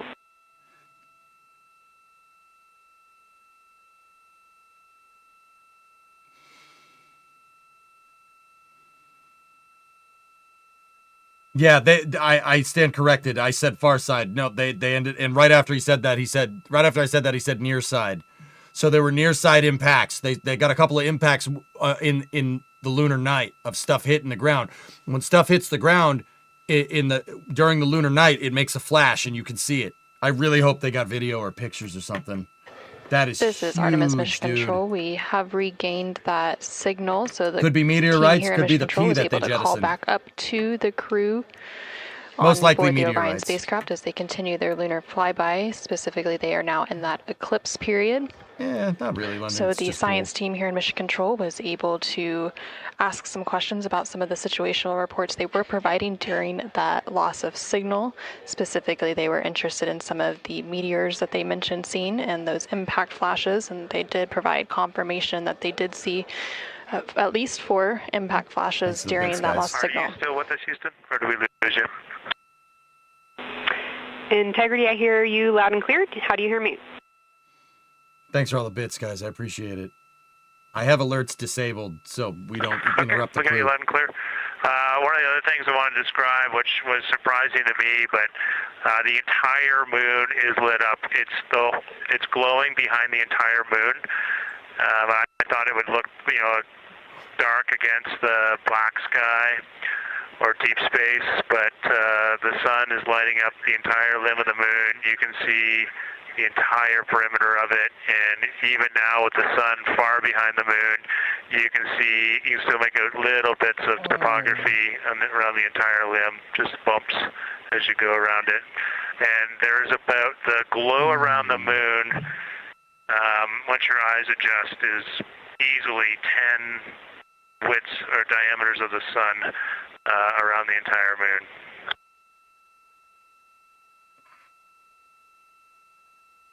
That must be the coolest gosh darn thing. Incredible to hear, Jeremy. Were you able to actually pick out any discrete features on the lunar surface? And if so, how do they look different than when you observe them in solar illumination? Hey, Crafty, thanks for the 10. No, we really haven't been able to identify features on the lunar surface yet. We just see, the topography on the limb.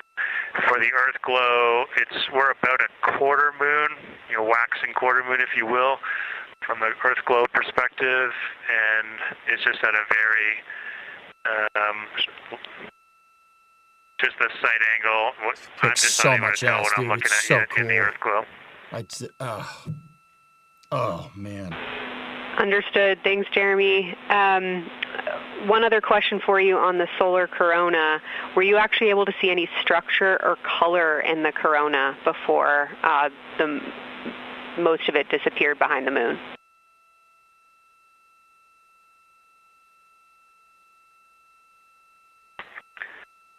Yeah, I didn't pick out any color, but definitely structure. There were streamers, and they were not uniform at all. For me, the 5 o'clock position, there was just this constant streamer. It would change in intensity and diameter, but it was always there, and it was always at the 5 o'clock position.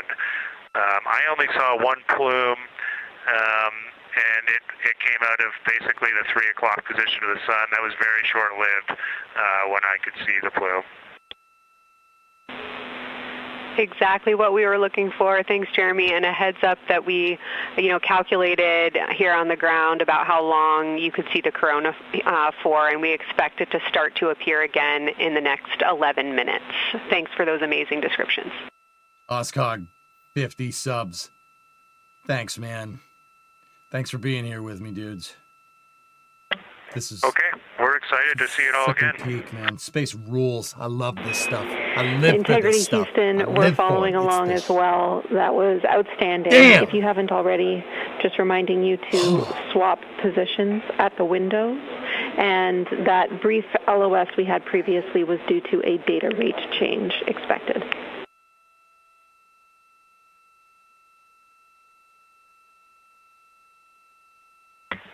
Okay, we copy that, Jenny.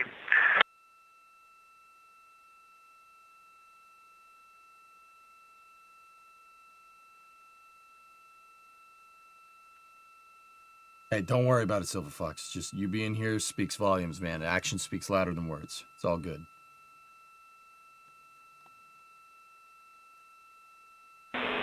Integrity Science, one more request for you. While it's still fresh in your mind, any annotations or sketches you want to make of what you're seeing either around the corona structures you just mentioned or even on Earthshine would be so appreciated. Right, Lark?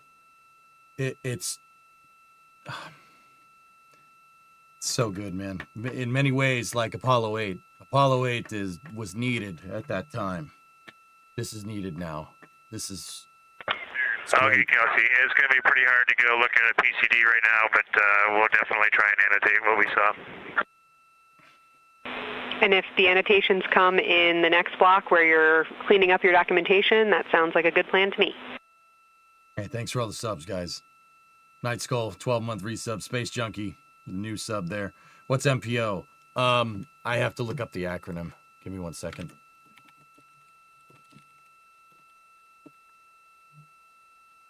Mechanical and Power Officer. So they're controlling the solar panels. This is Artemis Mission Control. On the bottom right corner of your screen, you can see a view of the Science Officer console here in Mission Control. And we've been hearing that communication between the science officer. The Orbit 1 science officer is Kelsey Young, and she's been asking questions to the crew, specifically CSA astronaut Jeremy Hansen, based on the observations they've been making during this eclipse period.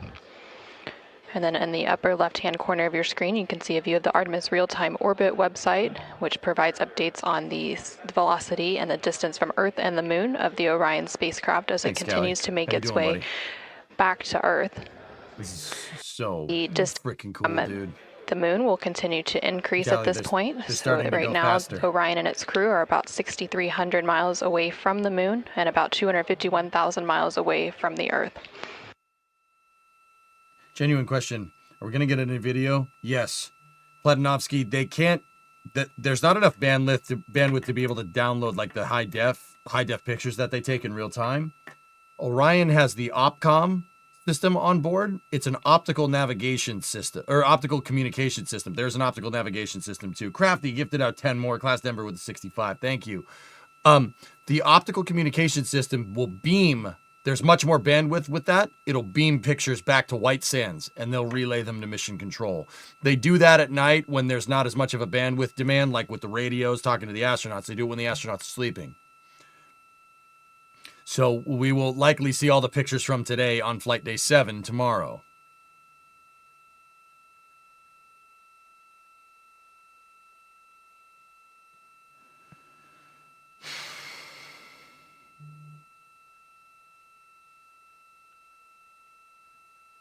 Thank you for answering. Yeah, I meant when they come back. Oh, when they come back, they'll get even more.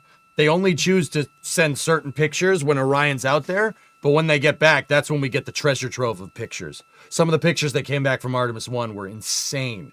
Like, the camera shots, the solar array wing cameras, when we see them live streamed, they're not necessarily, like, super high res, right? Important mysteries there on Earth.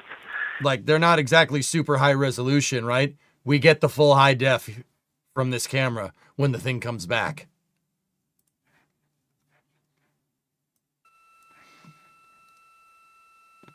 Yeah, some of the shots that came back from Artemis 1, dude, I'll tell you.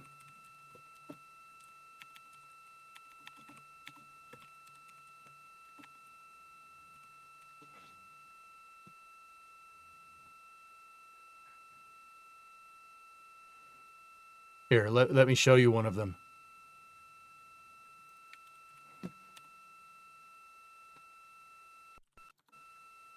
How's that for a picture? That was from the Artemis 1 mission, guys. This was in 2022. How's that for a picture? This is the kind of pictures we're going to get from this mission when the capsule gets back. You'll get these SAW cameras in high def, which is, and I guarantee you, all the info dumps and image drops that happen when they get back, I will share with you here during Space News segments that I do throughout the week. Science, we're getting set up for sunrise. The window teams are, Christina is supporting, and also Azina nice, in window 1. Cool, man. Jeremy's got the long lens in window 2. And the short lens in window 2, and Reed is in window 3, and he has started recordings and is set up to see Corona.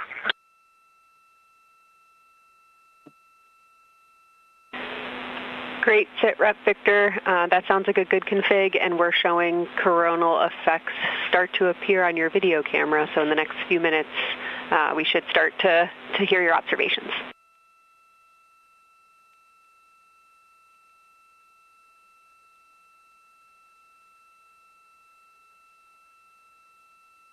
You're looking at a shot of the science desk in Mission Control. This is one of NASA's first missions to have a science officer in Mission Control. On the right, that's Dr. Kelsey Young. She's the lead scientific investigator for lunar observation for this mission. And this is Artemis Mission Control. We just heard the crew call down to the team here in Houston. Sorry.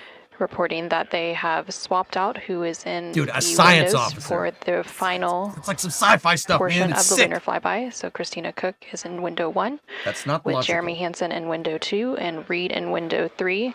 Reed is focusing on observing corona, which is the solar corona, which is the sun's outermost atmosphere. There is about 18 minutes remaining in the eclipse period. Science in Houston integrity. I know this observation won't be of any scientific value, but I'm really glad we launched on April 1st because humans probably have not evolved to see what we're seeing. It is truly hard to describe. It is amazing.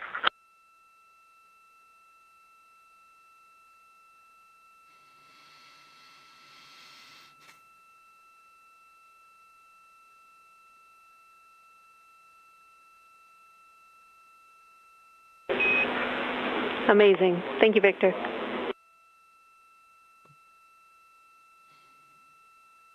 Yeah, Jessica. And just one more logistics note. We have gone as dark as we can in the cabin.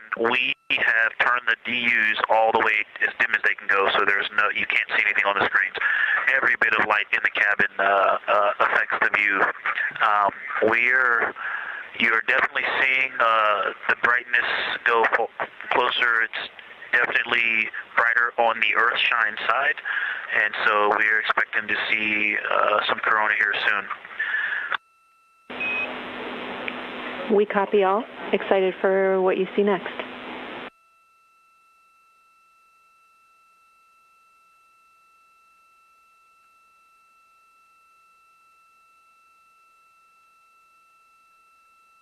So if anybody's wondering, like, oh, where's the onboard?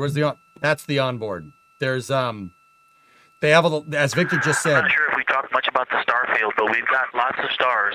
You've got the nice glow around the moon, but right off the we're upside down now, but from upside down 4 o'clock, right off the edge of the moon, looks like a planet. That line of planets. There's something a moon diameter to the left, and something right off the limb of the moon to the right, and then something orange. It looks orange to the right of that, about half the moon diameter. So, but anyway, there are definitely stars. I think some of those planets that you said we might see, we're seeing. And so in unreal view, yeah, the moon in the foreground is one of the darkest things we see out the window, and now it's deep space behind it is kind of dark blue like it looks from Earth, but we can also still see stars. It's quite a wicked view. So if you... Victor, Victor's doing the best job, and I'm not going to try to add on to what he's doing. It's indescribable. No matter how long we look at this, our brains are not processing this image in front of us. It is absolutely spectacular, surreal. There's no the corona's coming over the moon. Look. Describe what we are looking at now, this window. Ah! This is just absolutely beautiful and inspiring to hear. And Victor, we suspect what you're seeing is Saturn and Mars. That reddish object is likely Mars. Good opportunity to look to the future of where we're going.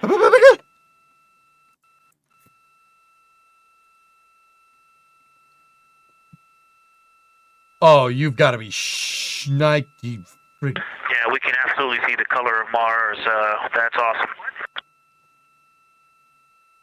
Oh, this mission freaking rules, dude. You can see half the damn solar system. They can even see Venus and Neptune and Saturn and Mars. Dude, I'm not going to. I'm not going to do it. I'm not going to do it. I'm not going to do it. I'm not going to do it. I swear, I'm not doing that.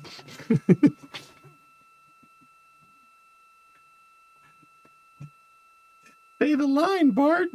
Okay, and I can see from Uranus. this vantage point, the 4 o'clock on the Earthshine side is definitely getting brighter. Still no coronal structure.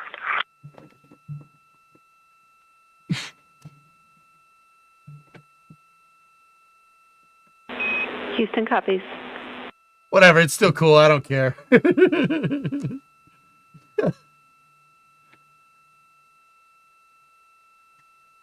Too late for that, Marcon.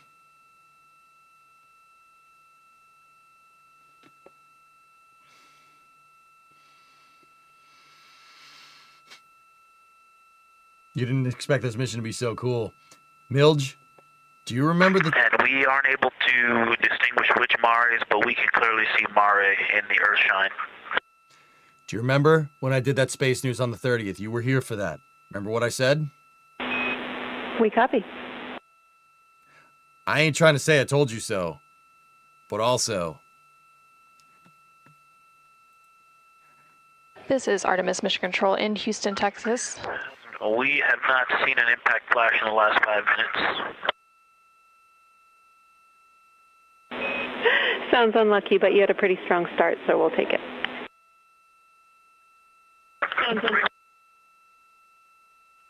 And actually, right after I said that, right at the South Pole, near the South Pole on the Terminator, Reed just saw one. Amazing. Amaze. Flashes on the moon statement.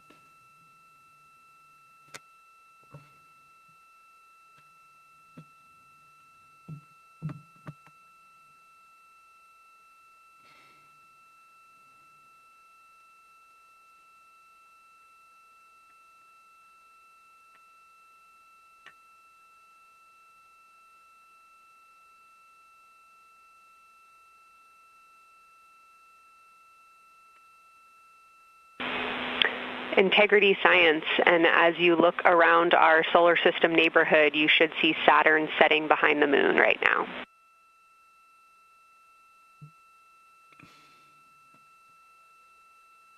We do. We've been watching it track close to the horizon, and it's right tangential to the moon at this moment.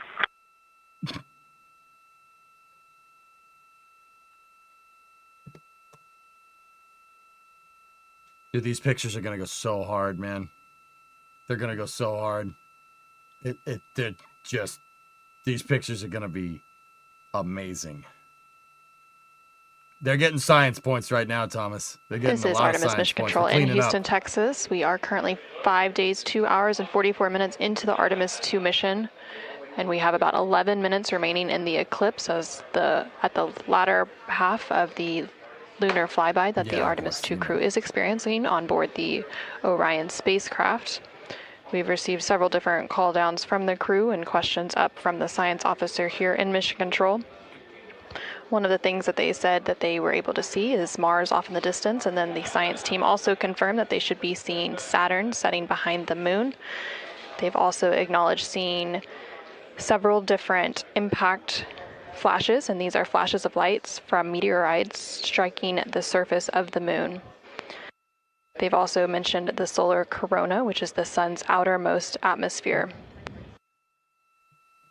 Here in Mission Control Houston, the Orbit 1 and Orbit 2 teams have officially completed their handover. So the Orbit 2 team is now leading here in Mission Control, and that is being led by Flight Director Diane Daly, and the Capcom here in Mission Control will be Tess Caswell. And you can see there on your screen on the right-hand side is the Flight Director console, and Diane Daly is in the far right of that screen, and Tess Caswell, or capsule communicator, is in the far left hand of that screen.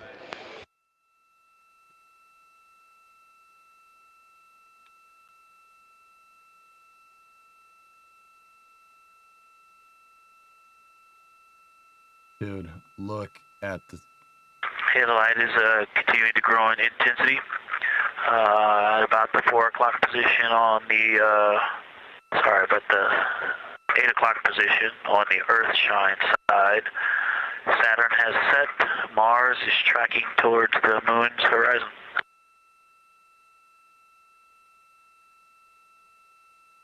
What? How did we get here, dude? Integrity Science, we copy, and we're starting to see it on the vehicle stream.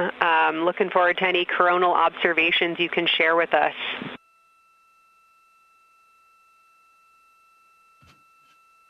I like all the answers. They're past the halfway point, Vex. They're on their way back. They're coming up from behind the far side they're not on the far side of the moon. They're on the in the eastern hemisphere of the moon, heading back towards Earth now. Hey, Hunter, $2. Thank you. That's right, can't see me. This is not bad for a Monday. Am I right? Not bad for a Monday.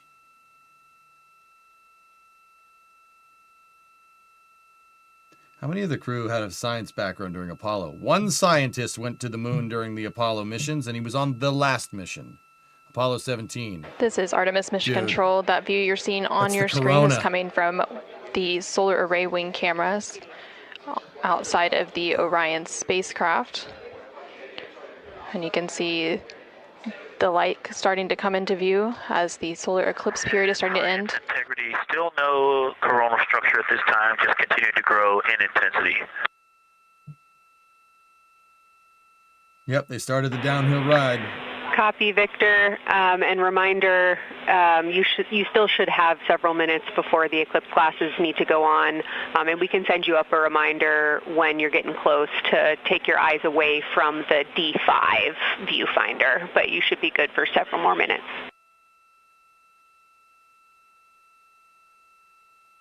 You'll be all right, Caveman. Copy, thank you, and yes, please send up the reminder. Thank you. That's the other reason why you should put stuff in the ground. Caveman, those impacts that they're seeing is probably from stuff like about the size of a baseball, maybe a little bit bigger. Colin, $2 super chat. This is awesome. It is. It is. It really is. It's so cool, dude.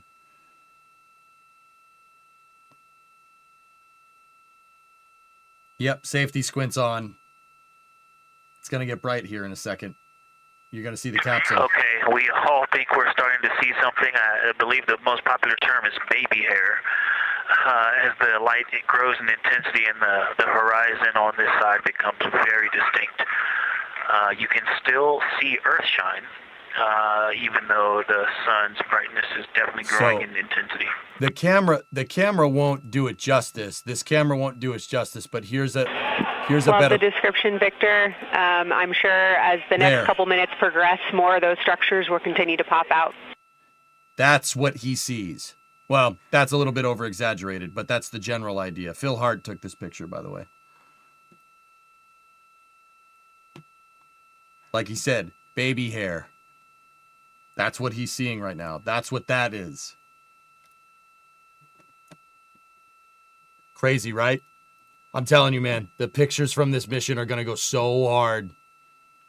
Like, yeah, that's gonna not suck. That's gonna do the opposite of sucking.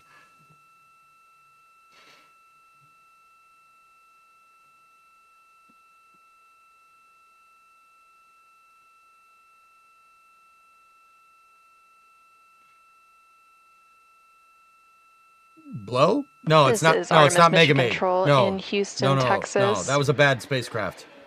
The Artemis 2 astronauts on board the Orion spacecraft are currently observing an eclipse. And to the crew on board the spacecraft, the eclipse looks much like a total solar eclipse here on Earth, except the moon is much larger compared to the sun, unlike a terrestrial solar eclipse where the moon and the sun appear the same size in the sky. We are definitely starting to see structure. That baby hair is rapidly growing out toward the 9 o'clock and the 8 o'clock. He's talking about relative to the moon. It's almost as if it were reaching out for Venus or for the Earth.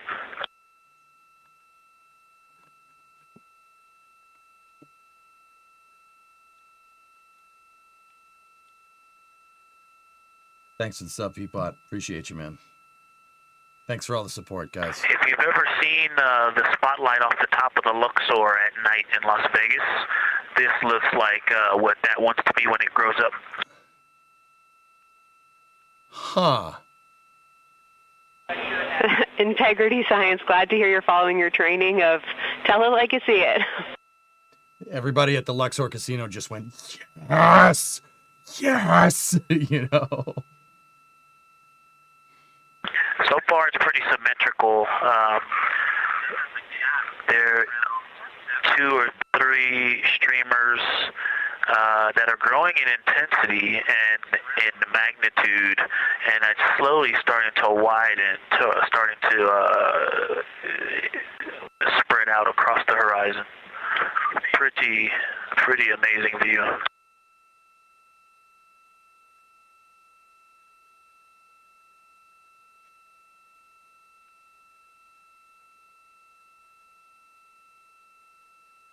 It's the no, it's the... And Integrity Houston, great words.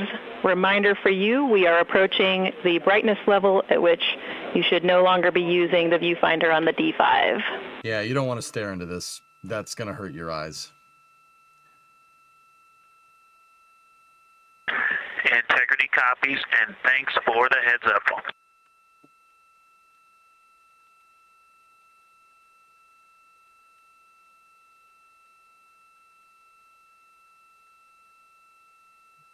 This is Artemis Mission Control. And I think we're seeing some directionality. Some of it is going in different directions because it appears to be moving and combining and recombining as it moves. It's pointing in different directions, and some of it appears to be going like down toward the south pole of the moon, but it's and then coming back together and going out towards Venus and the Earth. And depending on how I stare at it, it looks like one large structure, but then it definitely has wisps, and you can see 3 or 4 structures inside of it. It's like watching a flame. It's like looking at a flame, and stand by. And so it has some inherent movement. Now there's a very bright spot. There's a very bright spot in the center of it. There's a towering light of flashbang through the door. Light, and then there were like 2 streamers that were going 30 degrees out from it, and now it is just extremely bright. Dude, Vic can't even find the words. You hear that? He's like, yeah, It's starting to get a little warm. Yeah, I bet. And we copied all. We wanted to remind you at this point on the eclipse glasses. Should be about time for those. Dude, spoiled. How crazy would that be? Yeah, time for the eclipse glasses. All right, yeah, cool. Yeah, probably a good idea. I don't know. I didn't mean to undersell it. Wearing eclipse glasses. That was an absolutely spectacular, magnificent experience. Pretty good. Thanks for the report. We sure wish we were there with you.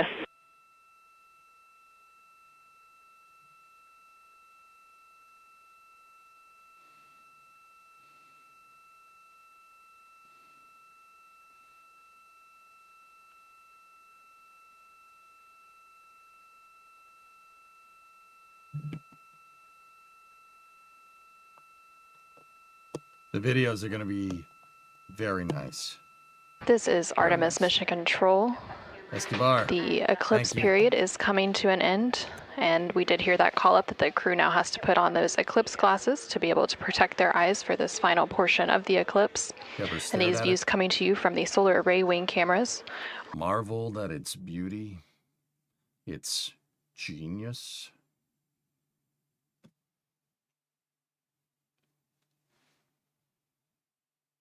Yep. Signal handover. We're not hosting an intergalactic kegger down here. Zed. It's the smell. That even is such a thing.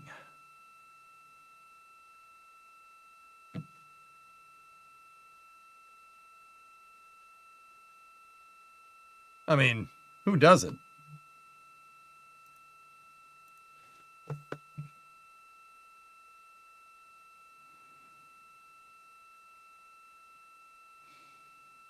Jet, do you know that the first Apollo mission was designed to be the perfect mission? It was a disaster. Pure O2 environment didn't work. Entire astronauts were lost. Then we moved to the Apollo program. Pinnacle.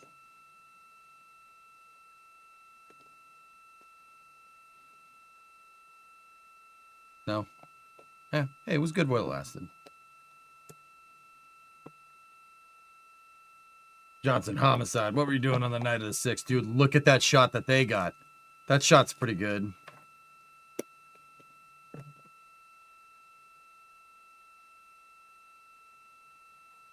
This is Artemis Mission Control. There on your screen, you can see a live look inside of the SIR, or the Science Evaluation Room, here in Mission Control Houston, just down the hallway from the Artemis Flight Control Room. Integrity Houston, back with you after a data rate change. Regarding the SAW-3 camera T low caution, no action for you. It just got a little cool during the eclipse.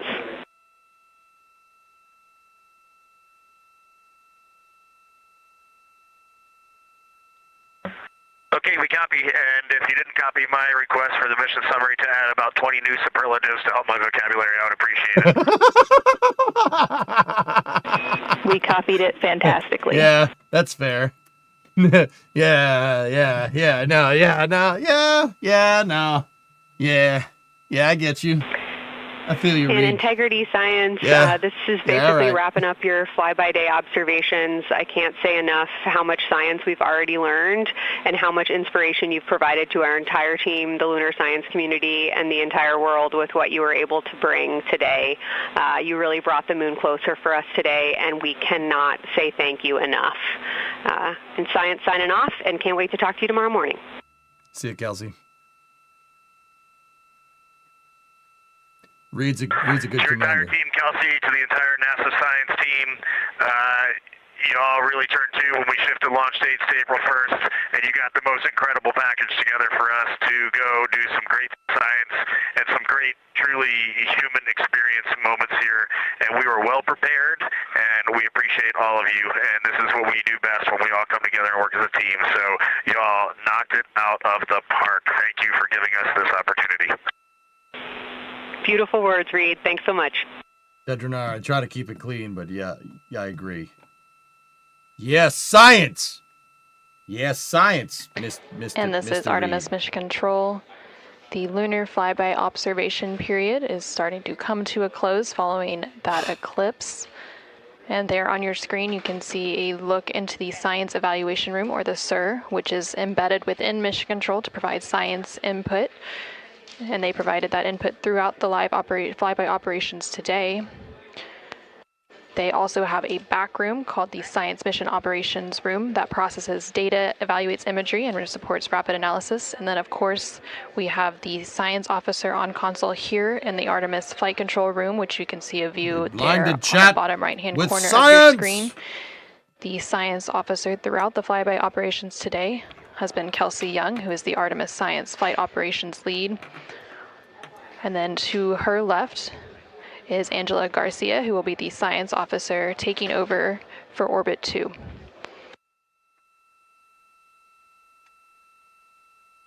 Dude, look at what the NASA administrator is saying after they figured out they saw flashes. You know what? That's fair. Yeah, you know what? And for the past 7 hours or so, the crew has been going through their lunar flyby observation period, and now they will wrap up that period and complete some final tasks and begin downlinking some of the amazing imagery that they've captured throughout the day, as well as some of the please do that. Observations that they've recorded. And now on your screen, you're seeing a live look from the Orion spacecraft from those solar array wing cameras. The eclipse period ended just a few minutes ago, and during this eclipse, towards the end of the flyby window, it lasted about an hour, and it was when the sun was hidden from view behind the opposite side of the moon from the perspective of the Orion spacecraft and its crew.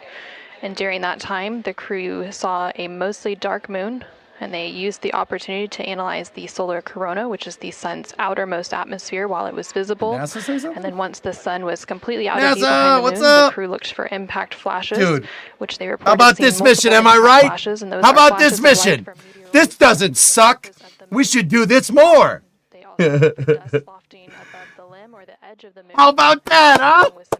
Holy crap, this mission rules. Oh, I love it. Please eject the regolith into my veins. No, don't do that. That would be bad. But also, figuratively. The crew also looked at parts of the moon illuminated. Oh, it's so good, dude. Reflected from the Earth when so they good. Down toward the moon's near side at the very end of that flyby window.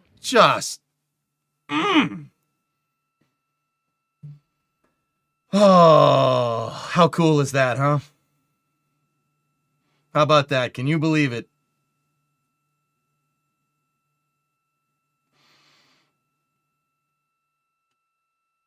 Let's get a round of applause. We got NASA up in the house, up in the chat right now. Clap. Good stuff, huh? Good stuff. Missed my bump. Oh, dude, what got me is Venus. They saw Venus, they saw Mars, they saw Saturn. Oh my goodness. Dude, Vic saw the solar corona. He saw the solar corona on the backside of the moon transit. Like, come on, dude. That's so cool. What's that white circle under the sun? It's glare. Lens flare. Sun's pretty bright. Now, so you just wanted to pop in and say we hope you're enjoying the trip around the moon. Yeah, no, we're having a good time here. We're having a good time here. This is magical stuff.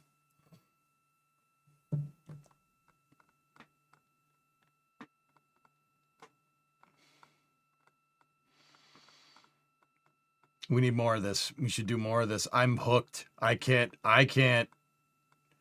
Joe Symbol One gifted out some subs. Thank you.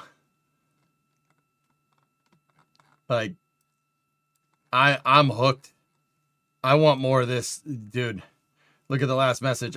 It got buried. I can't see it.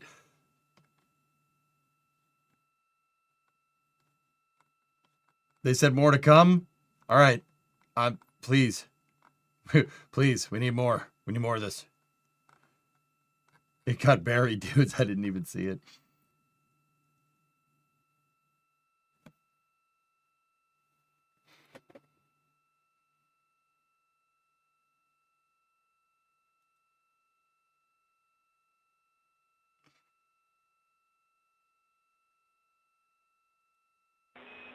Integrity Houston. Understand Oh, yeah, that you Lark? are still reflecting upon and consolidating your lunar observations. At your convenience, I have 2 items related to the upcoming VIP event.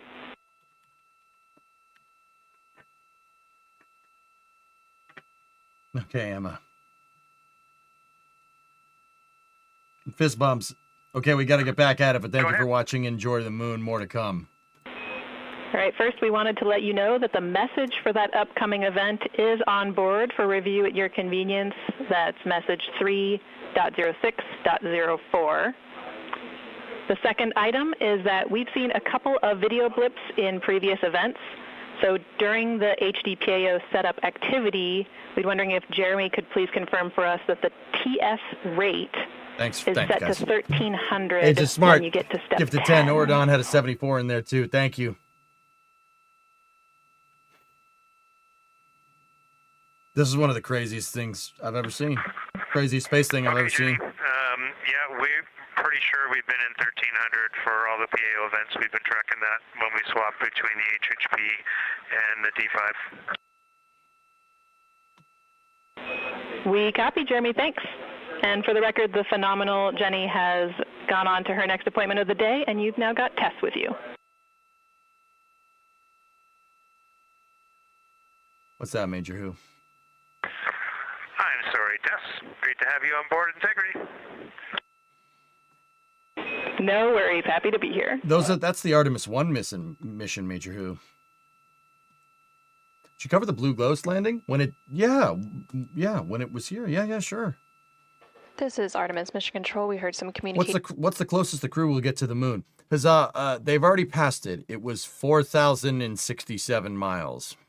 No, I'm not making that up. That was it. I prefer 6,512 kilometers.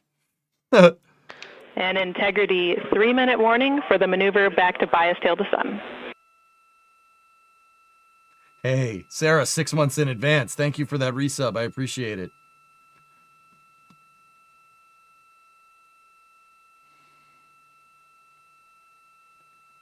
Sad random question. Are there iPhones on board? The crew has their personal phones up there. Yeah, they have iPhones. And they have Surface tablets. Fun fact, an iPhone and a Surface tablet got fried by radiation. RIP PCD4, 2026 to 2026. The crew on board the Orion spacecraft recently completed their lunar observation period. It was an approximately 7-hour period of time in which they were focused on several different targets identified by the science team here on the ground that they studied. It was really funny. In the press conference after flight day 2, somebody asked hey, what happened to PCD4? And Judd Friedling, one of the flight directors on this mission, he goes, what do you mean what happened? It's radiation fried it. So I don't know what to tell you. It got toasted. I don't know what to tell you. That's the way it goes. I'm like, all right. To get as much data as they can overnight, and then there will be a post-flyby conference tomorrow after the crew wakes up. I don't think so. And that's not a debrief, but a science data collection to capture their nuanced experience while they're still in the field and the experience is still fresh. And then, of course, there will also be a public affairs downlink event later in the day. Now that once the post-lunar flyby activities are complete. And then after that, the crew will go into some of their final activities for the day. They will have a private medical conference, or PMC, with the medical teams here on the ground. These are regular conferences that they have at the end of every day. And then there's also a flight director conference that they will have before they go into their pre-sleep period, during which they can complete hygiene activities, and they will have the chance to eat their dinner and complete any other final personal activities for the day before they head into their sleep period.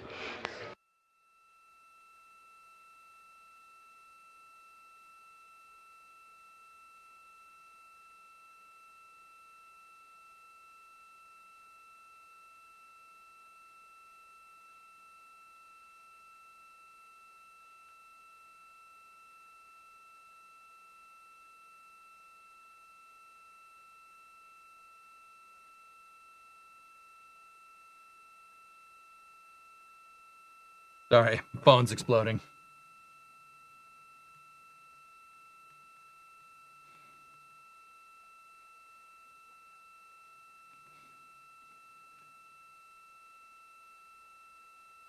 fired up. I volunteer to carry that core stage, right? Right? NASA is VIP, but they left before I could do it, hentai.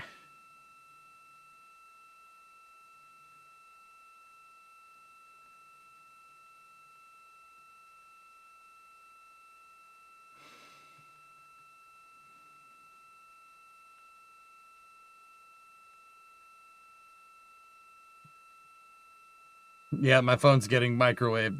No, it's not. My cousin who's a geologist is saying, don't inject regolith into your veins. That is very bad. Do not do that. I'm like, yeah, I know. I know.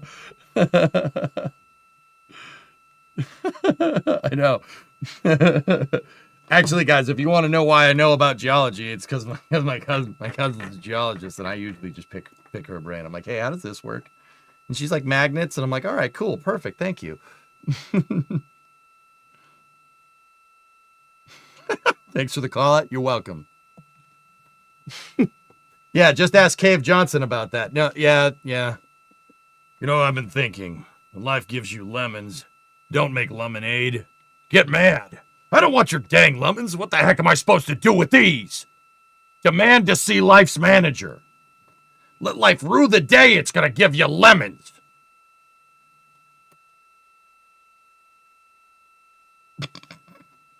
And then my other cousin saying, I aspire to be the cousin called out on stream. What?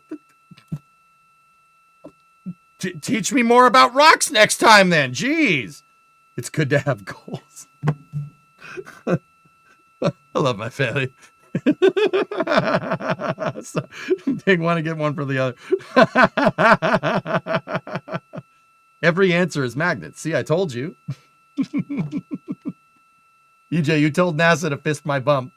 Do you think they got it, Procyon? I don't know if they got it, but if, you know, whatever. Oh, jeez. I'm pretty sure they got it. Yeah, I hope they did. What are you going to say to NASA? Would you not say that? I would, like, come on. I would say that. They got it. They did say fist bumps all around. Yep.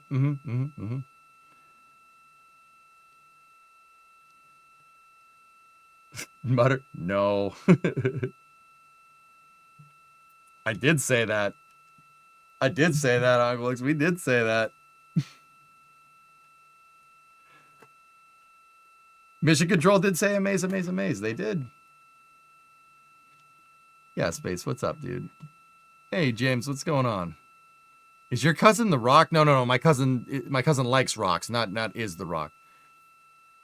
Astro Ellie, £2 super chat. My favorite moment from the flyby, the solar corona transiting the moon was pretty cool.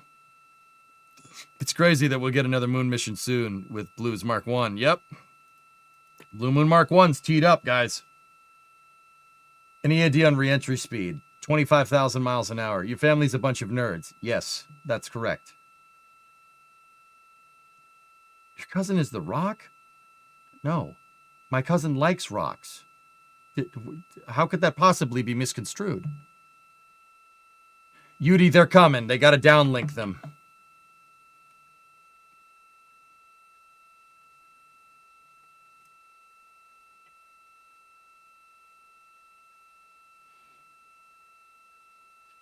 My dad says he's not a nerd. Yeah, okay. Yeah, okay. Hey, what's Ted Williams' lifetime batting average, Dad? Yeah. Oh, yeah. You know the answer to that, don't you? Yeah, you do. You know what they call that? They call that a nerd. You could be a sports nerd. That's fine. I know what Ted Williams' lifetime batting average is. Do you know? I know it because of him. I learned it from you.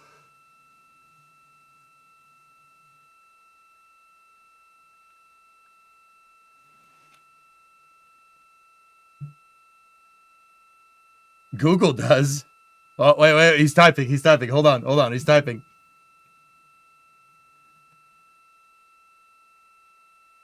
He says, I don't know.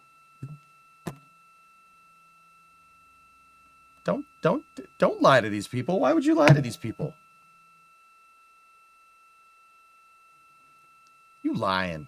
Who the heck is Ted Williams? Teddy Ballgame? Number 9? Sorry, that's hand stick. That's some sports stuff, but also it's not. Baseball is a game of statistics. If you like stat, baseball is the best for it, but, you know, whatever. Where's the moon? It's dark. You can't see it. What kind of cousin are you? I'm the weird one. Yeah, no, I'm the weird one. Yeah, I'm the weird one. I'm sitting in a room alone talking to a wall. I'm the weird one.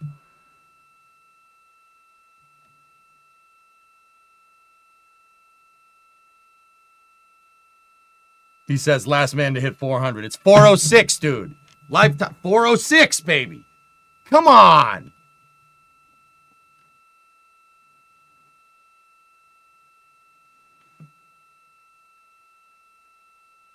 Yeah, it said, of course you knew that. You were lying. Houston Integrity, we're curious if you're ready for us to start the stream a bit early and to test scene and voice.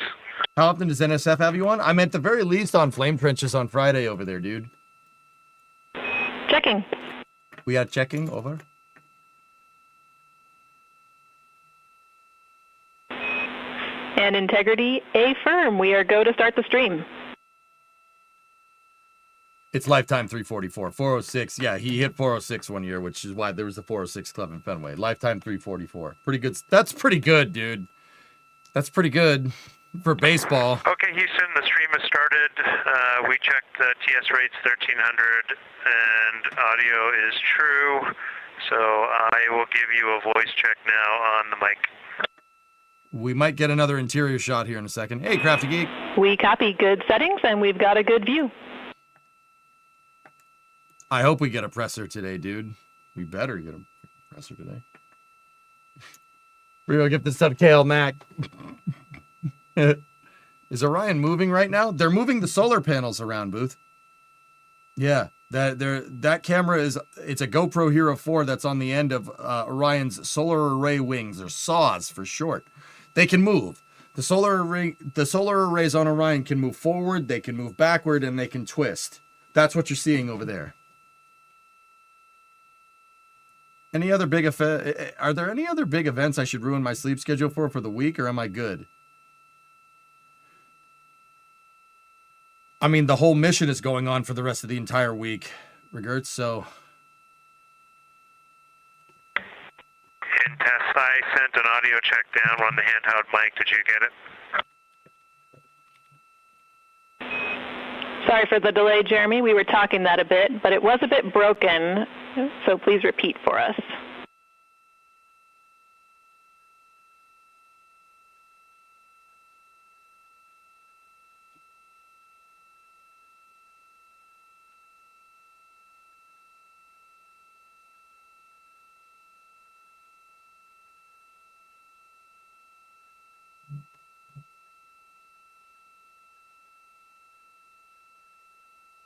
I know, Groots, that's just unacceptable.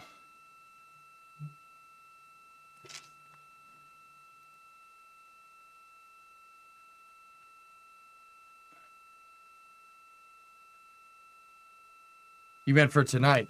Okay. We could take a look at the schedule real quick while they're in signal handover. So where are we at? Mission elapsed time is 5 hours, 3 minutes, or 5 days, 3 hours, 18 minutes, 56 seconds.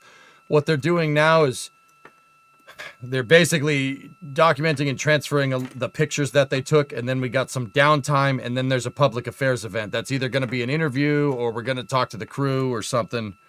And we'll see from there. And then they go into the pre-sleep, and then that's it. It was a big day. So they gave them a longer sleeping cycle for flight day 6.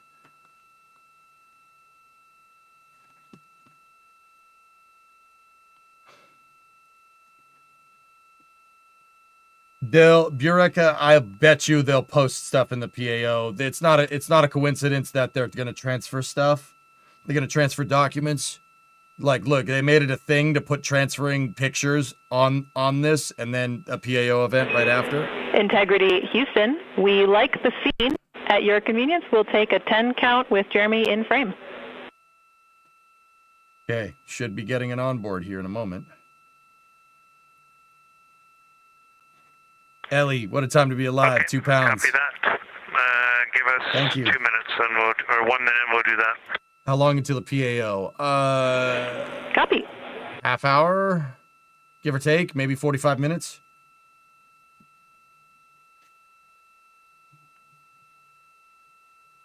Give me 1 second, please.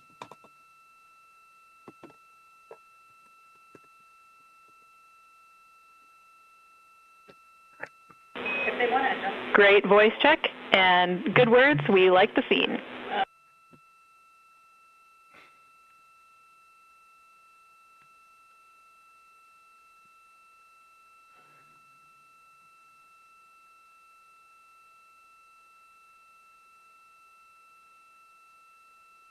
So Elon Musk just posted this, right? He posted NASA Artemis passing close to the moon.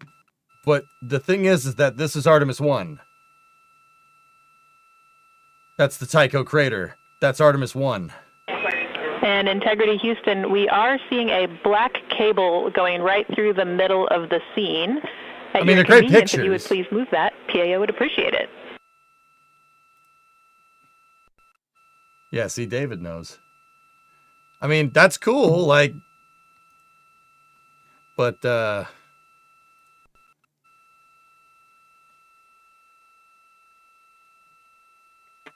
pictures from 2 are going to be better. I'm not going to lie to you.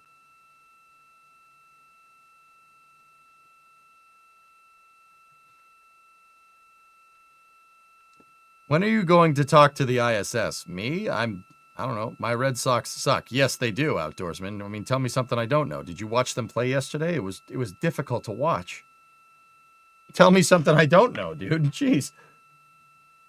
Hey, I got an idea. Let's just get rid of all of our good players. That way we save money. Oh, wait. The team sucks? Huh. Shocked Pikachu face. Like, what? Just, please, just end it now. We still have like 150 games left, man. This is Artemis Mission Control. We're currently 5 days, 3 hours, and 21 minutes into the Artemis 2 mission following a liftoff from NASA's Kennedy Space Center in Florida on Wednesday, April 1st. The crew on board the Orion spacecraft is currently wrapping up their lunar flyby cleanup activities. They're making final... Houston Integrity, high priority PAO images from the eclipse are on PCD1 in a so-named folder. Made it to the postseason last year, man. We copy, Christina. Thanks.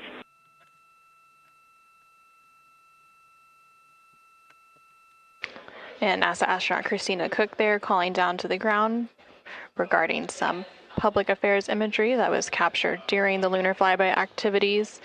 She referenced a PCD, that is in reference to their portable computing devices, which are basically tablets that they're able to transfer files and also follow along on processes and procedures and their timelines for the day. No. I don't know, my pick. We'll see. Maybe we should start one, dude. I don't know, you want to send people around the moon with me? I'll offer you a truce. The rocketest of the Rocky. Want to launch rockets with your old boy, EJ? Sorry. Do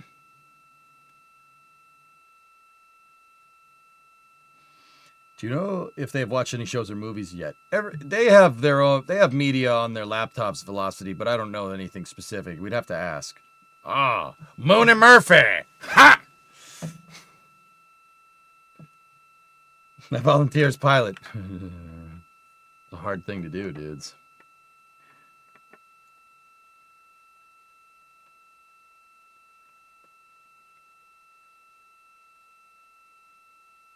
Oh, Jetster, yeah, I'll call that right now. Thank you.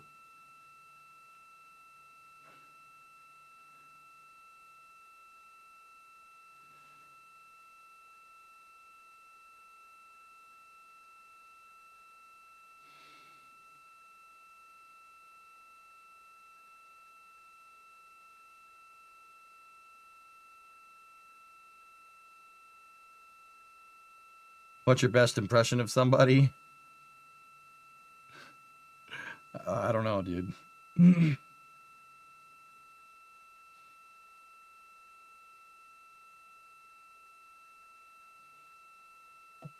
have a personal prediction for the Artemis 4 crew. Johnny Kim. Johnny Kim's commanding that mission. Calling it now.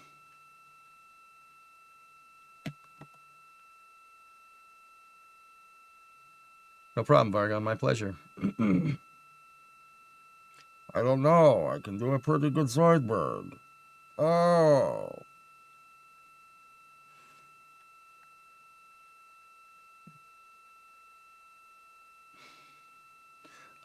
Nothing would make me happier than to see Johnny Kim and Victor Glover walking around on the moon. Yeah, that would be pretty sick. Yeah, those two.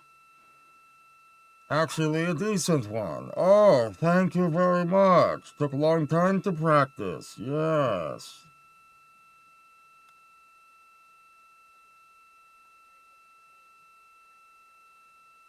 Rick should go as the administrator. Nice.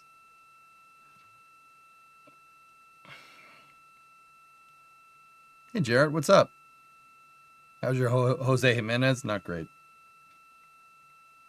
Now there would be a woman to walk on the moon? That's fine. Jessica Meir, maybe? Christina? Sure. Send it, dude. I don't care who goes. I just care that we do it. Is that messed up? Like, if we want to send Jess up there, we want to send Christina up there. Screw it. Let's go. Let's go, baby. We ain't got time. We gotta go. Someone please tell me what we're watching. Heavy D. What's up, dude? Orion is just today it transited the far side of the moon, and now they're heading back towards Earth. They're currently downloading a bunch of pictures that they took when they did their close pass. So if we just back up, I have a 3D simulation of what's going on here. If we back it up, right? This is what they did today. There's the moon, right? Artemis came down in here.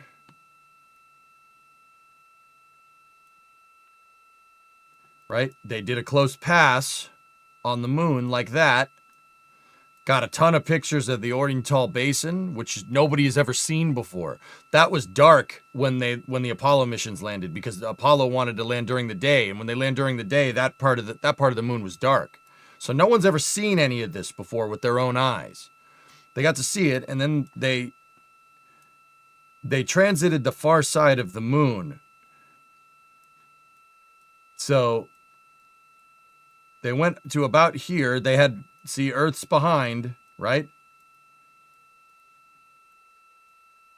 Earth is behind them, so they had a blackout period when they transited the far side. Nobody's ever done that since 1973.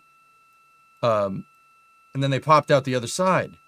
But the crazy part about this is, right, a little bit later... This is Artemis Mission Control in Houston, Texas. Currently on console here in Mission Control is the Orbit 2 team of flight controllers being led by Flight Director Diane Daly and the Capcom... Okay, give me 1 sec. But after that, they saw the sun transit behind the moon. A little bit of an eclipse here, right? And they got the gnarliest pictures of the sun as it went halfway around. When the sun is like that, when you can just see a piece of it, right? You can see what's called the solar corona. That is an area around the sun where the sun's gravitational pull kind of holds the exhaust. It's like the sun's a big power plant, right? And it has gas, it has exhaust, right? But most of the exhaust just goes right back down and gets stuck around the sun. It makes kind of, not a cloud of gas around it, but that's kind of the idea, right? And when you could just barely see it like this, you can get a good shot of the solar corona. No one's ever photographed the solar corona from the moon. That's never happened before. They got it on the backside, right? And the crazy part is, when the sun went around the backside, they could see Venus on the front side of the moon. And then, when they got to this point, the sun was eclipsed, right? They could see Saturn and Mars. And they got pictures of it. They'll show us the pictures, right? And then they saw the solar corona again on the other side. On the other side, when the sun came around the back side of the moon, or the front side of the moon, I should say. So right now, Artemis 2 has done that free return, and now the moon kind of kept going, and now they're on the return leg. Where should we look for the pictures? There is a press conference coming up here on the mission schedule. I'll show you. There's a press conference coming up. PAO is a public affairs event. Well, it's not necessarily a press conference. It's talking to the crew. But right now, what they're doing is reconfiguring away from the lunar observation configuration for the capsule, meaning that they're stowing the cameras and stuff. They were just taking pictures with DSLRs. They have 2 Nikon D5s up there, a couple of iPhones, and a Nikon Z9 with I believe they said the Z9 had a 400 up to a 400 millimeter lens. I forget what the low part of the zoom is. What is it? 40 to 400, guys? 30 to 400, something like that. Camera nerds, I know you're here. So they're downloading all the stuff off the cameras, right? And then they're going to transfer them a little bit later tonight. So we might get some pictures now, but if we did get pictures, 80 to 400. Thank you. Thanks, guys. Yeah, in both chats. Thank you very much. We might get some pictures now, but we're going to get the majority of the pictures in the DPC tomorrow, the daily planning meeting here on flight day 7. That's when we'll see it. NASA will most likely hold a press conference right around here and show us these pictures. And they are going to be, I swear, dude, they will be some of the gnarliest pictures from space you've ever seen. Ever. No one has ever photographed the solar corona from a sun eclipse while orbiting around the moon. That never happened. You couldn't do that during the Apollo missions. They were too low. They were too low. They were in too low of an orbit to see it right. You have to be far back to get the right angle. It's cool, dude. What a day. Dude, today was some of the gnarliest space stuff I've ever seen. And I've been covering space flight here on this stream for the better part of 15 years. That was the coolest thing we've seen by a long shot. Do you know if there's supposed to be a JAXA crew member for Artemis 4? I have no idea. The president will be speaking with the crew soon? Really? Huh. Space stuff, right?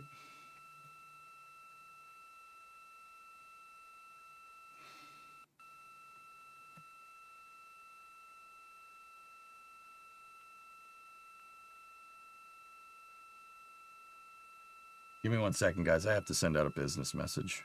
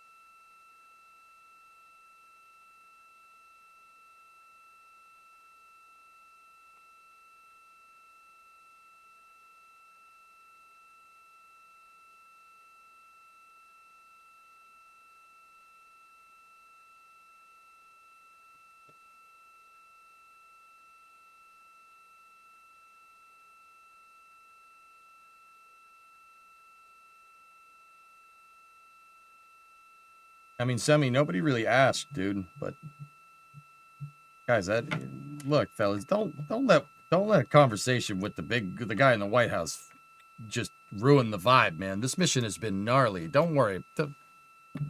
We're at the moon. Who cares? The moon, baby. Don't worry about it. You see some of these shots from this afternoon, dude? Like, I ain't letting that ruin my vibe, man. Some of these live shots we saw today. Look at this. Look at this. Up here, lighter. Look at that. Freaking look at that, dude. Don't let it ruin the vibe, man. It's good. Look at that.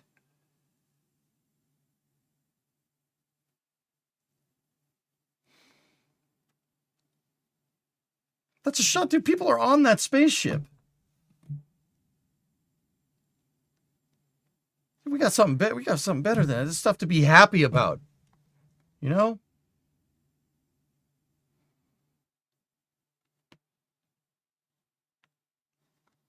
Anyway. Let's tune back in.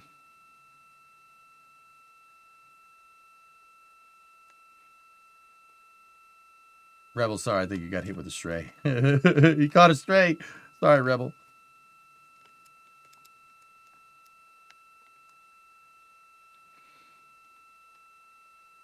What you bought another capsule? What am I gonna do about my legs? What am I gonna do about it? His legs is like linguine.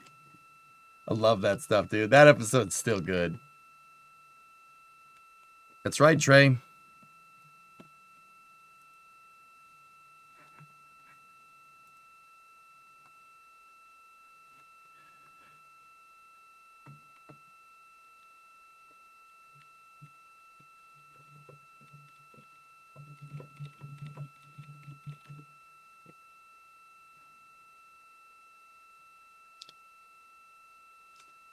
Can you explain more about seeing impact flashes?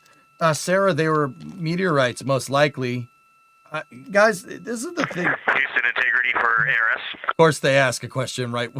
Of course they do this right when Sarah. Go ahead, integrity. Hey, Tess,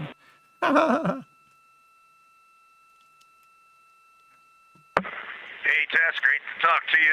Any chance we could drop the fan speed down for this PAO event? Okay. Ben's probably feedbacking into the mic. We will put that in work. Great to be talking to you, too.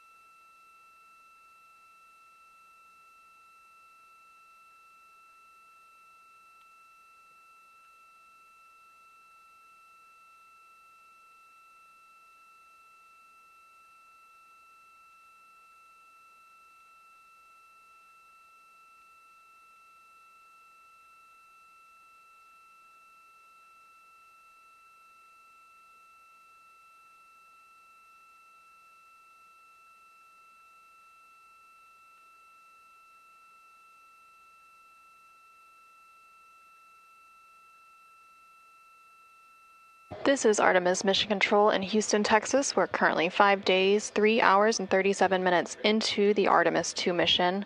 The crew on board the Orion spacecraft has recently concluded their lunar observation period during the lunar flyby. As part of that lunar flyby, the Orion spacecraft and its crew made the closest approach to the moon at a distance of 4,067 miles away from the surface at approximately 6 p.m. Central Time, 7 p.m. Eastern Time.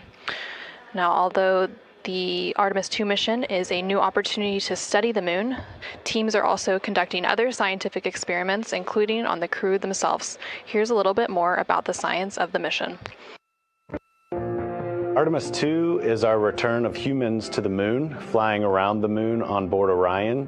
But along with that, we're doing a lot of great science. One of the exciting things about the Artemis missions to the moon is that science is actually a fundamental pillar of why we explore, why we're going, what we're doing in Artemis. I think it's incredibly exciting that not only are we testing the vehicle, but we're testing science on board. Science where the astronauts are conducting experiments, science riding along with the astronauts. We have astronauts looking outside the window and really observing the lunar surface. It will help us understand the deep space environment. It will help us understand how that environment affects our astronauts, our systems, and life in general. So deep space is a challenge for us because you have to leave Earth's protective magnetic field. Here in low Earth orbit, the crew members are protected from some of the harmful radiation. Going to the moon, they'll no longer be protected, so they'll have a higher radiation exposure. Much like Artemis 1, we have so many radiation sensors and detectors that are inside the capsule so that we can fully understand and appreciate the radiation environment for protecting our astronauts. In my hand here, I'm holding a tissue chip model. This is the exact design that it's going to be flying alongside the astronauts. We'll be collecting samples from each of the crew members, and we can make these organ chips out of the astronauts themselves.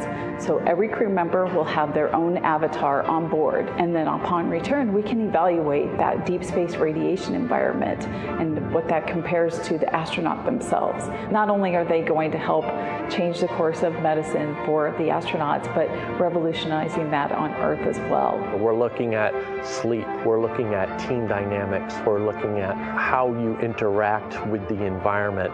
We're also looking at the immune system, so what are the biomarkers? We're using saliva as a method to study hormones and different things in your body that may change during a mission like this.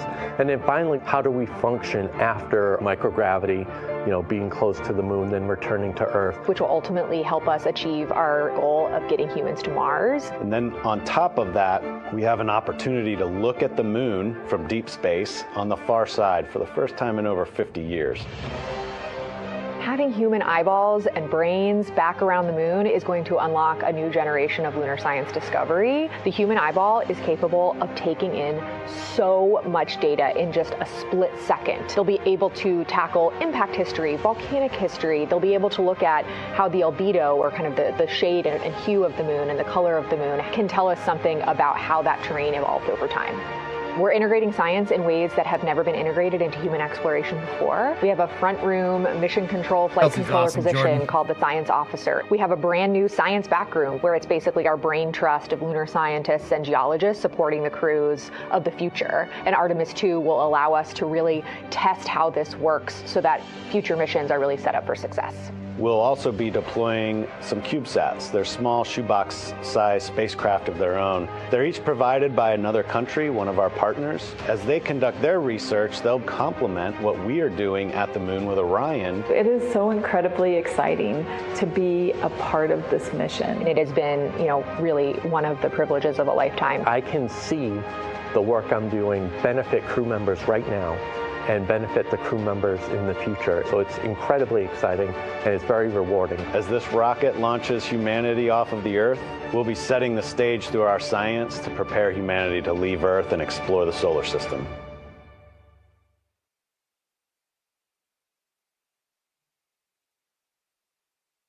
Good stuff, man. Good stuff. And as part of that, we are going to inhibit cabin leak detection. The edge key manual response is still available. Copy, thumbs up.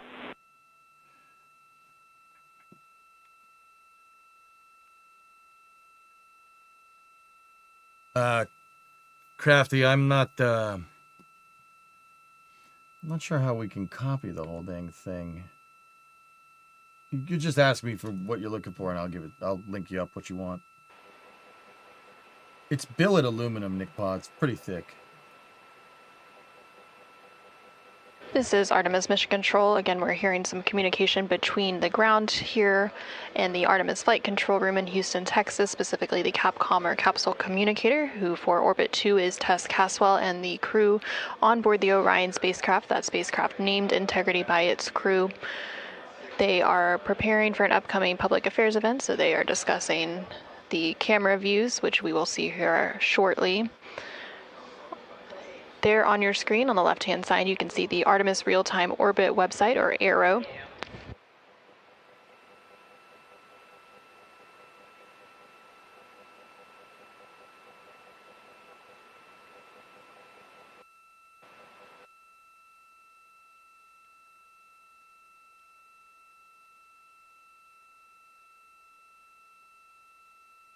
The Artemis Real-Time Orbit website there on the left-hand side of your screen provides updates on the velocity of the Orion spacecraft during its journey around the moon.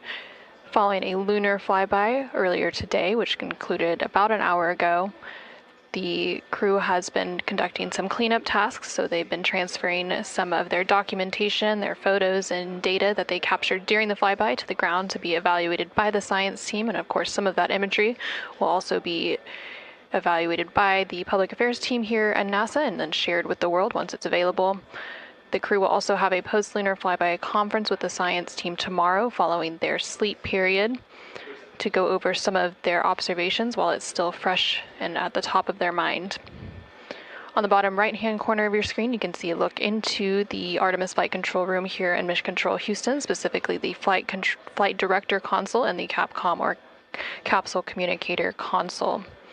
The flight director currently on console for Orbit 2 is Diane Daly, and throughout the Artemis 2 mission, there are 3 shifts or orbits of flight controllers who provide 24/7 coverage and support to the Artemis 2 crew and the Orion spacecraft and its systems during its journey around the moon. No problem, Limelion. We are expecting a splashdown on Friday, April 10th. That splashdown, it will take place in about 3 days, 21 hours, and 33 minutes.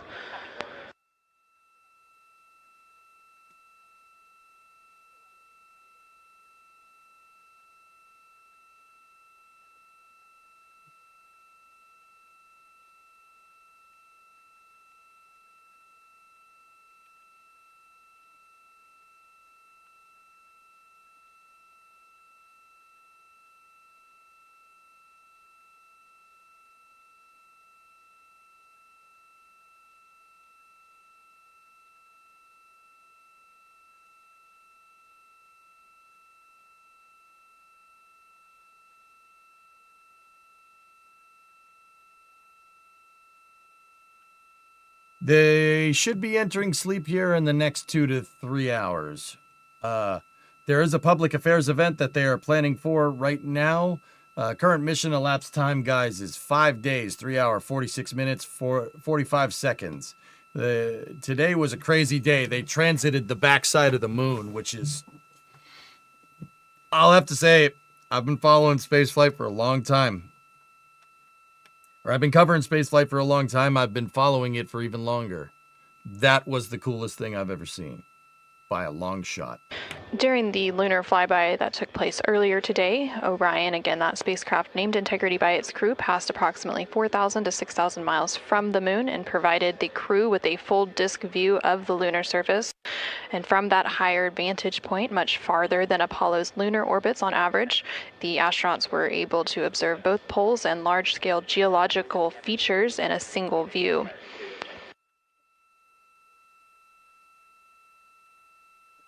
And there on your screen, you're currently seeing a live look inside the cabin of the Orion spacecraft. Integrity Houston, we are 3 minutes out from an on-time start, and we have adjusted the fan speed. We'll take a thumbs up if you're happy with it. He's reading Copy, Vic. thumbs Got up. an onboard. Vic's got the guns out. Superlative thumbs up.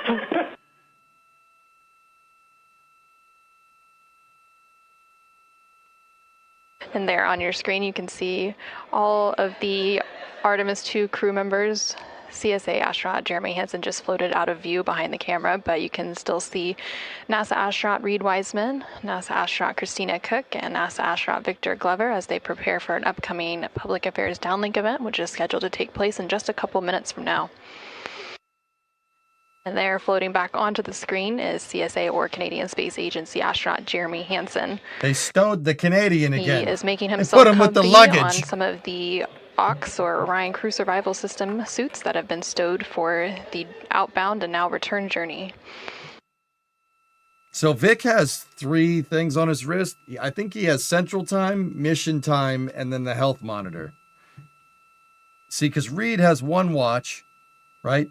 And then he has the health monitor, and so does Christina. See that thing right there? That's the health monitors that they're all carrying. Also, Reed is doing like the ultimate fidget spinner thing with the mic. He spun it around in his hand, and now I just really want to do that. Is that bad? Shortly after the completion of these couple of public affairs downlink events, the crew will begin winding down for their day, and they will have the opportunity to eat dinner. Some of the items On their menu today right, for dinner cool. include You chicken with mic, corn and black sick. beans, sweet and sour pork, rice pilaf, spicy green beans, citrus fruit salad, and maple cream cookies. Oh, sweet sour pork! All of the...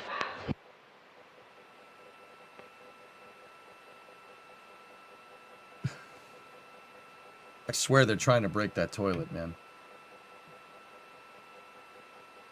And now we will go ahead and stand by for the public affairs event beginning See in the mic just spin? about a minute. See the mic spin? Oh, that's sick. I would do that.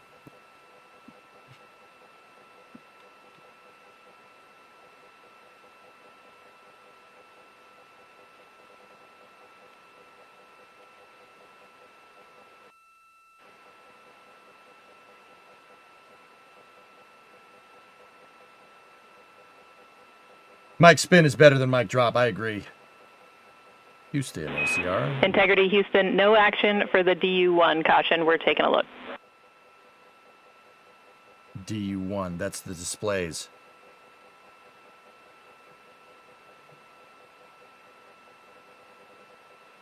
Don't worry about it, Hambone. So they're going to do a PAO event, public affairs event. Integrity, this is Houston. Are you ready for the event? Here we go. For the event. Hello, Houston. Integrity is ready for the event. Yeah, Hokie, it's working. Administrator Isaacman, this is Mission Control Houston. Please call Integrity for a voice check. Dude! Integrity, Jared Isaacman, comm check.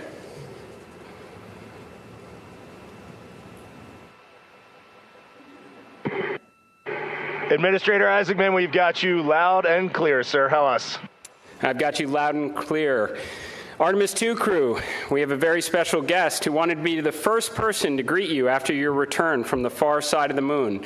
Reed, Victor, Christina, and Jeremy, it's my honor to introduce the President of the United States of America, President Donald J. Trump. Whoa. Over to you, sir. Well, thank you very much, Jared, and you are doing a fantastic job. And hello, very special hello to Artemis 2.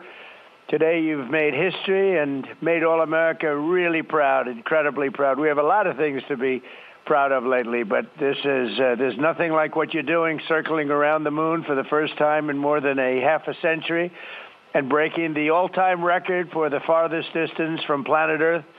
Humans have really never seen anything quite like what you're doing in a manned spacecraft. It's really special. I want to personally salute and congratulate Commander Reed Weissman, Pilot Victor Glover, Mission Specialist Christina Koch, and Jeremy Hansen. And I also want to thank the entire amazing team at NASA, headed by Jared, who's a very special guy, by the way, and you all made this day possible, and you've really inspired the entire world. Really, everybody's watching. They find it incredible. I just watched you go to the back of the moon, and people haven't been there in a long time, we can say, but it's going to be more and more prevalent because we're going to be doing a lot of traveling, and then you're going to ultimately do the whole big trip to Mars, and that's going to be very exciting. So you look at, we had no astronaut has been to the moon since the days of Apollo program. The Apollo program was also very special, but that was 50 years ago. And at long last, America is back, and America is back in many ways stronger than ever before. We're the hottest country anywhere in the world. The Artemis crew flew in the most powerful rocket NASA has ever made, ever launched, traveled over 250,000 miles, broke the distance record set by the legendary Apollo 13. And America is a frontier nation, and the four brave astronauts of Artemis 2 are a modern day, you really are modern day pioneers, all of you. And one of them happens to be a neighbor. You know who that is, right? You have a special person over there, a neighbor, and we like our neighbor. Your mission paves the way for America's return to the lunar surface very soon. We're going all out. We're doing everything we can, and it's headed up by Jared. We'll plant our flag once again, and this time we won't just leave footprints. We'll establish a permanent presence on the moon, and we'll push on to Mars.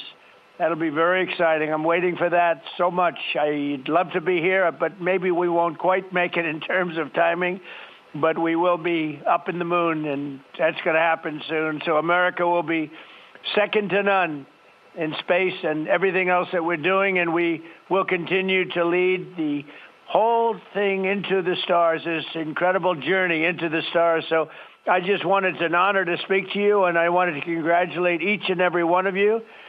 And tell me, what is the most unforgettable part of this really historic day? The whole world is watching and listening. Please tell me.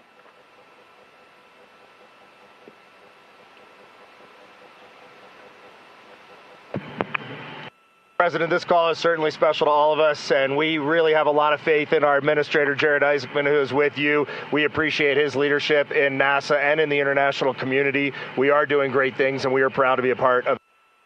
I have to tell you, as we came around the near side of the moon, seeing all the sights that we've seen from Earth for all of our lives, but we're seeing them from a different perspective, and then we started to get a glimpse of the and we saw sights, Oriental sights that no human has ever seen before, not even in Apollo, and that was amazing for us.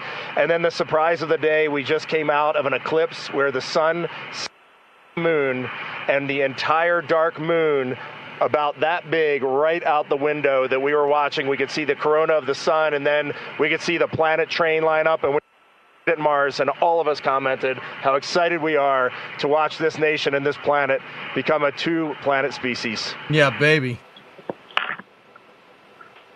That is fantastic. You know, I had a decision to make in my first term, and the decision is, what are we going to do at NASA? Are we going to have it be revived, or are we going to close it down? And I had very little hesitation, and it's really great to have somebody like Jared involved, because he really makes it much easier for me. But it was not even a question in my own mind. We've spent what we had to do, and then of course we have Space Force, and Space Force is very much related to what you're doing, and that was my baby. That was a very important one, and it'll turn out to be truly one of the most important, I believe, decisions I've ever made. So we're very proud of Space Force, and we're very proud of all of you. Does anybody else have anything to say? A lot of people listening.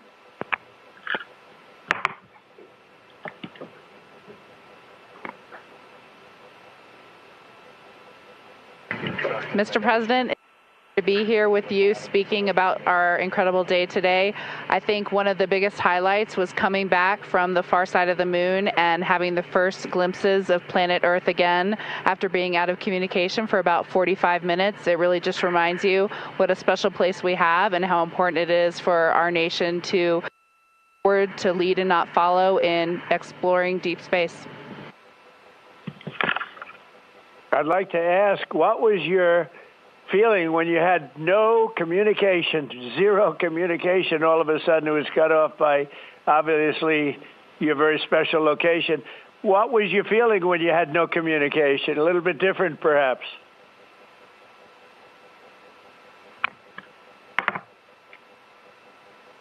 Yes, Mr. President, it was I said a little prayer, but then I had to keep rolling. I was actually recording scientific observations of the far side of the moon. You know, that is actually the time when we were the farthest and the closest to the moon. And so we were really able to make some of our most detailed observations of the far side of the moon up close. And so we were busy up here working really hard. And I must say, it was actually quite nice. Did you see a difference, a big difference, between the far side of the moon and the near side of the moon? Was there a difference in feel or difference in look? Okay, what did you see? To be fair, not a bad question. Like, okay, all right. And see, even look, they were like, well, what? Mr. President, we certainly did, and our science team really set us up well to understand what they thought we might see. And the gravitational pull of the Earth has had a profound effect on the near side of the moon, changing all those dark mares, those dark patches of the moon you see from Earth. It's very different on the far side. While you see some small patches of those mare in deep craters, it's very much absent on that side, so that's really neat. And while I have the microphone, sir, I just want to thank you on behalf of Canada. The space leadership you spoke of from America truly is extraordinary. I've said this many times before. A nation that leads like that and creates and sets big goals for humanity that brings other countries along with it is truly incredible. And I know that's a very intentional, not a necessary decision, intentional decision to lead by example and to allow other countries like Canada to share our gifts and help you achieve these mutually beneficial goals, like establishing a presence on the moon and eventually going to Mars. And Canadians are so proud to be a part of this program.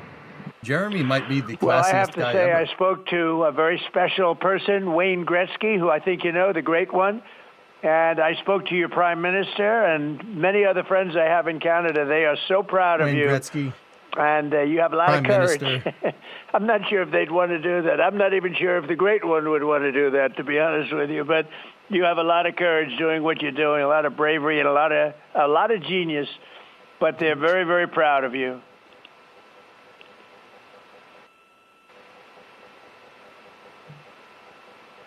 Okay.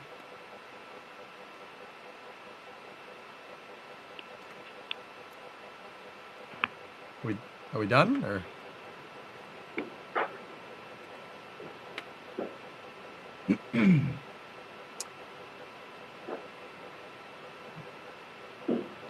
Well, this is so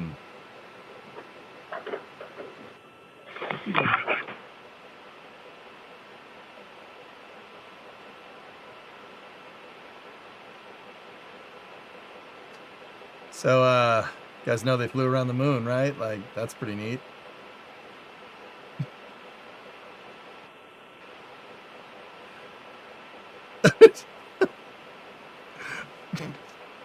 Just, this is great.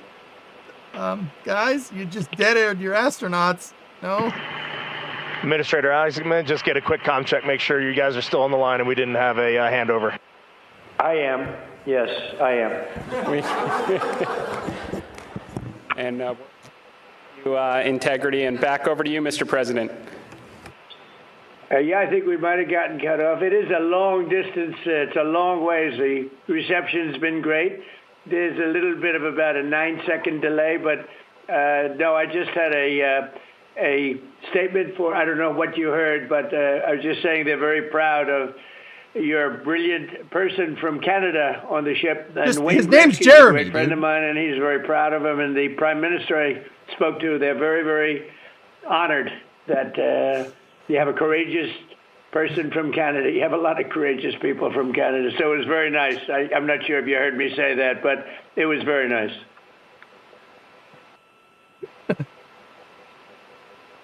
All right.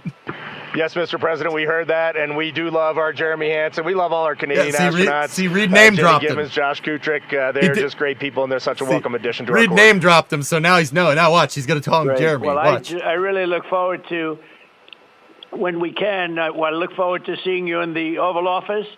I'll ask Jared to bring you over, and I'll ask for your autograph, because I don't really ask for autographs much, but you deserve that. You really are something. Everybody's talking about this. And I look forward to having you in the Oval Office at the White House, and we will celebrate your incredible achievements and triumphs. This is big. This is really big stuff. The whole world is talking about it. And if you have the time, I will certainly find the time. I've been pretty busy also, as you know, but I will absolutely find the time, and we'll get together, and I'm going to be giving you a big salute on behalf of the American people and beyond that.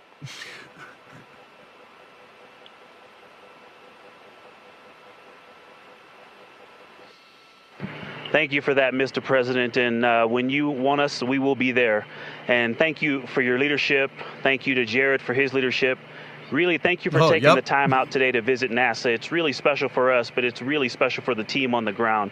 A whole team of people all around the world pulled this off, and we just want to say thank you to all of you for this. It is the thrill and honor of a lifetime to have been on this journey. Today was amazing, but this 3-year journey has been amazing, and it was made possible by the American people and the Canadian people, and we're so grateful to you all. Thank you very much. Well, thank you very much. And Jared, congratulations. We'll see you soon. And I know that you have Mars very much in your mind, so we'll start thinking about that pretty soon, I think. And thank you. Congratulations to everybody. I'll see you at the Oval Office. Thank you for your time, Mr. President. It's been an honor. Thank you very much. Bye. Bye. Jared is the NASA administrator. He's the guy that runs Integrity. NASA right This now. is Houston ACR. That concludes the event. Thank you. Thank you to all participants. That's right, Integrity, Admiral. we are now resuming operational audio communications. At least that wasn't weird.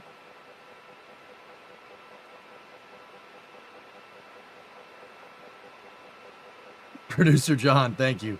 And guys, I appreciate you in both chats. I appreciate you just cooling it down a little bit. My mods, thank you very, very much. There's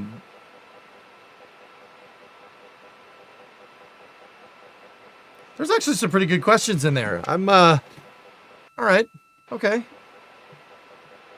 I think he forgot Jeremy's name, but, you know, it's all right.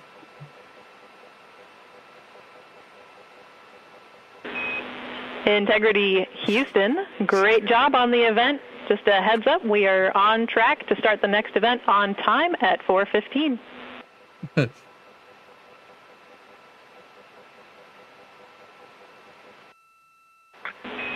sounds great. We'll be ready.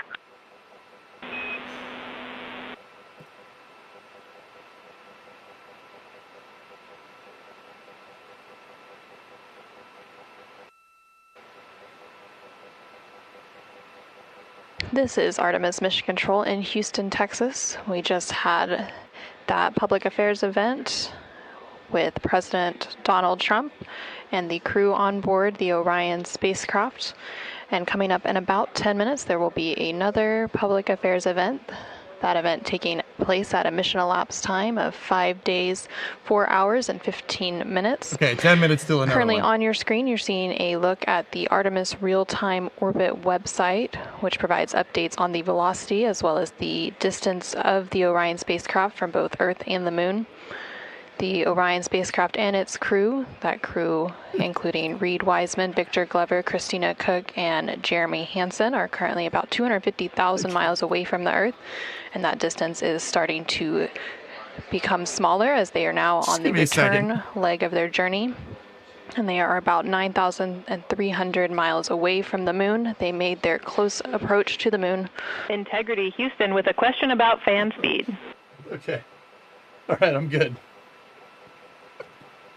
Yeah, Paul, you heard that too. I'm just saying, dude. What? Go ahead. All right. Okay, I'm good. Hey, Reed, we were wondering if this adjusted fan speed is something that you would like to keep going forward, or if it was just a specific change request for the events this evening. Oh, dear.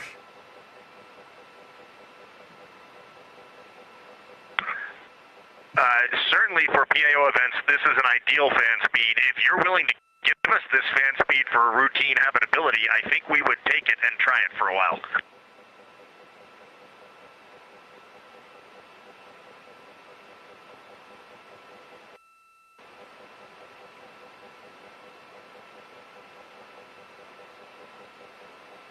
Hey, we're back.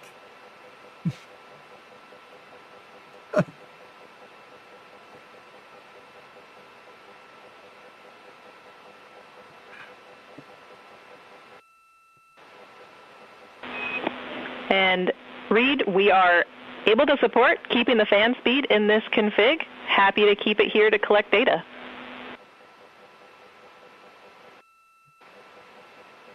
What are the chances Dragonfly is ready earlier? You got 4 happy astronauts up here. We'll take it. Obviously, when we go to exercise, we'll need to bump it up, but I think for quiescent living, this will be great. We copy, and we love seeing those smiles.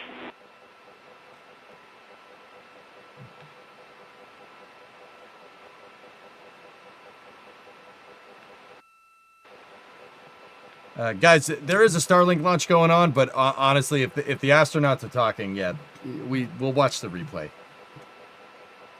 What is he building? It's a GoPro. It's a GoPro with a handle. He's putting an SD card in a GoPro, dude. That's a Hero 11. See?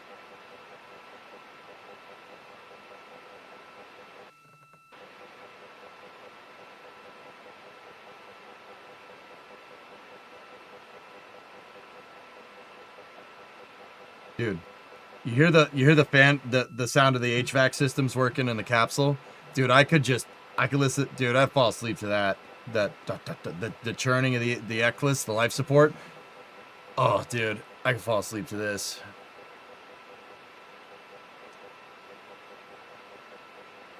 Love it. Love that noise. Hero 11 from Canada.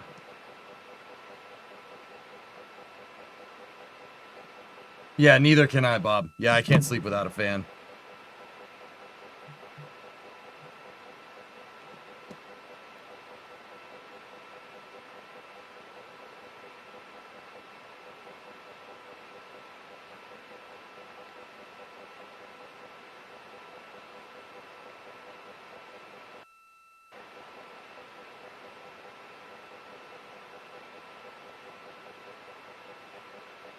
Can we just get a shout out to the mods for during? I'd like to shout out my moderators in both chats. Thank you guys. Thank you. That I know that was a risky asteroid field to navigate, and I think they did good. So thank you guys. I do appreciate it.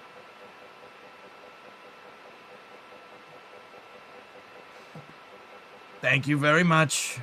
We have beautiful mods, the tremendous mods, the best, probably the best you've ever seen. Butt cam.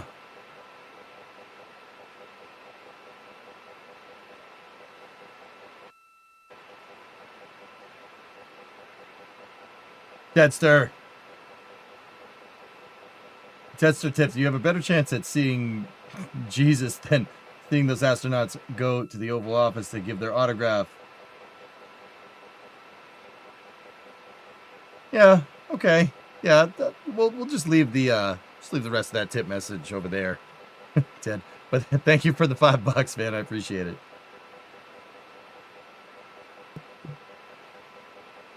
We'll just leave that one over there. You know. Yeah, Mutter, if there's a PAO event going on with the astronauts, we could watch the Starlink replay, dude. I'd rather listen to Reed and Victor, Jeremy, and Christina. Yep, capsule's going to start gaining speed as they get further away. Well, they really got to leave Lunar SOI, Dama. Once they get out of the Lunar SOI, which is happening real quick because the moon is going, in this reference frame, the moon's going that way, and it's going that way really fast. They'll get out of the SOI, the Lunar Gravwell, a lot faster than it took to come in, because once again, the moon was coming towards them, right? And now it's going away from them. The lunar orbit path is that way. So they'll once they leave Lunar SOI, which will happen a lot faster, then the speed will start picking up really, really quickly.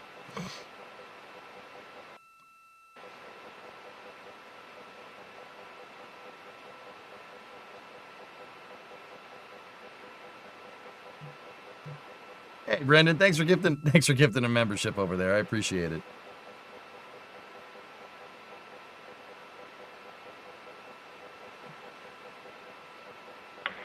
Houston integrity for docking camera. Go ahead. Curious. Now, what would you classify as your top 3 to 5 moments if this is number one? Make sure we have the config you're expecting. I have the dual camera bracket is installed, the window shade is closed, and the docking camera is stowed in its Alpha 3 storage area.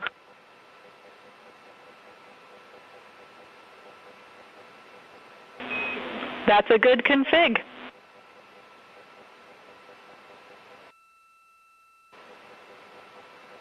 Thank you. This is live, yeah. And while I've got you, we are 3 minutes out from an on-time start of the next event. Yeah, Jared, the scope of this mission. Yeah, we were like, oh man, we're only going 99. Yeah, we're only going 1,000 miles an hour, 1,600 kph. This is so slow. The Artemis 2 crew inside the Orion spacecraft cabin as they prepare for another public affairs downlink event. There on your screen is CSA astronaut Jeremy Hansen along with NASA astronaut Reed Wiseman and NASA astronaut Victor Glover popping up.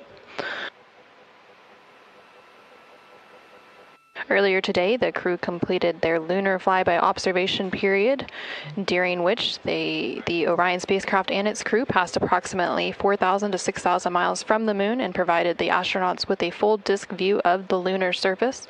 And from that higher vantage point, the astronauts were able to observe both poles and large-scale geological features in a single view. Towards the tail end of that observation period, they also were able to see an eclipse.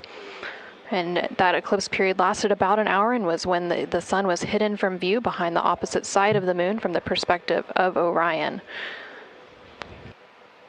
Since then, the crew has been working to clean up some of their observations and transfer some of the data and imagery down to the ground to begin processing, and the science team will take a look at that imagery as it comes down ahead of a post-lunar flyby conference tomorrow with the crew. So Sanity, you talking about charging their phones. See all these white wires? Those are all USB. Those are all USB ports and stuff. Not those ones particularly, but if you see them moving around with white wires, they there's wires all around Orion and stuff.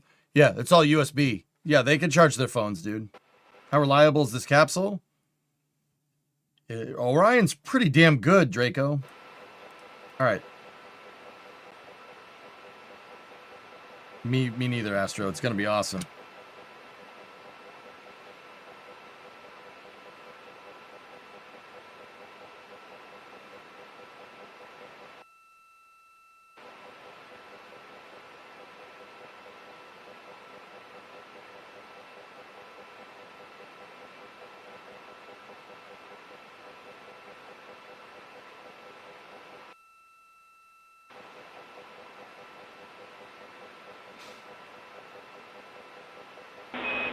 Integrity, this is Houston. Are you ready for the event? Here we go.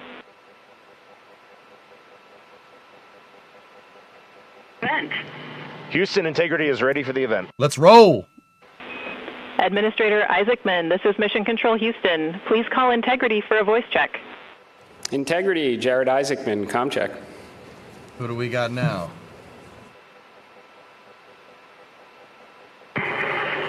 Administrator Isaacman, we've got you loud and clear up here.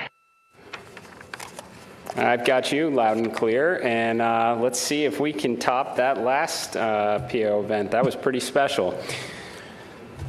So we are going to spend the next 20 minutes doing Q&A from a number of questions that have been submitted, and we are going to start with one from me. You all have spent years preparing for this moment and imagining what it must be like when you look down at the moon, at the lunar surface. What has surprised you all that you did not anticipate? You look down at the moon. Come on, get back.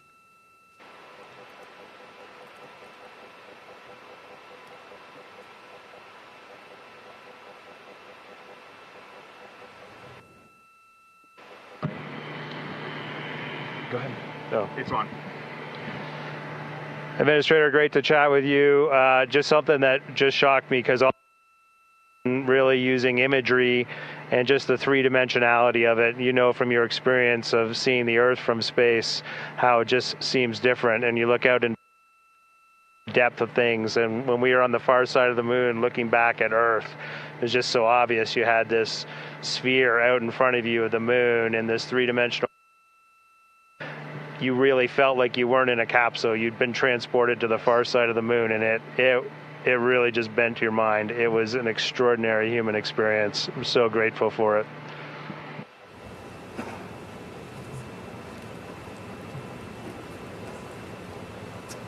They're getting a little bit of a cutout. Guys, there's a little bit of delay out to the moon, so that's Integrity, Jared, anyone else want to answer that one?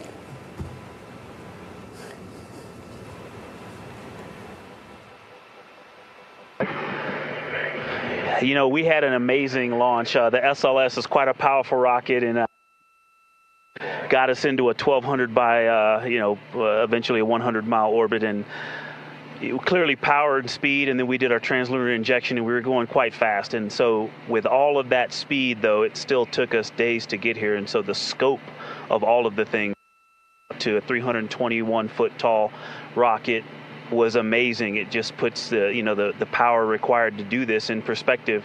But then even with all that power and to get to those velocities, it still took us days. And the breadth of the distance we had to cover, watching the distance from Earth count up and the distance from the moon count down was one of the most surprising things I've enjoyed. Well, as I was trying to formulate an answer, at first I anything because there are so many things to choose from. I'll try to just narrow it down, but I'm going to go with something we did yesterday, a manual flight test objective, where we just basically got to sit at the vehicle. It was Jeremy and I this time, and just drive around using the rotational hand controller, basically just drive it with the stick, and how well it handled, how tight the control algorithms were, and watching it respond when we actually degraded it on purpose by going into 3 degrees of freedom control, by actually inhibiting some of the jets, which even though we have jet redundancy, of course, for each other in these complicated algorithms. So it was just amazing to be in a deep spacecraft and just be flying it around by hand. Cool.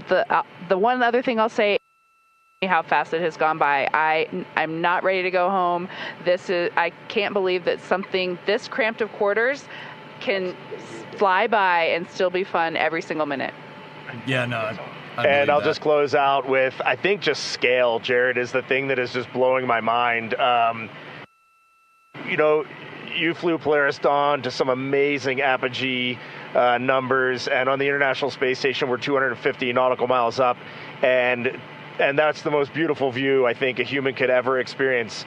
And we are dealing with numbers that are 250,000 miles, and every time Mission Control points this vehicle either at the moon or at Earth, and it reminds me every day that humans have to go, we've got to explore, we got to go further to expand our knowledge, expand our horizons. And every time we take another step forward, it makes the world seem a little bit smaller and a little bit more manageable. And just putting these numbers in perspective, it is impossible as a human to look at these displays and comprehend them. But here we are, and NASA is doing this, an international team is doing this, and they're doing it very well.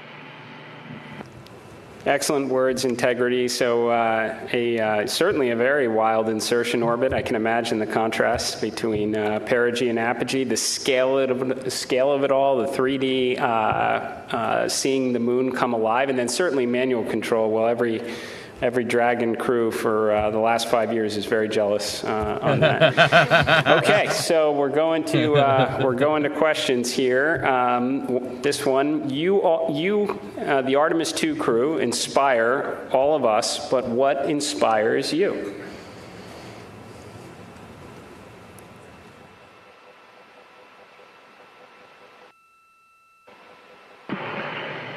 I think as you get older, your answer to that question changes a lot. Certainly when I was a young boy and a young man, just seeing an airplane flying overhead, to me, that really lit a fire in me. And then I think when you reach your middle age, it is interesting to watch leadership throughout the world kind of change the course of human. You can watch that unfold. And now that I'm just a little bit over 50, you'll be there soon. Now that I'm just a little bit over 50, I mean, it all ties back to just family, and you understand just how much the people that you surround yourself with, and that is really every night when you go to bed, that's really what you end up thinking. At least that's what I end up thinking.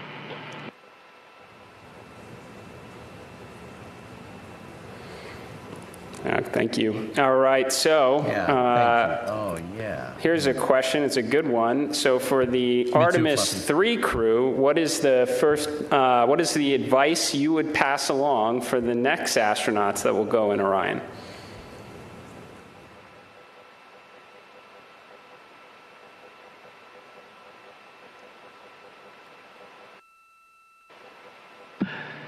That's a great question, Jared. We've actually been thinking about the Artemis 3 crew since we were assigned as the Artemis 2 crew. It was the beginning of how we came up with how we wanted to fly this mission, how we wanted to buy down risk for the program, and values as a crew. And so, over the course of these 3 years, we've taken a lot of notes. So we've almost got a book to hand them. But I think a few practical things, just sitting here, we've been living for the past 6 days. How you pack is a huge impact to how you will live on the journey. And so things like food and your hygiene products, and then you know what's going on with our waste management system, the technology that we have, practicing that and being familiar with that and being prepared mentally. I used it on the space station. I used it at home in training, but I'll be honest, I wasn't really prepared to have to use it for over half the mission. And but we adapt and overcome, and so I can't wait to talk to that crew. I'm glad you said it, or else I was. We definitely have to fix some of the plumbing. Okay, this question is from Mary He acknowledged Webster. it. Holy crap! Here. So you are going to be, well, you've already surpassed more than 250,000 miles from Earth, farther than any human has gone before. So what are some words that come to mind when you try to wrap your mind around this very unique experience? He acknowledged the toilet, man. I'm sorry. I can't even. It's ridiculous. I'll be honest with you, the main word, because superlatives just don't do it justice, is humility.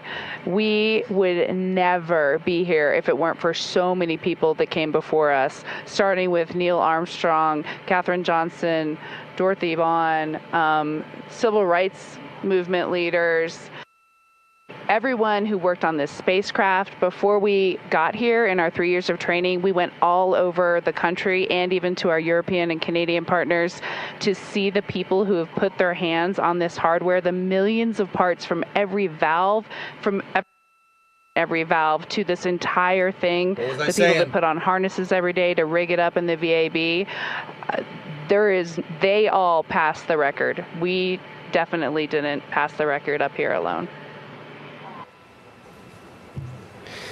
So this is actually very similar to the question the President of the United States asked just a brief bit ago. But during the quiet moments on your journey, when you were out of contact with everyone here on Earth, what were some of the thoughts that tended to occupy your mind most? Dude, the mic just floating. Oh, that's so cool, man.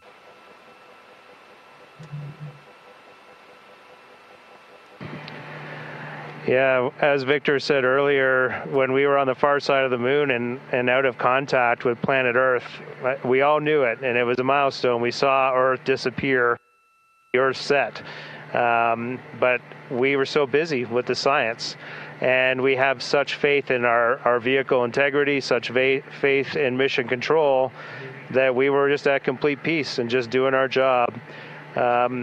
And just trying to do a good job to collect as much science data as we could while we were on the far side of the moon. And we were just giddy in here, like of our lives. He's being a bit humble, but as soon as we went out of comm with planet Earth, we did have maple cookies. As we just gathered together for about 30 seconds, each one of us had a maple cream cookie and then right back into the science. Dude, but we had to take a moment to honor that time going behind Earth, and it was going behind the moon and out of touch with Earth, and that was a very surreal moment for this crew. Canada, you should be proud of that, man. He's pretty damn cool, dude. Pretty damn Copy that. cool. Copy good maple cookies on the far side. Should be proud of that guy. And great representative how has this of your journey country. changed? How has this journey already changed the way you see our home planet and humanity's future among the stars?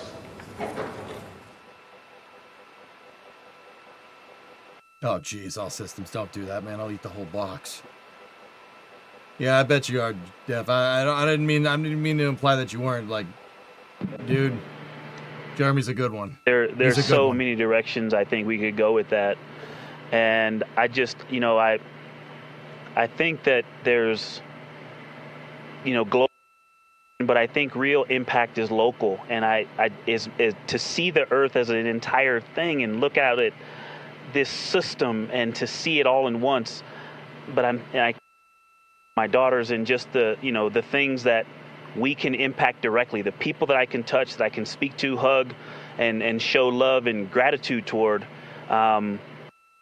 is the thing that I think is going to change and last. But you also talked about the future that we're going to have in the stars, and this mission, I think we swung for the fence and launched on our first try after learning a lot earlier this year, but I think it set the stage for us to go out and continue to swing for the fence hard in our Orion SLS and ground systems programs to go and get the next one teed up so that crew can knock it off out of the park. And so I have huge expectations for what's coming next. Bold prediction. I think Victor's going to be president someday. Good words. Are you feeling homesick for Earth?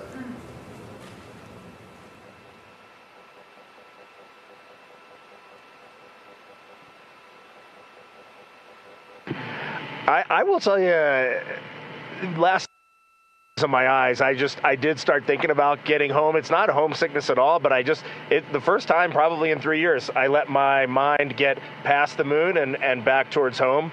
And I had to catch myself right there. You're an operator just like we are, and you know that is the place to be when you're up here. We got to look one step ahead. What's next? What's our next burn? How are we setting up our trajectory to get home? And we are going to do that. We are locked in, and we are definitely excited for the second half of this mission. And we are on guard. We are first crew to fly this vehicle. We are ready for any contingency in any scenario, and we are going to stay locked in every second until we are back on that Navy ship and then home reunited with our families. Locked in, baby. And copy that. Astronauts like being in space. That checks out. Okay, there's a lot of questions from the space photography community. How are the pictures going so far?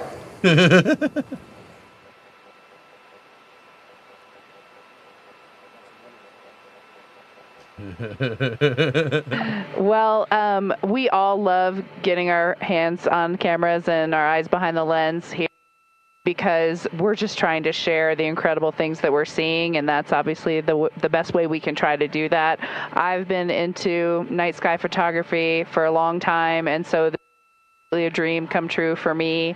I have thought specifically to that community, the time lapses I've been trying to get, those are a little tougher because we have a very dynamic vehicle. It's not like being on ISS where you can get the city lights below and the auroras and the spinning stars around the North Star.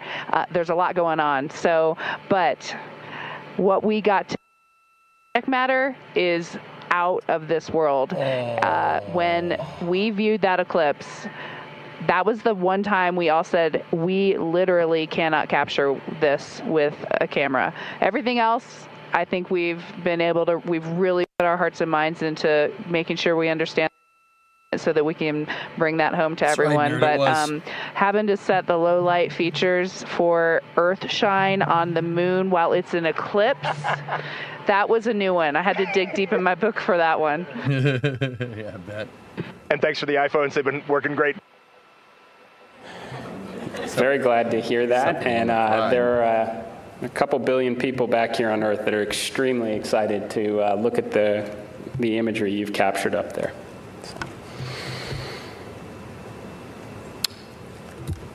Okay, well, I want to thank you all. Integrity. So Reed, Victor, Christina, Jeremy, on behalf of NASA and space-loving people across the world, I now pronounce thank you for taking us with you to the moon. Thank you for your courage, all of your beautiful words that we've heard. You represent the absolute best of us. We are proud of you, and we look forward to welcoming you back safely to the good Earth very soon. Godspeed, and go Artemis 2.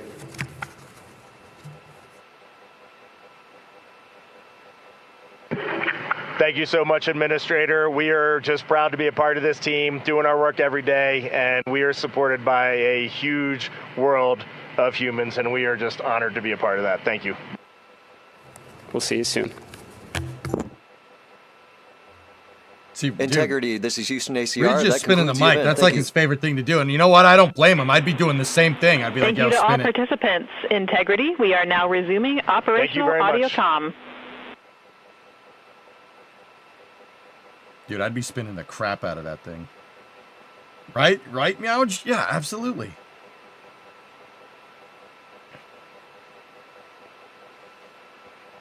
Oh, got a saw cam. Is Integrity going to be on Artemis 4? I do believe this Orion capsule is going to be used on 5. I think. Don't quote me on that one. I think it's 5. Yeah. What a day, dude. Look at Earth. Look at Earth up there. Yep, homeward bound. Let's go. So, that was the end of the public affairs event.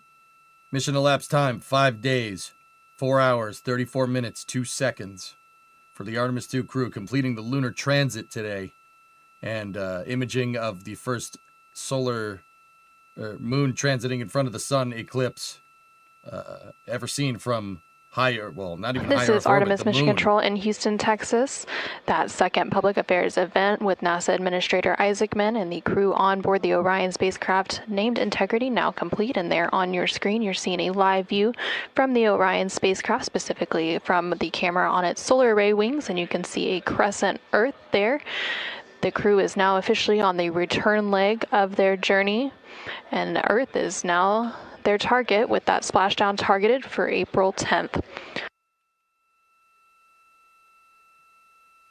Sorry for repeat. I know Mars is after the moon, but what is after Mars for boots on the ground, in your opinion? I would do flybys, my pick. I would do flybys after that. Honestly, even after the moon, I wouldn't go directly to Mars. If you're going to make, I would do flybys of Mars. And if you're going to do flybys of Mars, you might as well do flybys of Venus. Might as well. It's there. It's not going to be that big of a different architecture to do a Venusian flyby over a Martian flyby, right? Yes, but we won't flyby forever. So I would do flybys in the meantime while you work on a Martian entry, descent, and landing architecture. Or just use, I mean, if Starship could do it for you, but you're still going to need to get there somehow. I mean, if you want to use Starship as your landing device as your landing vehicle for Mars, that's fine. Don't have a problem with that, but that doesn't mean you can't take a Starship and do a Venusian flyby, right? Just a little hotter. Yeah, of course. Food for any interplanetary mission is going to be a huge concern. Well, that's the reason why we're going. This is Mission Control Houston inside the Artemis Flight Control Room as the lunar flyby coverage is coming to a close. You can see a final look there of the Orion spacecraft and that crescent moon in the distance. The Artemis 2 crew inside the Orion spacecraft named Integrity lifted off atop the Space Launch System rocket on Wednesday, April 1st from NASA's Kennedy Space Center in Florida. This crew is the first to live and work inside the Orion spacecraft. And about 25 hours after launch, Orion conducted its TLI, or translunar injection burn, which committed Orion to departing high Earth orbit and set us up for today's flyby. TLI also served as the spacecraft's deorbit burn as it slingshot Orion around the moon and set the crew on its free return trajectory, with that splashdown slated for Friday, April 10th. Last night, on flight day 5, the crew entered the lunar sphere of influence, the point at which the pull of the moon's gravity became stronger than the pull of Earth's gravity, and the crew will remain in this lunar sphere of influence until about 12:25 p.m. Central, 1:25 p.m. Eastern on April 7th. Today, the crew spent the majority of their day making science observations and capturing imagery as part of the lunar flyby, during which Orion and its crew passed approximately 4,000 to 6,000 miles from the moon and provided the crew with a full disk view of the lunar surface. From that higher vantage point, the crew was able to observe both poles and large-scale geologic features in a single view, and the Artemis 2 crew also became the first humans to directly observe certain far-side regions of the moon with unaided eyes. During the lunar flyby, the crew also surpassed the Apollo 13 distance record and made that farthest distance from the Earth during their mission at a distance of 252,756 miles away from Earth. Integrity Houston with 2 updates.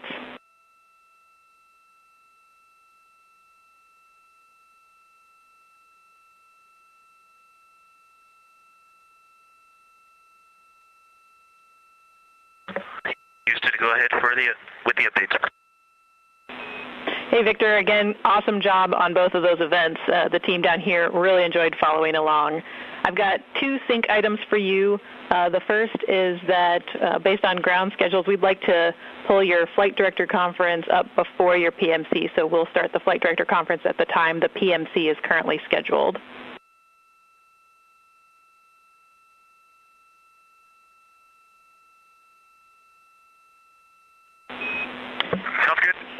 And the second item is just following up on the DU-1 caution.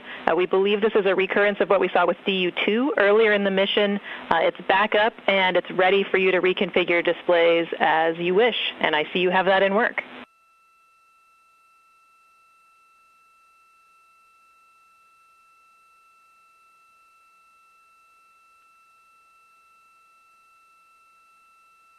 That's the Earth in the background there, guys. It's crescent Earth. Okay, great. We would love a Pretty cool, huh? main and secondary dump line status, or really the main line.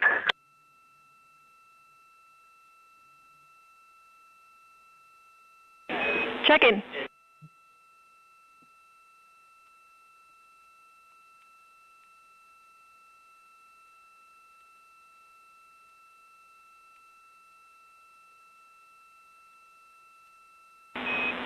And Reed, back with you on the dump lines. The main dump is open, and it's proceeding very slowly, but the secondary is still configured and go for use.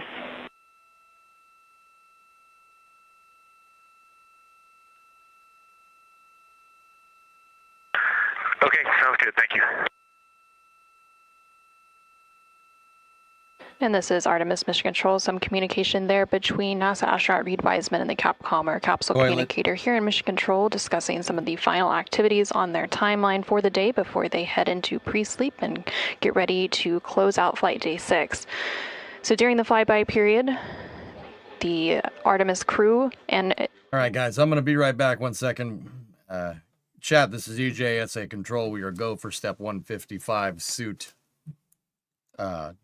Suit doffing here, and we're going to put it in work. I'll be right back. For this distance milestone, Orion approached the moon at a distance of 4,067 miles.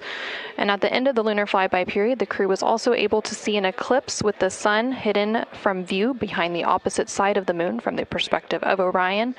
It's just, yep. Integrity Houston, toilet is powered, waste tank purged. There you go. The solar corona, which is the sun's outermost atmosphere. And once the sun was completely out of view behind the moon, the crew observed impact flashes, which are flashes of light from meteoroids striking the surface, and some deep space targets, including planets such as the Mars, Venus, and Saturn. The crew's observations during this flyby, along with handheld photography and images from the Orion spacecraft, will form the basis for scientific investigations into the moon's geologic history, the lunar environment, and current processes such as new impacts.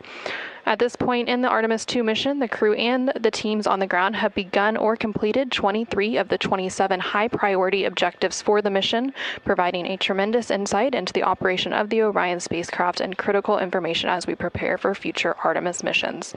Now that the lunar flyby observation period has concluded, along with the public affairs events that followed with President Donald Trump and NASA Administrator Jared Isaacman, we are going to wrap our broadcast coverage on NASA Plus. Thank you to everyone who tuned into our coverage on NASA Plus, as well as through our streaming partners on Peacock, Netflix, Amazon Prime, and HBO Max. While our NASA Plus coverage is concluding, our 24/7 continuous coverage will continue on NASA's YouTube page, so you can continue to follow our Artemis 2 crew on their return journey back to Earth. This is Mission Control Houston.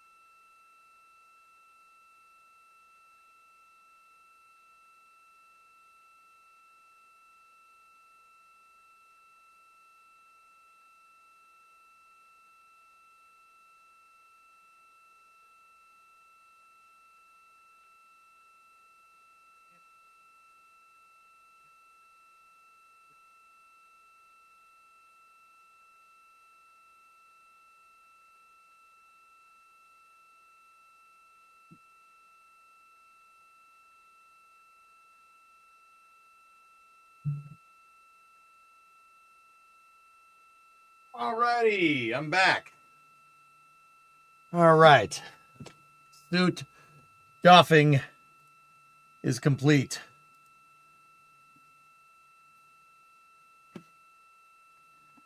All right, I'll turn the alerter back on. Oh man, what a day. What a day, dude. Pants check? Bro, I got my Discovery, go at throttle up. Bruins pants on. Because I hate myself, because they're not good. No, they're doing all right ish. Maybe. No, yeah. No, not really.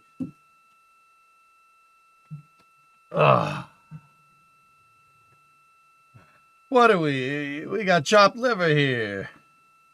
As a Royals fan, I feel your pain. Yeah, the Red Sox ain't doing so hot either. We went through LOS, loss of suit. You never watched a stream for that long. Pretty crazy, Luke, right? I've been in and out of work for the past few days. Did that person supposedly in mission control get even more grapes? Dude, I never saw it. We'd have to go back and look at the VOD. Suit drying in work? Yeah. Yeah, Eddie, I know. Thank you for the day. Pretty good, right? Pretty freaking cool, man. What exactly is a Bruin? A Bruin is a bear. Have you showered every day, dude? It would smell like a gym locker in here if I didn't. Don't put the suit over the sensor. Oh, yeah, that's probably a good idea. Tranquility Base here. The Eagle has landed. W mods today. For real. For real. Mods did real good, especially when the president was in. I appreciate you guys. And chat, I appreciate you guys too for being cool. To be honest with you dudes, I knew he was coming on. I'm not going to lie to you. I knew it, but I'm not trying to, this is not an endorsement or anything. Nor is it, whatever the opposite of an endorsement is. I just think that's a part of the mission. It's a part of the mission and it should be documented. I don't believe in not showing it because, or forcing people to show it. It's part of the mission, man. That's part of it. Richard Nixon called the astronauts on the moon. George H.W. Bush called pilots on the shuttle. George H.W. Bush actually called John Young and Bob Crippen. That's just part of it, dude. I'm not trying to play the politics game here. We don't do that. Our only politics here is space. This is space. I'm in space. I'm not trying to cram stuff down people's throats. The only thing I'm going to cram down your throat is space flight. I'll be 100% honest with you, man. So, Binary, thank you for the 5. I appreciate it. So I do believe in showing it regardless of what's going on because I'm not missing an opportunity to see the crew. That's the truth. So thank you for everybody that held their tongue. I do appreciate it. It's a hard spot to be in for the mods and for me, and you for the most part, guys, like all the regular viewers, believe me, I was watching. You guys did good. Thank you. Listen, Tranquility Base here. The Charlos. Eagle has landed. Thanks EJ, mods, and chat for a great day. We will always choose Earth, and we will always choose each other. That's right, man.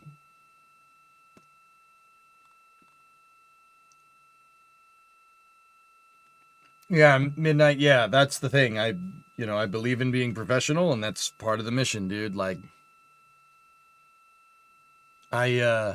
I'm not trying to jam any politics down your throat. The only politics we have is space and science, and that's it, dude. That's it. I try to stay out of that stuff because, do I have opinions about it? Sure, absolutely. Who doesn't? But I'm your entertainment, guys. I'm your entertainment, and that's where that ends. And I know my place. I'm not trying to ram that down anybody's throat. You get that enough. You get that enough for your day to day. You don't need it from me, one way or the other. I really make it a thing to never, ever, ever do political nonsense like that on stream. ever. I don't do that. My only axe to grind is space, and that's it. And if people don't like that, plenty of other streams. So thank you. Thank you, everybody. I'm really happy to share this day with you guys. It was fun. And this is only the beginning. This is the first mission. There's more. That's the best part.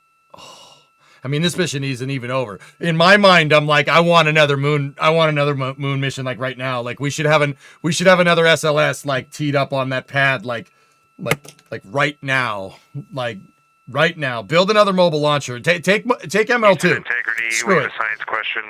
Oh. We are ready to copy. Yeah, turn the ship around, you know. We just want to check our understanding before we go to bed. Right, Darker? Because we think we made some changes, but the procedures, were not updated as expected.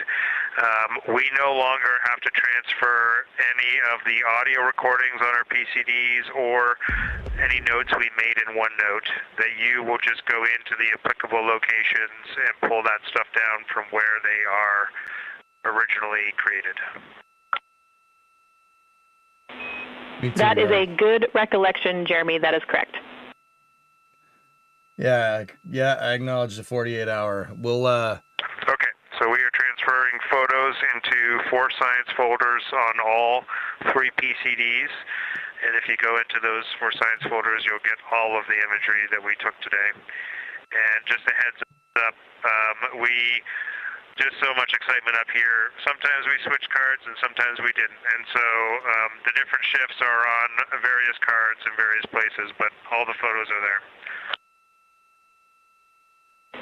Copy all. Thanks for the report.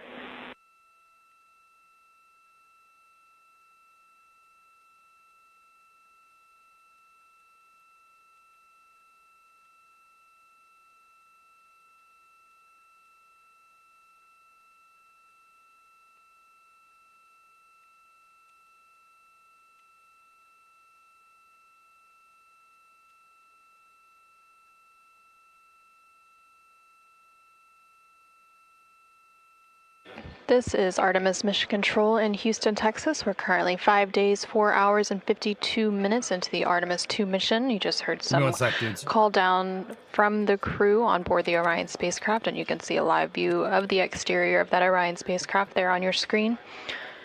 They are working to downlink some of the imagery that they captured throughout the lunar flyby today. And here shortly, they are also going to wrap up some of the final activities for the day, which includes a private medical conference with their medical teams here on the ground, as well as a private conference with the flight director here on the ground to go through vehicle status and any questions, comments, concerns they may have ahead of the next flight day. After those private conferences are complete, they will then enter their pre-sleep period. During this pre-sleep period, the crew has about 2.5 hours to decompress for the day. They can also complete any necessary personal activities and hygiene activities, and it's also when they have an opportunity to eat their dinner. The meals provided to the crew throughout the mission are from the Space Food Systems Laboratory here in Houston, Texas. That team works closely with every human spaceflight crew, both on the Artemis missions as well as missions to the International Space Station ahead of launch to taste their food and go through their standard menus and what they will expect, as well as some training on how to use the food warmers, as well as how to rehydrate some of that food. Some of the food that the crew may be eating for dinner tonight includes chicken with corn and black beans, sweet and sour pork, rice pilaf, spicy green beans, citrus fruit salad, maple cream cookies. Maple cream cookies. Love those things. As well as Canadians, shrimp cocktail. Give me all of your maple cream cookies. Stew, Caribbean chicken, mashed potatoes, cauliflower with cheese and butter cookies.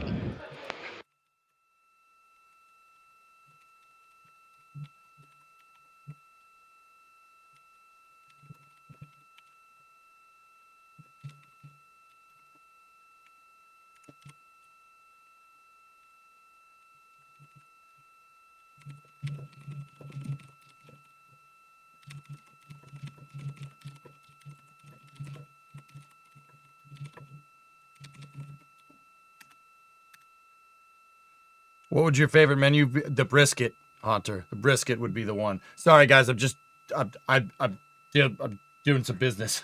You know, when you stream 16 hours a day, you don't have many time to talk to people about business stuff. So, do you think LiDAR could have reached the moon in order to scan it perfectly as they were closest to it? Why? There's the Lunar Reconnaissance Orbiter. We could just use that. Hey, Guy Maestro, what's up? I'm updating my OneNote.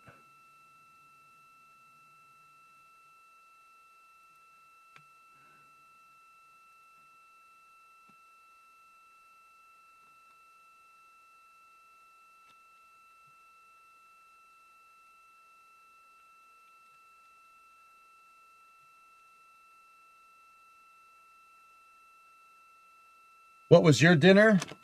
Cheez-Its. Hashtag not sponsored. I had Cheez-Its and I had some lasagna that was left over from Easter dinner. It's homemade lasagna. My aunt made it and it's delicious.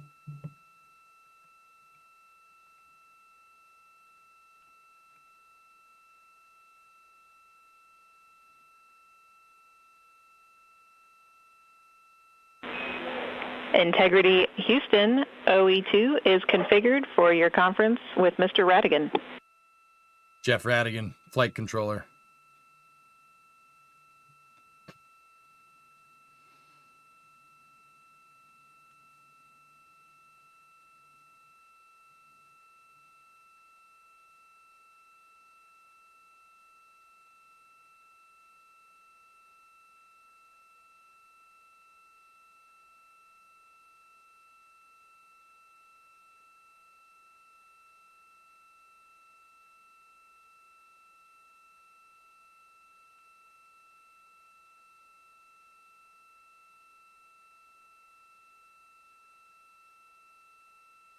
Sorry, I'm just clearing out my messages and making sure all my emails are answered, dude. I haven't had a chance to do that yet. I get a lot of those. Sorry, guys. I don't mean to be a little bit unprofessional. I usually stream 10 hours a day and then leave my pre-sleep period to answer emails, but we're in the pre-sleep period because it's still live because I'm not going to miss a second of this, right?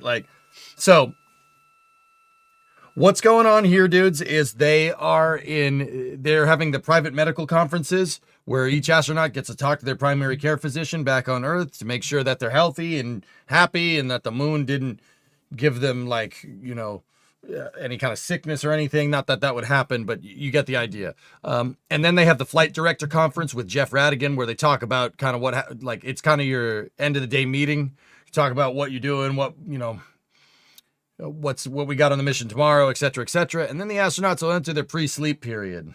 Yeah, I was gonna say that, Jackster, but you said it, so we'll just put that there. How long until the YouTube stream needs to be reset? I got about an hour left on YouTube, and I got about an hour left on Twitch. So when they get into the pre-sleep period here, I'm probably gonna reset both VODs, and then we'll have them run overnight and go from there. Fantastic and memorable stream. Kudos to the mod team as well. It's been lovely. Thank you, Locaton. Thanks, guys. Yeah, once again, I apologize. I feel so unprofessional just sending out messages and stuff while the stream is live. But, I just want to make sure, if someone's sending me a message that I answer it and don't ignore it. Because if I don't answer it, it won't get answered,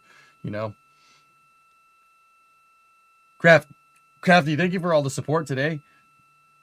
I hope I see a 21st century Lunar Reconnaissance Orbiter Mark II launching with a comms network relay in a couple of years.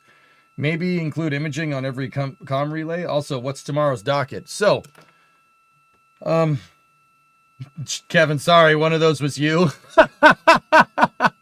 I mean, all good, man. It's all good. Everything's gravy, man. Everything's good. It's been a fun day.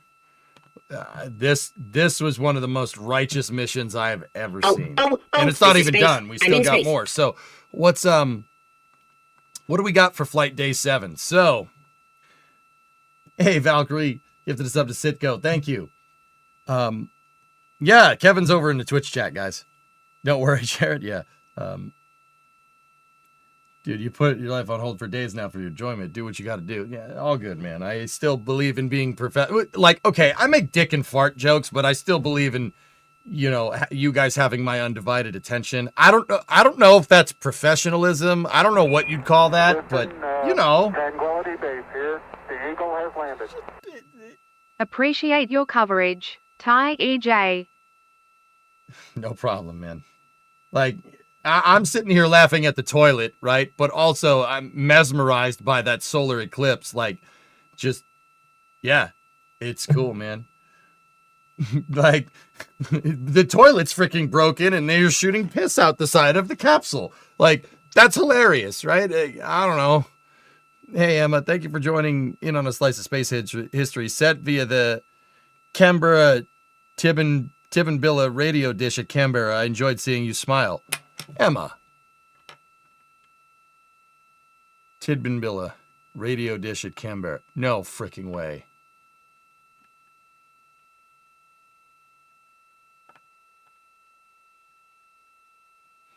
Really? Practicalism? Yeah, sure. Let's go with that. Professionalism adjusted to clientele. Great time today, Jeff. And yeah, thanks, man. That's awesome, Emma. Thank you. Yeah, no, my pleasure. The smiles were had. Pleasure's all on this side of the screen. And yeah, you know what, dudes? Emma, you actually reminded me. I was meaning to say this yesterday, but you know, guys, we'll get through the schedule and I'll say that. So tomorrow is kind of a much more chill day. This was a hectic schedule for moving around in that capsule. So hello from Zurich. Hello, Corey. How are you? So we have the return trajectory correction maneuver. That's the big one tomorrow. The post-lunar debrief. There's the C2C call, the crew-to-crew call. They're going to call the ISS tomorrow. That's going to be pretty cool. Dirt racing fan? Hell yeah, man. Dirt racing's a good time, dude. Ask Canberra to give our love to the astronauts and teams. There you go. There's a lot of aggregate time there, though. A lot of off duty. That's recovering from this day. This day got pretty hectic. Should I go sleep now or wait for the first picture? The pictures are probably coming tomorrow, Bureka. So yeah, I'll see you tomorrow. Good night, all. Thanks for the stream. Sure love your passion, man. Hey, Sneaky, hold on for a second, dude. So I have to go look and read up on what the PTZ exercise is. PFCs are private family conferences, so there's a lot of that going on. So guys, I just want to say real quick, I know they're not home. We still got 3 more days. And I know like these 3 more days are kind of just chill, right? Comparatively. There's another man piloting test objective. There's another DFTO test objective. So they're going to fly Orion around even more. I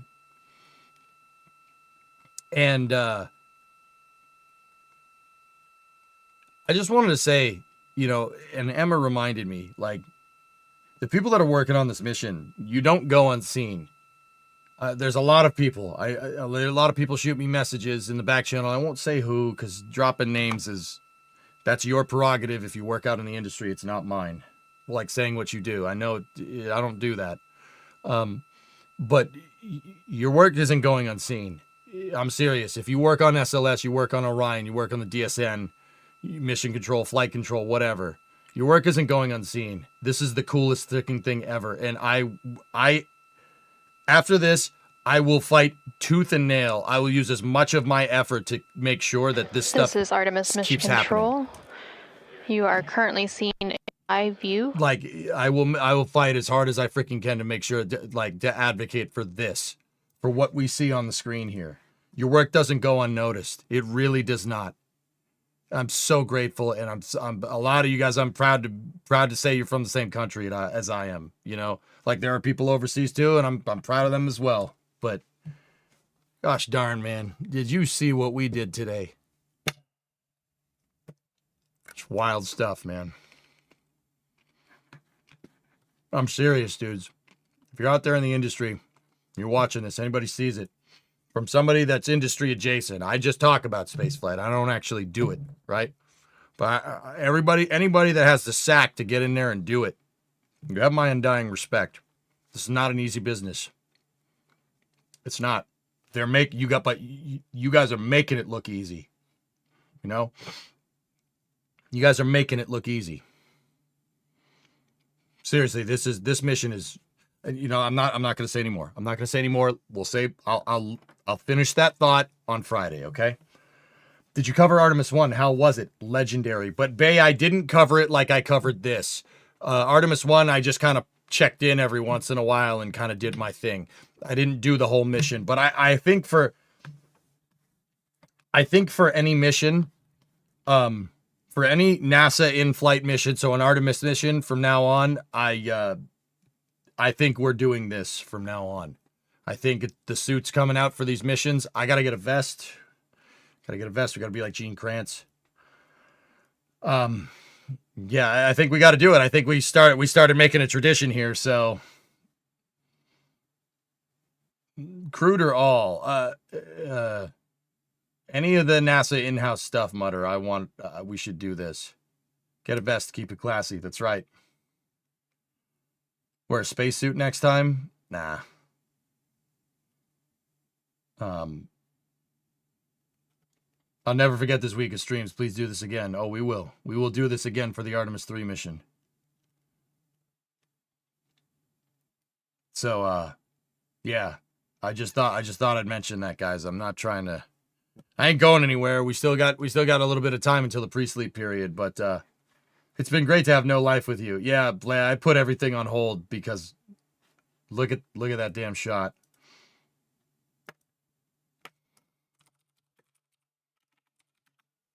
Look at that. That's Earth. Earth. Huh? Haven't seen it in years. You know, when I shipped out for basic, the orbital defense platforms were all just theory and politics. Look at it now. The Athens with the Malta can put a shot clean through a Covenant capital ship.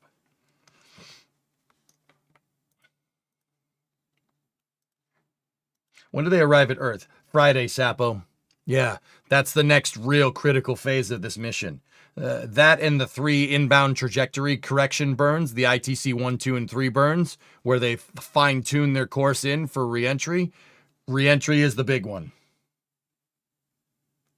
Yeah, Bay, I mean, whatever, dude. I don't, you know, Bay, I don't let that dude live rent-free in my head. I don't let him occupy my headspace, dude. I don't. Space occupies my headspace. Wait. The good kind of space, not that there's nothing up there. You know what I mean. Whatever. No. And I tell you what, I can get a good look at a spacecraft by sticking my head up a rocket engine, but I'd rather take NASA's. No. It's got to be your engine. No. You can get a good look at NASA by sticking your rocket engine up your butt, but no. I don't know what I'm doing, man.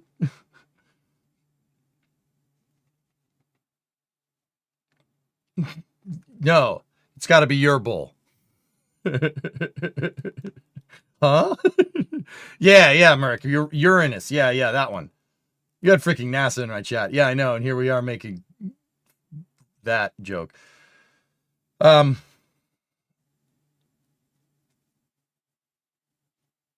return to the Earth is during Flame Trench, isn't it? It might be. This guy keeps spacing out. Well, I told you I got space up there, Miko. Like, I don't know what you want. They mentioned the toilet. Yeah, I know, right? The toilet has become a meme.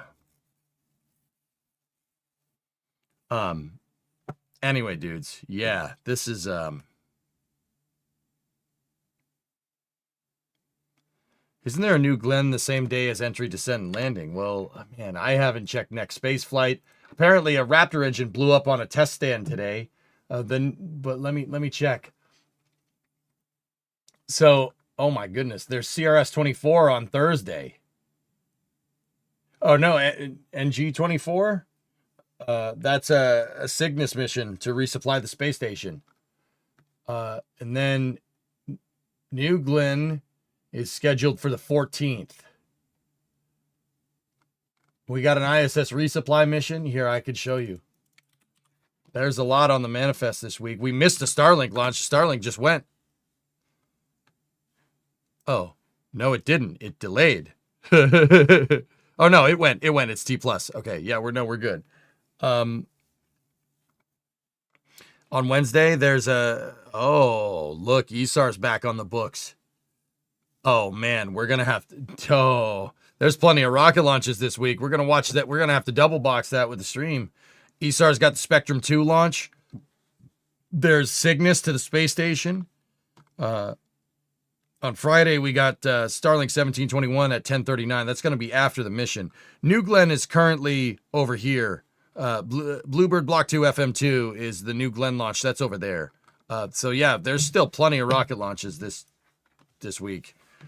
Hey, Krieger, Canadian, proud of Jeremy, but very proud of the whole crew in NASA and all of its partners. Like in 1968, we needed this right now. Go Artemis, EJ, great job, man. Krieger, I'm with you, bud. I'm with you, bud. You guys should be proud as hell of that dude. Jeremy's a real one, man. He's a real one. As an American, I can't think of anybody else that should be there. You know what I mean? He's one of the real ones, dude. I love that guy so much. Him, Reed, Victor, and Christina, just what a crew, dude. What a crew. You work for NASA. No, this is a fan-run channel, Leo. NASA was chilling in my Twitch chat this afternoon, though. Does that help? Terrified Castle, welcome to Mission Control. You go at throttle up. But yeah, thank you for the 14 Canadian, man. I appreciate you. I appreciate you guys up north. You know, like, we down here. You guys are all right. Let's play hockey or something, man. Except, wait a minute. After all those kind words, I'm going to ruin it. I hate all of you. Okay. Win a Stanley Cup or don't, whatever. No, you guys are all right. You're a good sport. You're a good sport. You're a good sport. Oh no, banter between friends. I don't mean it, dudes. But you guys are all right. Let's go Blues. Get out of here. Get out of here. Shut up. Being here the first time for hours while playing. Pretty interesting. Greetings from Portugal. Como você está, Leo?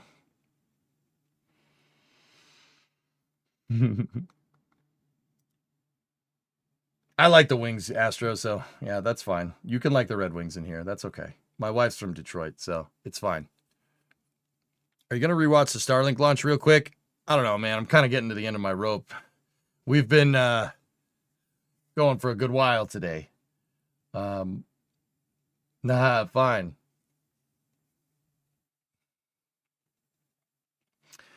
Anyway, yeah, we got plenty of launches this week too, and yeah, I'm just kind of chill it down, dude. Only a 46-hour stream. Actually, you know what, dudes? Let's take a look at the timelines here. Oh, dude, freaking Earth. All right, I can't deal with that. Look at the signal's getting splotchy because the solar panel's getting in the way. See, the solar panel's getting close to being in the way again. I wonder if that's going to block out the signal. Thanks, Riv. Right on. All right, let's take a look here. Oh, this is space. I'm in space. Valkyrie gifted another one. Thank you so much. 12 in the channel total. Valkyrie, I appreciate you. Thank you. Imported from Detroit. Yeah, right. The Sabres are better. Shut up. I will not tolerate Bruin slander in this channel. I don't care. Can you bring up the really cool telemetry site? I don't know who's operating that site, dude. So, yeah, I'll stick with what the one that Rev's made for me. I don't want any screw-ups with my VOD here.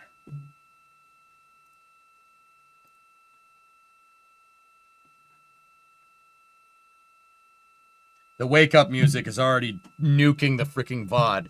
When WMG demonetized every VOD that played the music. These are like 12-hour VODs on YouTube. Demonetized the whole thing for 30 seconds of song. I had to trim out the segments. F them, dude. Yeah, not sharing revenue, not, you know, not used without permission, demonetize the entire VOD. Thanks, guys. Keep it classy, dickheads.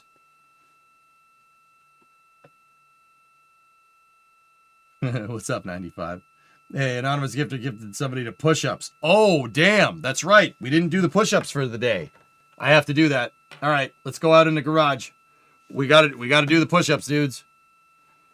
We have to. Let me bring this out. We got to do the 10 push-ups.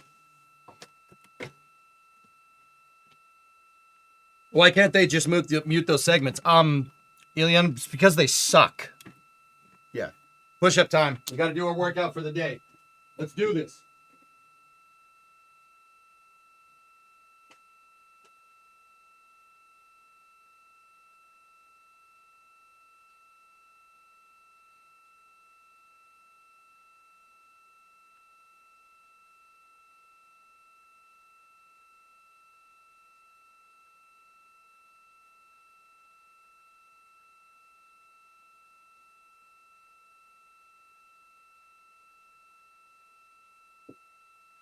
All right, we good. All right, we good. We're good. That was only 9. All right, we're not good.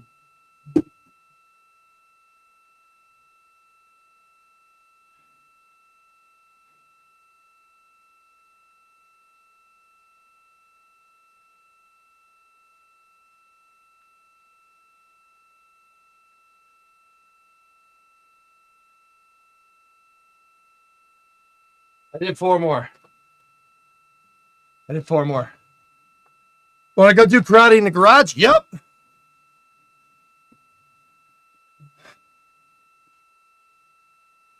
You got one guy to his 10, whatever. See last. What's up, Brian? What's on your mind, dude?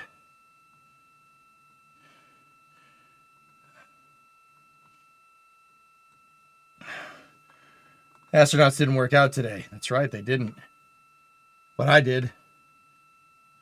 Couldn't watch this morning. Was there any update on the batteries? It must not be a big deal because we haven't heard nothing about them. Oh, this is space. I'm in space. Are we looking at Orion 2 being built? I don't know, but with your support today, you guys pretty much funded the resto of that entire damn car.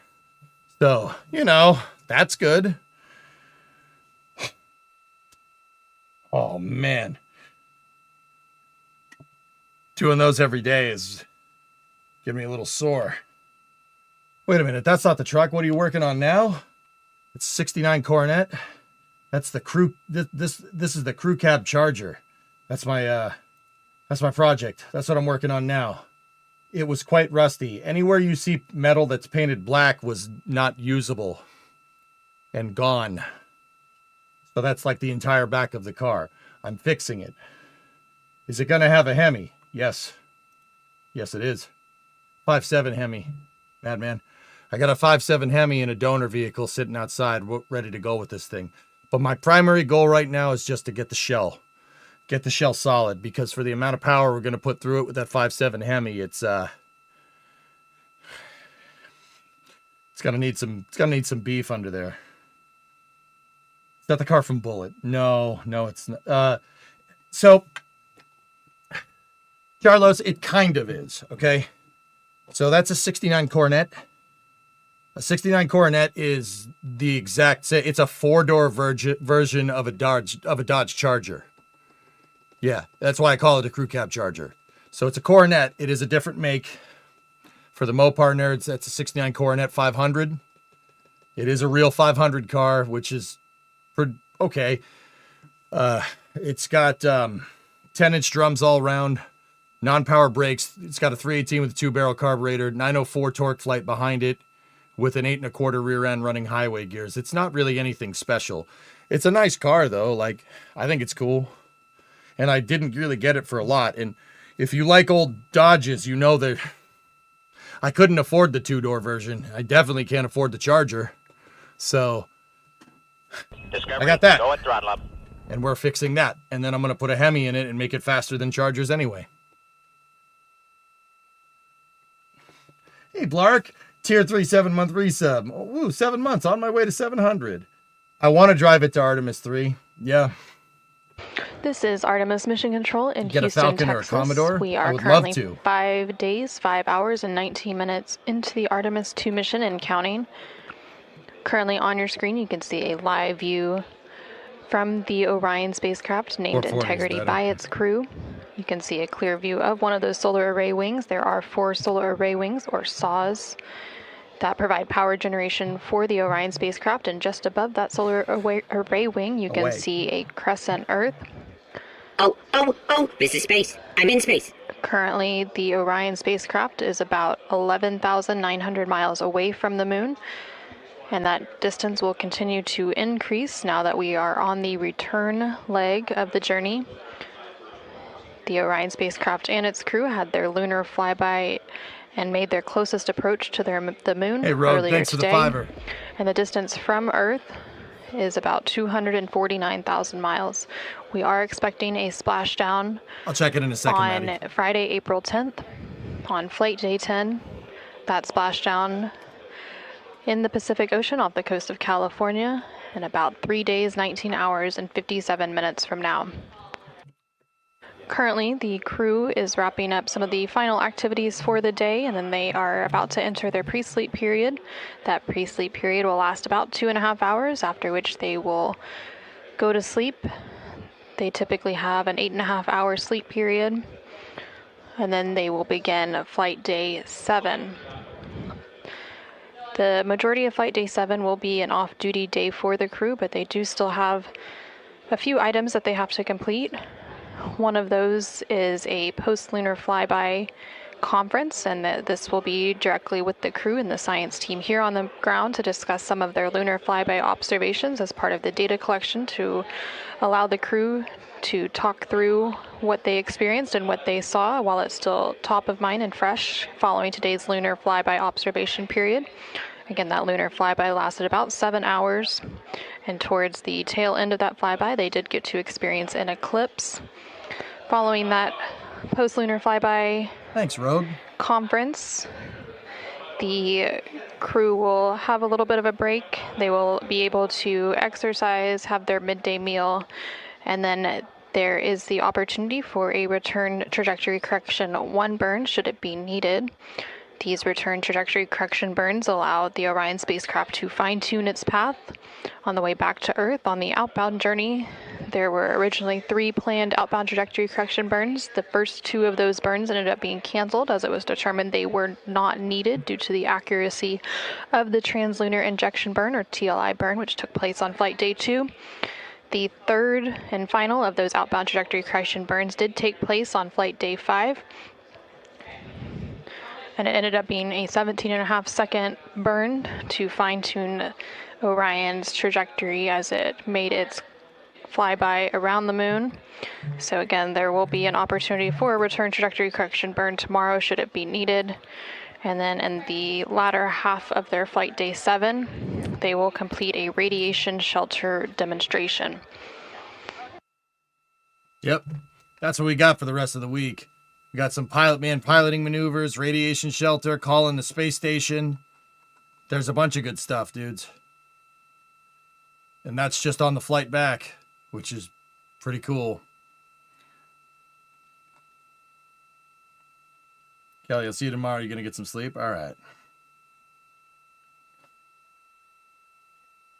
But yeah, Brewer, you were talking about XC Falcons, dude. You can get XBs and XCs over here, but they're expensive, dude. The Cornet's gonna fly. Yeah, no, she's gonna go. I'm gonna make that car go fast. But yeah, if you're wondering what happened to the 59 Gore-Tex, I'm sorry, you asked the question. I don't even know if you're still here. The 50, I have a portable garage in my backyard. The 59's in there. It survived the winter okay. High winds blew the tent off of it and scratched the paint and stuff and dented a couple of things. But it's a truck from the 50s. It doesn't care. I have to fix it, though. We'll get it in here when that shell is good to go. Did the moon to Earth SOI change happen yet? No, I don't think so. Let me check the timeline here.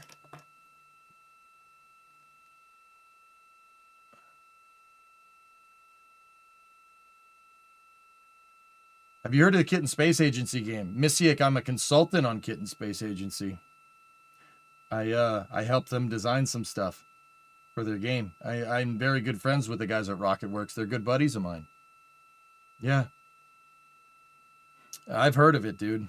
Yeah. Dude, I'm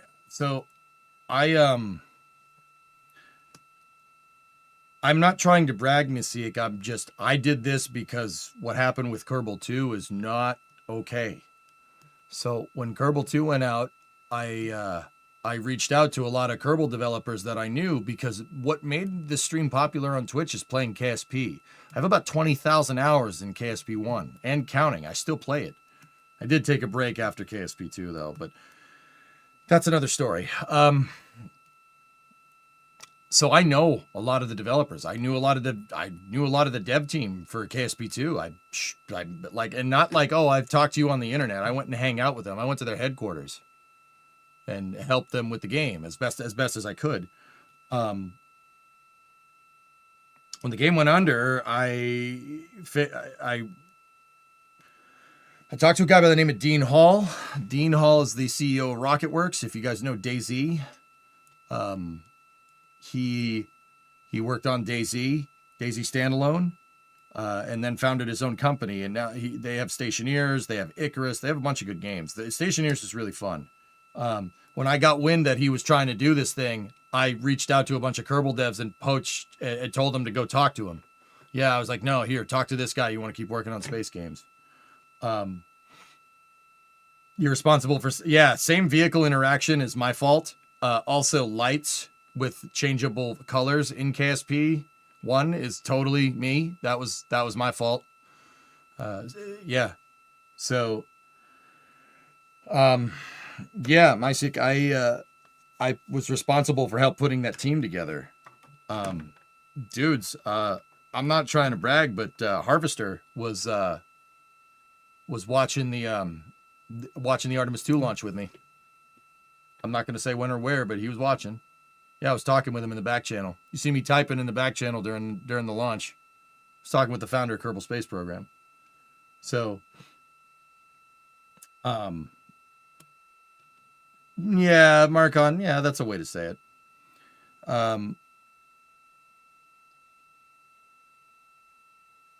So yeah, Mysik, I'm very, very familiar with KSA. I'm very familiar with that team.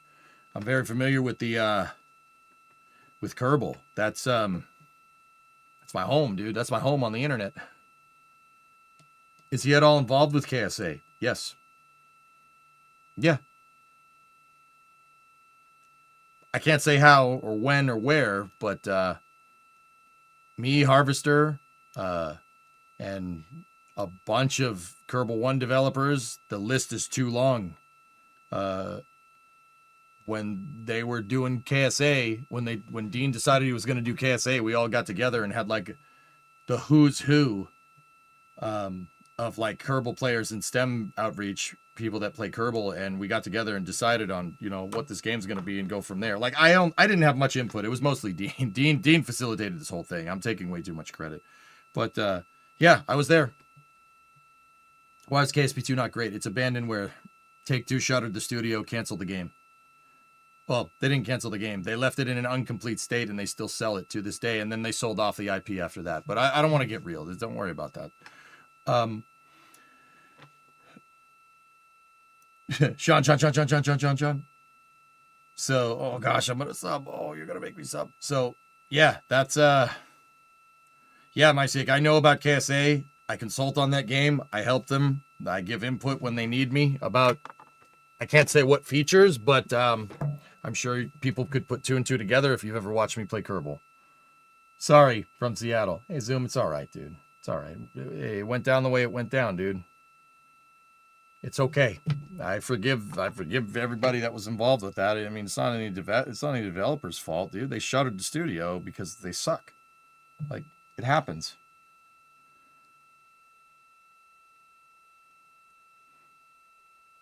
That's the gaming industry. Unfortunately, the gaming industry's cutthroat like that. It you know, I'm not gonna lie, it bothered me for a little while, but all is forgiven. Yeah, Mason, we'll see. Can't thank you enough for this channel. My pleasure, good dog. Works greatly appreciated. Yeah, and once again, guys, I'm not doing it to flex. I'm not doing it to try and flex in your face. I'm doing it because, you know, I'll be honest with you guys. I consult for free on KSA. I don't charge any money for that, because it's about keeping the dream of STEM education and getting kids involved with aerospace and science. That's much too important. I'll do it for free. It's no problem, and I do. I don't care. That's why I do this. That's why I do what I do, because, yeah, helping people get their stuff straight. Excuse me. It's worth it, and it's a worthwhile endeavor. Just like this mission. Anyway, this is my first time getting involved with real space. For some reason, I couldn't stop watching the whole stream. I'm definitely trying KSP. Luke, you got bit by the space bug. You got bit by the space bug. It happens.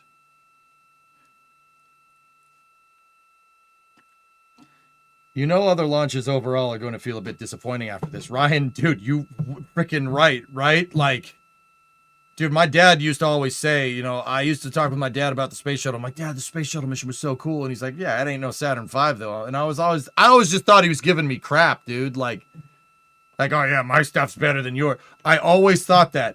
And no. I see what he's talking about. This is like, dude, I can't look at Starlinks the same after this. Sorry, I just can't. Like, you're right, dude. I can't look at Starlinks like this. Like, I can't look at any rocket launch the same anymore. Like, not even a crew mission to the ISS. I'm like, yeah, that's cool, I guess. Like, it's so bad. It's so bad. Like, dude, we're screwed, dude. We're so screwed. Like, oh my God, how am I going to get excited about this? I mean, don't get me wrong. We probably will, but dude, who's better at launching rockets? It's not a contest, Beast, to be honest, right? Like, Delirium, you were one of the kids who watched Challenger Flight in your elementary school classroom. So many launches like this always make you nervous. Yeah, no, that's fair. Like, dude, how can we look at a crewed mission the same ever again? Ever again. Yeah, Mike, I'm a little tired. Sorry, please. You got into the telescope building because it's the closest thing you get to space. Hey, whatever, dude. The space bug manifests itself in very strange ways. Reuse is boring compared to a moon mission. Okay, Ryan, thank you. It's not just me, right? Like, dude, I don't even care. Do you even care that core stage was expended? I don't even care. Going up to this mission, I was bumming about it. I don't care. Nope, don't care.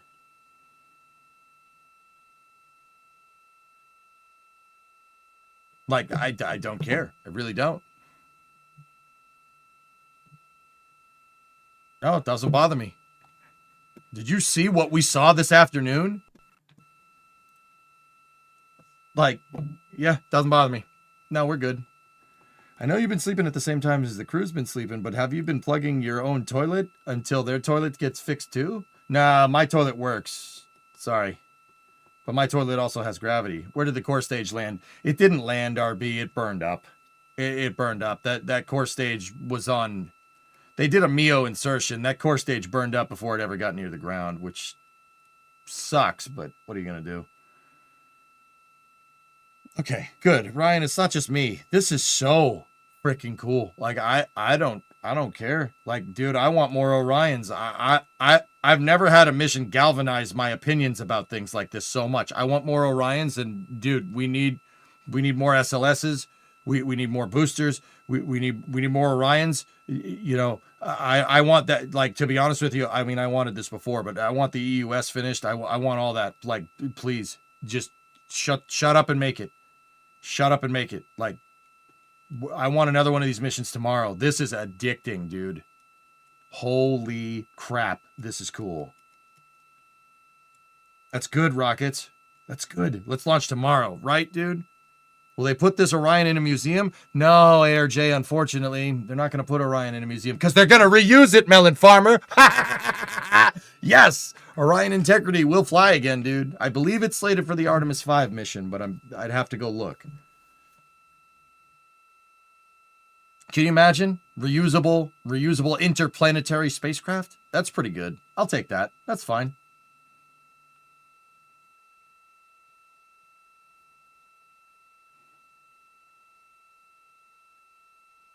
Would it still be called Integrity for future missions? That's the name. Shirley, that's the ship name. Yep, it's Integrity. Works for me. Yep, I'm good. I'm good with that. Yeah, well, you need Wallowitz up there to fix the toilet. Absolutely, but 4 launches a year to work with the maximum loiter time for Orion, and we are cooking. Please, more. Dast, do you agree with me? With that idea, the ultimate goal of space exploration is to make it so a mission like this is boring and not worthy of blinking at. Yes. Yeah, Zast, of course. But how many Starlink missions did it take for it to get boring? 500? And then we have the next thing? Like, then Starship's waiting in the wings too? Like,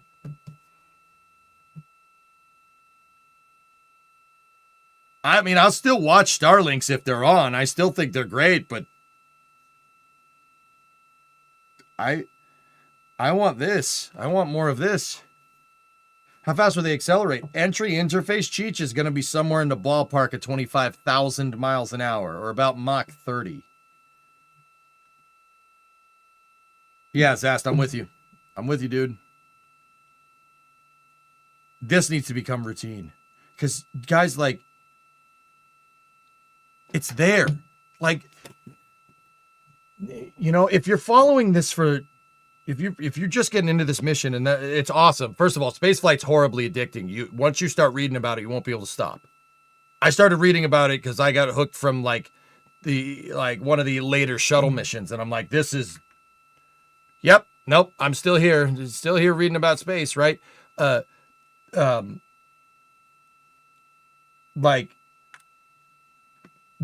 gets me is that the moon, dude. You can go outside right now, and if you look at the moon, there are 4 people there. They're there. They're not like, I mean, they are next to it. They're not like halfway there, or they're not in low Earth orbit. There are 4 people that went around the backside of the moon today. That happened. It's there.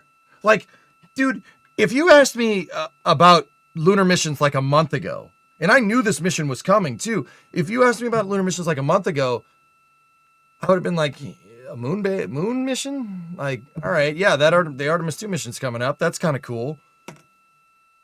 Right? Like, I said that on Past Flame Trenches over on NSF. Like, yeah, this is going to be great. Like, I really hope this gets people involved and stuff. But, dude, you know what this shows? It shows that the moon is right there. We can get to it. It's there. It's there. It's like, we got to it. It's there. Let's go. Like, I know it's not like this, but it feels like, because this mission, because we're spoiled by NASA because this mission is going so well thus far, right? Like, and I shouldn't tempt fate, right? You shouldn't do that. It's there. It's right there. And we got to it. Wasn't that bad, right? Like, it's a destination now. It's not a thing that just exists. Dino, that's what I'm trying to put into words. I'm sorry, I couldn't do it. I'm usually better at that. Like, it's right there. Dude, we can land on this thing. It's right there.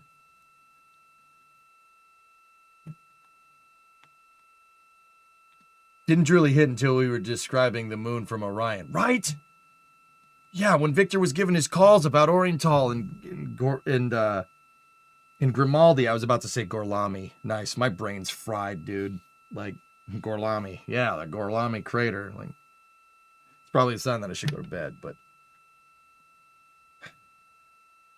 it's there, man. I feel the same way. Keep reaching it. It's there. We can get to it. It's not this far-fetched thing. It's a destination. We've sent people there. We can do it again.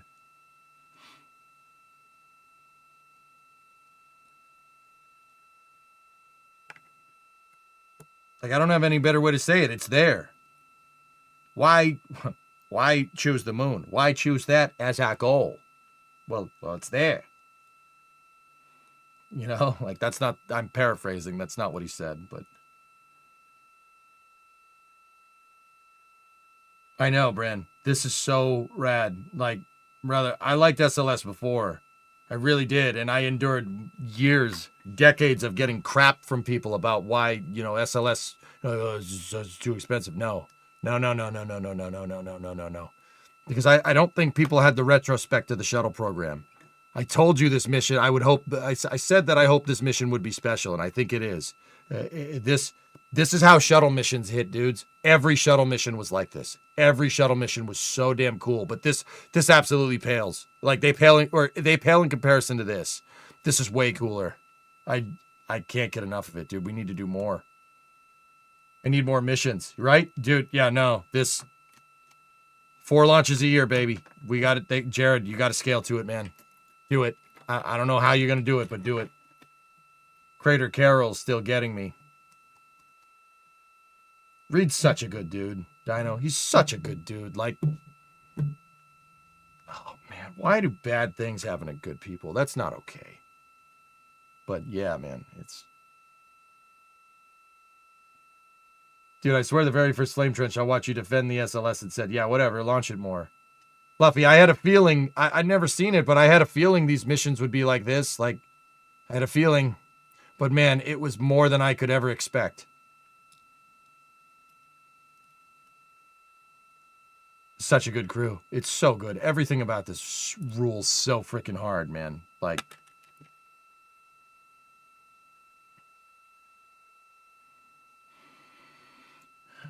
we got to do this more, but hey, let's not count our chickens before they hatch. So what time are we going to get up tomorrow?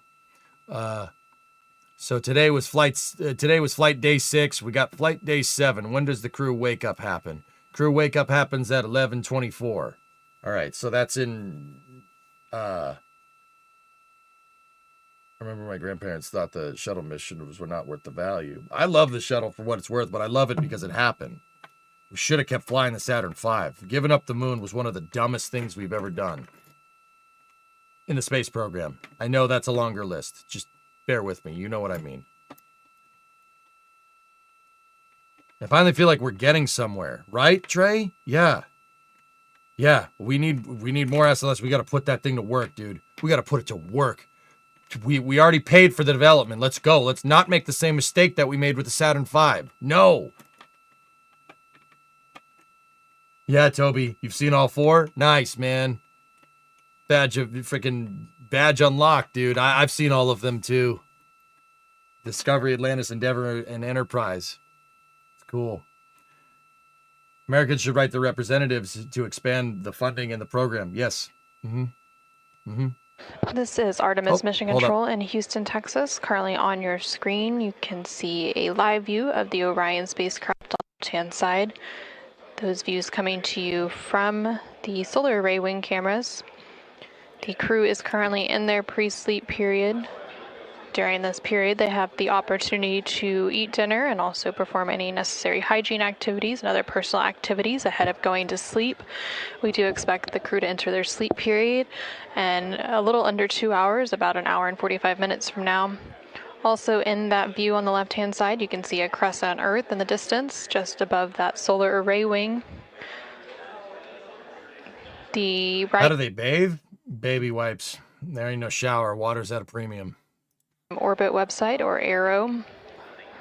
This website is available at nasa.gov/track-Artemis for the duration of the Artemis 2 mission and provides updates on the... Well, Astro, that's a good... You know what's a good point? I've often said... Astro, we need more funding for science, for planetary observations, et cetera, et cetera. I've often said that it's better when the Science Mission Directorate and Human Exploration Operations Directorate work together. Today, you saw that synthesis. That's what I'm talking about. Human exploration, you send people out to shake down the Orion, and you get the Science Mission Directorate involved with the project. That builds redundancy in your program. That makes the program less likely to get axed, because now the Science Mission Directorate is involved. So if the Science Mission Directorate is coming out of JPL, right? And the SLS mission is coming out of Marshall, right? And Kennedy and Stennis and Michoud, right?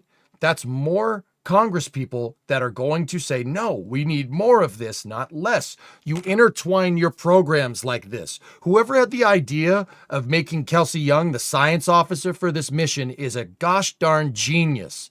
That's genius. That's so smart. That is exactly what they need to do. We need to have the Science Mission Directorate and the Human Exploration Missions Directorate working hand in hand. That makes more redundancy, and it makes NASA more resilient, and it makes it less likely for cancellation of projects. Yeah, Fluffy, she's awesome, dude. That's what we got to get done, man. Why is the Earth crescent? It's the angle that they're at, Chris. You're looking at the Earth kind of, you're looking at the Sun Terminator from a weird angle. Here, let me show you.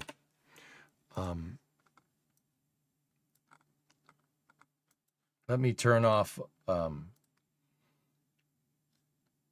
orbits. Let me over here to view option, Earth orbits. See, take a look. You're looking at it not aligned with the Terminator.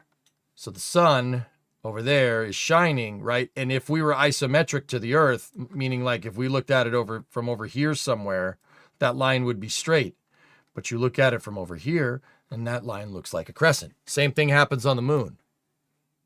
Crazy, right? That line is a straight Terminator line from between the sun and the moon, but the moon's at it's at 5.1 degrees inclined.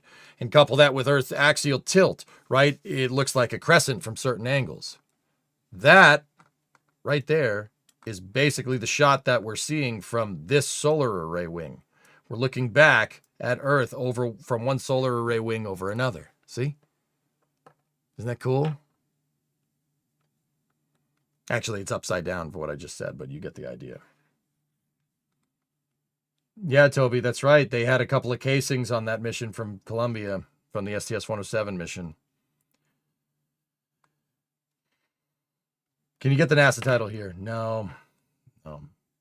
Exactly, it's a great sign today. She's brilliant, and I hope she's my future boss. I was at the Academic Lunar and Planetary Science Conference, and this came up, the lack of funding for planetary science, especially during NASA headquarters town halls. But when it's all working together, rope them together. Rope them together. Have the astronauts shake the capsule down around Orion. Guess what, dude? Guess what? Every single Artemis mission should have a lunar targeting package just like that. What, are we not going to learn something from taking more pictures of the moon? That's bullcrap, and well, not you know it. I mean, you do know it, right? Like, no. Every single Artemis mission should have an LTP. Every single one of them that goes to the moon. Every single one, no exceptions.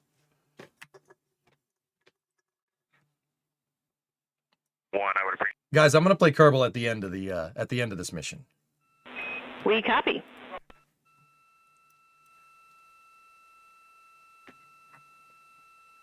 You down with LTP? Yeah, you know me.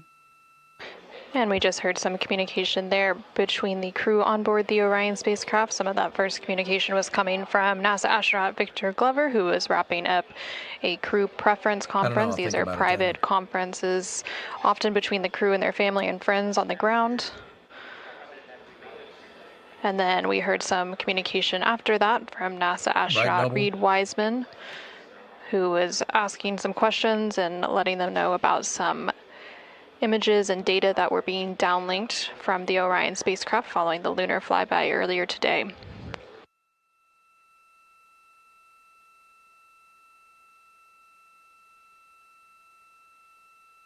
During the lunar flyby, in addition to the images and verbal descriptions and written annotations that the crew was collecting, the Orion spacecraft's vehicle-mounted cameras also supplemented the crew's observations by providing high-resolution still imagery and lower-resolution video before, during, and after the flyby from perspectives unavailable inside the Orion spacecraft itself. In preparation for the lunar flyby and the Artemis II mission, the Artemis II astronauts underwent extensive lunar science training, including classroom instruction, field work, and high-fidelity simulations. They had training expeditions that took place in analog environments, such as the Icelandic highlands, where crews practiced identifying and describing geologic features under varying conditions. And then Orion mock-ups were also used to rehearse crew choreography, including three-dimensional space management with an inflatable moon globe to simulate the flyby.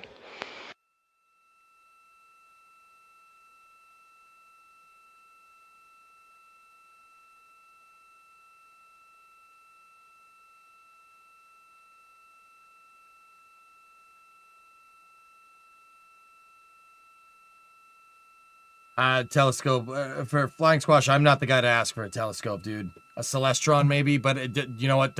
I'm not the guy to ask, dude. Anybody got a good recommendation for flying squash for his telescope? Yeah, Rain. Excellent. They're getting ready to sleep now.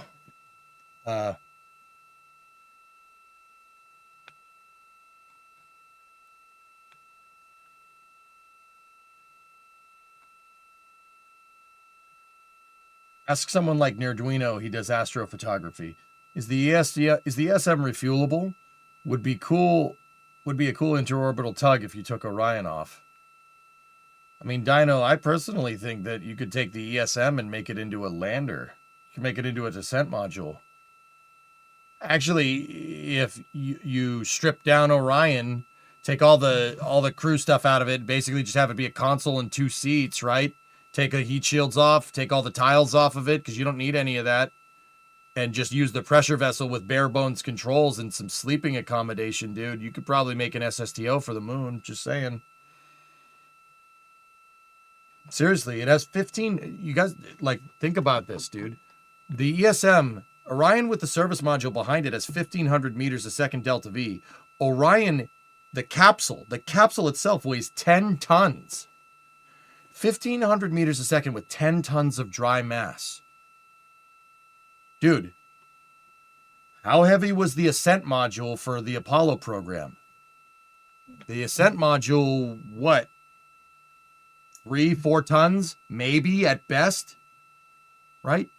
You put an ESM with like an Apollo Ascent module or even just a pressure vessel on top of it, dude. That could SSTO. That'd get you enough to go down and get back up easily. Like easily.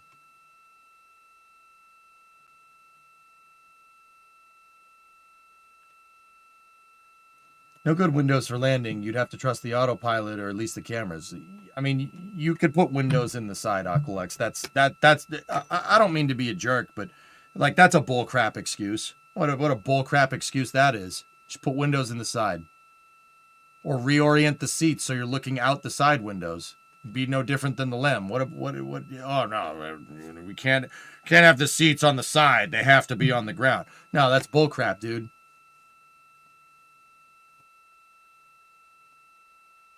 Nah, that's totally doable.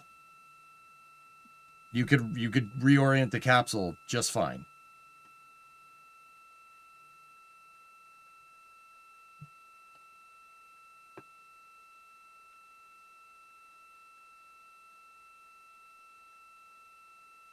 Anyway, how far are we getting into the pre-sleep?